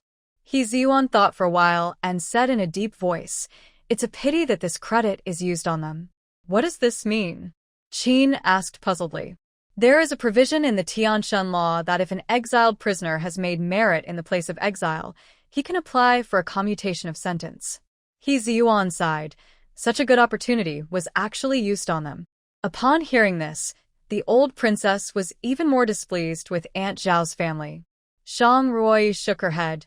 "Third uncle, even without Aunt Zhao, we can't get a commutation of sentence." When He Jingheng heard her say this, a hint of recognition flashed in his eyes. She was quite insightful. Everyone present was a meticulous person, and when they heard her say this, they knew what she meant. Emperor Tianshan had finally exiled them to this far north, and he wished they would die here for the rest of their lives. How could he let them have a chance to have their sentences commuted and return to Beijing? The old princess sighed and said lightly, "Let's all go." After she finished speaking, she was supported by Aunt Li and left. "Sister-in-law." He Yuni stepped forward. "I want to learn Kung Fu. Can you teach me?" Shang Ruai was stunned. "Learn Kung Fu? Why don't you go find your brother?" He Yuni's face froze. "Brother is too strict. You don't know. One time I went to the training ground to find him. He was teaching his men Kung Fu. I saw with my own eyes that he kicked that man away." She was so scared that she turned and ran away and even forgot to talk to him. She still remembers that scene. "Sister-in-law, please, don't let your brother teach me." That man lay on the ground for a long time and couldn't get up. If it was me, wouldn't I let him kick me to death? Shang Ruai couldn't help laughing at her. "How can it be the same? You are his biological sister. How could he use such a heavy hand?" "Why not?" He Yuni said loudly. "Before you married me, I could barely see him a few times a year, and my relationship with him is even worse than that with the cats and dogs in my yard." Before she finished her words, she heard He Jingheng's voice behind her. "Cats and dogs?" The hairs on He Yuni's back stood up. She didn't turn around, but looked at Shang Ruai and winked. Shang Ruai immediately understood. "Where can I find cats and dogs for you in this exile place?" He Jingheng found it very interesting to see the two of them acting in front of him. He heard their conversation clearly. "Want to learn Kung Fu?" He Yuni's back stiffened. She turned around slowly, with a flattering smile on her face. "Brother, I don't want to learn. Not at all." He Jingheng glanced at her. "If you want to learn, I will teach you personally." No, I don't want it at all." He Yuni hurriedly said. "I have something else to do. I'll take my leave first." After that, she turned around and ran away without caring about He Jingheng's expression. Shang Ruai couldn't help laughing and asked, "What on earth did you do? How could you scare this child like this?" She has been very timid since she was a child, and she has never suffered any hardship. It is more than twice as difficult to learn at this age than when she was a child. He Jingheng watched her back disappear around the corner, and then he fixed his eyes on her. "You must have suffered a lot learning Kung Fu." He had seen her moves, most of which were killing moves that could kill people with one, but if you want to learn such moves, you must have been injured by someone using such moves. Otherwise, you can't learn it at all. Shang Ruai's heart moved, as if something hit her the tip of her heart. In her past and present lives, this was the first time she heard someone ask her such a question. Everyone only saw how powerful her skills were, and no one had ever asked her how much hardship she had suffered and how many beatings she had received to become like this. Not bad. She looked at her nominal husband in front of her, smiled, and said, "Only those who endure hardships can become superior people." He Jingheng couldn't help but smile when he heard it. What a person who endures hardships can become superior people. Shang Ruai looked at the direction where He Yuni left and whispered, "However, if she wants to learn, I think it's better not to stop her. You can't protect her all her life." Even if you can, there will always be times when you are too busy and can't reach her. Haven't you heard of a saying? It's called, the rope always breaks at the thinnest point. Sometimes, just when you have no time to take care of it, trouble will come to you. I always think that people are more down to earth to rely on themselves. Even women should rely on themselves. He Jingheng looked at the firm look in her eyes, and his heart was slightly shocked. Rely on yourself? So in her heart, she has always thought so. Okay. He Jingheng nodded. You can make the decision on family matters. What? What family matters? Shang Ruai's pretty face turned slightly red, and she turned to leave. At this time, her wrist was gently grabbed by him. Do you want to learn? He Jinghe looked at the two people pulling each other in the distance in the yard, his eyes full of resentment. Why? Why did I become like this today, while they can live so comfortably? They even have the mind to talk about love. This is unfair. Thinking of what the man said to him, he gritted his teeth. If you are unkind, don't blame me for being unjust. That afternoon, Shang Ruai started basic training with Hyuni. When Hyuni learned that she could learn kung fu from her, she was very excited. She changed into light clothes and followed Shang Ruai into the dense forest. Sister-in-law, why do we come here to practice?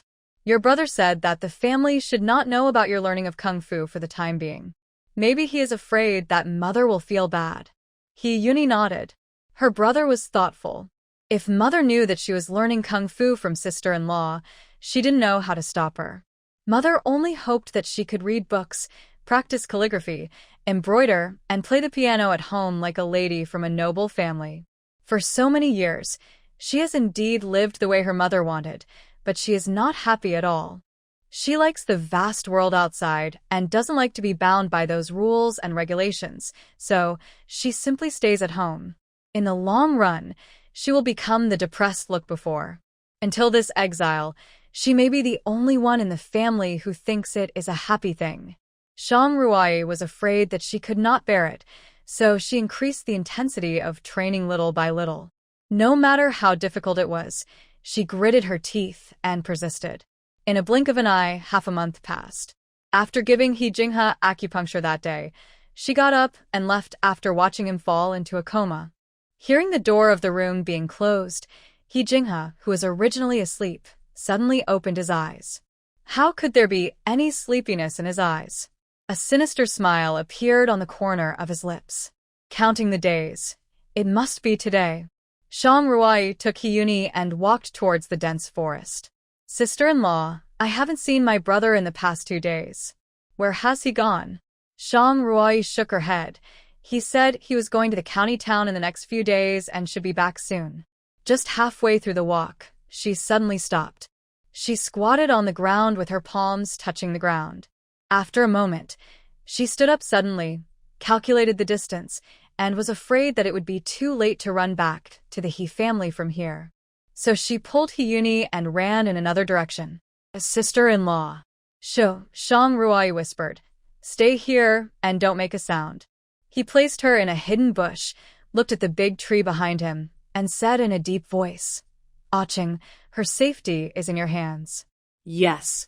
The shadow of the tree swayed, and Aching jumped down from the tree. I will do my best to protect the young lady.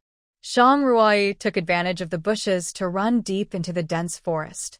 Seeing that there was no one around, she took out a hidden weapon from the space and tied it to her body. She also held a crossbow in her hand and summoned the white tiger from the space. She patted its big head. Xiaobai, let's fight side by side today. These people really know how to pick the time, and they come here specifically when He Jingheng is not around. Or did they deliberately pick the time when He Jingheng was not around, wanting to cut off his source of fire? As soon as these people walked into the dense forest, they were trapped in the Bagwal Yangi formation set up by He Jingheng. They felt that their bodies became heavier and their heads began to feel dizzy as they walked deeper. Something is wrong. We must be trapped in the formation. The leading man said coldly, Stop. Formation? Yes, He Jingheng is a master of formations. There must be a formation he set up here. It looks like the Bagwal Yangi formation to me. The man looked up at the sun, smiled and said, But it doesn't matter. This formation combines the energy of the sun and the moon with the miasma in the forest. There are more clouds today. As long as the clouds block the sun, the formation will be invalid. Not long after, the sun was blocked, and the pressure on everyone suddenly disappeared. You are worthy of being the boss. You are knowledgeable and experienced. I admire you. The man sneered. It's just a trifle. Shang Ruai felt the footsteps getting closer and closer. It seemed that He Jingheng's formation had been cracked. She looked up at the sky. There were too many clouds today, and the effectiveness of the formation was greatly reduced. It seemed that these people were much smarter than the previous assassins. She patted the white tiger's head and said a few words in its ear. The white tiger rubbed her legs and disappeared into the depths of the dense forest. At this time, the group of people had already come close. Shang Ruai held the fuse in her hand. As long as she entered the attack range, she would directly sprinkle the powder. Suddenly, the leading man stopped and said in a deep voice, "Wait. Boss, what happened?" The man lowered the corners of his lips and said coldly, "Are you sure He Jingheng is not here today?" "Sure." "Okay. Today we will kill all the other members of the He family and let him taste the feeling of his family being destroyed." These words reached Shang Ruoi's ears, and she curled her eyes, feeling very disdainful in her heart. It sounds nice to say, but in fact, isn't it just because they are afraid of He Jingheng? They choose to come when he is not around and bully the old, weak, women and children in the He family. What kind of ability is that? "Boss, I heard that He Jingheng's wife and the young lady of the He family are very beautiful."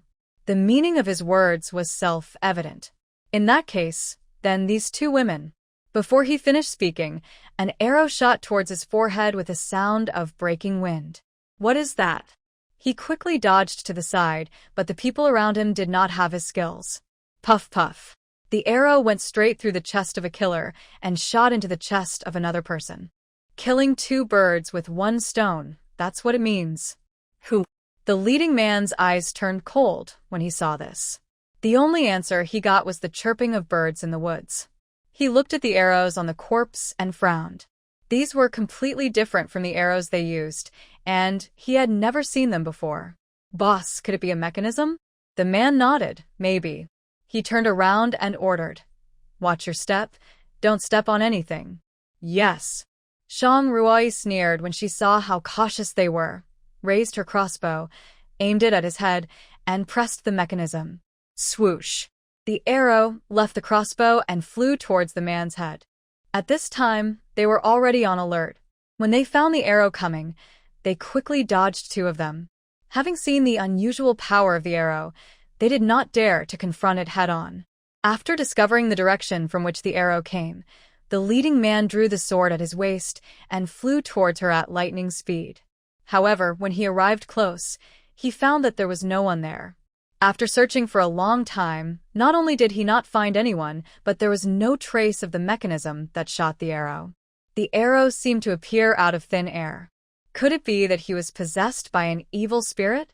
Thinking of this, he felt his scalp tingling. Just as he was about to turn around and leave, suddenly another arrow shot at him. He hurriedly swung his sword, and with a ding sound, the dark arrow hit his sword. The huge directly knocked him back a few steps. He finally stabilized his body and was ready to go forward to check again, but there was still no shadow of a person there. He was really panicked at this time. Could it be that he encountered a ghost in broad daylight? He looked around, and the more he looked, the more he felt that the place was too dead. Shang Ruai was in the space at this time. Looking at his panicked expression, she couldn't help laughing. "Coward, are you scared at this level?" "Boss." The people behind him saw his pale face and couldn't help asking, "Boss, what's wrong with you? There's something weird in this forest." "Retreat. Retreat quickly." Just as the voice fell, several arrows were fired at once. Seeing this, the people who had been on alert waved their swords, trying to knock down the arrows. However, the swords in their hands broke into two pieces after colliding with the arrows. Hiss! How could this happen? What on earth is this made of? It is even harder than a sword? It was really frustrating to come here this time. Not only did they lose several brothers before they got close to the He Mansion, but now even their weapons are broken. What is the point of fighting?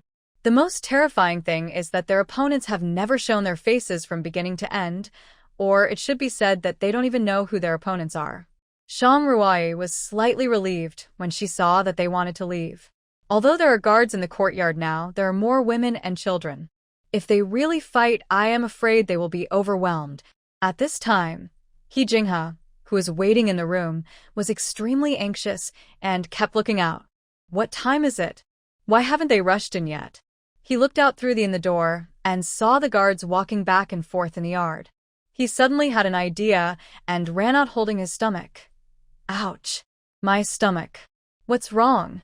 A guard stepped forward and said in a cold voice, "Where are you going?" He Jinghe heard this and said angrily, "You bold, my stomach hurts. Where do you say I should go?" "Of course I'm going to the toilet. How could I go to your house?" Seeing that he had been holding his stomach and fine beads of sweat oozing from his forehead, which did not seem to be fake, he led him to the toilet.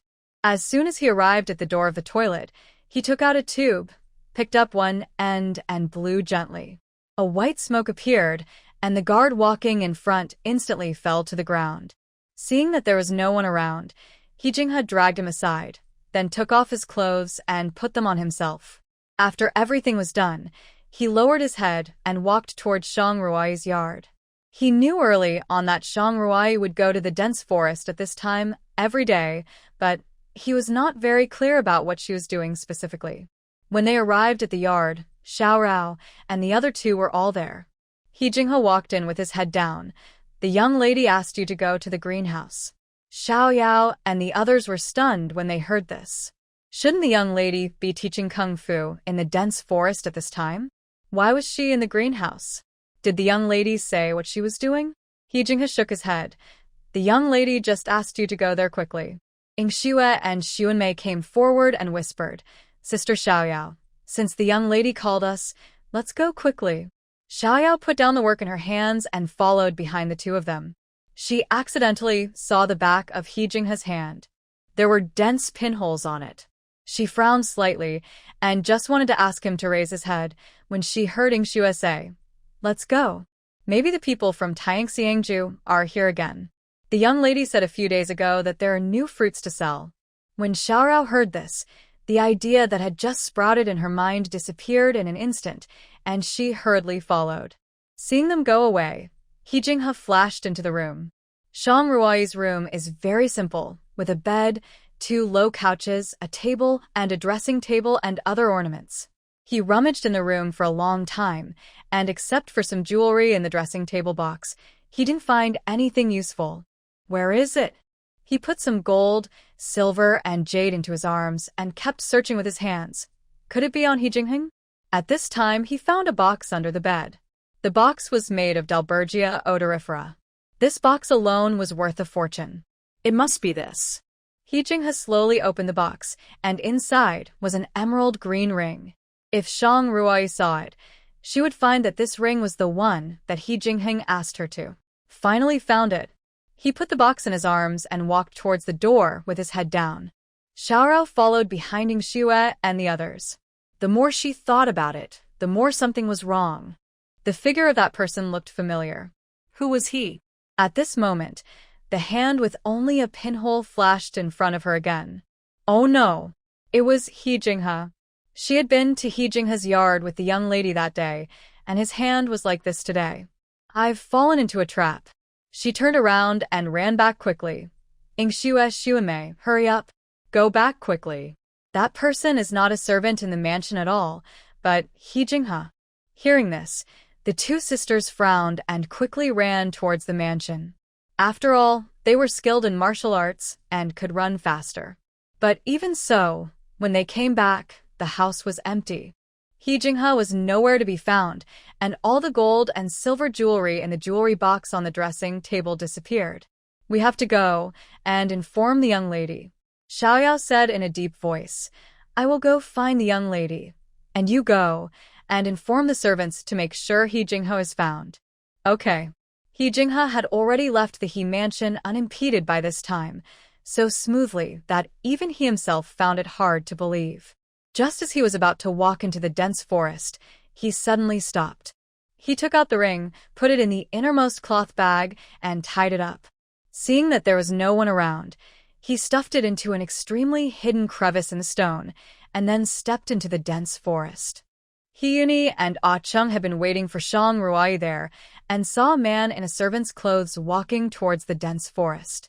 She was about to call him, but Ah Chung made a hushed gesture to her and whispered, "That man is not a servant in the mansion, but He Jingha." He Jingha? How did he get out?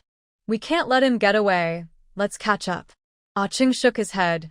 Miss, the young lady asked you to wait here, and your subordinates cannot take you into the dense forest. Are you missing a bone in your brain? He Jingha is about to run away, but you are still sticking to your sister-in-law's orders. He Yuni said angrily. Where did my sister-in-law find such a stubborn person like you? I don't understand anything else. I only know that military orders are like mountains. I must complete the master's orders. Ah Chung said firmly. Then have you ever heard that a general is not subject to military orders when he is away from the battlefield? He Yuni is a descendant of a general after all. When she is serious, she has a natural aura. Ah Chung blinked, looked at her, and said no more. He Yuni thought she had convinced him, and she was happy. What are you waiting for if you don't go after her? Ah Chung still stood there after hearing that, unmoved. He Yuni was out of breath, and it seemed that she was not convinced by her, but ignored her words. He Jingha came to the dense forest, and after walking for a long time, he didn't see anyone, nor did he hear any fighting. He couldn't help but wonder, could it be that he remembered the time wrong? At this moment, he kicked something under his feet and tripped him to the ground. What the Hades? He looked closely and was almost scared to death. What tripped him was nothing else but a corpse. There was a bloody hole in the heart of the corpse, and next to this corpse was another corpse lying, with a black arrow stuck in the body of the corpse. He crawled forward in a panic, and suddenly a pair of shoes appeared in front of him. Before he could look up, a stick knocked him down, his eyes rolled over, and he fainted. When he woke up, he saw that his eyes were covered by something, and he couldn't see anything. A smell he had never smelled before filled his nasal cavity. Awake? A male voice suddenly appeared. He Jingha hurriedly said, "Hero, I don't know how I have offended you." There was no answer from the man, only the sound of metal colliding again and again. This is the sound of sharpening a knife. He struggled hard. Hero, if you have something to say, let's talk nicely, don't kill me. Still without waiting for an answer. At this time, footsteps came. He felt someone standing in front of him and thought his begging for mercy had worked. Before he could continue speaking, he suddenly felt a chill on his neck. It's a knife. In an instant, a cold sweat broke out on his body. Hero, do you want silver? I have it. I just stole it from the He family. He shouted loudly. It's in my pocket. I'll give it all to you, as long as you let me go. After he finished speaking, the knife not only did not leave his throat, but pressed down a few points. He felt a pain in his neck, and he felt a hot current flowing down his neck. This man really wanted to kill him. Hero, as long as you let me go, I can give you anything you want. After the words fell, the cold knife stopped on his neck. Oh, anything? Seeing him respond to him, He Jingha nodded quickly. Yes, anything. Gold, silver, jewelry, talented men and beautiful women, or fame and status. I can give you all, as long as you let me go. Hee. A cold smile came. Don't you look at what you look like now. You still have wealth, honor, and status. You don't even have it yourself. How can you give it to me? After speaking, the knife on the neck was pressed down a few points deeper. The pain that came again scared He Jingheng so much that he almost wet his pants. After these few days, I will have it. The hand holding the handle of the knife loosened. What do you mean? There is a mysterious man who found me and said that as long as I find something in the He family, he will give me everything I want. He Jingha said loudly, Really, I swear. What is it? A ring. Ring? Shang Ruai's heart skipped a beat. Ring? Could it be the one that He Jingheng gave her that day? Yes, it was Shang Ruai who kidnapped He Jingha. At this moment, the two of them were in her space. Where is the ring? I hid the ring. I have a box in my arms which is used to hold the ring. I will give them the box in exchange for what they want, and then I will give them the ring. Shang Ruai took out the box. She had indeed seen this box in He Jingheng's hands.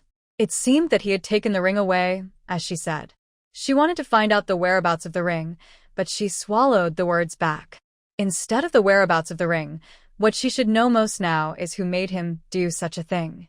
Wealth and honor are easy to obtain, but fame and status are hard to come by. Those who can make such a promise must be rich or noble. What does this ring mean? She smiled and still said in a male voice, Okay, in this case, I will believe you once, but I need a guarantee. After she finished speaking, she threw a pill into his mouth. What is this? Cough, cough, cough, cough. Of course it's poison. Shang Ruai sneered. When you do what you said, I will give you the antidote. If you dare to play tricks on me, you will die with a ruptured stomach and you will not be able to enjoy any wealth and honor. When He Jinghe heard this, his body trembled. Don't worry, hero, I will never go back on my word, but how can I interrogate you? No need to look for me, I will find you. As soon as he finished speaking, a hand knife chopped him on the body, and He Jinghe fainted again. Seeing that there was no one around, Shang Ruai kicked him out of the space. As soon as he walked out of the space, he heard Xiaoyao's shouting from time to time. Miss! Miss! Xiaoyao searched for a long time, but where was the shadow of her young lady? Just when she was about to go back to the mansion to let others look for her, she saw Shang Ruai coming over. What's wrong? Miss! Xiaoyao hurried forward. Oh no! He Jinghe ran away. She narrated what had just happened. Shang Ruai nodded and said in a deep voice, I didn't expect He Jinghe to be so cunning. Let's go back to the mansion to see if there are any other places stolen. When He Yuni saw Shang Ruai's figure appear at the edge of the dense forest, she was so excited that she almost cried. Sister-in-law. She ran over. This time, Ah Chung did not stop her. Sister-in-law, you finally came out. I was so worried about you. Are you hurt? She looked around and found no blood, so she felt relieved. Suddenly remembering what she saw He Jinghe, she said in a deep voice, Sister-in-law, He Jinghe has also entered the dense forest. Did you see him? She glared at Ah Ching next to her again. It's all his fault. I said to follow him and take a look, but he wouldn't let me. Shang Ruai heard what she said and looked at Ah Chung with appreciation. Well done. He Yuni didn't expect Shang Ruai to say that and was choked for a moment. He did nothing wrong. With your skills, you have no power to fight back against the bad guys. He Yuni pouted and said no more. Thank you, young lady, for your compliment. Inside Taiyangxiangju, He Jingheng took a sip of tea and said lightly, Did the things take away? Took it away. Yun Tian said softly, but he was smart. He hid the ring, which was regarded as leaving a way out for himself. Where is the person who contacted him? Our people were a step late. When we arrived, we only found 2 bodies and no one else. After he finished speaking, he took out the arrows he picked up from the ground. There are some scattered on the ground. I have never seen this kind of arrows, so I wanted to show them to you. He Jingheng took the arrow in his hand, looked at it for a long time, and said in a cold voice, Where is the madam? The princess has been in the mansion and has not gone out. He Jingheng stared at Yun Tian with his inky black eyes without saying a word. Feeling the pressure coming from the front, Yun Tian couldn't help but wonder, what did he say wrong? The princess is in the mansion. Yunqi, who was standing aside in line to report, glanced at him. Stupid thing, your highness is asking about the crown prince's consort. Is it the crown prince's consort? He looked up at He Jingheng, and seeing that he was waiting for his answer, he hurriedly said, The crown prince's consort, as usual, led the young lady to the dense forest. His voice suddenly rose. Could it be that the 2 people were killed by the crown prince's consort? He Jingheng looked at the arrow in his hand without saying a word. Yunqi said in a deep voice, Your highness, if it is really the crown prince's consort, it doesn't matter. There was a hint of smile in He Jingheng's eyes. This woman was really a surprise. Send more people to guard outside the mansion and make sure their safety is guaranteed. Yes. Just then, Su Zimo pushed the door open in a hurry. He Jingheng, get out. He Jingheng said coldly, is this how you teach the rules in the Marquis mansion? You don't even knock on the door before entering someone else's room? Su Zimo looked at Yun Tainyunki standing on both sides. What's wrong with your master today? Su Zimo, you are very free, right? Why don't you go back to Beijing? Feske, so ruthless. Isn't this why this young master came here? Su Zimo curled his lips. You are so good. Not only do you not appreciate it, but you also keep driving me away. He sat on the couch and glanced at him. What's more, this is my property. You are eating and drinking for free on my territory now. Not only do you not know how to be grateful, but you also want to drive me away. Are there any people like you? After saying this, he suddenly sat up. But to be honest, your new wife is really good. Although she is a concubine's daughter, in my opinion, she is many times better than the famous ladies in the capital. Upon hearing this, He Jingheng's fierceness diminished a little. This discovery made Su Zimo want to tease him. Jingheng, before marriage, didn't you say that after things are over? He gestured on his neck. He Jingheng's face did not change, and he said in a cold voice, just, do you still think so now? He Jingheng's hands on the table curled up slightly. Su Zimo saw his little movement and couldn't help laughing. It seems that even a cold-hearted person like him is no exception. Come to think of it, who would be willing to kill such a smart and capable woman? If she was not He Jingheng's wife, maybe he. As soon as this thought came into his mind, he wanted to slap himself. What was he thinking? That was He Jingheng's wife. What does it have to do with you? He Jingheng looked at him. When will Dr. Shui arrive? In just a few days. Su Zimo frowned. If Dr. Shui can cure your leg, are you sure you want him to cure it? You have to know that his daughter has been coveting you for a long time. He Jingheng looked at him with disdain. You'd better read more books. Su Zimo rolled his eyes at him. Isn't it?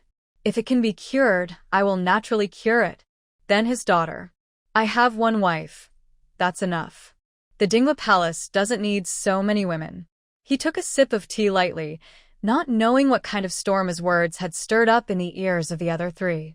His words undoubtedly confirmed the status of Shang Ruai in his heart. Su Zimo said to Yunqi and the other two, who were stunned with a look of I knew it, and said with a smile, did you hear that? From now on, Shang Ruai is your real mistress. Master, she is Shang Yan's. Before Yun Tian could finish, Yunqi covered his mouth one by one.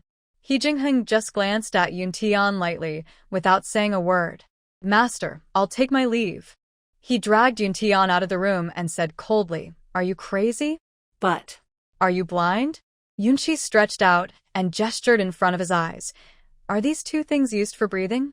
Haven't you seen that every time their master mentions the crown prince's consort, he always has a smile on his face? Even though it's a faint smile, he has been with the master for so many years, and he has never seen him smile like this to anyone. Her father plotted against the master like that. Yunqi slapped him on the back of his head. Whose father? Whose father? The crown prince's consort's father. Yunqi was tired of beating him. Did this man's brain fall into the quilt when he got up in the morning? Remember, the crown prince's consort is the crown prince's consort, and Shang Yan is Shang Yan. Yunqi whispered. Since her exile, the crown prince's consort has done so much for the palace that even a blind person can see. Why can't you see it? And didn't the crown prince's consort return the ring to his highness? How do you know she didn't find out that it was a fake ring and did it on purpose? In order to deceive the crown prince's trust. Yun Tian still didn't want to believe that Shang Ruai had no intentions towards their Dingwa palace. Seeing her like this, Yunqi didn't want to persuade her anymore. You can take care of yourself. Having been with the prince for so many years, I have never seen him misjudge anyone, but today it seems that the prince has overestimated your brain. Shang Ruai returned to the yard and put back the jewelry that was taken away by He Jinghe. At this time, Xu Wenmei said that Wang Erju, who was in charge of the greenhouse, was looking for her. What's the matter? She saw Wang Erju sweating profusely and had a bad feeling in her heart. Boss, just now a wild boar came from nowhere. rushed into the greenhouse and trampled a large area of grain. Shang Ruai frowned. Why are there wild boars here? There have always been wild boars in recent years. I didn't expect that this beast would rush into the greenhouse. Wang Erju said anxiously, You go and have a look. When Shang Ruai arrived, the wild boar was rampaging in the greenhouse. Shang Ruai looked at the trampled grain and couldn't help but get angry. He wasted food and deserves to be killed. Boss. When the workers saw her coming, they finally showed some joy on their faces. But when they saw that there was no one behind her, they were shocked. She came alone, without even a guard. How could she catch a wild boar by herself? Although they knew she had some skills, wild boars were different from other wild boars. They were very strong, especially the one in front of them was a male wild boar. Bring a stick, she shouted. Wang Erju handed her a wooden stick that was more than 1 meter long. Shang Ruai took it in one hand. Everyone gasped when they saw her holding the stick effortlessly. This is not an ordinary wooden stick. This wooden stick is as thick as a bowl. Even if an ordinary man holds it with both hands, it is a bit difficult. She actually held it with one hand, and effortlessly. It is hard to imagine how strong Shang Ruai is. And when she held the stick, everyone found that the aura around her changed significantly. She was extremely gentle on weekdays, but at this moment, her pupils were full of fierceness, and just looking at her made people shudder. At this time, people were actually a little worried about the wild boar opposite. It was not known whether it could withstand Shang Ruai's beating. The wild boar looked at someone standing opposite it, breathing heavily from its nostrils, and its eyes became extremely dangerous. It dug its front hooves and rushed towards Shang Ruai. The wild boar was so big that everyone could feel the ground shaking when it ran. Shang Ruai snorted coldly, raised the stick in her hand, and hit the wild boar on the head accurately. Hiss. People were stunned on the spot as they watched the wild boar that couldn't stand steadily after being hit by a stick. Shang Ruai didn't give it a chance to breathe. She raised her hand and hit it with another stick. The wild boar fell directly to the ground and was unconscious. She threw the stick in her hand to the ground casually, raising a cloud of dust, which showed how strong she was. You deserved it for wasting food. She ordered behind her, send it to the kitchen and have it as an extra meal in the evening. Yes. Yes. Since that day, no one dared to waste food anymore. Even a grain of rice would be picked up quickly if it fell on the table. Are you kidding? Even the wild boar couldn't withstand 2 sticks from her. Wouldn't their bodies be broken? As soon as she came out of the greenhouse, she saw that Mr. Wu and Mr. Xia were studying something. When they saw her coming over, they smiled and said, Let's take a look. How is it? Is it exactly what you thought? Shang Ruai looked at the chicken and duck sheds in front of her and nodded. Thank you for your hard work. It's a small matter.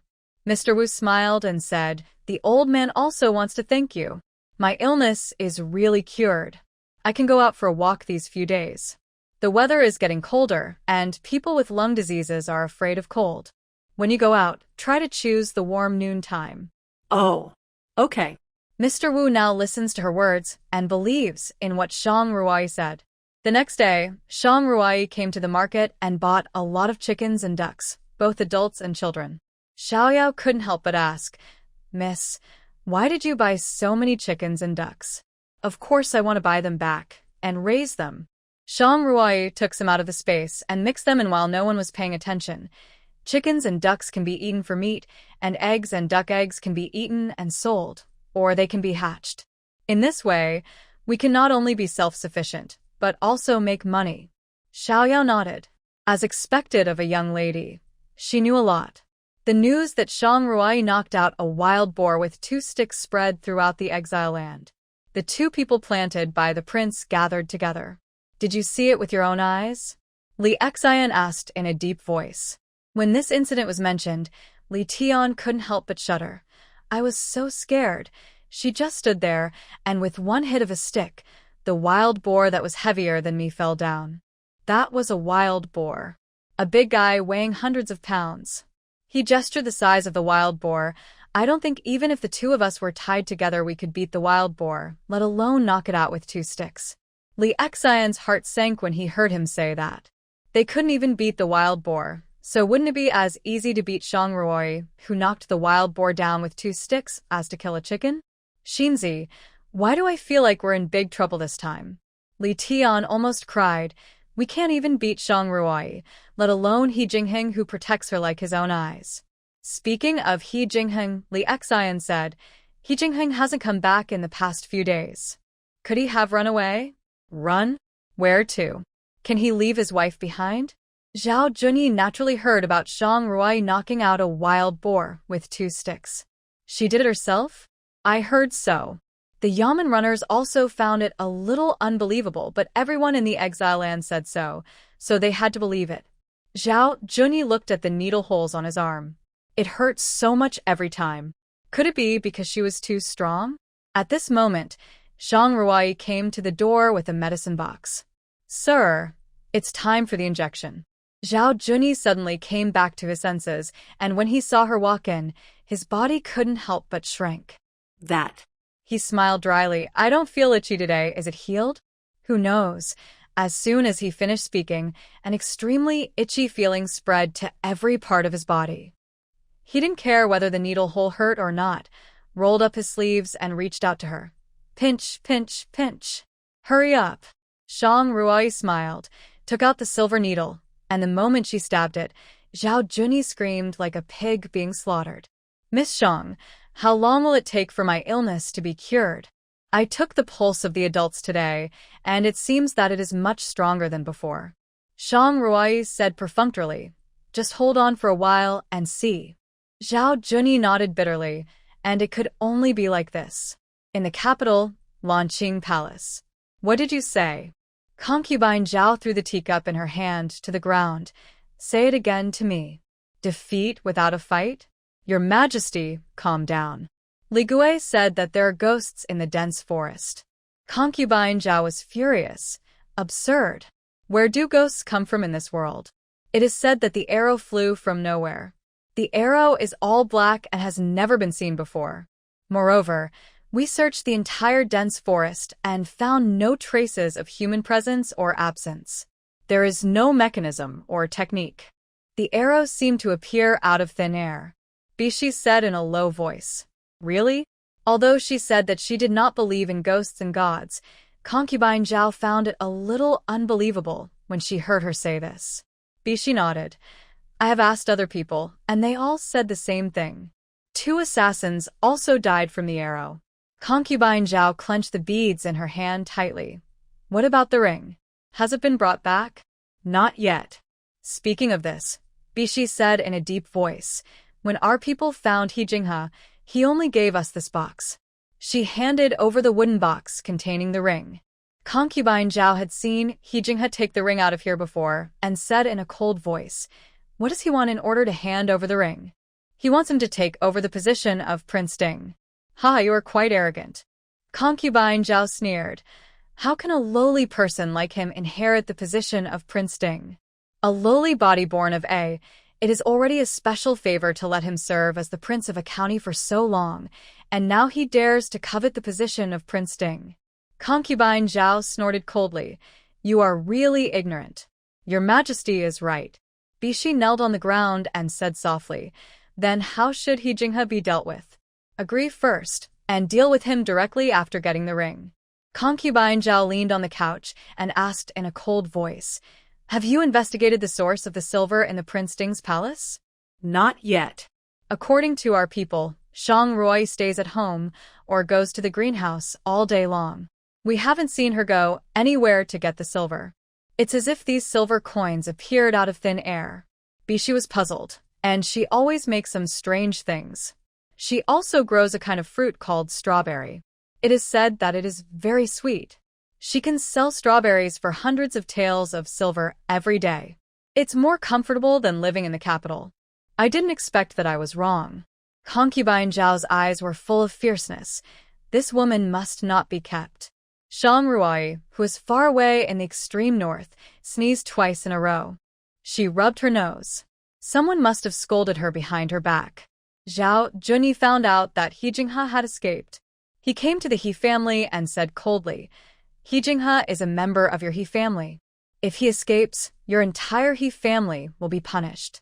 He said in a cold voice, according to the law, you will certainly be whipped dozens of times, but considering that you have always abided by your duties and have not done anything out of line, you'll be whipped 20 times and fined 100 taels of silver each. He heard that Shang Ruai could make a fortune by selling a kind of fruit called strawberries every day, so 100 taels of silver was not too much. The He family members were panicked when they heard this. How could they withstand 20 strokes of the cane? Especially the old lady and Song Fangji. How could their bodies withstand such a beating? Sir, please have mercy. My mother is old and can't bear it.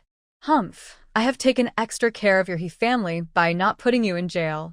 After speaking, he waved his hand lightly, and a group of Yamen runners came to them, wanting them to the courtyard. At this time, Shang Ruai hurried over with a piece of paper in her hand. Sir, wait a minute. Zhao Junyi saw that the person coming was Shang Ruai and frowned. What do you have to say? Don't think that you can let me be partial and corrupt just because you help me treat the disease. Shang Ruai smiled. I know what kind of person you are. You will never do such a thing. You are famous for being fair in this place of exile. This wave of flattery was very comfortable for Zhao Junyi. Go ahead. What's the matter? Shang Ruai handed him the paper in her hand. Sir, look, this is the document of our separation from He Ning'an's family, and it is signed by the government office. What? The document of separation? Zhao Junyi frowned and took it in his hand. It was indeed the document of separation. There was indeed the signature of the government office on it. If so, He Jinghe would have nothing to do with them. Even if he escaped, they would not be implicated. She had prepared the document of separation early in the morning, and she knew that the second house was not an easy one, so she signed it early. The He family did not expect that she would keep this trick, and they could not help but be overjoyed. The old princess's hanging heart slowly fell. Zhao Junyi looked at the document. His face sank slightly. It didn't matter whether he was beaten or not. The key point was that the 100 taels of silver he wanted to embezzle was wasted. Sir, there is nothing wrong with this document, right? Zhao Junyi returned the document to her and said in a deep voice, No problem, but He Jinghe ran away from your house. You can't escape the blame for not supervising him strictly. He wanted to say something else, but was interrupted by Shang Ruai. Speaking of this matter, even if you don't come to us, I will definitely come to you. Oh. After He Jinghe woke up, we kept asking him to leave, but he refused to leave. Not only did he pretend to be unconscious all day, but he also ate and drank in our house. I wanted to ask you to drive him away, but he actually stole things from my house and ran away. Shang Ruai was a little angry. Please bring him to justice, sir. This kind of traitor must not be allowed to go unpunished. After a righteous speech, she turned their He family into a victim. In this way, Zhao Junyi would not be able to find a reason to punish them. What did you lose? Some gold and silver jewelry, and a jade ring. Zhao Junyi wrote down the things she mentioned in the book, then left with a group of Yamen runners with a gloomy face. After Zhao Junyi left, Qin stepped forward and said with lingering fear, Roy, thanks to you. Otherwise something bad would have happened today. Mother, I said that sister-in-law is the most powerful. Hiyuni stepped forward and said, If it weren't for sister-in-law, we would not have been able to escape the beating today. Song Fangji stepped forward. Thank you very much, sister-in-law today, otherwise I, and the baby in my belly. We are all family, why say these things? Shang Ruai had just finished speaking when she heard the old princess ask, You said he stole the ring? Yes, grandmother. Shang Ruai whispered, When I first came here, Jingheng asked me to this ring. I thought the jade used to make the ring was very precious, but the owner of the pawn shop in the town didn't know the value of it and couldn't give a price, so he kept it on his own initiative and sold my jewelry. I didn't expect it to be stolen by him. The old princess's face was cold. She knew that He Jinghe had other intentions for their He family this time. Come with me. Shang Ruai followed the old princess to the inner room. There were only the two of them in the room. You said today that the ring was taken away by Jinghe. Is it true? Shang Ruoyi nodded. Absolutely true. The old princess slammed the table hard and said angrily, He actually dared. Grandma, is there any saying about this ring? The old princess looked at her and sighed. There is no saying, but this ring is the symbol of Prince Ding. Now that Prince Ding's mansion has been sealed, the ring is of no use. Jingheng probably just wanted to keep a thought, but he didn't expect it to be stolen by that beast. I don't know how they raised their children, but they raised a thief. Grandma, please rest assured, we have reported this matter to the government, and they will definitely help us get the ring back. Shang Ruoyi comforted. Grandma, don't worry. It seems that this ring is of extraordinary significance to Prince Ding's mansion. But such an important ring, how could Jingheng let himself it? The news of the theft of the He family's ring soon spread to the capital. Prime Minister Shang, what do you think about the lost ring? After breakfast, Emperor Tianshun wiped his mouth with a towel held by the palace maid and glanced coldly at Shang Nian, who was standing beside him. I heard that your concubine's daughter is very capable. In my opinion, the He family is living a more comfortable life in exile than in the capital. Upon hearing this, Shang Nian hurriedly knelt on the ground. Your Majesty, I know nothing about the matter of my concubine's daughter. As you know, the affairs of the mansion are managed by my wife, and this concubine's daughter is taken care of by her biological mother. She should have been taught by my aunt. I really didn't know, Your Majesty. Emperor Tianshun said nothing, did not blame him, and did not let him get up.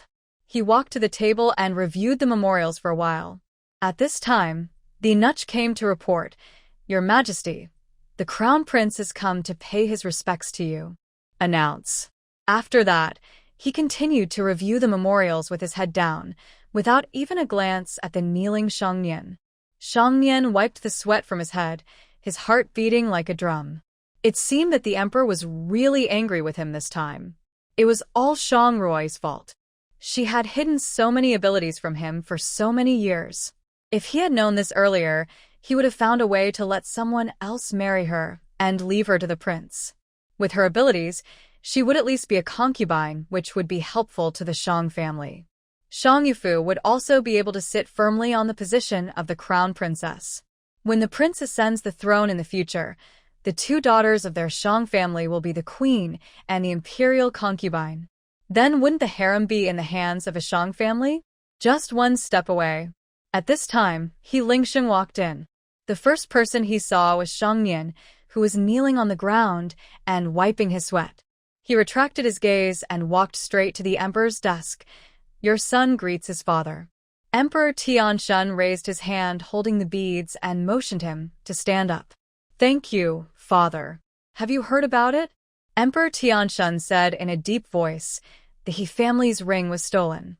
I heard about it on the way here just now.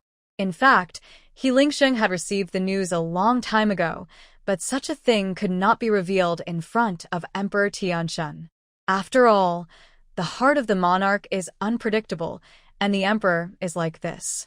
He wants his son to be strong, but he doesn't want him to be too strong. If he is not strong, he will feel that he is not capable of sitting on this position, but if he is too strong, he will worry that he will covet his throne. He Lingsheng is well aware of the emperor's heart, so in front of Emperor Tianshun, he has always been an excellent prince, but not too ambitious. What do you think? He Lingsheng said in a low voice, I think this is a rumor deliberately released by the He family, with the purpose of making father lower his guard against them. Emperor Tianshun nodded. He thought so too. Father, what should we do now? What can we do? Can they be punished for losing the ring? Emperor Tianshun snorted coldly. Let's wait and see what happens. The father and son said a few more irrelevant words, and He Lingsheng moved his gaze to Shang Nian, who was kneeling there. What's wrong with Prime Minister Shang? Emperor Tianshun glanced at him and said coldly, Prime Minister Shang has taught his daughter well. I was thinking about how to reward him and forgot to ask him to stand up for a moment. Your Majesty does not deserve it. It is my fault that I did not educate my daughter well. It is not enough that I cannot share the worries of the emperor, but I have been causing trouble and making the emperor worried. I deserve to die. You really deserve to die. Emperor Tianshun gritted his teeth and said it word by word, frightening Xiangnian so much that he knelt on the ground trembling. Originally, when dealing with the Dingwa Palace, he thought that he would behead all of them so that he could sit firmly on the throne. However, the Dingwa Palace had made great contributions to Tianshun over the years and was deeply loved by the people. If they were really beheaded, it would shake the people's hearts, so he thought of exiling them. If they were injured or died during the exile, no one would be able to say anything. However, he did not expect that they not only arrived at the bitter cold land of the extreme north without any harm, but also lived a prosperous life. All this was thanks to Shang Ruai. Without her, let alone others, how could the old princess withstand the hardships of exile? Thinking of this, he became even angrier. He looked at Xiangnian, who was kneeling there with more and more displeasure. He Lingsheng pretended not to understand what Emperor Tianshun said and smiled and said, I didn't expect that Lord Shang, who worked so hard in the court, still had the energy to teach his children when he returned to the mansion. He is really worthy of being a model for my ministers. Your Highness, you are too kind. I am ashamed to accept it. Xiangnian's sweat broke out more. Upon hearing this, Emperor Tianshuan's anger subsided a little. He looked at Xiangnian and said lightly, Get up. Thank you, Your Majesty. He stood up slowly. Because he had been kneeling for too long, his legs trembled when he stood up. Seeing his appearance, Emperor Tianshun said coldly, Go down, go down. Xiangnian was as if he had been pardoned and hurriedly retreated. After being disturbed by him, Emperor Tianshun was in a bad mood and said to He Lingsheng, It's getting late. You should go and pay respects to your mother. I'll take my leave. Watching him leave, Emperor Tianshun put down the memorial in his hand. Judging from his attitude toward Xiangnian today, the two did not seem to be colluding. He had known about Shang Yufu's entry into the palace for a long time. What he hated most was collusion between the former dynasty and the harem. Since He Lingsheng was made the crown prince, he knew about concubine Zhao's small moves, both overt and covert, and acquiesced. But if she coveted this position too early, she would have to be warned. However, judging from today, he was very satisfied with He Lingsheng's attitude. He knew how to advance and retreat, and he was worthy of being reused. Before He Lingsheng arrived at Lanqing Palace, he saw Bishi coming out of a corner door in a panic. If he remembered correctly, it was a dead end. At this moment, a man walked out from inside and walked in the opposite direction. The secret transactions between palace maids and guards happened in every palace, and most of the masters turned a blind eye and pretended not to know. He Lingsheng, a grown man, naturally did not want to get involved in these matters, but he had never seen that man in the palace. Your Highness, I have seen this man outside the palace. The guard beside him stepped forward and said softly, He is the leader of a gang, and the name seems to be Qinglong Gang. Qinglong Gang. How could the leader of a Jianghu gang appear here? The palace is not like other places, and you can't enter without being summoned. He didn't think Bishi was so capable as to sneak him into the palace. Then there is only one answer. That is, this man entered the palace at the order of his mother. Send someone to follow, he said in a deep voice. Yes. When Xiangnian returned to the mansion, the eldest lady came up to him with a happy face. Master, happy news. A great happy news. Have you known it? Xiangnian looked constipated. What happy news? Of course, it's the emperor's praise. The eldest lady pulled him to the main hall and pointed to a pearl sent from the palace and said, Look, Inuch just sent it to us, saying that the emperor gave it to our mansion because you raised your daughter well.